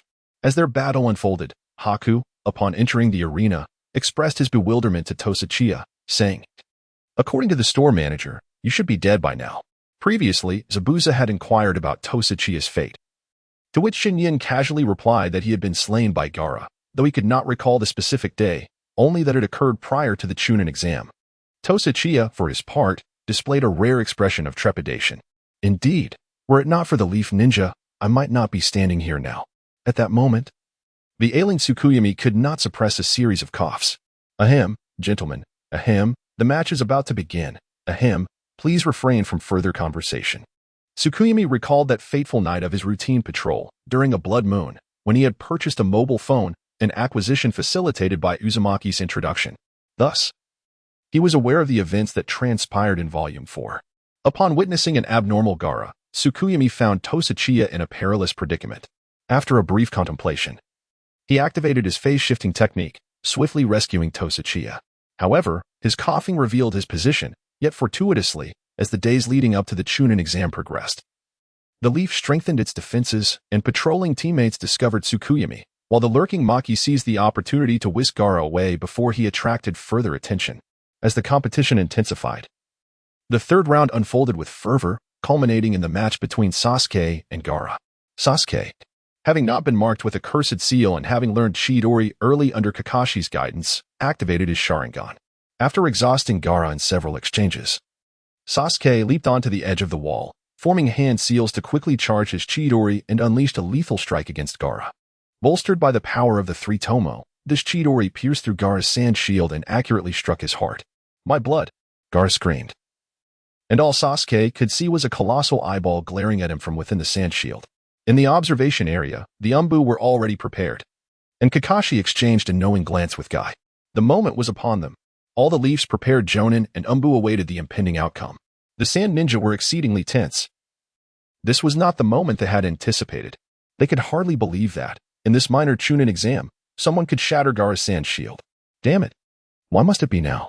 Maki cursed under his breath, scanning for a suitable vantage point from which to respond to the potential upheaval. At that moment, a figure clad in Umbu attire stealthily appeared at the rear of the audience, Kabuto. Taking advantage of the crowd's focus on Gaara, he initiated a genjutsu.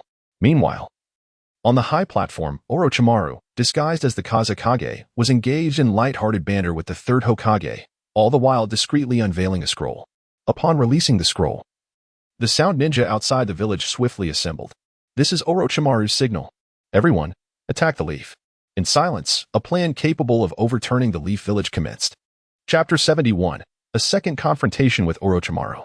Outside the Leaf Village, based on intelligence, the enemy was expected to infiltrate from the western flank, where they would summon the Great Serpent. This was a summoning scroll prepared for us by Jiraiya. We must intercept them. Thus, several guards at the main gate hastened toward the western side of the Leaf, including Shinkitsu, Izumi, and Steel. Within the village, at the venue of the third round of the Chunin Exam, an Umbu clad in a white robe commanded, "Dispel the genjutsu. Surround the area. Do not let a single one escape." Genjutsu, dispel. According to the plot, you should have pursued the Sand Ninja, but with ample personnel available, let Tenzo accompany you. His techniques are particularly effective against tailed beasts. Kakashi directed Naruto, Sasuke, and the others. Concurrently, the other Jonin swiftly advanced to restrain Kabuto. In less than half a minute, the grand scheme to dismantle the Leaf was thwarted. Orochimaru looked on in disbelief at the Leaf Village, which had been so meticulously prepared. Was this still the Leaf he once knew?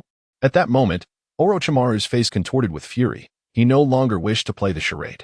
Shedding a layer of skin, he removed the Kazekage's hat and decorations, growling, "How did you know?" As Orochimaru prepared for battle, the ambushed Sound Ninja, including Jirobo, Karasu, and others, sprang onto the rooftops to confront the Third Hokage. They established a quadrilateral barrier of purple, translucent flames in the four cardinal directions. For purple flames formation, Hiruzen, unfazed by the rising barriers, calmly removed his cumbersome Hokage cloak, revealing the armor beneath. "Orochimaru, your transformation technique is commendable. Now let me assess the completion of your other jutsu before deciding whether to send you back to the Ninja Academy for re-education." Orochimaru's expression darkened, yet he feigned a cold smile. "I will not show mercy just because you've grown senile. Teacher, do you still think you can match your youthful prowess?" Hiruzen remained impassive, even failing to adopt a combat stance. "I was once your teacher, and thus shall always be your teacher. As your instructor, I am obligated to correct your errant ways." Orochimaru's fury ignited at these words, as if his most vulnerable spot had been struck. "Old man, do you wish to end your long life?" Orochimaru, a ninja of great ambition, preferred to keep all matters within his control. Such unforeseen circumstances fueled his rage. The provocation from the Third Hokage only intensified his ire. He unleashed the Kusanagi sword, launching a fierce attack. Yet, at that moment, the Third Hokage flashed a smile, removed his Hokage hat, and summoned a toad from within. The toad spoke, "Hey old man, how long has it been since you washed that hat? And your head is so slick, I almost slipped off." Subsequently, the toad transformed into a figure. As the mist dissipated, the form of Jiraiya emerged. "The one you are about to face is the sage of Mount Myaboku, Lord Jiraiya." Upon his entrance, Jiraiya struck his signature pose and spoke in a peculiar tone. "As a former teammate, Orochimaru was already accustomed to Jiraiya's mannerisms. However, he did not afford Jiraiya the chance to finish his words and immediately unleashed his shadow serpent hand. Startled, Jiraiya quickly executed a jutsu. Ninjutsu, Needle Jizo. He curled up into a spiky ball, and when Orochimaru's shadow serpent hand attempted to bite, it was instead pierced by Jiraiya's needles. This scene elicited an exclamation of excitement from Chen Yan, who realized an important fact. The shadow serpent hand was ineffective against the Needle Jizo. Yet, this was merely a fleeting amusement. Reality and games were inherently different. Wow, that was truly exhilarating. Wouldn't you agree, Zabuza? By this time, Chen Yan had set aside his work and reclined in a chair on the first floor, observing the battles occurring within the village through the perspective granted by the insect technique. As for why he was not watching outside the village, at that moment, Toad-ji and Toad-kin were wreaking havoc outside, and the sound ninjas were insufficient to even sharpen Ji's blade. The large serpent summoned was swiftly dispatched by Ji with a single strike. Thus, the conflict outside the village had concluded. However, Zabuza, also resting in a chair, lamented. I cannot be omniscient. Since this morning, it seems no one has been queuing for ranked matches. It has been 10 minutes, and I have yet to find a match. Chen Yan chuckled. Those players are all engaged in battle. They have no time to join you in your gang. Do you wish to join the fray? Zabuza waved his hand dismissively. Forget it. I am a mist ninja. I fear Konoha may misunderstand my actions at this time. By the way, don't you have players from other ninja villages or nations? Chen Yan replied with a smile. Do not say such things. Even Konoha has yet to become widespread. Why would we think of other villages? However, according to my expectations, it should be soon. Chen Yan continued. Speaking of which, are you truly not going to take a look? Bai is not in a secure position. Zabuza immediately sat up. What? Bai? Where is he now? Chen Yan glanced over, noting that Bai and his companions had reached the edge of his field of vision. Oh, he is with Naruto, pursuing Gaara. Zabuza, upon hearing this, was taken aback. Gaara? That Jinchuriki from Sunagakure? Where are they now? On the outskirts of the Konoha forest. Without hesitation, Zabuza got up to depart, though he felt something was amiss. Ah. My beheading sword was confiscated by Terumi Mei and returned to the Mist Village. Chen Yan reminded him, if you exit, turn left towards the main gate of Konoha. There's a ninja tool shop with a sign hanging outside. After Zabuza left, Chen Yan continued to relax and watch the spectacle. As he lacked any life-preserving items such as the Kamui experience card, it was best to remain at the shop for now, as there was unlikely to be any danger. After all, once the One Tail appeared, Naruto would summon F to handle it, and later, Gaara would resolve the situation himself. Chapter 72. One Punch Man. In the heart of the battlefield within the Four Purple Flames formation, Orochimaru faced two opponents, much like in the previous encounter in the Forest of Death. However, this time, Orochimaru did not flinch. Instead, he grew faster in his strikes. Despite Jiraiya and Hiruzen's combined efforts, they could inflict only a few wounds upon him, all of which were swiftly healed through Orochimaru's regeneration technique. This stalemate could not persist. It was imperative to keep Orochimaru here. At this moment, Hiruzen summoned Inma, while Jiraiya gathered energy for a Rasengan, poised to strike. Sensing the threat of death, Orochimaru hesitated to continue his engagement with the two. He, you favor numbers over strength, do you? Then behold, the impure world reincarnation. Orochimaru cackled, and two wooden coffins rose from the ground. Both Hiruzen and Jiraiya recognized this technique immediately. What? This is the second Hokage's impure world reincarnation, Hiruzen exclaimed, quickly utilizing the Shuakin shadow clone technique to interrupt the process. Unfortunately, the two coffins still opened slowly, revealing two lifeless figures, one red and one blue. Everyone in the vicinity of Konoha recognized these figures, the first Hokage, Hashirama Senju, and the second Hokage, Tobirama Senju. Hiruzen was left dumbfounded. Summoning the two previous Hokages through impure world reincarnation? Was he out of his mind? While he was lauded as the strongest Hokage, Hiruzen was acutely aware of the weight of that title. Enraged, he declared, "How dare you mock time and defile the souls of the deceased, Orochimaru? I should never have let you go." At that moment, Jiraiya's expression grew grave. The former Hokage? It seems I have no choice but to utilize the technique. Preparations must begin, and she should be arriving soon. Fire release, fire dragon flame bullet. Hiruzen initiated the assault. Yet the reincarnated second Hokage merely formed hand seals with remarkable speed. Water release, water barrier. The formidable fire dragon was transformed into steam. Water release, water surge. A column of water erupted from thin air. To release such powerful water techniques in the absence of water was indeed a testament to the second Hokage's prowess.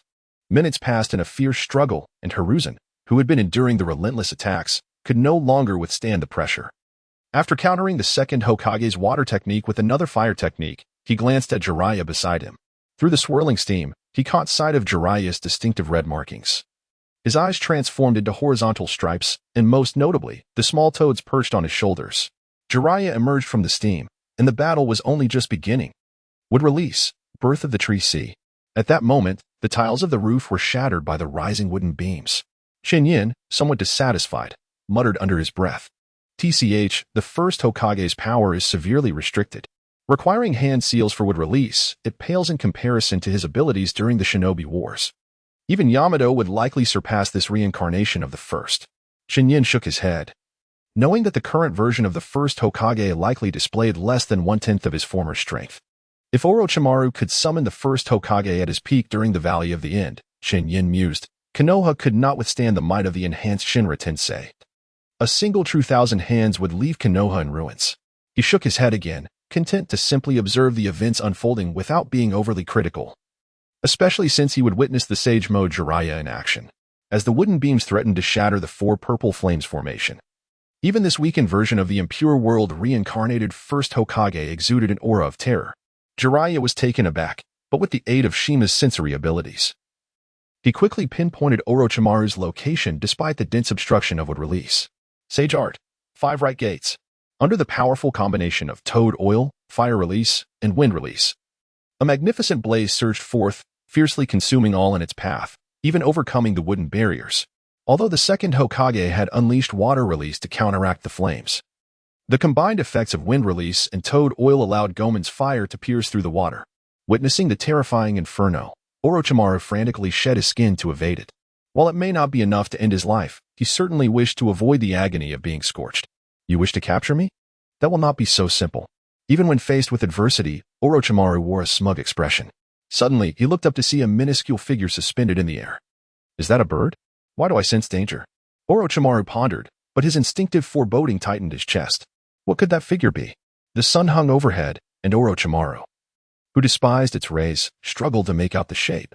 Nevertheless, he could not afford to focus on the flames below. He was determined to discern the nature of that shadow. After a few moments, the figure became clearer. I shall not show mercy to those who insult my grandfather and great-grandfather. In a panic, Orochimaru hastily shed his skin, desperate to employ every means of survival at his disposal. Yet, all methods required a moment's preparation, and time was a luxury he could not afford. Die. Jiraiya. In Sage Mode, and the imposing Hizashi watched in astonishment as the white figure descended from above. The surrounding Umbu, who had managed the situation, also looked up in curiosity. The figure crashed down upon Orochimaru, sending him hurtling from the rooftop to the viewing platform. The platform, a structure of poured cement, fortunately, had spectators who had already awakened and, under the direction of the Umbu, had evacuated early. Thus, the figure, along with Orochimaru, traversed the rooftop at an angle, crashing through the viewing platform until finally halting upon the arena floor. The figure staggered to its feet, and all gazes turned toward it. It was Tsunade. The force of her punch had left her gravely injured as well. However, upon seeing the black markings on Tsunade's face and arms, Jiraiya felt a surge of relief. He rushed over with a playful grin, eager to massage her shoulders. Get lost. Tsunade retaliated with a punch, sending Jiraiya crashing into a nearby wall, leaving an imprint of his form upon it and forcibly reverting him from Sage Mode. Meanwhile, the undying snake, Orochimaru, still clung to life. He opened his mouth, weakly uttering a few words. Aren't you fainting at the sight of blood? At that moment, Jiraiya, who had been embedded in the wall, instantly teleported over to take credit, saying helping Tsunade overcome her blood phobia was one of the training lessons I shared with Naruto over the past month. After hearing this, Orochimaru intended to inquire further, but Tsunade's fist interrupted him. The legacy of the three ninjas came to a close. Jiraiya wiped the sweat from his brow, exclaiming, Phew, that wretched snake is finally gone. Now, shall we go grab a drink, Tsunade?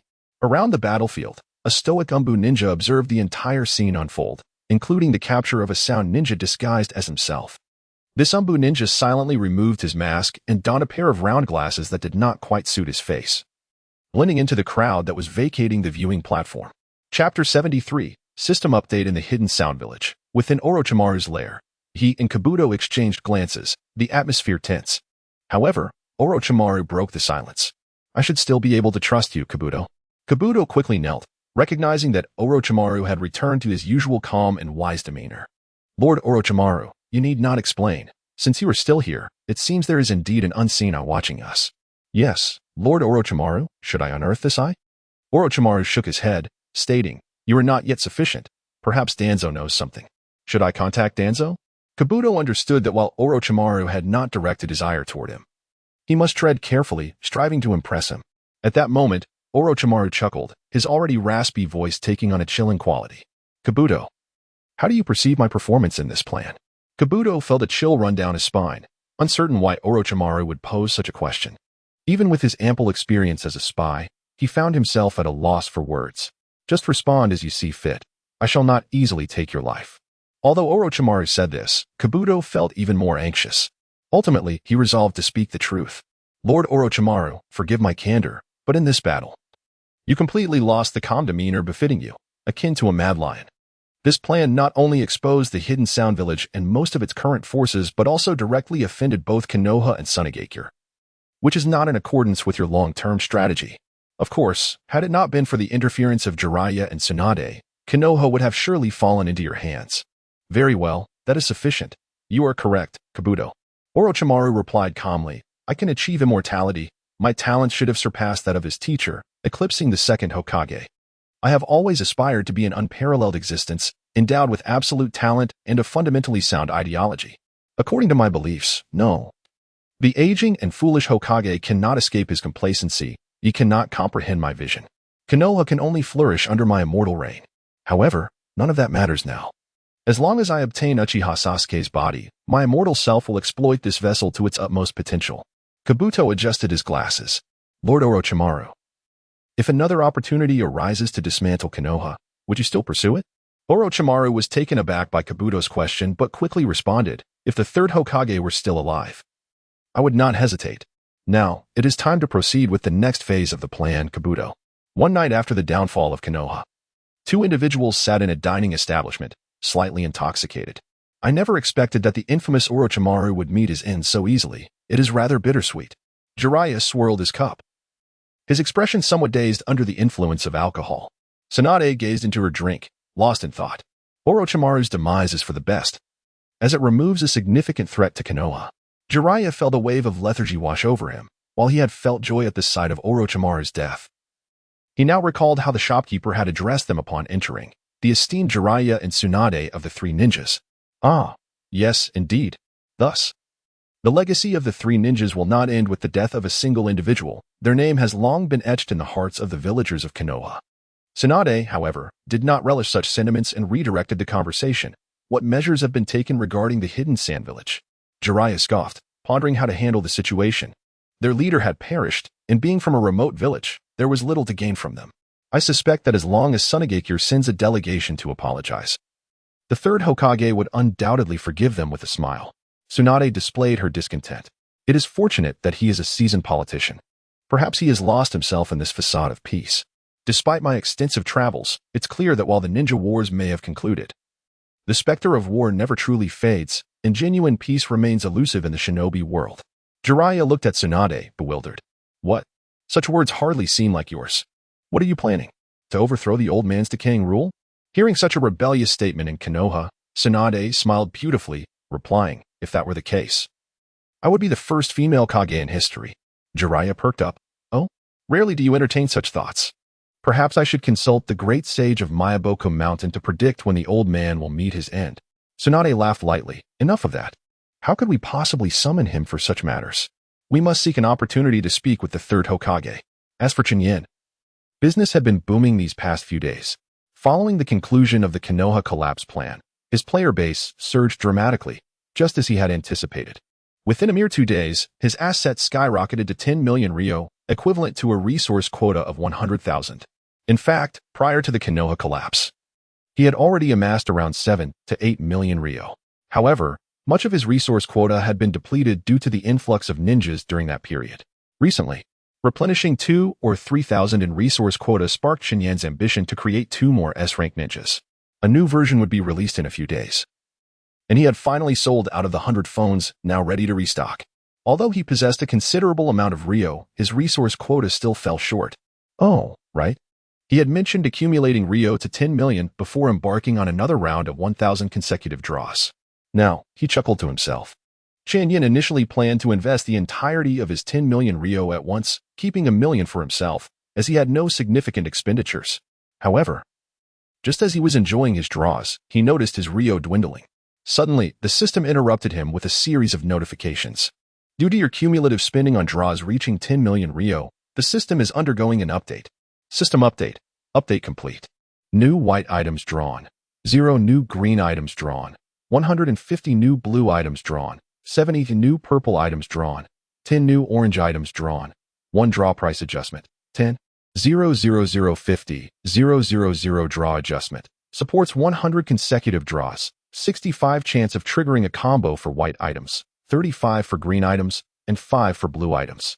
Combo draw. Receive X additional items of the same type. X varies, minimum of 2, maximum of 5. Blue item probability increased. Purple item probability slightly increased. Resource quota adjustment, none. System upgrade in progress. Receiving stage rewards.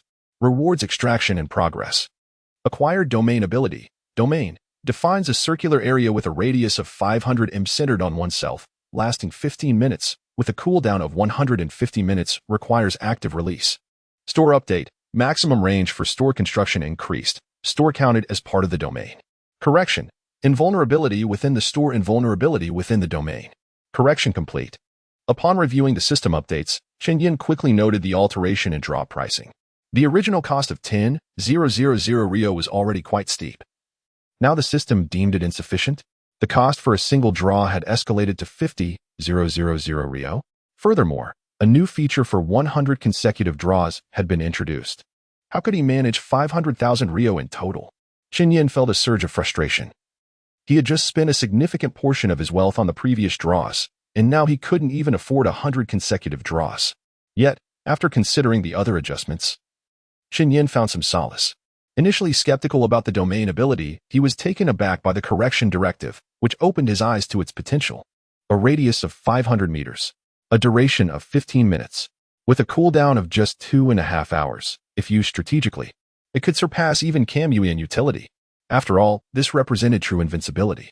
Regarding the store upgrade, Chen Yan acknowledged its necessity. The shop had been bustling lately, and he was contemplating a renovation for the second floor. However, that was merely a thought, for he had previously been unaware of the shop's range limitations, and fortunately, he had not put that theory into practice. Aside from the exorbitant draw prices, the rest of the adjustments appeared quite favorable. Moreover, what was this orange item? Only one had been added. Could it be that the prize pool contained merely a single item? Intrigued, Chen Yan refrained from immediately checking the items he had drawn earlier. After gathering his thoughts, he decided, all right, let us start with a few rounds of 10 consecutive draws. Fire Style, Great Fireball Technique Mastery Book, Palm Sage Pill, Triggers Combo. Gains 3 additional items of the same type. Then, Chen Yan observed that 3 consecutive white quality items followed. So that was how it worked. Furthermore, the Great Fireball Mastery Book? That was a green item. Could it be that the newly added 100 green items encompassed various other ninjutsu? Subsequent draws seemed to affirm Chen Yan's hypothesis. The green items included mastery books for major categories like taijutsu, genjutsu, and ninjutsu, as well as an array of skill mastery books. During the ensuing rounds of 10 consecutive draws, he encountered mastery books for ninjutsu, such as Earth Style, Earth Flow Wall, and Water Style, Water Prison Technique. However, all these were green items. Why was it said that the probability of blue items had increased? He had yet to see any. In the final 10 consecutive draws, Chen Yan finally spotted a blue item. Technique Modification Book, Triggers Combo, gains 5 additional items of the same type. Technique Modification Book, Izanagi Simplified Version, Izanagi Simplified Version. Paper Dance, Izanagi Simplified Version. After drawing 6 blue items, he received several more white and green items. The items obtained through combos did not consume draw attempts, counting as bonus acquisitions. Yet, Chen Yan was astonished to behold the 3 Izanagi simplified versions and pondered, ISNT, that an exclusive skill of the Sharingan? What on earth is a simplified version? With a sense of curiosity, Chen Yan clicked on the detailed description.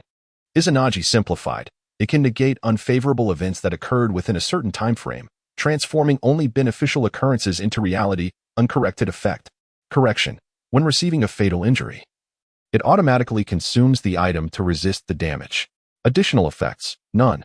Introduction. This simplifies the functionality of Izanagi, providing a single instance of immunity to death. Appearing as a pendant resembling a Sharingan, conveniently attachable to a keychain. After reading, Chen Yan's eyes widened. This item is quite impressive. If I collect a few more, wouldn't that make me a Toanzo simulator? No, this thing doesn't require transplanting Hashirama cells or anything. It's more useful than Toanzo's arm. Chen Yan felt a surge of joy, recalling how he had complained during the Chunin exams about not daring to visit shops casually. And now he possessed such a life-saving artifact. At this moment, Chen Yan proceeded to examine the other items one by one. In his memory, he had drawn 2 purple items. He had already accumulated a plethora of blue items, most of which were obtained before the system update. Various limited-time kaleidoscopes and secret techniques. Upon a cursory glance, numbered over 10 blue items.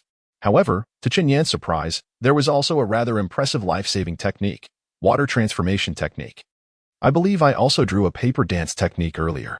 Remarkably, while these 2 physical immunity techniques overlap somewhat, when combined with the mayfly technique and domain, they form a formidable, life-saving combination. Mom no longer has to worry about me getting hurt outside. Finally, Chen Yan turned his gaze to the purple items. True boundary break, chakra capacitor modified. One is true, and the other is modified. Chen Yan truly could not comprehend what this meant. What is boundary break? Could it be? No, it must be true rather than vaporized, right? Regardless, let us examine the effect. Chen Yan clicked on the detailed information. True boundary break, upon use. It allows the user to break through a certain aspect of themselves based on their needs, with text editing available. After use, it can be revoked, causing the item to disappear. Usage count, 0-1. Introduction. Upon witnessing this scene, Chen Yan was stunned. Goodness, can it really allow any kind of breakthrough? And what on earth is this introduction? Currently, Konoha is basking in the sweltering summer, yet upon seeing this item and its description, a bright, sunny face flashed through Chen Yan's mind, sending a chill down his spine. Quickly, Chen Yan shifted his focus to another purple item, hoping this one would be more reasonable. Chakra capacitor modified. Worn on the wrist, it resembles a normal wristwatch. When the watch face is directed towards a target technique, the chakra capacitor will automatically replicate the technique and generate a small scroll. Importing the small scroll back into the chakra capacitor allows the user to replicate and release the technique without consuming their own chakra. Introduction. Times have changed dramatically. Who still uses traditional ninja tools? Chen Yan's eyes widened at this purple item. Goodness, scientific ninja tools? He couldn't help but think about how. Approximately 20 years later in Konoha, a boy named Pineapple Head would achieve remarkable feats during the Chunin exams. Chapter 75. The new employee who came knocking it was the 3rd day following Orochimaru's plan to disrupt Konoha. Yet, the village thrived with vigor, teeming with life. Particularly within Chen Yan's shop, he genuinely intended to expand the establishment by next Monday, or perhaps renovate the 2nd floor. It was indeed rather absurd. Chen Yan mused that although his shop was well-equipped and the game did not require considerations for power or internet issues, a multitude of people continued to crowd in.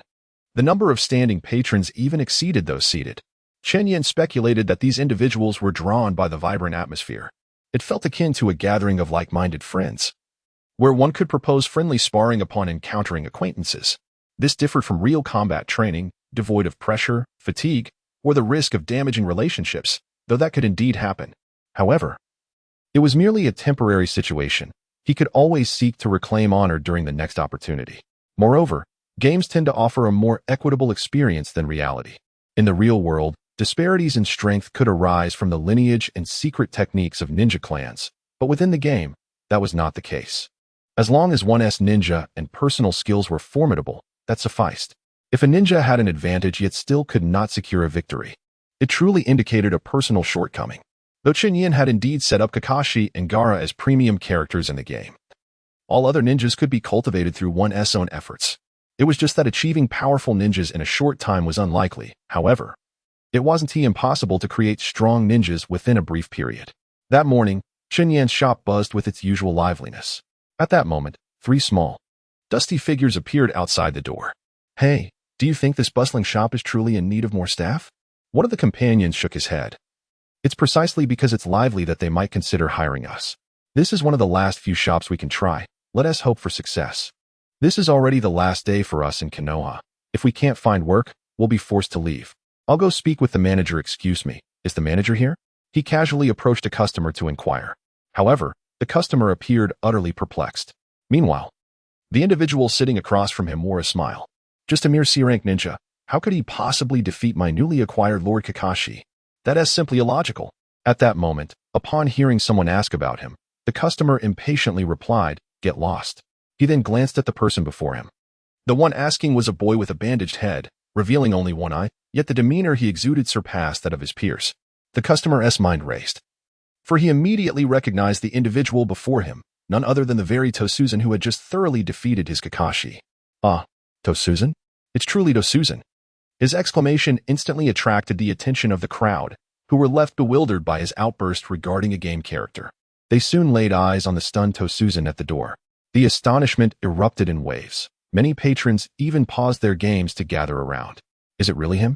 Tosuzan, could you demonstrate a sonic boom for us? No, I'm more interested in seeing the sonic strike. I want to know what that skill looks like when charging from such a distance. Haha, coming early today was absolutely worth it.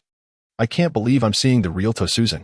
As the crowd grew increasingly larger, Tosuzan couldn't help but break into a cold sweat. His mind racing with thoughts on how to manage this situation. Didn't Konoha say they wouldn't pursue us? Why then, did so many Konoha ninjas recognize me? TOS took a few steps back, fearing expulsion from Konoha and the subsequent retaliation from other sound ninjas. Gathering his courage, he inquired, "Excuse me, is the manager of this establishment present?" Yet, the surrounding crowd remained unmoved, as if they were spectators of some rare treasure. Frustrated by the lack of response, TOS felt a twinge of annoyance. At that moment, a figure parted the crowd and approached him. TOS was instantly captivated by this striking silhouette. Momentarily at a loss for words. "The manager is upstairs. Please wait for me at the front desk," the figure stated. Indeed, this was by. TOS was taken aback, astonished to find his rival from the Chunin Exams here in this very shop. The crowd quickly dispersed. At that juncture, Chen Yan had already heard the commotion below and was preparing to descend as by ascended. Observing the somewhat awkward young man before him, Chen Yan smiled and asked, "You mentioned you were here seeking employment?" TOS nodded. "Very well, I shall accept you. If I recall correctly, you have 2 teammates, yes? They're outside? I will accept them as well." In the brief exchange, Chen Yan's warm demeanor filled TOS with a sense of reassurance, far more comforting than any promises made by Orochimaru. Without hesitation, he went to fetch his 2 companions, bringing them inside amidst the teasing gazes of the patrons as they ascended to the 2nd floor. Seeing the 2, Jinchue and Saku, who appeared tense, Chen Yan chuckled. "There is no need for you both to be so anxious. I am not a villain." However, as soon as he spoke, Bai discreetly coughed. "The manager is a wonderful person. I am sure you will come to like him." Yet, Saku and Jin shivered slightly. Who introduces themselves by claiming they are not a bad person? Who would believe such a thing? After the trio recounted their circumstances to Chen Yan, he nodded in understanding. He had not expected Konoha to be so lenient. Not only did they overlook the Sand Village's transgressions, but they also seemed to have granted clemency to the remnants of the Sound Village so readily. Chen Yan mused that it was not his place to question the decisions of Konoha's higher-ups. For him, the shop merely meant a few additional mouths to feed. And perhaps it was time to consider establishing a kitchen. With the increasing number of patrons, dining out every day was becoming impractical. Moreover, with TOS's burgeoning popularity, Chen Yan couldn't help but smile, recalling the significant reaction from the crowd when TOS first entered. Thus, recruiting the Sound Ninja trio for work seemed to be a wise decision. After settling the 3, Chen Yan instructed them to freshen up before joining Bai to familiarize themselves with the shop's operations. Essentially, it involved standard service tasks, such as fetching beverages and snacks. While seemingly simple, there were times when 2 individuals could hardly manage the workload. Moreover, Zabuza was now also engaged in part-time work. Indeed, since that fateful day when Asuma retrieved his phone, he had been astonished to discover his Umbu rank. When fellow Umbu members sought solace from Asuma, he revealed that Zabuza had been assisting with the rank matches. Consequently, within just a few days, 5 or 6 individuals approached Zabuza for help with their matches. Notably, half of these were newcomers. With an influx of new players, Zabuza did not even impose any specific team compositions, initially simply playing to the Chunin level. If a player opted to purchase characters, Zabuza even offered packages for Jonin and Umbu ranks. Thus, aside from Chen Yan, Zabuza had swiftly become one of the most profitable figures during this period. After 2 days, Chen Yan shut down the game and automatically updated all players. He once again sought the assistance of Tianzong, who was more than willing to help, despite the mere 200 gold coins Chen Yan had provided him previously. During his leisure time, Tianzong would occasionally visit the shop, but now Konoha was engulfed in a gaming frenzy, leaving Chen Yan with little room to maneuver. With Tianzong's help, Chen Yan's shop underwent significant renovations, reaching the maximum limit set by the system, expanding to over 3 times its original size. On this occasion, Chen Yan did not give Tianzong any gold coins. However, as Tianzong headed home, he found that his game had updated. Upon checking the activity interface, he was momentarily overwhelmed by the new ninjas available for recruitment. Sarutobi Hiruzen, now available for S-rank recruitment. Orochimaru, now available for S-rank recruitment. Jiraiya, now available for S-rank recruitment. Tsunade, now available for S-rank recruitment. The Konoha 12 had also been added to the shop, each priced at 888 gold coins. Before Tianzong could fully grasp the significance of these high-ranking new ninjas, he noticed rewards in his game mailbox. An unexpected surprise. Senja Hashirama reanimation fragments 50 instantly. Cheers erupted throughout Konoha. The players, having just begun to understand the game, were ecstatic to discover that from Sarutobi Hiruzen to Tsunade, each of these 4 ninjas was classified as S-rank. They had assumed A rank was the pinnacle, only to find out there was an S rank above it. Enthusiastically, they opened the recruitment interface, only to be prompted to select their desired recruits. Chen Yan's unconventional approach had resulted in 4 S-rank ninjas being introduced simultaneously, but it was impossible to mix them all in one pool, otherwise the cost to draw a single ninja would multiply by 4. Consequently, Zabuza's position as a high-tier ninja was demoted to A-rank recruitment. In the Hokage's office, Sarutobi Hiruzen reveled in the pride of his S-rank classification, though the previous inquiry from Tsunade and Jiraiya about his retirement lingered in his mind, causing him some distress. Among those most concerned with the new version update was Kakashi. In recent days, he had quickly mastered the techniques of the previous ninjas, thanks to his exceptional gaming talent and experience. Now that 4 S-rank ninjas had appeared, he was the first to invest 500,000 Rio into the game. This scene unfolded among numerous players. For them, the game was imbued with a sense of familiarity. As long as they grasped the mechanics of combat, they remained highly engaged. Within just a few days, the new players began to transition into the ranks of the seasoned veterans. The highest-ranked players had even reached Umbu status. This was not merely due to their prowess, but also thanks to Zabuza's assistance. Regardless of whether they were new or seasoned players, they all understood one unspoken truth: the stronger the ninja, the more exhilarating the battles. Within less than 2 hours of its launch, the new version of Chen Yan has already amassed an impressive 10 million Liang Renbai, solely from in-app purchases. This amount is equivalent to what would require the sale of 100 mobile phones. Kakashi's fortune can be deemed quite favorable, with 500,000 Rio. He successfully acquired 4 S-rank ninjas, leaving him with nearly half of his funds intact. Meanwhile, the B-rank and C-rank ninjas in the store were swiftly swept away by Kakashi. Consequently, Kakashi proceeded to the training grounds to experience the capabilities of these new ninjas. Among the C-rank ninjas, the 12 young talents have demonstrated commendable strength due to Chen Yan's enhancements. As for the S-rank ninjas, Tsunade stands out as the one receiving the most significant adjustments from Chen Yan. The direction of these modifications is somewhat reminiscent of the extraordinary mode from games in his previous life, coupled with optimizations to Orochimaru's skill performance and effects. This ensures that the strength of these 4 relatively older S-rank ninjas is well balanced and on par with one another. At this point, no ninja in the game has emerged as excessively powerful. However, within the C-rank category, there is a ninja named Tatsuho who possesses strength that clearly surpasses his peers. Yet, Chen Yan does not intend to make extensive adjustments, as in the future. C-rank ninjas will need to face off against the likes of the Konoha security team and strong contenders like young Tsunade and young Nagato. Moreover, the design philosophy for B-rank and C-rank ninjas leans towards entertainment, making it unnecessary to extinguish the potential of the few strong contenders that may appear. Nevertheless, Chen Yan found himself lost in thought as he gazed at the unnamed folder on his computer desktop. This folder contained information on 2 yet-to-be-released ninjas, Hashirama Senju and Tobarama Senju, both in their reanimated forms. Chen Yan pondered the kind of upheaval that would ensue if these 2 legendary figures were placed in the duel arena. However, He quickly turned his attention to a nearby folder designated for the next version, inputting the following lines: newly introduced ninjas, Jiraiya in Sage Mode, Tsunade and Byakugan. Orochimaru in Invincible Form, Introduction of the Secret Scroll System. Preliminary Secret Scroll Settings, Cuttings, Body Dominance, Cyclone, Lightning Strike, Earthquake. Introduction of the Summoning System. Preliminary Summoning Settings, Ninja Dogs, Blue Serpent, Ninja Tortoise, Gamabunta, Kamaitachi. The next version is anticipated to arrive in just a few days. Indeed, Chen Yan intends to incorporate secret scrolls and summoning into the duel arena. Previously, progress had been hindered by the production of ninjas.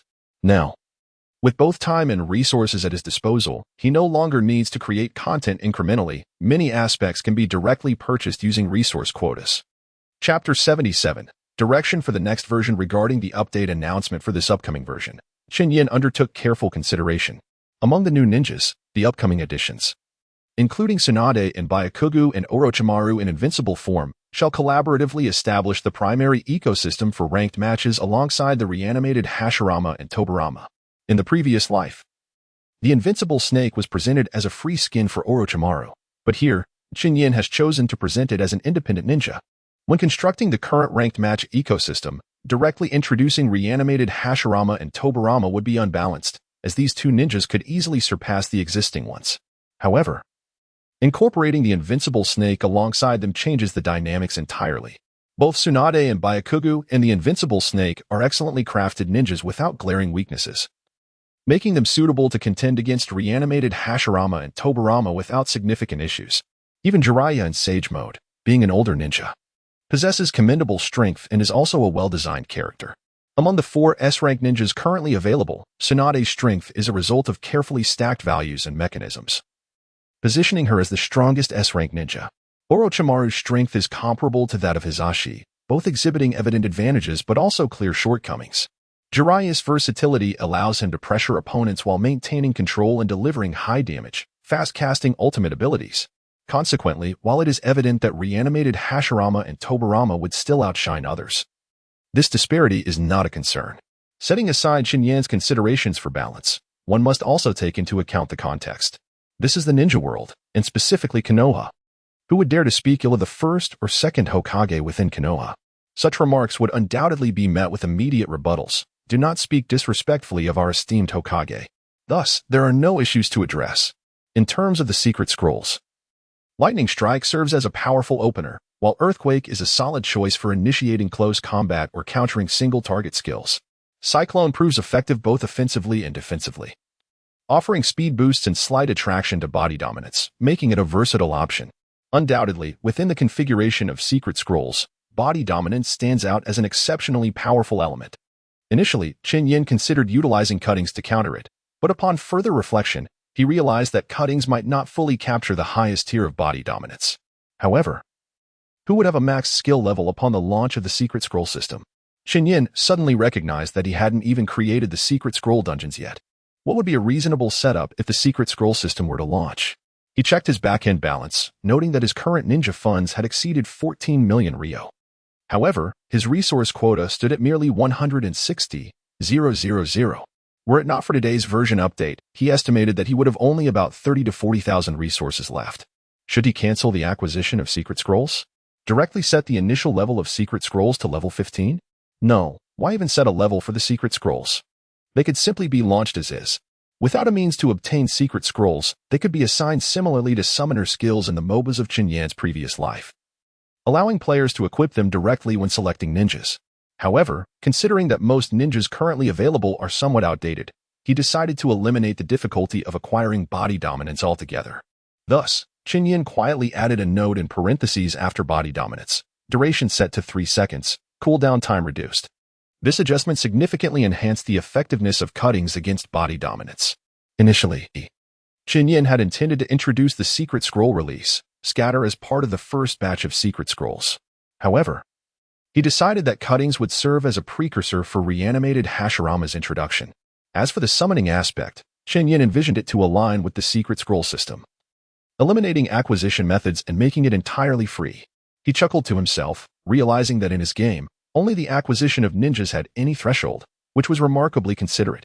After Chen Yan expressed his sentiments, he proceeded to inspect the first and second floors. Since the expansion of his shop, not only had the area increased significantly, but an additional floor had also been added. Now, both Chen Yan and his employees resided on the top floor, the third level. It was evident that Tosi's presence had indeed attracted a greater influx of customers. Chen Yan even noticed several new faces who had come to the store after hearing about Tosi. The functions of the first and second floors were similar. Yet the distribution of foot traffic had alleviated the pressure, resulting in a larger clientele and a more spacious environment. However, upon closer observation, it became apparent that the majority of these customers were ninjas, with ordinary citizens being quite scarce. The disparity in numbers between the ninjas and the general populace in Konoha was considerable. After a moment of contemplation, Chen Yan realized that if the player community wished to continue expanding, ordinary people would form the majority, while the ninja demographic could yield higher profits. Consequently, Chen Yan had initially focused on targeting the ninja community. Although the mobile game was still in its nascent stages, it was crucial to strategize on how to elevate its visibility among the masses. After completing his inspection without encountering any issues, Chen Yan returned upstairs. At that moment, Danzo gazed impassively at the game's update content. There were no new dungeons, merely the introduction of new characters. After purchasing Saratobi Hiruzen, he took some time to experience the character. While the two ordinary skills could not replicate Hiruzen's mastery of the 5 elemental jutsu, they were indeed skills he frequently employed. Subsequently, Danzo clicked on Hiruzen's ultimate skill. A vague, enormous silhouette materialized behind Hiruzen. This technique was known as Shiki Fujin. Danzo, momentarily incredulous, activated the ultimate skill once more, finally gaining clarity. However, he squinted slightly, pausing for some time before taking further action, until a figure arrived. "You have finally come," Danzo stated, his voice devoid of any emotion. In the flickering candlelight, a figure slowly emerged. Orochimaru, wearing a smile, hoarsely remarked, "I previously believed you had betrayed my plans. But that is in the past. I assume you have thoroughly investigated the reasons behind it." Danzo scoffed. "Orochimaru, you are rather slow. The entirety of Konoha was already aware of your plans long before their implementation." Orochimaru, unruffled, responded with interest, "Oh, is that so? If you take a stroll through Konoha now, you will understand why." "Very well, I shall not accompany you any longer," Orochimaru concluded, and after their brief exchange, he and Kabuto indeed began to wander leisurely around Konoha. Chapter 78, A Special Customer. "Excuse me, how much is the mobile phone?" inquired a rather plain-looking customer at the front desk. 100,000 ryo each. "How many would you like?" Tosi replied without looking up. After becoming familiar with the store's operations, he quickly adapted, proving to be swifter than his two companions. At this point, he could scarcely recall how many customers he had attended to. "Is that so? Then I'll take 2, the customer said, handing over the money. Tosi accepted the ninja coins and looked up at the customer. Upon noticing their slitted pupils, an inexplicable shiver ran down his spine. "Here you go. Remember to bind your fingerprint," he said. "Thank you," the customer replied with a smile as they received the phone. Sak, observing Tosi's peculiar expression, asked, "You don't look so well. What's wrong?" Although Tosi was puzzled as to how Sak could discern his expression through the bandages, he replied with trepidation. "That last customer felt like a venomous snake to me, but the feeling was fleeting. I wonder if it's due to the recent pressure I've been under." Sak scratched his head. "Huh? A snake? Do you think that person might be Lord Orochimaru?" Tosi was taken aback by Sak's thoughtless remark. Sak's voice was not quiet. And given that most of the patrons were ninjas, their capacity for information gathering was evident.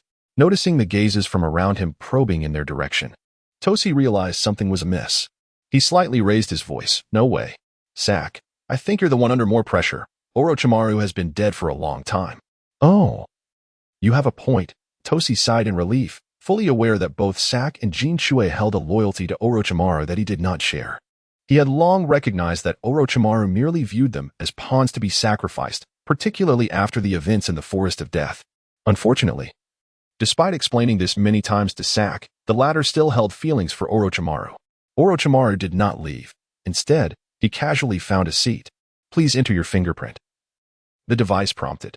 "Fingerprint?" Orochimaru asked curiously but complied nonetheless. Kabuto followed suit, adhering to the phone's instructions. However, a minor glitch occurred on Orochimaru's end. Fingerprint registration failed. "Please use your own fingerprint." Orochimaru found this odd. Why could this insignificant device perceive him when so many ninjas could not? Nevertheless, it mattered little. Orochimaru shed a layer of skin and registered his fingerprint. He then initiated the storyline. 20 minutes later, both Orochimaru and Kabuto completed the storyline mode almost simultaneously, exchanging glances. They understood the reason for their failure. I wonder who created this thing? If given the chance, I would love to meet them, Orochimaru mused. A middle-aged ninja nearby, having overheard Orochimaru, responded, are you referring to the store manager? He usually stays on the third floor and rarely makes appearances. Orochimaru politely replied, is that so? Thank you. No problem. By the way, you're new, aren't you? If so, let me tell you how to play this game. Orochimaru attentively listened as the enthusiastic ninja guided him on how to engage with the game, noting several mistakes made along the way. But look at this. This is the ranking points shop. By completing some ranking tasks, you can earn points to exchange for items that can enhance your real-world abilities. At this point, the ninja paused, preparing to explain another area when Orochimaru suddenly noticed an item called the Chakra Mastery Book and inquired, wait a moment. Are you saying this can affect reality? Sensing the skepticism in Orochimaru's tone, the middle-aged ninja responded confidently, of course. Initially, I was skeptical too. But I heard there are indeed people who have redeemed items and experienced a significant boost in strength. Oh, who was that person, and what are they doing now? At this, the ninja's gaze faltered slightly. I only heard about it. Oh, by the way, have you heard about the collapse plan initiated by the rogue ninja Orochimaru not long ago? Orochimaru pondered for a moment before nodding, indicating he had heard some whispers. How come I only have a vague awareness of it? Are you not from Konoha? No, it was the wise intervention of the Third Hokage that thwarted this plan. Which is why I have not witnessed it myself. I merely heard that the operation has concluded. When speaking of the term wise, Orochimaru's tone dripped with sarcasm. In truth, he was not one to indulge in falsehoods, yet he felt a flicker of delight when delivering ironic remarks. Moreover, he was unreserved about his failures, behaving as if nothing had transpired. Indeed, he was now contemplating the reasons behind his defeat. The middle-aged ninja found some merit in Orochimaru's words and laughed heartily, while the Third Hokage played a significant role. You must understand that the game had exposed Orochimaru's impending assault on Konoha a week in advance. This was no mere exposure. It was practically public knowledge. I see. So this shopkeeper must be quite a formidable ninja then? The middle-aged ninja glanced around and lowered his voice. What a feat for a ninja. This is nothing short of divine power. I heard the shopkeeper is disguised as the Sage of Six Paths. Don't tell anyone, though. It's merely hearsay. Orochimaru replied. The Sage of Six Paths? Isn't that a tale from children's literature? I cannot speak to that. But I know that no matter how powerful a ninja may be, they cannot directly bestow their strength upon others, let alone foresee the future. Orochimaru fell silent. Bestowing power upon others? He could do that too. He once intended to grant Sasuke some strength, but regrettably, Sasuke declined. As for this foresight of the future, Orochimaru found himself perplexed by it, yet his curiosity about this shopkeeper, rumored to be the reincarnation of the Sage of Six Paths, grew stronger. Well, the game content is rather limited, and since I have only just begun playing, that is all I can share with you. I must head off to rank matches now. Farewell to you both. Orochimaru felt little suspicion towards the enthusiasm of the middle-aged ninja, which merely conformed to his stereotypical impressions of certain Konoha ninjas. Then, Orochimaru inquired of Kabuto. By the way, Kabuto, if the shopkeeper truly possesses foresight, then he ought to be aware of our arrival, right? How might he choose to greet us? Kabuto was uncertain to whom Orochimaru directed his words, but complied and continued the charade. Chapter 79. Hokage. Beginning with Dual Divine Might. Orochimaru, the indomitable warrior, has logged in Tsunade. The 100 Healings has logged in Jiraiya. Sage Mode has logged in Ninja. Choose one of 3 to receive. As no significant events had transpired recently, Konoha enjoyed a period of tranquility. Chen Yan promptly updated the game version, assembling all the previous constructs into the official server. During this time, Orochimaru observed the new version S update content with keen interest. Indomitable warrior? That term suits me quite well. For gamers, this version was destined to have a profound impact on the game as content. The sudden surge of new material would keep them occupied for quite some time. However, Chen Yan approached Kakashi, claiming to have a reward for him, acknowledging Kakashi's efforts in attracting numerous players during this time. In reality, Chen Yan merely intended to experiment with the previously retained universal repair tool. After all, this item could be revoked once used, and it would serve to validate Chen Yan's hypothesis. However, after the experiment with Kakashi, He claimed that nothing had transpired until Chen Yan reminded him to activate his Sharingan. After Kakashi followed through, "What about my Sharingan?" Kakashi was taken aback. He had previously been acutely aware of the distinct differences between his two eyes, yet now that sensation had abruptly vanished. "What has happened to my Sharingan?"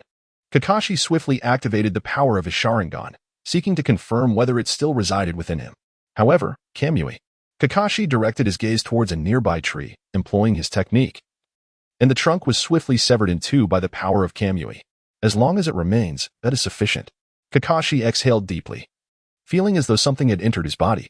Yet, it was not merely an intrusion. It was as if he had established a connection with some ethereal realm. Kakashi was filled with perplexity, instinctively wanting to pull it out. Kakashi sensed an unusual sensation in his right eye. Subsequently, the tree trunk that had just been absorbed by Kamui was expelled. Kakashi was utterly incredulous, gazing down at his own hands, which appeared to merge indistinctly with the air around him. Yet, within the recesses of his mind, information regarding these techniques was transmitted with crystal clarity.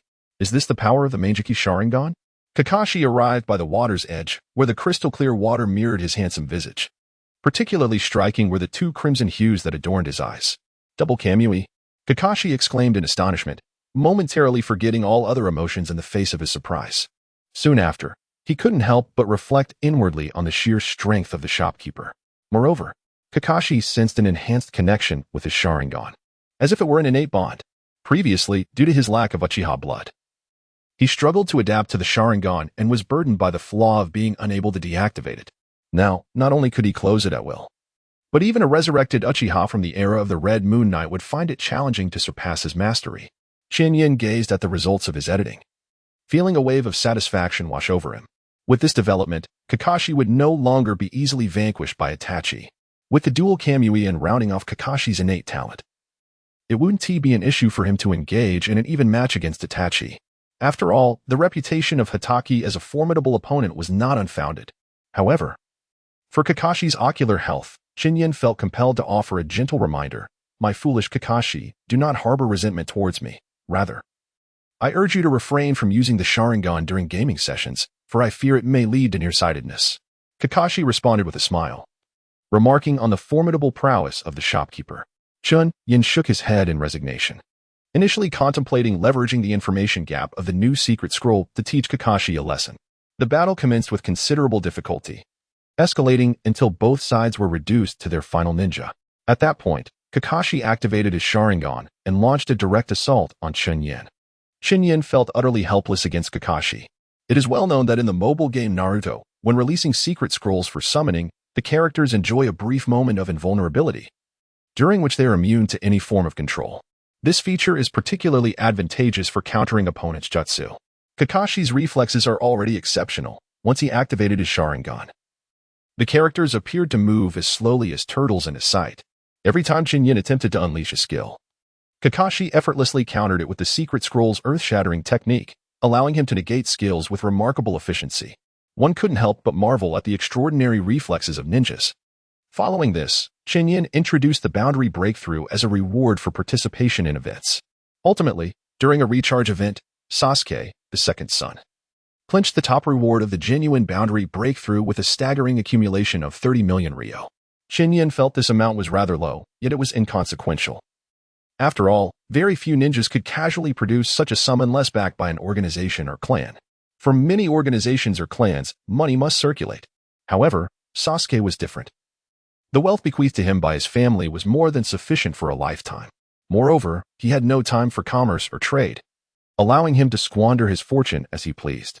Subsequently, under the witness of Chen Yan and Kakashi, Sasuke's three-tomo Sharingan underwent a painless evolution into the Manjiki Sharingan, significantly ahead of schedule. Now, Sasuke incessantly clamored for revenge against Itachi, while Kakashi believed that Sasuke should train for a few more years. Yet at such times, all it took was Naruto to interject with a few words to Sasuke to resolve the matter. In the following days, peace reigned in Konoha. When missions were assigned, the ninjas dutifully embarked on their tasks, only to reconvene at Chen Yan's shop afterward. From Monday to Friday, there were always seats available. But weekends brought a flurry of activity as many ninjas took their rest, resulting in a bustling atmosphere within the shop. Observing this vibrant and flourishing scene, Chen Yan calculated that it was about time for Itachi and Kisame to arrive in Konoha. However, he refrained from unveiling any dungeons for foresight, primarily due to the uncertainty stemming from his influence, as Jiraiya and Tsunade of the legendary Sannin had returned early, and the fate of the Third Hokage remained uncertain, leaving Itachi's potential visit to Sasuke in question. Meanwhile, on the other side, Itachi and Kisame, engaged in their mission, discussed the recent shocking events that had reverberated throughout the ninja world. It was said that Orochimaru had audaciously attempted a solo assault on Konoha, reportedly coming perilously close to success. Itachi nodded in acknowledgement, revealing little else. Kisame, unable to contain his curiosity, asked, "Itachi, aren't you going to check on your brother? He is your only family." Itachi remained unresponsive. "We are currently disguised to gather intelligence on the Nine Tails, as per the leader's orders." Itachi nodded slightly, indicating it was time to depart. Chapter 80. Itachi, have you killed Sasuke? Kurenai, you cannot comprehend the sheer brilliance of my recent maneuvers. Asuma was exuberant, resembling a child, entirely unlike the composed and mature figure his students perceived him to be. Moments ago, he had executed a flawless sequence against Orochimaru, using a substitution technique to trigger a snake replacement, which led to an impressive victory in a match that had nearly ended in defeat. Kurenai smiled faintly. Having recently ascended to the rank of Jonin, while Asuma was already vying for the title of Kage-level ninja. At that moment, two figures approached, evoking surprise from Asuma and Kurenai, clad in black cloaks adorned with cloud motifs and wearing straw hats that obscured their faces. One of them instilled an inexplicable sense of familiarity in Asuma, as if he had encountered them before. "You are not from the village. What brings you here?" Asuma swiftly masked his emotions upon encountering the suspicious individuals, querying them with calm composure. One figure, still wearing the hat, directly replied, "It's been a long time, Kurenai." Asuma, recognizing them, indicated that he had once been a resident of the village. "Who are you?" Asuma pressed. The mysterious figure then lifted his hat, revealing a pair of crimson eyes. "Indeed, it is you, Uchiha Itachi. Since you recognize Mr. Itachi, allow me to introduce myself. I am Kisame Hashigaki, formerly of the Mist Village. Now, we are acquainted." Asuma, cigarette in mouth, replied gravely, "There will be no future. I will eliminate you now." After a fierce exchange, Asuma and Kisame found themselves evenly matched, locked in a stalemate. Meanwhile, Kurenai, having attempted to use genjutsu against Itachi, was swiftly dispatched. Itachi complimented her, remarking, as expected of Kurenai, yet at that moment, a voice emerged from behind Itachi. "But you have reached your limit." The newcomer was none other than Kakashi. After rescuing Kurenai, Kakashi swiftly replicated Kisame's water shark technique to shield Asuma from the attack. Itachi felt a jolt. How formidable. In the years apart, Kakashi had grown remarkably stronger. Just a few movements from him provided Itachi with a general assessment of his abilities. At this juncture, Asuma asked, "What brings you here?" Kakashi remarked, "Although I have just entrusted you both with the task, I still harbor some concerns." He then turned his gaze towards Itachi, questioning, "What brings you two renegade ninjas to Konoha?" Unlike Kisame, I do not relish spending excessive time engaged in combat. As he spoke, Itachi swiftly launched an attack. Following a brief skirmish, Itachi found himself increasingly astonished. He had already activated his three tomo, while Kakashi's eyes remained in their ordinary state. Kakashi. Can he truly keep pace with his rhythm? Kakashi is even more cautious. After all, it is Itachi who effortlessly neutralizes my several attacks. I have previously mentioned that I detest spending excessive time in battle. As I speak, Itachi's three tomo gradually revolve, coalescing into the three curved blades of the kaleidoscopic Sharingan.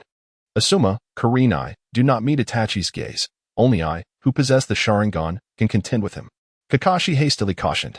Asuma and Kurenai promptly closed their eyes. Indeed, possessing the Sharingan can offer some resistance against the Meijiki Sharingan. However, it cannot unravel the unique ocular genjutsu known as Tsukuyami. The only ones capable of defeating me are those who wield the same bloodline limit as I do, the Sharingan. As he spoke, Itachi raised his gaze to meet Kakashi's, asserting that, as a mere three-tomo wielder, Kakashi would soon comprehend the disparity inherent in the Sharingan. Yet, as Itachi initiated Tsukuyami, he was met with an unexpected force resisting his ocular technique. Itachi was momentarily taken aback. How could it be? A mere three-tomo Sharingan could not possibly withstand his Meijiki Sharingan. At that moment, Itachi focused on Kakashi's eyes, only to behold a crimson hue in both. The patterns within were not merely simple tomo but rather three pitch-black scythes. Is this the Manjiki Sharingan? Itachi gasped in astonishment, exclaiming, Manjiki Sharingan? How is this possible? And how could you possess two? Even the composed and calm Itachi could not conceal his surprise upon seeing Kakashi's pair of Manjiki. He initially thought it was an illusion conjured by his own Manjiki. However, upon reflection, he realized that while his vision was impaired, it could not be a mere genjutsu. Thus, Kakashi's dual Manjiki was indeed genuine. Itachi ceased the Tsukuyomi, recognizing that while it could swiftly take effect against a typical three-tomo user, it would be arduous to ensnare another Manjiki wielder into its illusion unless there was a significant disparity in ocular power. Forgive me. Though I am not of the Uchiha clan, this Sharingan is a gift from my dear friend upon parting, as well as assistance from the shopkeeper, Kakashi stated as he seized a kunai, preparing to launch an assault. Kamui. Itachi activated his Manjiki, yet he could not perceive Kakashi's movements, still reeling from the reality of Kakashi's dual Manjiki. At this juncture, Itachi's emotions transcended mere astonishment. His mind raced, aside from that masked man. He and Sasuke were likely the only bearers of the Uchiha bloodline in the current ninja world. And Sasuke was, after all, Kakashi's student. It was not difficult for Itachi to deduce a disconcerting conclusion. Sasuke had awakened his Manjiki and was subsequently deprived of it by Kakashi. Although Itachi was unaware of the circumstances surrounding Sasuke's awakening, even his typically rational mind was engulfed by rage. Despite Kakashi utilizing Kamui to position himself behind Itachi, the fury overwhelming Itachi led him to disregard the toll of the Manjiki and activate Susanoo. A colossal crimson specter erupted from his form, repelling Kakashi's attempt at a surprise attack. What have you done to Sasuke? Itachi demanded angrily. He had painstakingly orchestrated everything for Sasuke, even preparing to make the ultimate sacrifice. Now, to learn that Sasuke's Sharingan had been taken by Kakashi, regardless of Sasuke's fate, whether alive or dead, Itachi could no longer contemplate such matters. He was acutely aware that his days were numbered. Itachi's last moment of such intense rage had been during a confrontation with the Uchiha hardliners, who had threatened rebellion. He had opposed their sentiments, leading to a heated dispute. However, under Fugaku's insistence, Itachi had ultimately knelt an apology to avert further conflict. In that instance, watching the arrogant figures depart, he had even contemplated their demise after manifesting his Manjiki. Yet, for the sake of the greater good, he had restrained himself. But now, if Sasuke were to perish, the Uchiha clan would be on the brink of extinction. Itachi had already become an orphan. Now, with the fate of his only remaining bloodline uncertain, how could he not be enraged? Chapter 81. 3 Susanoo. What have you done to Sasuke? Kakashi was taken aback, observing the unfamiliar expression of fury etched upon Itachi's face. Though their current relationship was that of adversaries, the intensity of the moment indicated that Itachi was evidently intent on confronting him with unwavering determination. Kakashi was engulfed in confusion, pondering the purpose of such an aggressive approach. It felt as though he had committed an unforgivable act against the entirety of the Uchiha clan. Itachi's Totsuka blade was already poised for action. However, at that moment, a figure emerged atop a distant rooftop. Just as Itachi was preparing to engage Kakashi, the figure wielding a blue Chidori sword through the air, aiming directly for Itachi's Susanoo. Though Itachi was not oblivious to the presence of this figure, his vision was clouded by a veil of vengeance, fixated solely on extracting the whereabouts of Sasuke. He recalled that Kakashi's eyes had once merely possessed 3 tomo. Moreover, Kakashi was not of Uchiha lineage. The likelihood of him attaining the Manjiki Sharingan was negligible. Despite Kakashi's insistence that his Sharingan was entrusted to him by a dear friend, Itachi had always harbored doubts about this claim. Now, it seemed implausible that Kakashi's beloved companion had somehow returned to life, bestowing upon him another eye. What other explanations could possibly account for this? Kakashi's pair of Manjiki Sharingan must have been directly transplanted from Sasuke's. For Itachi, such occurrences were not new. At this moment, Itachi couldn't help but recall his dear comrade, Shisui.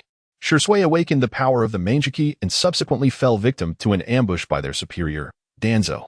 If Shisui had not managed to escape in time and preserve one of his eyes, things could have been dire.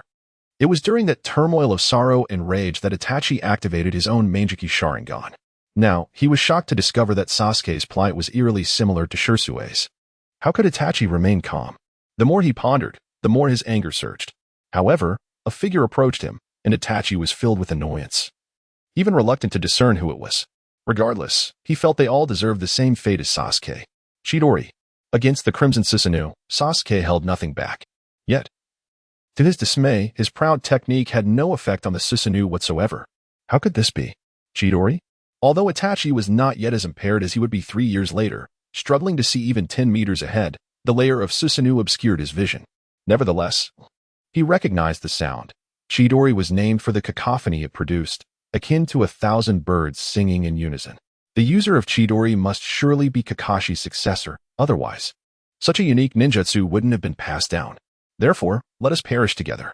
Itachi gazed at the familiar figure and murmured, if my brother Sasuke were still alive, he would have grown to such heights. Alas, perhaps you share no bond with Sasuke, yet entangled in Kakashi's affairs, you shall meet the same end. There was no one more familiar with the principle of collective punishment than Itachi. On the night of the massacre, not only the Uchiha civilians, but even a dog that had feasted on Uchiha leftovers would not escape unharmed. Intended to strike Kakashi with his Totsuka sword, Itachi pivoted and aimed at Sasuke instead. In a no-holds-barred situation, Itachi's prowess was beyond reproach. Had Sasuke not evaded in time, he would have surely perished. Likewise, blinded by rage, Sasuke's singular motivation for becoming stronger throughout the years was to find Itachi and exact vengeance for their parents and clan. Itachi, I have waited long for this day. At last, the opportunity has arrived. Through the barrier of Susanoo, Itachi could not clearly hear the voice from outside, primarily because he had no desire to comprehend what the youth was uttering. Facing the boy, Itachi did not conceal his strength and unleashed a technique, Amaterasu. As the black flames blazed, Sasuke felt a wave of urgency. In that moment, he activated his own Manjiki, having gained a deeper understanding through his previous attempts. Fire release, Great Fireball. Itachi observed a similar black flame hurtling toward him and quickly leaped aside to avoid it, simultaneously launching his Yata mirror at the boy's position. At that juncture, Kakashi's expression turned grave. Itachi was indeed serious. Sasuke quickly used that technique. I know. Although Sasuke was not particularly adept and his ocular power was modest, he managed to summon the initial skeletal form of Susanoo. Kakashi, too, held nothing back, activating his own Susanoo, which was significantly more powerful than Sasuke's. Instantly, a purple Susanoo emerged alongside a light blue one, standing in opposition to Itachi's crimson Susanoo. Faced with this formidable trio, neither Sasuke nor Kakashi dared to underestimate them. Susanoo, Great Fireball, Kimui Shuriken. In an instant, Sasuke unleashed a barrage of tiny arrows forged from the Great Fireball technique, while Kakashi hurled shuriken identical to the shape of his Manjiki. Though their ocular powers were inferior to Itachi's, this exchange resulted in a stalemate. No, Sasuke and Kakashi held a slight advantage, as Sasuke's arrows struck Itachi's Susanoo. Observing this unconventional clash, Kisame and Asuma halted their skirmish, gazing at the three colossal figures.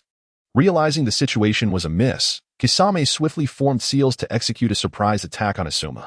However, Asuma bore a look of despondency. What is the point of fighting against that? He watched as Kisame's fingers nearly cramped from sealing.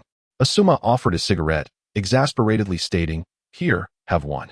With your sealing skills, others would have launched countless ninjutsu by now." Upon being discovered, Kisame felt an unexpected wave of embarrassment, interrupting his seals. Asuma's gaze, filled with confusion, met Kisame's. He was a serious ninja who abstained from smoking, drinking, gambling, or any illicit activities, diligently following the ninja code. Had it not been for his foolhardy superior, he would not have felt disillusioned enough to betray his village. If the masked man had not approached him, he would likely still be in the village, striving to be a commendable ninja. How do you even smoke this? Asuma remained silent, his gaze fixed on the three towering figures, while he discreetly lit a cigarette for Kisame. Chapter 82. Gradually becoming abstract cough, quite pungent. The first time smoking feels like this. By the way, how did you come to smoke? It's not a good habit. I don't know. I thought smoking looked cool back then. But I'm a reformist, smoking modern cigarettes, not the traditional old pipes my father used. Oh, there are distinctions in smoking? Indeed, reformists and traditionalists differ greatly. Unfortunately, my old man can't stand modern cigarettes. He's a foolish traditionalist. Your father is the third Hokage, isn't he? Huh? How did you know? Aren't you Asuma? The one priced at 30 million in the black market? Meanwhile, after releasing the Yata mirror, Itachi shielded his eyes, calling out in pain, forgetting to observe the outcome. Unsurprisingly, with such a vast explosion radius, that youth should not escape unscathed. Yet, the thought of his beloved brother departing this world before him plunged Itachi into profound sorrow. If only he could turn back time. He would never have left Sasuke to endure suffering in Konoha. Sasuke, my dear Sasuke, this world is but an illusion. I shall create a realm solely for you. Itachi seemed to have made a solemn resolution, raising his head to survey the results of his actions. However, upon witnessing the two Susanoo rise, Itachi stood in stunned disbelief. Oh no, my Sharingan has truly overexerted itself. Now I am seeing illusions. In a corner of the battlefield, a voyeur observed the unfolding drama. Red, purple, blue. Is this what the Sharingan embodies? Is this the legendary Manjiki Sharingan? How extraordinarily powerful. By the way, Orochimaru, what do you think would happen if I could acquire a pair of Manjiki? The sweat dripped from Kabuto's brow. Lord Orochimaru. It seems these three individuals are not easily dealt with. It is entirely the fault of that detestable Jiraiya, who has disrupted my carefully laid plans. Who dares to speak ill of me? Orochimaru and Kabuto turned to discover a peculiar white-haired man crouching in the nearby bushes. Jiraiya merely cast a glance at Orochimaru and said, "Esteemed lady, allow me to extend to you a sincere invitation. The lights of Konoha at night shine as brilliantly as the full moon, and you, my dear, surpass even that celestial beauty. Shall we share a drink this evening?" Observing Jiraiya's sycophantic demeanor, Orochimaru felt a sense of relief. Is that so? Does this mean you accept? Get lost, Orochimaru retorted, delivering a sharp slap to Jiraiya before moving to another location with Kabuto to continue their observation. Jiraiya, having been inexplicably struck, wore an expression of innocence. Why such violence over a simple rejection? Much like Tsunade. As he regained his composure, his larger intellect wrestled with his smaller impulses. However, compared to Tsunade, there was a striking resemblance between that individual and that loathsome snake. Meanwhile, the primary battlefield left Itachi bewildered. He was perplexed as to why there were two Susanoo present. Yet it soon became apparent that these two manifestations were indeed distinct and not merely a trick of his fading vision. A hypothesis formed in Itachi's mind, and he tentatively called out, "Sasuke?" Upon hearing his name, Sasuke roared back, "Do not speak my name, Itachi. You wretched disgrace. I will kill you." At the sound of that familiar tirade, a smile of happiness spread across Itachi's face. Indeed, it was Sasuke. What a relief. If Sasuke were unharmed, then what of Kakashi? There was no time for Itachi to ponder further. With the misunderstanding now resolved, he swiftly pulled Kisame along under the cover of a genjutsu. "Let us depart." However, Kisame, caught unawares, was about to accept a third cigarette from Asuma when he suddenly felt a tremendous force pulling him away, instinctively reaching for the cigarette. It was baffling how the frail Itachi could exhibit such strength and speed. "Cigarette. My cigarette. Damn it. Keep up." On the journey back to the village hidden in the rain, as they crossed a river, Itachi found the boatman's pace unsatisfactory and opted to carry the boat across to the opposite bank. Only when they were nearing the main base of the rain village did Itachi finally exhale in relief. This mission had failed due to flawed intelligence. Thus, we must prioritize gathering information before proceeding further. Kisame, bewildered, nodded in agreement. "Mr. Itachi, is there any chance there are cigarettes available in the village?"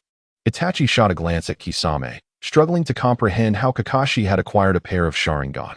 Furthermore, he could not have mistaken the figure beside him, whose caustic remarks mirrored Sasuke's exactly. The content of his speech was unmistakably Sasuke's own.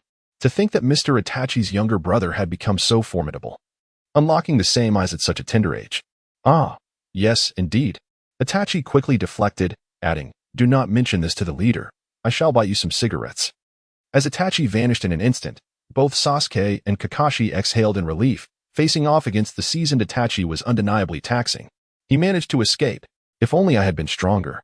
Yet, reflecting on the strength he had just witnessed, Sasuke found himself enthralled. Kakashi exhaled deeply after employing the universal repair device. Not only did he restore his Sharingan to its full glory, but it also fortuitously strengthened the connection to his ocular abilities. Remarkably, amidst the consumption of this battle, he found himself surprisingly resilient, though he possessed a considerable amount of chakra. He was astonished to realize that the expenditure in this confrontation was less than that of an ordinary mission. Kakashi chuckled, recalling that the manager had recently replenished the inventory with a selection of highly useful mastery tomes, and he was on the verge of accumulating enough points to redeem them. A considerable time had passed since the commencement of the ranked matches, and we have now entered the second season. Kakashi has exchanged for a total of 3 items, all without exception being chakra mastery books. This is no coincidence. He deeply empathizes with the pain experienced by Blue Zero's demise. Sasuke nodded. acknowledging the considerable gap that still existed between himself and Itachi. Very well, let us set this matter aside for now and proceed to that shopkeeper's store. As Naruto had mentioned wanting to spar with me earlier. Initially, Sasuke was not present in the shop, rather. He had overheard someone discussing Itachi's arrival in Konoha to capture the Ninetales.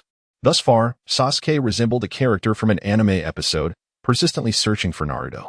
However, unlike in the anime where Sasuke searched for an entire episode, he merely called out to Naruto upon arriving at the shop and quickly noticed him curled up in a corner, engrossed in a game. Relieved, he then followed the information he had gathered to locate Itachi, leading to the tale of how he descended from a high place, wielding Chidori to pierce through Susanoo. Chapter 83, The Will of Fire. With the confirmation of this line, Chen Yan could officially declare that the game had entered a phase of stability. Additionally, a series of new secret scrolls and summoning techniques had been introduced. As for the previously delayed combat power system, Chen Yan decided to eliminate it entirely, retaining only the dual function of the village, returning to a more simplified essence. Although the game originally operated within a dungeon mode of grinding, the retention of the dual arena significantly enhanced the visual interface. This time, two new ninjas, the reanimated Hashirama Senju and Tobirama Senju, had been added. If they were merely to be sold normally, Chen Yan would not hastily proclaim the game's stability. What he aimed to achieve was to promote the game to a broader audience. However, incurring a loss of 100,000 ninja coins was out of the question. He barely had enough funds to sustain the system, let alone consider the subsequent expenses of items and ranked matches, which represented a substantial expenditure. While not many items had been redeemed thus far, it was inevitable that players would eventually accumulate points and sweep through a considerable stock. This so-called downward promotion of the game aimed to place phones in the hands of the common people. Yet, Chen Yan could not afford to incur losses. Hence, the version titled The Will of Fire was born, specifically stating that for each new player registered, one would receive 10 fragments of the reanimated Hashirama Senju. Why was Chen Yan confident that this method would help the game reach the common populace? Because, among the current players, 95 were comprised of ninjas, who had been introduced by other ninjas. Perhaps, following the collapse of Konoha, they had heard of this peculiar incident and found it intriguing. The cost of 100,000 coins was not prohibitive for a ninja, prompting them to purchase a phone and become players. The current data revealed that players averaged 6 hours of online time each day, a staggering figure, one that Chen Yan, as a game designer, fully understood. Furthermore, the retention rate of players approached 100, as the items and ranked matches could enhance their strength, a fact recognized by the Naruto franchise. For the sake of improving their power or simply for enjoyment, or perhaps both, all ninjas in Konoha had embraced the trend of mobile gaming, even influencing a few civilians, albeit only a handful. Now, the number of ninja players was nearing saturation. Should they wish to acquire fragments of the reanimated Hashirama, they would need to recruit at least 10 new players. Initially, they might have some relatives or friends who had yet to register, but eventually, the ninjas would discover that nearly everyone they knew was already a player. Thus, the ninjas of Konoha had to shift their focus towards the civilian demographic. However, most civilians would not proactively purchase phones, leading many ninjas to dig into their own pockets. Based on the monetary rewards from tasks depicted in the anime, an S-rank task offered over 1 million coins, an A-rank ranged from 150,000 to 1 million, a B-rank from 80,000 to 200,000. And even the lowest D-rank tasks, like finding lost pets or babysitting, yielded between 5,000 to 50,000 coins. A phone costing 100,000 coins was affordable for nearly any ninja, even for Naruto, who had completed only a few simple tasks. In fact, Naruto's earnings from tasks could easily support Jiraiya's indulgences in the pleasure district, leading him to complain about the few thousand coins Jiraiya had given him as being insufficient. Clearly, for ninjas, 100,000 coins was roughly equivalent to an average B-rank task. Given that Konoha's ninjas were predominantly Chunin, their finances were not lacking. Why was Chen Yan unconcerned about whether these ninjas would find this new initiative unappealing? There were 4 reasons. First, the ninjas were not short on funds. Second, many ninjas would likely be inclined to assist in bringing in new players. Upper ninjas, like Asuma, were quite enthusiastic about helping others. Third, upon the introduction of the reanimated Hashirama, wearing the secret scrolls would automatically transform into the Gate of the Gods, allowing them to summon sharks or toads. This setup would enable them to inquire amusingly whether their opponents were injured. Fourth, as ninjas of Konoha, who would dare to disrespect the first Hokage? Would they not believe in the will of fire? Indeed, there was a sentimental element involved. Moreover, Chen Yan estimated that even if the most powerful reanimated Hashirama were deployed, players would likely only be able to begrudgingly acknowledge, indeed, our first Hokage is formidable. Clearing throat, there is no fifth point. Chen Yan named the version the Will of Fire because, as a planner from his past life within the Naruto universe, he understood what truly constituted the Will of Fire. Was there no money to uphold Konoha? Watch me use 2,000 coins to deal with you rogue ninjas.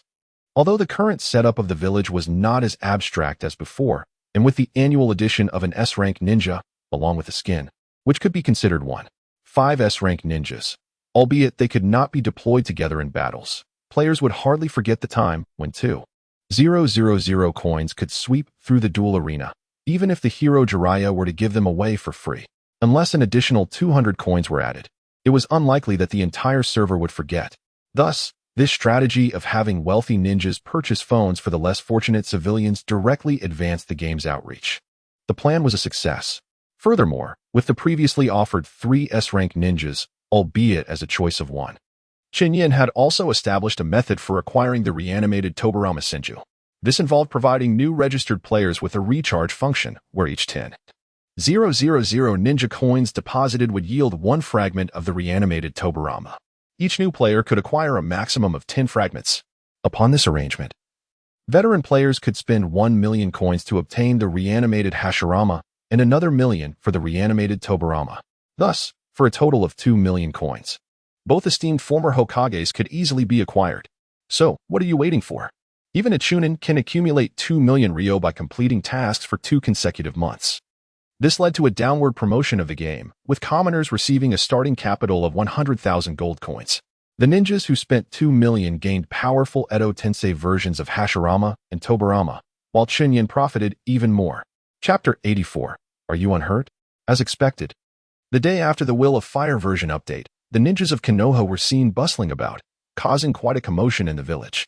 Even the current Hokage, Hizashi, had to summon 10 commoners to register accounts and deposit 100,000 gold coins into each account, with many of his Umbu and ninjas already registered. Hizashi initially intended to borrow personnel from Danzo, but the cunning Danzo sought to borrow from him instead. Barely a day into the new version, almost all commoners in Konoha had been introduced to the game.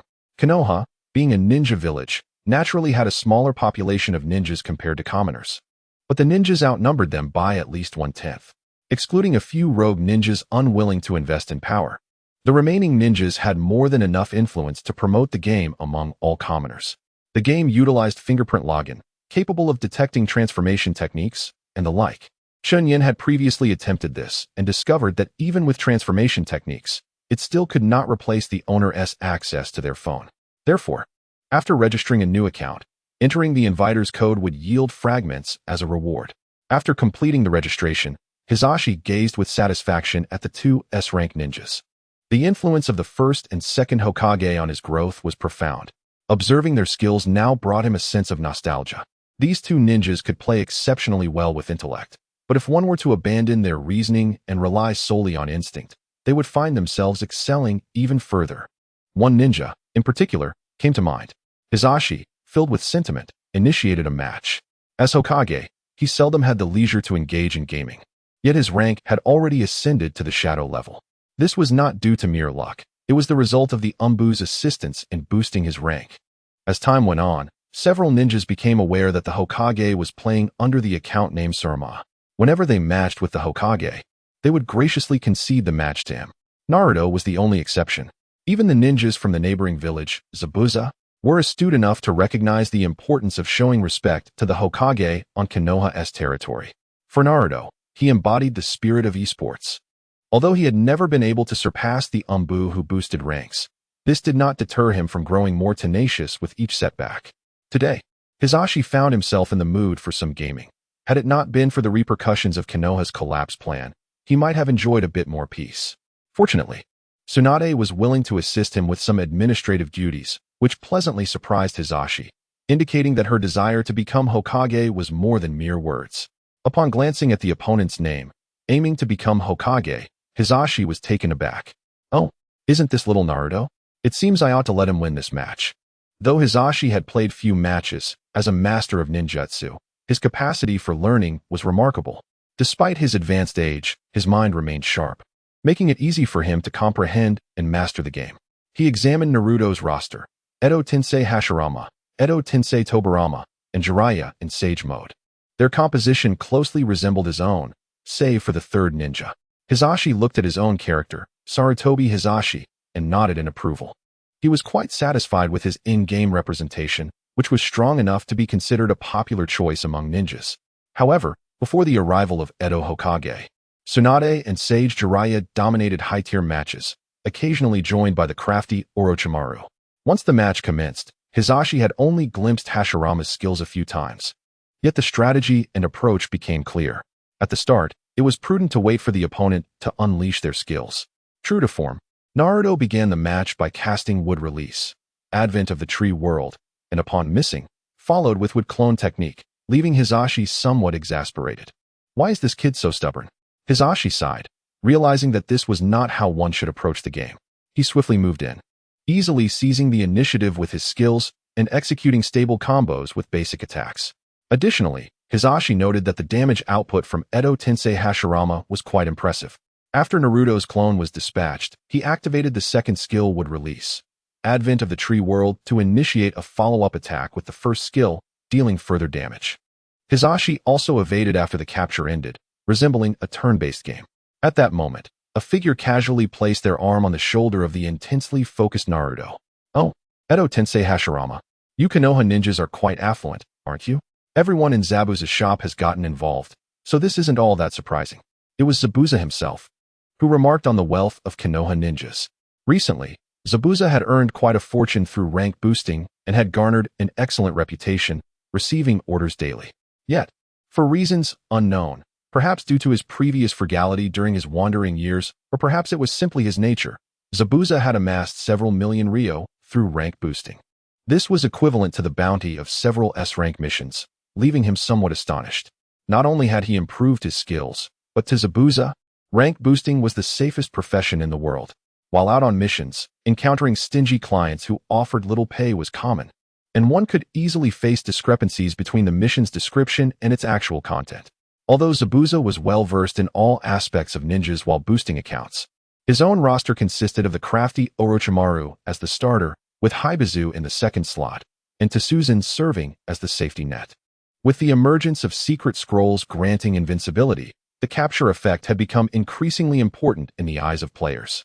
Initially, Zabuza and others like Kakashi believed that capture merely prevented opponents from using substitutes temporarily, but now, with invincibility reigning in duel arenas, they recognized the formidable power of Tsuzen's stable captures. At that moment, Zabuza noticed Naruto's clumsy maneuvers and advised, after the next substitute appears, use Divine Gate to capture. Then follow up with Toad summoning, releasing the second skill Wood Release, Advent of the Tree World upon accumulating 4 chakra, and hold to unleash the enhanced first skill Raging Dragon Strike. Huh? What did you say? Seeing Naruto's obliviousness, Zabuza felt somewhat helpless. Just substitute and click the secret scroll. Naruto complied. Summon, activate the second skill, and hold the first skill. Very good. Now unleash your ultimate move. Step by step, Naruto followed the instructions, and then they witnessed Are You Unhurt? The opponent's health bar plummeted at an alarming rate, and the white bar indicating blood loss must have been quite bewildered by the sudden drop of the red bar. After finishing a match, Rijan felt a heavy sense of frustration. Gazing at the administrative tasks before him, he suddenly lost all motivation to work. Was he truly uninjured? Uninjured, yet emotionally wounded. Lord Hokage, the Mizukage from the Hidden Mist Village, has come to pay his respects. Shall we go out to meet him? Jur. What do you think the people in the streets are doing? Those peculiar black squares in their hands are quite strange. I don't know either. Jur replied, shaking his head. The two turned their attention to Ao. With a light cough, Ao said, I'm not sure, but it seems intriguing. Perhaps we could inquire further. Suddenly, a ninja clad in umbu attire appeared before the trio. Lord Hokage has accepted the Mizukage's request for an audience. Please follow me. After securing his first victory over Rijan, Naruto was elated, exclaiming, Zabuza, you are truly remarkable. Zabuza chuckled lightly. Well then, I must continue to assist with the matches. If you wish to learn techniques, you may observe from my side. That is fantastic. For Chen Yan, this was indeed a significant gain. The ninja currency on the system interface effortlessly surpassed 1 billion and was now nearing 3 billion. Moreover, this figure was still expanding. How many ninjas were there in Konoha? Chen Yan wasn't entirely certain, but the number of registered players in his game exceeded 4,000. Konoha had accumulated just over 12,000 ninjas since its establishment. Based on the comparison of the ninja numbers from the Third Hokage, 261, and Naruto, 12607, it was evident that over the past 60 years, Konoha had seen the emergence of more than 12,000 ninjas, with very few having died of old age, at most just over 1,000. Most had perished in battle. Following several ninja world wars, nearly half of those 12,000 ninjas had been lost. Chen Yan was hesitant to speak too definitively, but from the clues available to him, he deduced that the current number of ninjas in Konoha could not exceed 5,000. This aligned with the speculation from his past life that during the Fourth Great Ninja War, Konoha's ninja count was below 6,000. Of course, each village experiences surges in their ninja population. During the Third Great Ninja War, particularly under Minato's leadership, Konoha averaged over 600 new graduates each year. In comparison, the Sand Village's Maki graduated as the 212th ninja in his cohort, although the total number of graduates from that year remains unknown. Yet, considering Konoha's current graduation rates, it was evident that they were experiencing a significant surge. Thus, it could be said that his game had indeed gained immense popularity among ninjas. However, he could not provide a detailed tally of the civilian population. One thing was certain: the number of civilians would not exceed 10 times that of ninjas, and might even be less than 6 times. This implied that many individuals remained unaware of the extraordinary abilities of the two exceptional ninjas, Hashirama and Tobirama. Chen Yan began to envision the potential for the game to spread to surrounding cities or ninja villages. While he was lost in thought, 3 peculiar guests entered the shop. Is this where Zabuza works? It seems quite busy. Indeed, I wonder how he is managing all these customers. It must be a burden for him. I should have left him more money. If he gets too thin, his muscles won't look as perfect. Hearing this, Ao could not help but interject, Lady Terumi May. All of Zabuza's earnings are intended for the reconstruction of the Hidden Mist Village. This is his goal, and enduring hardship is acceptable for him. The customers in the shop were so engrossed in their activities that they barely lifted their heads. They shouted or cheered at a small black square. He's too powerful. I'm just too skilled. Hey, who do you think you are? How dare you make a move from that far away? Just say whether you made your move or not. Observing this surreal scene, Terumi May's smile faltered, and Ch Jur's expression turned to one of alarm.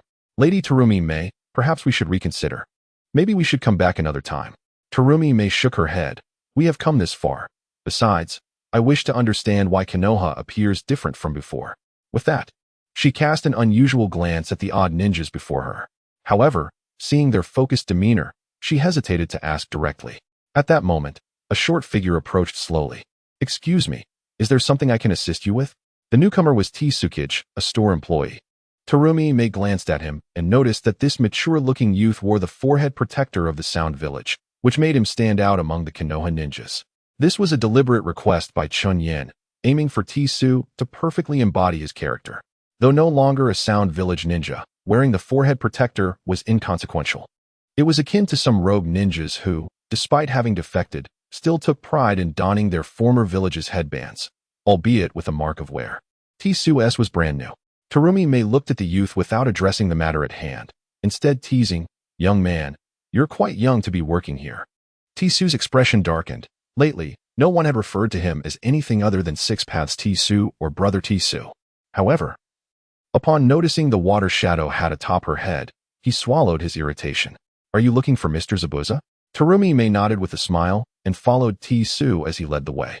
She glanced at the queue of people and then at Zabuza, who was casually seated with a black square in hand. What is going on here? She inquired. Tsu replied, he is assisting with matches. These people are waiting in line. Terumi May observed the queue, and the person at the front said, Zabuza, please help me rank up to Umbu for 300,000 Ryo. Ideally, I'd like it done by tomorrow night.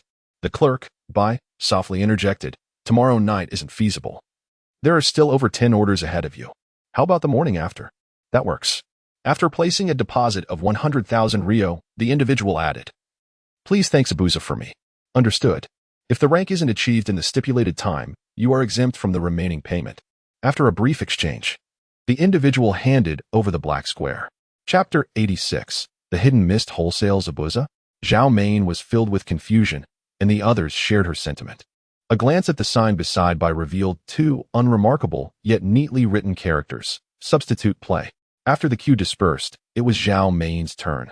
While Bai remained preoccupied with counting players and cash, Zhao Mein inquired, "Substitute play?" Bai responded softly, requesting her current rank, target rank, and the time required. Asking for her report. Unable to resist a smile at the serious demeanor of the refined young man, Zhao Mein playfully suggested, "Why don't you look up at me?" Bai, perplexed, asked, "You are?" Upon lifting his gaze and spotting the prominent water shadow hat, he gasped, "You are Lady Zhao Mein, the water shadow. May I ask what brings you here?" Upon hearing the term water shadow, Zabuza's preparations for a move faltered. He quickly glanced at the three notorious figures before him, recognizing them as Zhao Mein and her companions. Returning to his game, he muttered, "What brings you here?" Zhao Mein began to respond, but upon noticing Zabuza's nonchalant attitude, she felt a twinge of dissatisfaction and demanded, "Let me see what is so entertaining about this little black square." Throughout her journey, she had observed others engrossed in this black square that seemed to change colors. Although she could not discern the specifics, now that she had encountered someone familiar, she reached out to snatch it away, insisting, "Show me." Witnessing the usually composed Zhao Mein act like a child, Nagajiro found himself at a loss. As a shy and ordinary talent from the hidden mist, he felt fortunate to be near Zhao Mein, yet he harbored a certain fear of her. Meanwhile, the seasoned Qing calmly remarked, "Lady Zhao Mein, it is inappropriate to forcibly take someone else's belongings." Zabuza, engrossed in his game, reacted swiftly when he saw Zhao Mein attempting to seize his phone, shoving her away with a snarl. "Get lost. Touch me again, and I'll kill you." What had begun as a favorable match for him was disrupted by Zhao Main's interference, causing him to miss the optimal opportunity for a substitute and be eliminated by an opponent with minimal health. Finally managing to push Zhao Mein aside, he realized the match was already lost. The opponent, now feeling triumphant, began to express their sympathy with exaggerated emotes. The game, at this level, was predominantly played by ninjas, whose speed could easily execute 10 seals in a second, let alone 10 pats. Some could even weave pats into their skills and combos, causing their opponents to crumble in despair. Although his opponent was no master of such tactics, their unwarranted victory incensed Zabuza. "Let us have a rematch," he challenged, only to be met with a refusal from his opponent, who praised him as a worthy adversary. In frustration, Zabuza struck the ice block Bai had prepared, scattering shards everywhere, shocking Zhao Mein. "Is it necessary? I merely touched it." After taking a few deep breaths, Zabuza's expression darkened as he demanded, "What do you want?" Zhao Mein stiffened, responding, "I just came to see. It appears I've disturbed you." After some exchange, she asked, "You mean this thing can enhance a ninja's strength?" Zabuza nodded firmly, pulling out a book. "Open this and try it." Zhao Mein, puzzled, glanced at him, but was compelled to uncover the secret behind the many black squares held by the villagers of Konoha, so she complied. The book Zabuza handed her was a mastery tome for the water release, hidden mist technique, a D-rank ninjutsu that had made him famous. He had considered using it for himself, but felt his skills were already formidable enough to pass it to Bai. After several days of carrying it, he unexpectedly encountered Zhao Mein. In an instant, she felt a figure in her mind endlessly unleashing the hidden mist technique. The atmosphere around her became shrouded in an impenetrable haze, the quality and density of which far surpassed her previous understanding. Startled, she opened her eyes, realizing there was no figure before her, yet the memory of the technique felt indelibly etched in her mind. "What is this?" Observing the astonishment on Zhao Main's face, Zabuza felt a sense of satisfaction. Although he had not utilized the tome himself, witnessing the reaction of the acting water shadow confirmed its remarkable efficacy. Proudly, he explained, "This is something exchanged through the game. I can redeem 2 of these each month." Zhao Main's surprise deepened. Each month.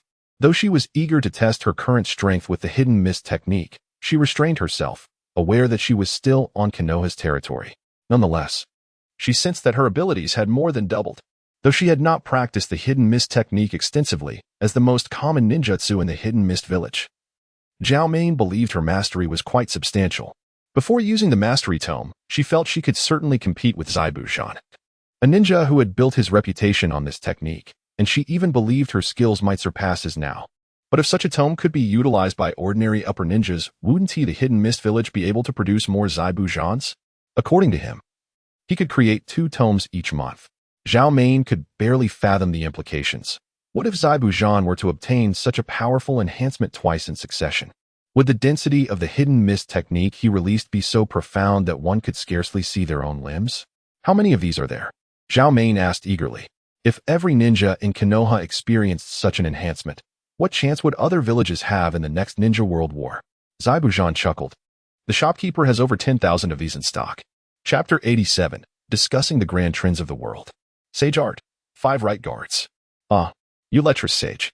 How despicable you are, to use such a long-range skill to ambush me. It's quite enjoyable to play this game occasionally during my downtime. ISNT it. I was among the first players, starting under Kakashi's guidance. Then why are you still so inept? Jiraiya gazed joyfully at the small black square before him. Just a couple of days ago, a kind-hearted ninja, enamored by the illustrious reputation of the great Jiraiya, gifted him this delightful item, along with a generous sum of 100,000 gold coins in his account, marking an exceptionally auspicious beginning for him.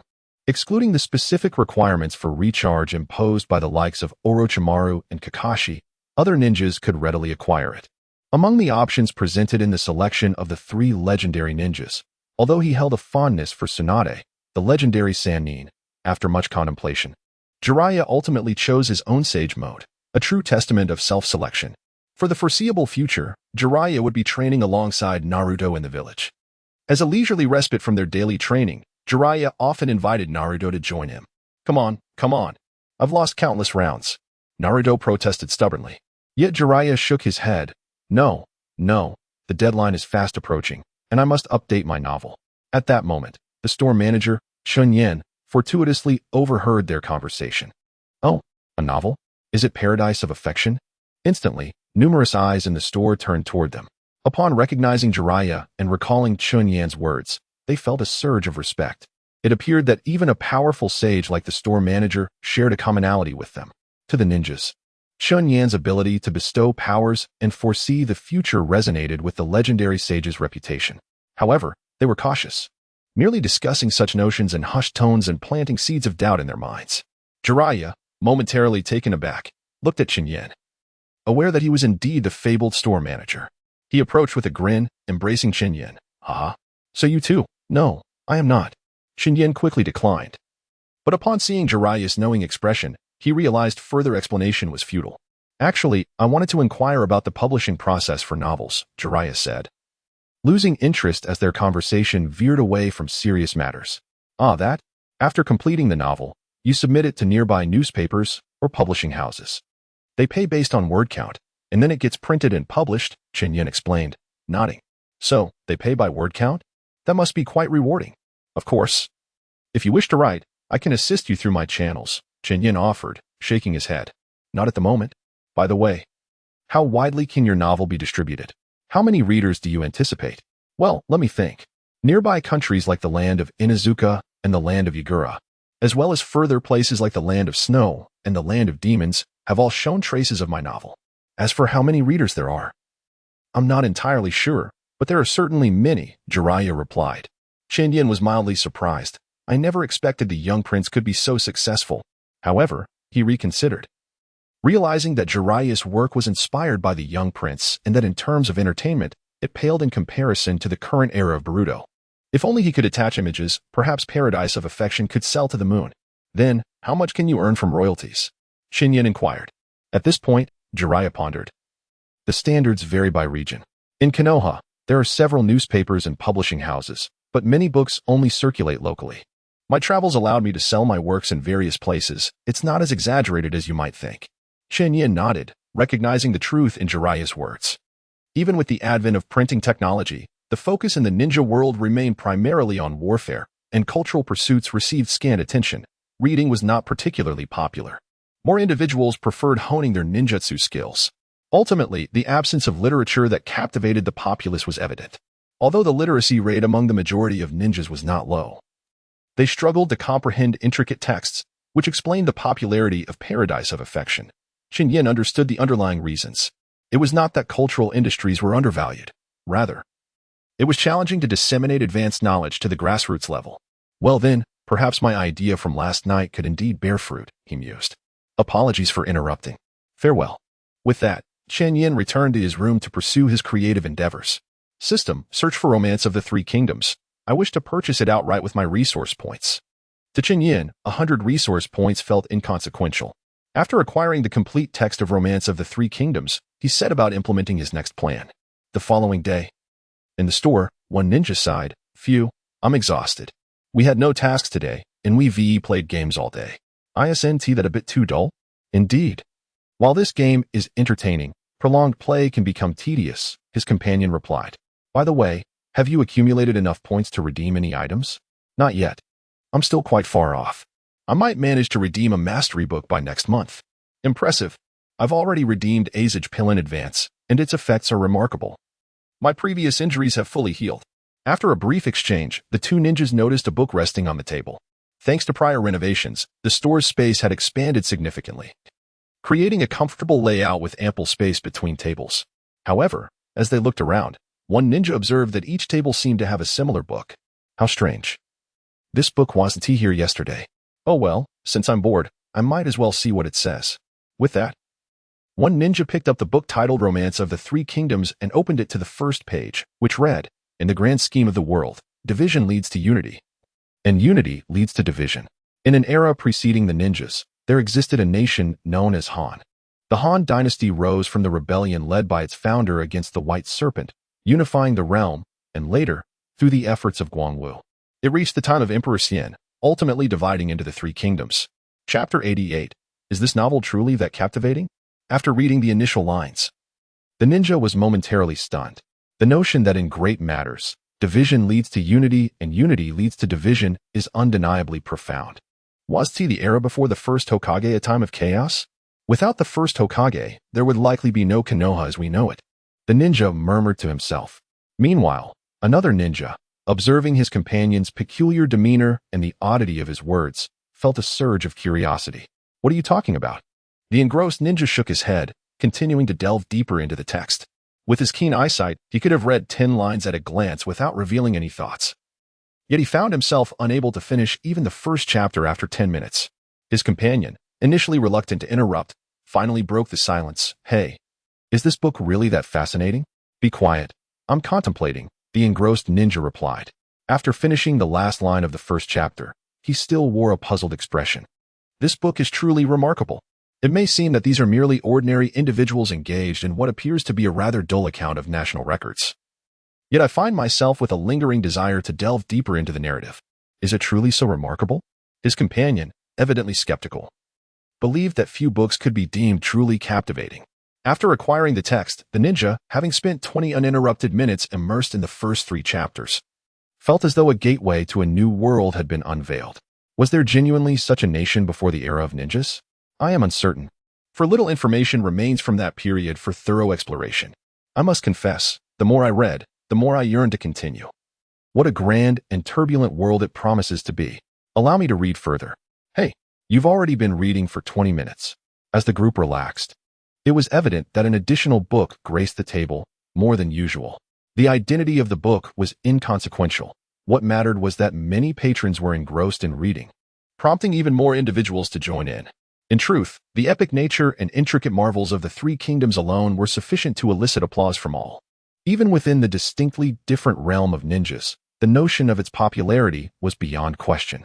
Today, Jiraiya, after completing training with Naruto, arrived at the store, only to be met with an entirely unexpected scene. Almost every table was occupied by readers.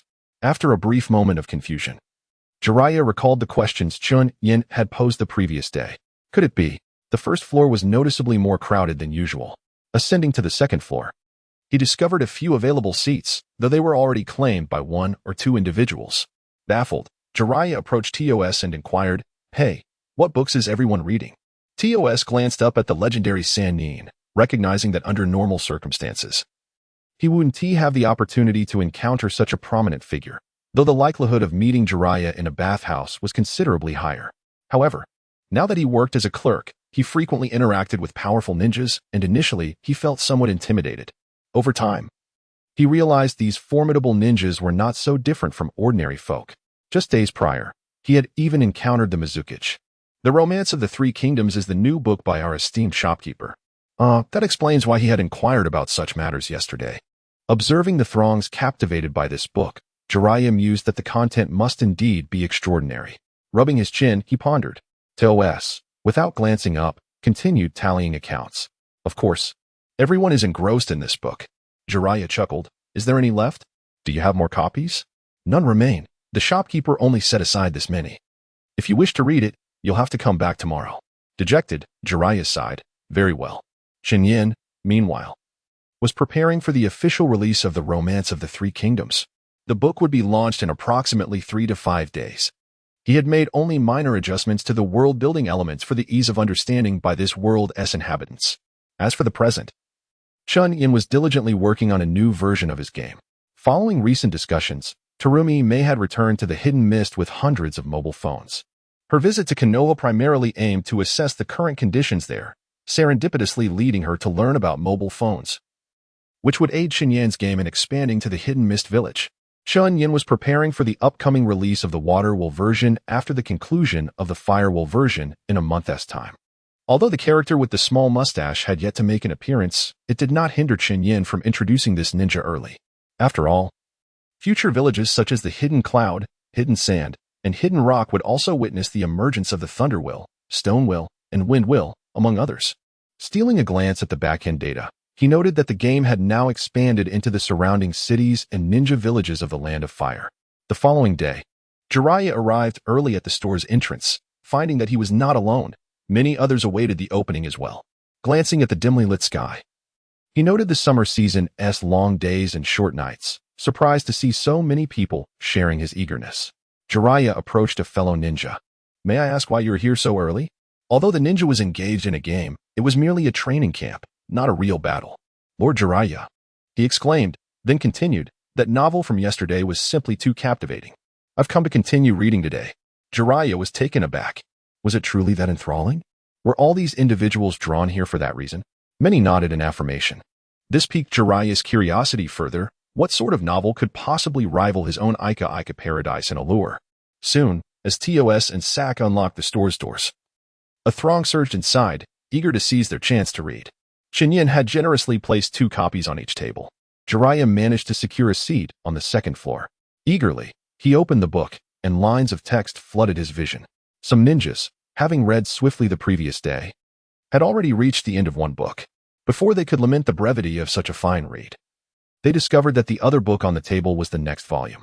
Meanwhile, Chen Yan, still lost in slumber, dreamed of being in the underworld where he saw the yin and yang messengers, one wielding a sword and the other drawing a bow. As the days passed, 5 days had elapsed since Chen Yan began serializing the Romance of the Three Kingdoms. The pre-release buzz had reached a fever pitch. Even Konoha's publishing houses and newspapers lined up outside the store from the 3rd day onward, eagerly seeking a chance to publish. Several times, they were turned away by TOS, who simply advised them to wait. Even those from the publishing houses attempting to sneak into the 3rd floor where Chen Yan resided were thwarted by the keen hearing of TOS and SAC. Meanwhile, those eagerly awaiting the next installment of the Romance of the Three Kingdoms felt as though ants were crawling over them if they went a day without reading. In a world where entertainment literature was scarce, Chen Yan's endeavors significantly enriched the cultural landscape of the ninja realm. As the closing hour approached, TOS announced, in light of the tremendous support we have received recently, the Romance of the Three Kingdoms will officially go on sale today, priced at 100 Rio per copy. As the sun began to descend, casting its golden hues across the sky, the patrons reluctantly prepared to set down their books and return home. However, upon hearing Tors's proclamation, they surged forward, eager to inquire where they could procure the coveted items. Tors, observing the throng of excited individuals, found their raucous chatter somewhat unpleasant, as his keen senses preferred tranquility.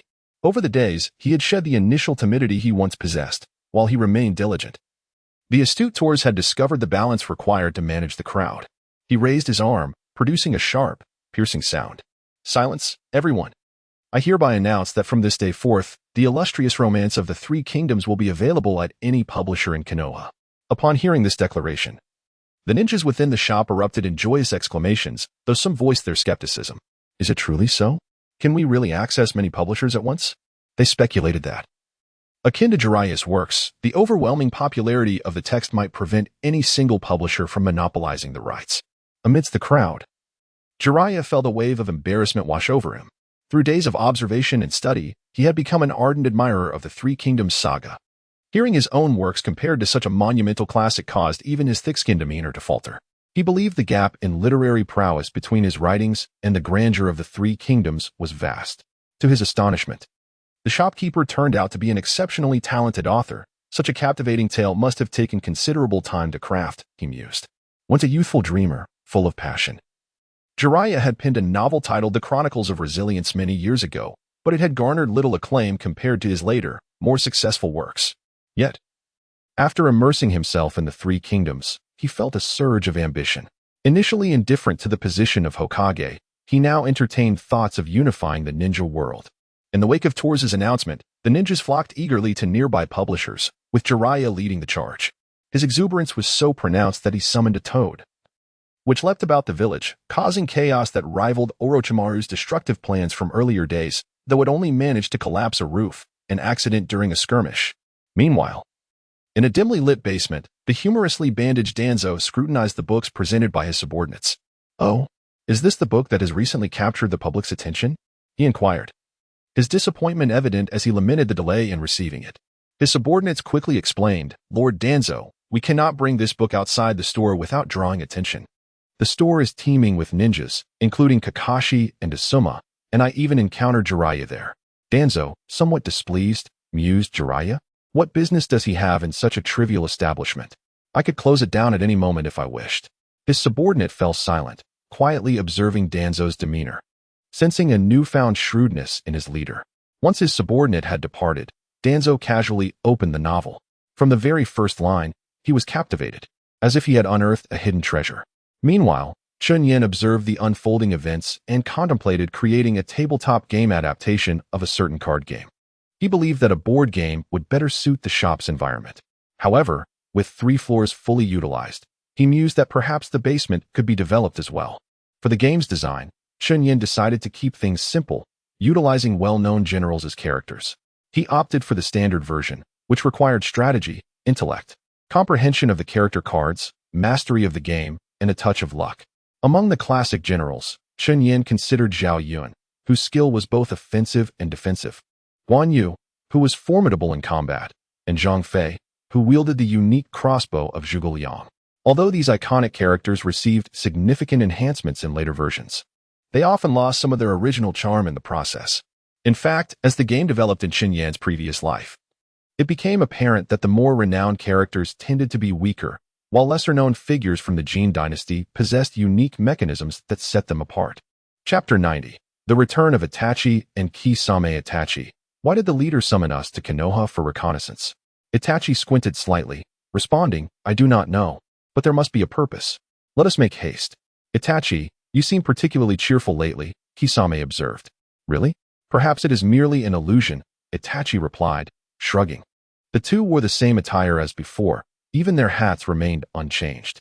"Did the leader specify what we should focus on?" Kisame inquired.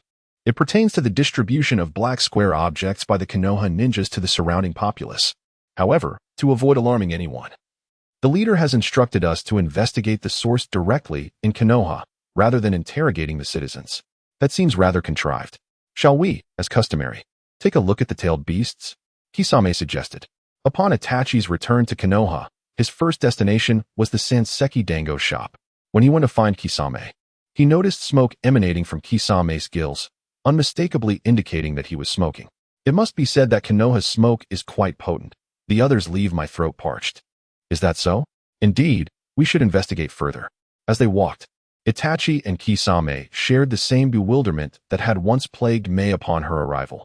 Why did it seem that everyone in Konoha was clutching those small black squares? "Excuse me, where might one purchase such an item?" The civilian, caught off guard, replied, "You don't seem to be from around here, do you?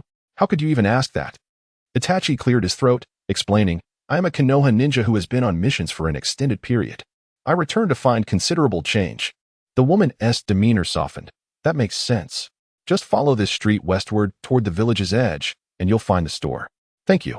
The woman continued, "By the way, My grandson has just started at the Ninja Academy this year. If you two wouldn't mind, could you provide him with an invitation code?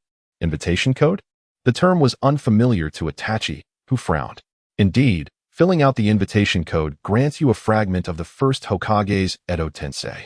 Exchanging a glance with Kisame, they both sensed the other's confusion. As they strolled down the bustling streets of Konoha, they heard a cacophony of voices. How could he dare? It's like a lottery, isn't it? Touch the head and give a thumbs up, refusing to battle again. Even children passed by, discussing the allure of the black squares, proclaiming Toby to be the strongest. No. The undying Orochimaru is the true strongest, without question. You two are so naive.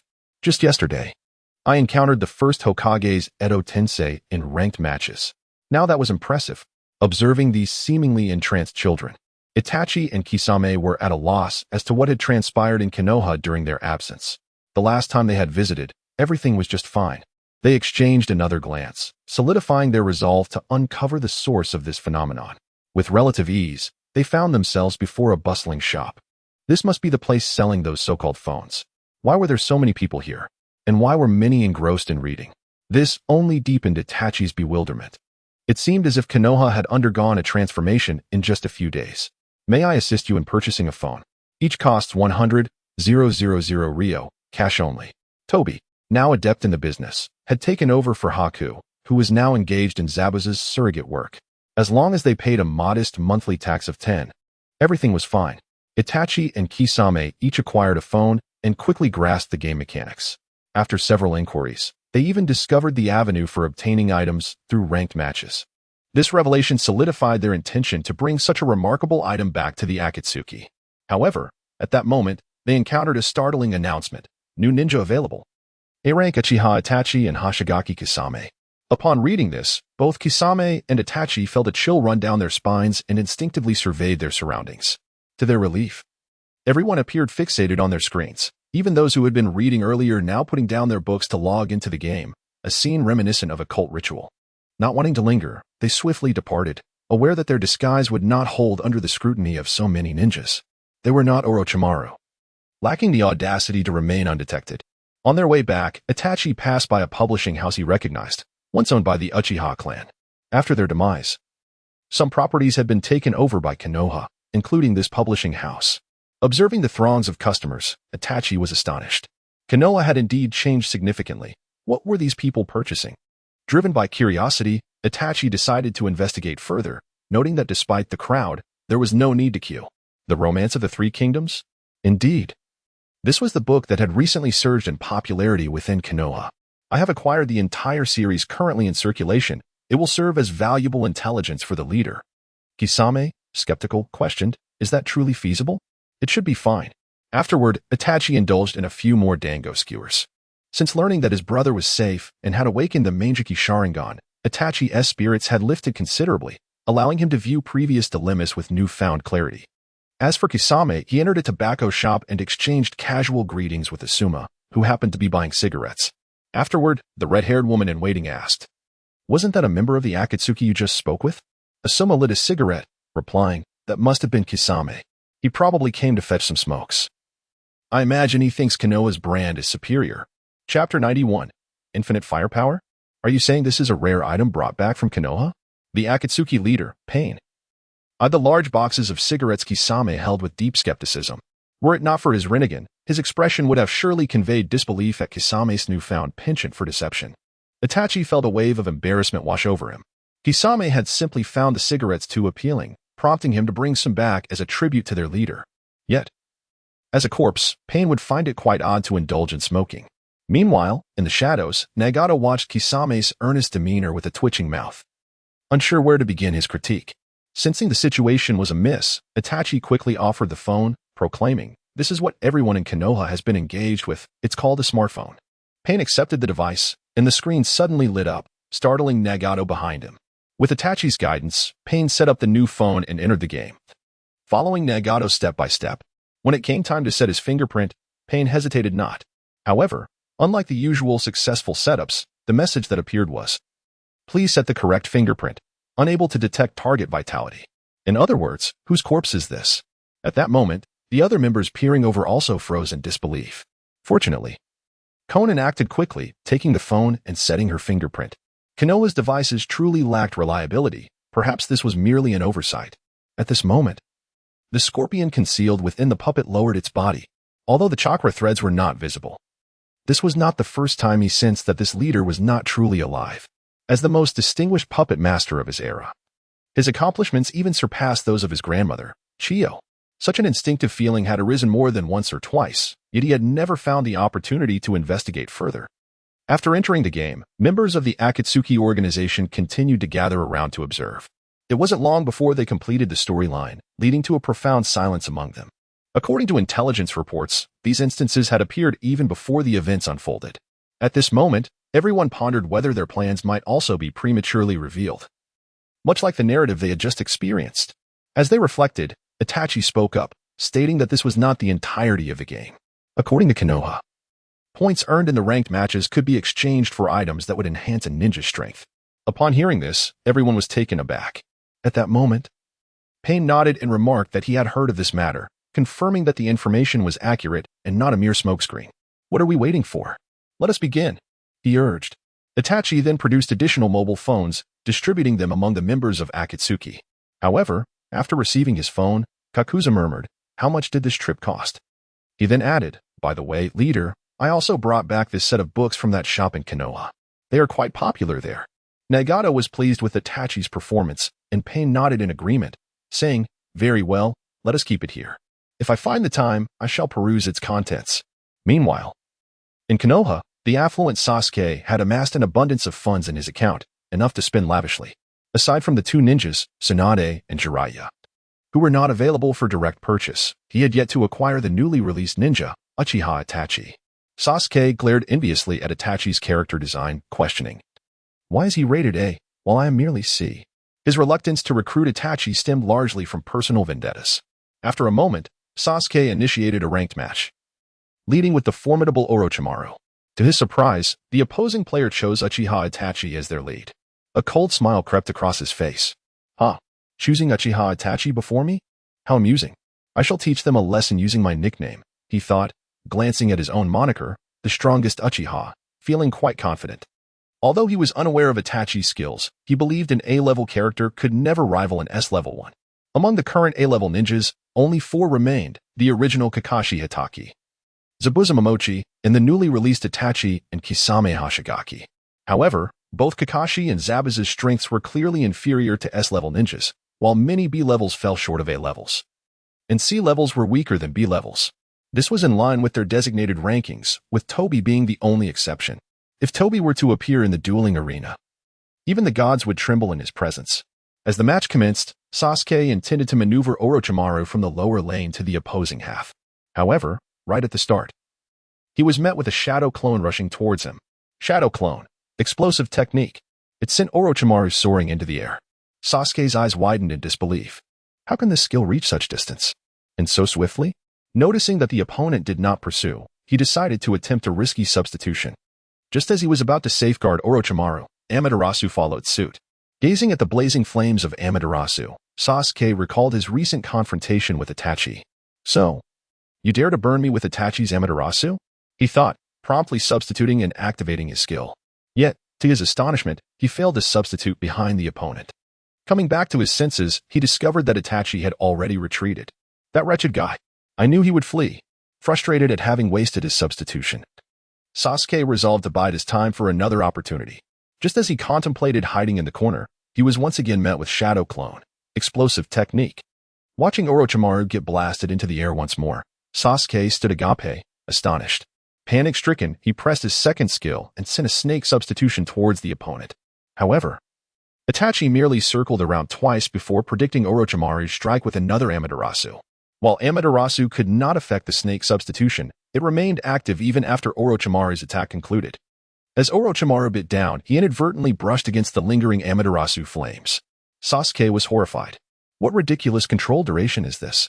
Both combatants fell to the ground simultaneously, only to rise again. Lacking skills, Sasuke decided to flee. Suddenly, he heard the ominous sound of Shadow Clone, explosive technique behind him, drawing from his previous experiences. Sasuke evaded in advance. Thankfully, he succeeded, allowing him to breathe a sigh of relief. just as his first skill cooled down. He aimed to seize an opportunity when he noticed that Itachi's clone walked back after reaching its destination. Sasuke intended to use his first skill to catch Itachi. But this Itachi remained glued to his clone, offering no openings.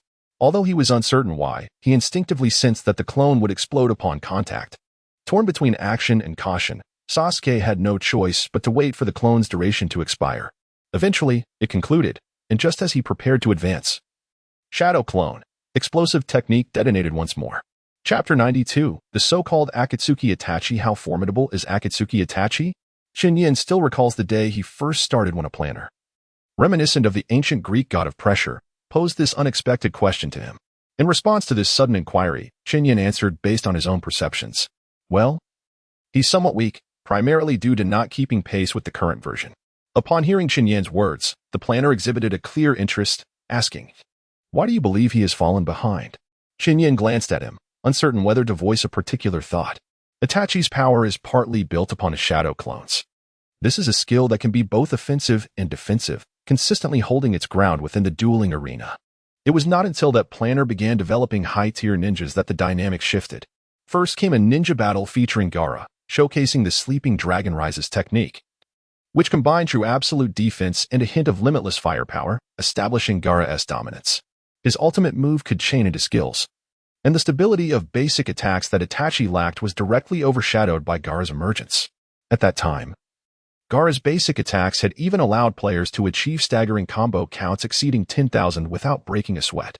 Subsequently, a reanimated Obito was introduced, executing a two-hit combo with a single skill, demonstrating two instances of control. Furthermore, the exasperating automatic transition between melee and ranged forms continued to amplify Gaara's advantages, extending his initial attack range even further. Not only did his ultimate move maintain its chaining ability, but it also adapted to the new chakra charging system implemented during the chakra revision. In that moment, the once mighty youth was slightly weakened. Yet reanimated Obito received a significant enhancement.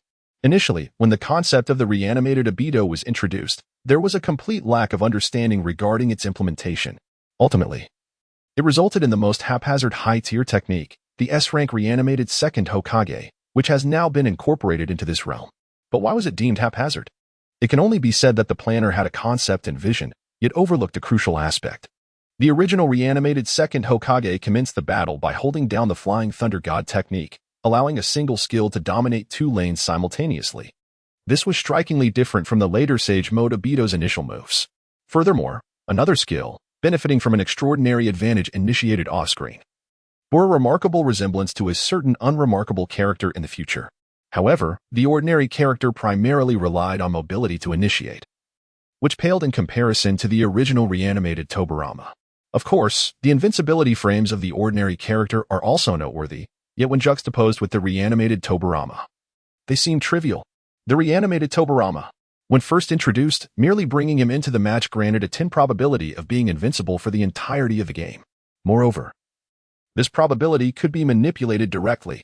Back then, initiating with the spicy fish to deplete the opponent's health, followed by utilizing the invincibility frames of the reanimated Tobirama to enjoy a fleeting 60 seconds of invulnerability while awaiting victory, was commonplace. There was also that ultimate move that caused frame drops leading to a freeze. All these elements substantiate that even to this day, the reanimated Tobirama is regarded as the most haphazard high-tier technique, although subsequent planners have introduced several other substantial high-tier techniques. They still fall short in comparison to the reanimated Tobirama. The planner who inquired about the situation regarding the character also released a half-snake Obito during his tenure. However, following enhancements, he became a temporary sensation among ninjas, though still lacking when compared to the previous three. Do you ponder why he couldn't keep pace with the updates? Upon confronting this dilemma, the planner chuckled and remarked that it was likely due to outdated mechanics. Nevertheless, the planner asserted that, in his perspective, Akatsuki Itachi was by no means a weak ninja, he merely lacked an opportunity to reclaim his former glory. Not long after, this Greek deity of control was sanctioned by the deities of ancient Egypt. A wave of discontent ensued, though during the period following his departure, a certain 2,000 yuan hero arrived in the game with a one-click sweep feature for the duel arena. Players soon realized that among the numerous ninjas, the one capable of rivaling the hero was indeed crafted by that very planner. It was at this moment that everyone began to grasp the planner's foresight and earnest intentions. Therefore, Regarding whether Akatsuki Itachi should be introduced at this stage, there was no rush for a decision. Chapter 93, The Storm of the Three Kingdoms. Days swiftly passed, and Chen Yan's Three Kingdoms series reached its final volume, recommending to seasoned General Liu to devise new strategies, subduing Sun Hao and uniting the Three Kingdoms. Countless ninjas within the shop gazed upon this conclusion, filled with wistfulness. This latest installment, eagerly pursued, had become an addictive obsession. Upon finishing the final chapter, these captivated ninjas felt akin to forming bonds with a legion of heroes, watching as each one met their demise. The tale of the Three Kingdoms ultimately culminated in the unification under Jin. Within the triad of factions, Wei possessed its own dignity, Shu exuded romance, and Wu embodied valor. During these days, Jiraiya remained sleepless, revisiting the updated chapters of the Three Kingdoms repeatedly. Yet, it never seemed sufficient. He recalled Tsunade's astonishment at his fascination with the book, prompting her to inquire what made it so captivating. Jiraiya replied calmly, "Have you ever seen the moon over Konoha at 4 in the morning?" Tsunade, perplexed, struggled to comprehend his intent. Jiraiya continued, "The moon at that hour is exceptionally bright, illuminating a queue stretching for dozens of meters at the shopfront." However, after the conclusion of the Three Kingdoms, Jiraiya felt an emptiness within, as though it was far from enough. In fact, he had not sought inspiration even once during these days. In the Hokage's office, a plethora of administrative tasks cluttered the desk. Yet there remained some space for the Three Kingdoms manuscript concealed beneath. If he did not address these matters promptly, Tsunade would likely come to urge him again. Nevertheless, as he contemplated the fate of Shu, he had already discerned the conclusion of the Three Kingdoms. One particular phrase resonated deeply with him: "Do not commit minor evils, nor neglect minor goods." A wise ruler like Liu Bei should not have been deprived of the realm, had he not launched a final offensive with Shu's military strength. Maintaining a foothold would have been feasible. Although he professed this sentiment, he held Liu Bei in high regard, believing that only a benevolent ruler like him possessed the capability to govern effectively. "Is this truly the final chapter, Conan?" Nagato asked for the 5th time. "Is it not written above?" "The book is complete." Conan was taken aback by Nagato's unusual behavior. Standing atop a vantage point overlooking Amigakure, Payne's Renegade surveyed the pedestrians below. While the gentle rain fell, "I would rather bear the world's disdain than allow the world to disdain me," he proclaimed. "Conan, for the peace of the ninja world, we must persist on this path." Conan furrowed her brow at his domineering words. "Nagato, have you gleaned this from the book?" Payne nodded, then shook his head. "Once current events are settled, you too may delve into this text. For the greater cause of peace in the ninja world, from this day forth, we shall dismantle pairs, allowing them to operate independently, gathering civilians or rogue ninjas and training new recruits. When the time for war arises, we shall unite our efforts and mobilize collectively." Conan was further perplexed.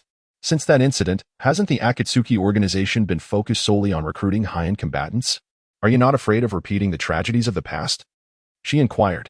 "They are civilians who live in dire circumstances."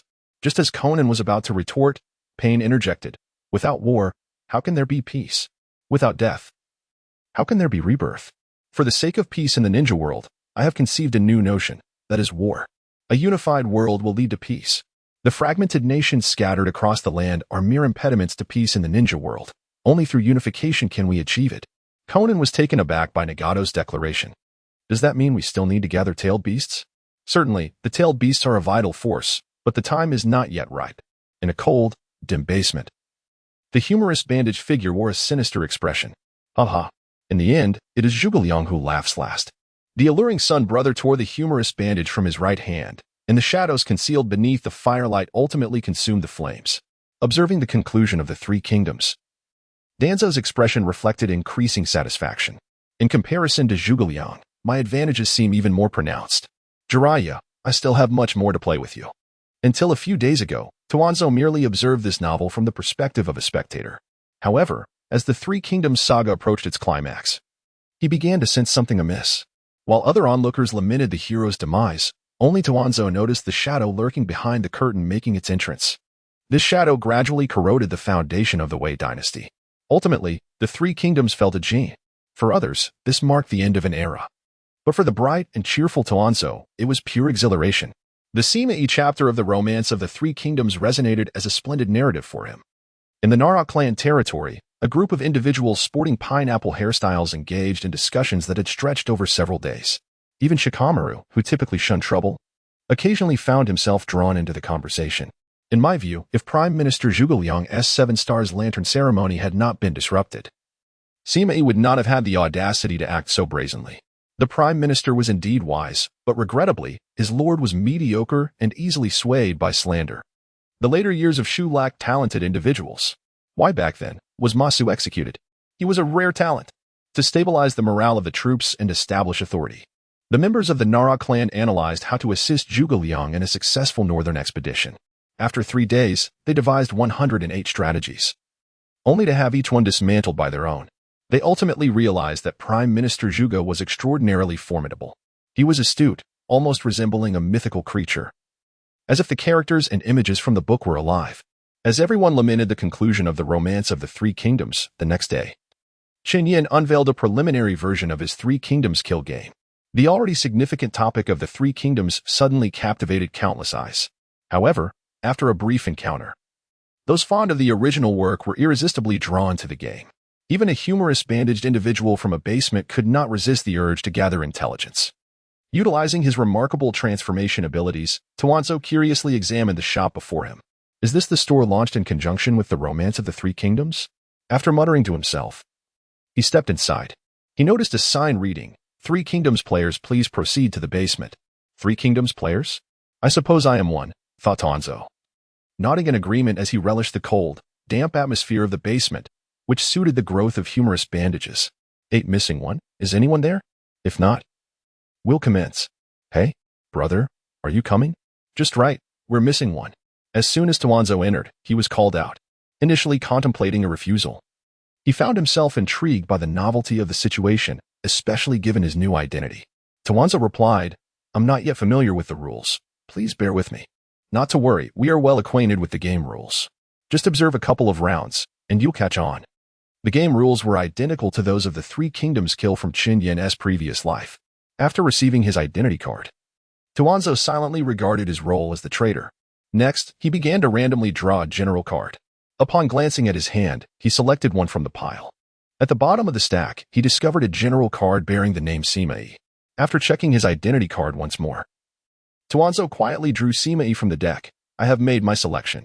Oh, very well. By the way, I don't believe I know your name. Tuanzo glanced at the ninja across from him. Hiki, you can call me Shimizu Nakata. Chapter 94, The Awakening of Realization, a transformation in the ninja world several hours later. The man who called himself Shimizu Nakata revealed a sinister smile. He looked at the pale-faced ninja beside him and said, I apologize, my lord, but I am yet again the traitor. The remaining 7 gazed at the gaunt man with fear. Since the beginning, he had played 6 or 7 rounds. And in nearly every game, his identity card was that of the traitor, while his general card remained Sima Yi. Although Chen Yan had not released many general cards initially, it was indeed quite rare to draw the same character consecutively in 2 or 3 rounds. Why are we not starting the game? Tuanzo asked with a forced smile.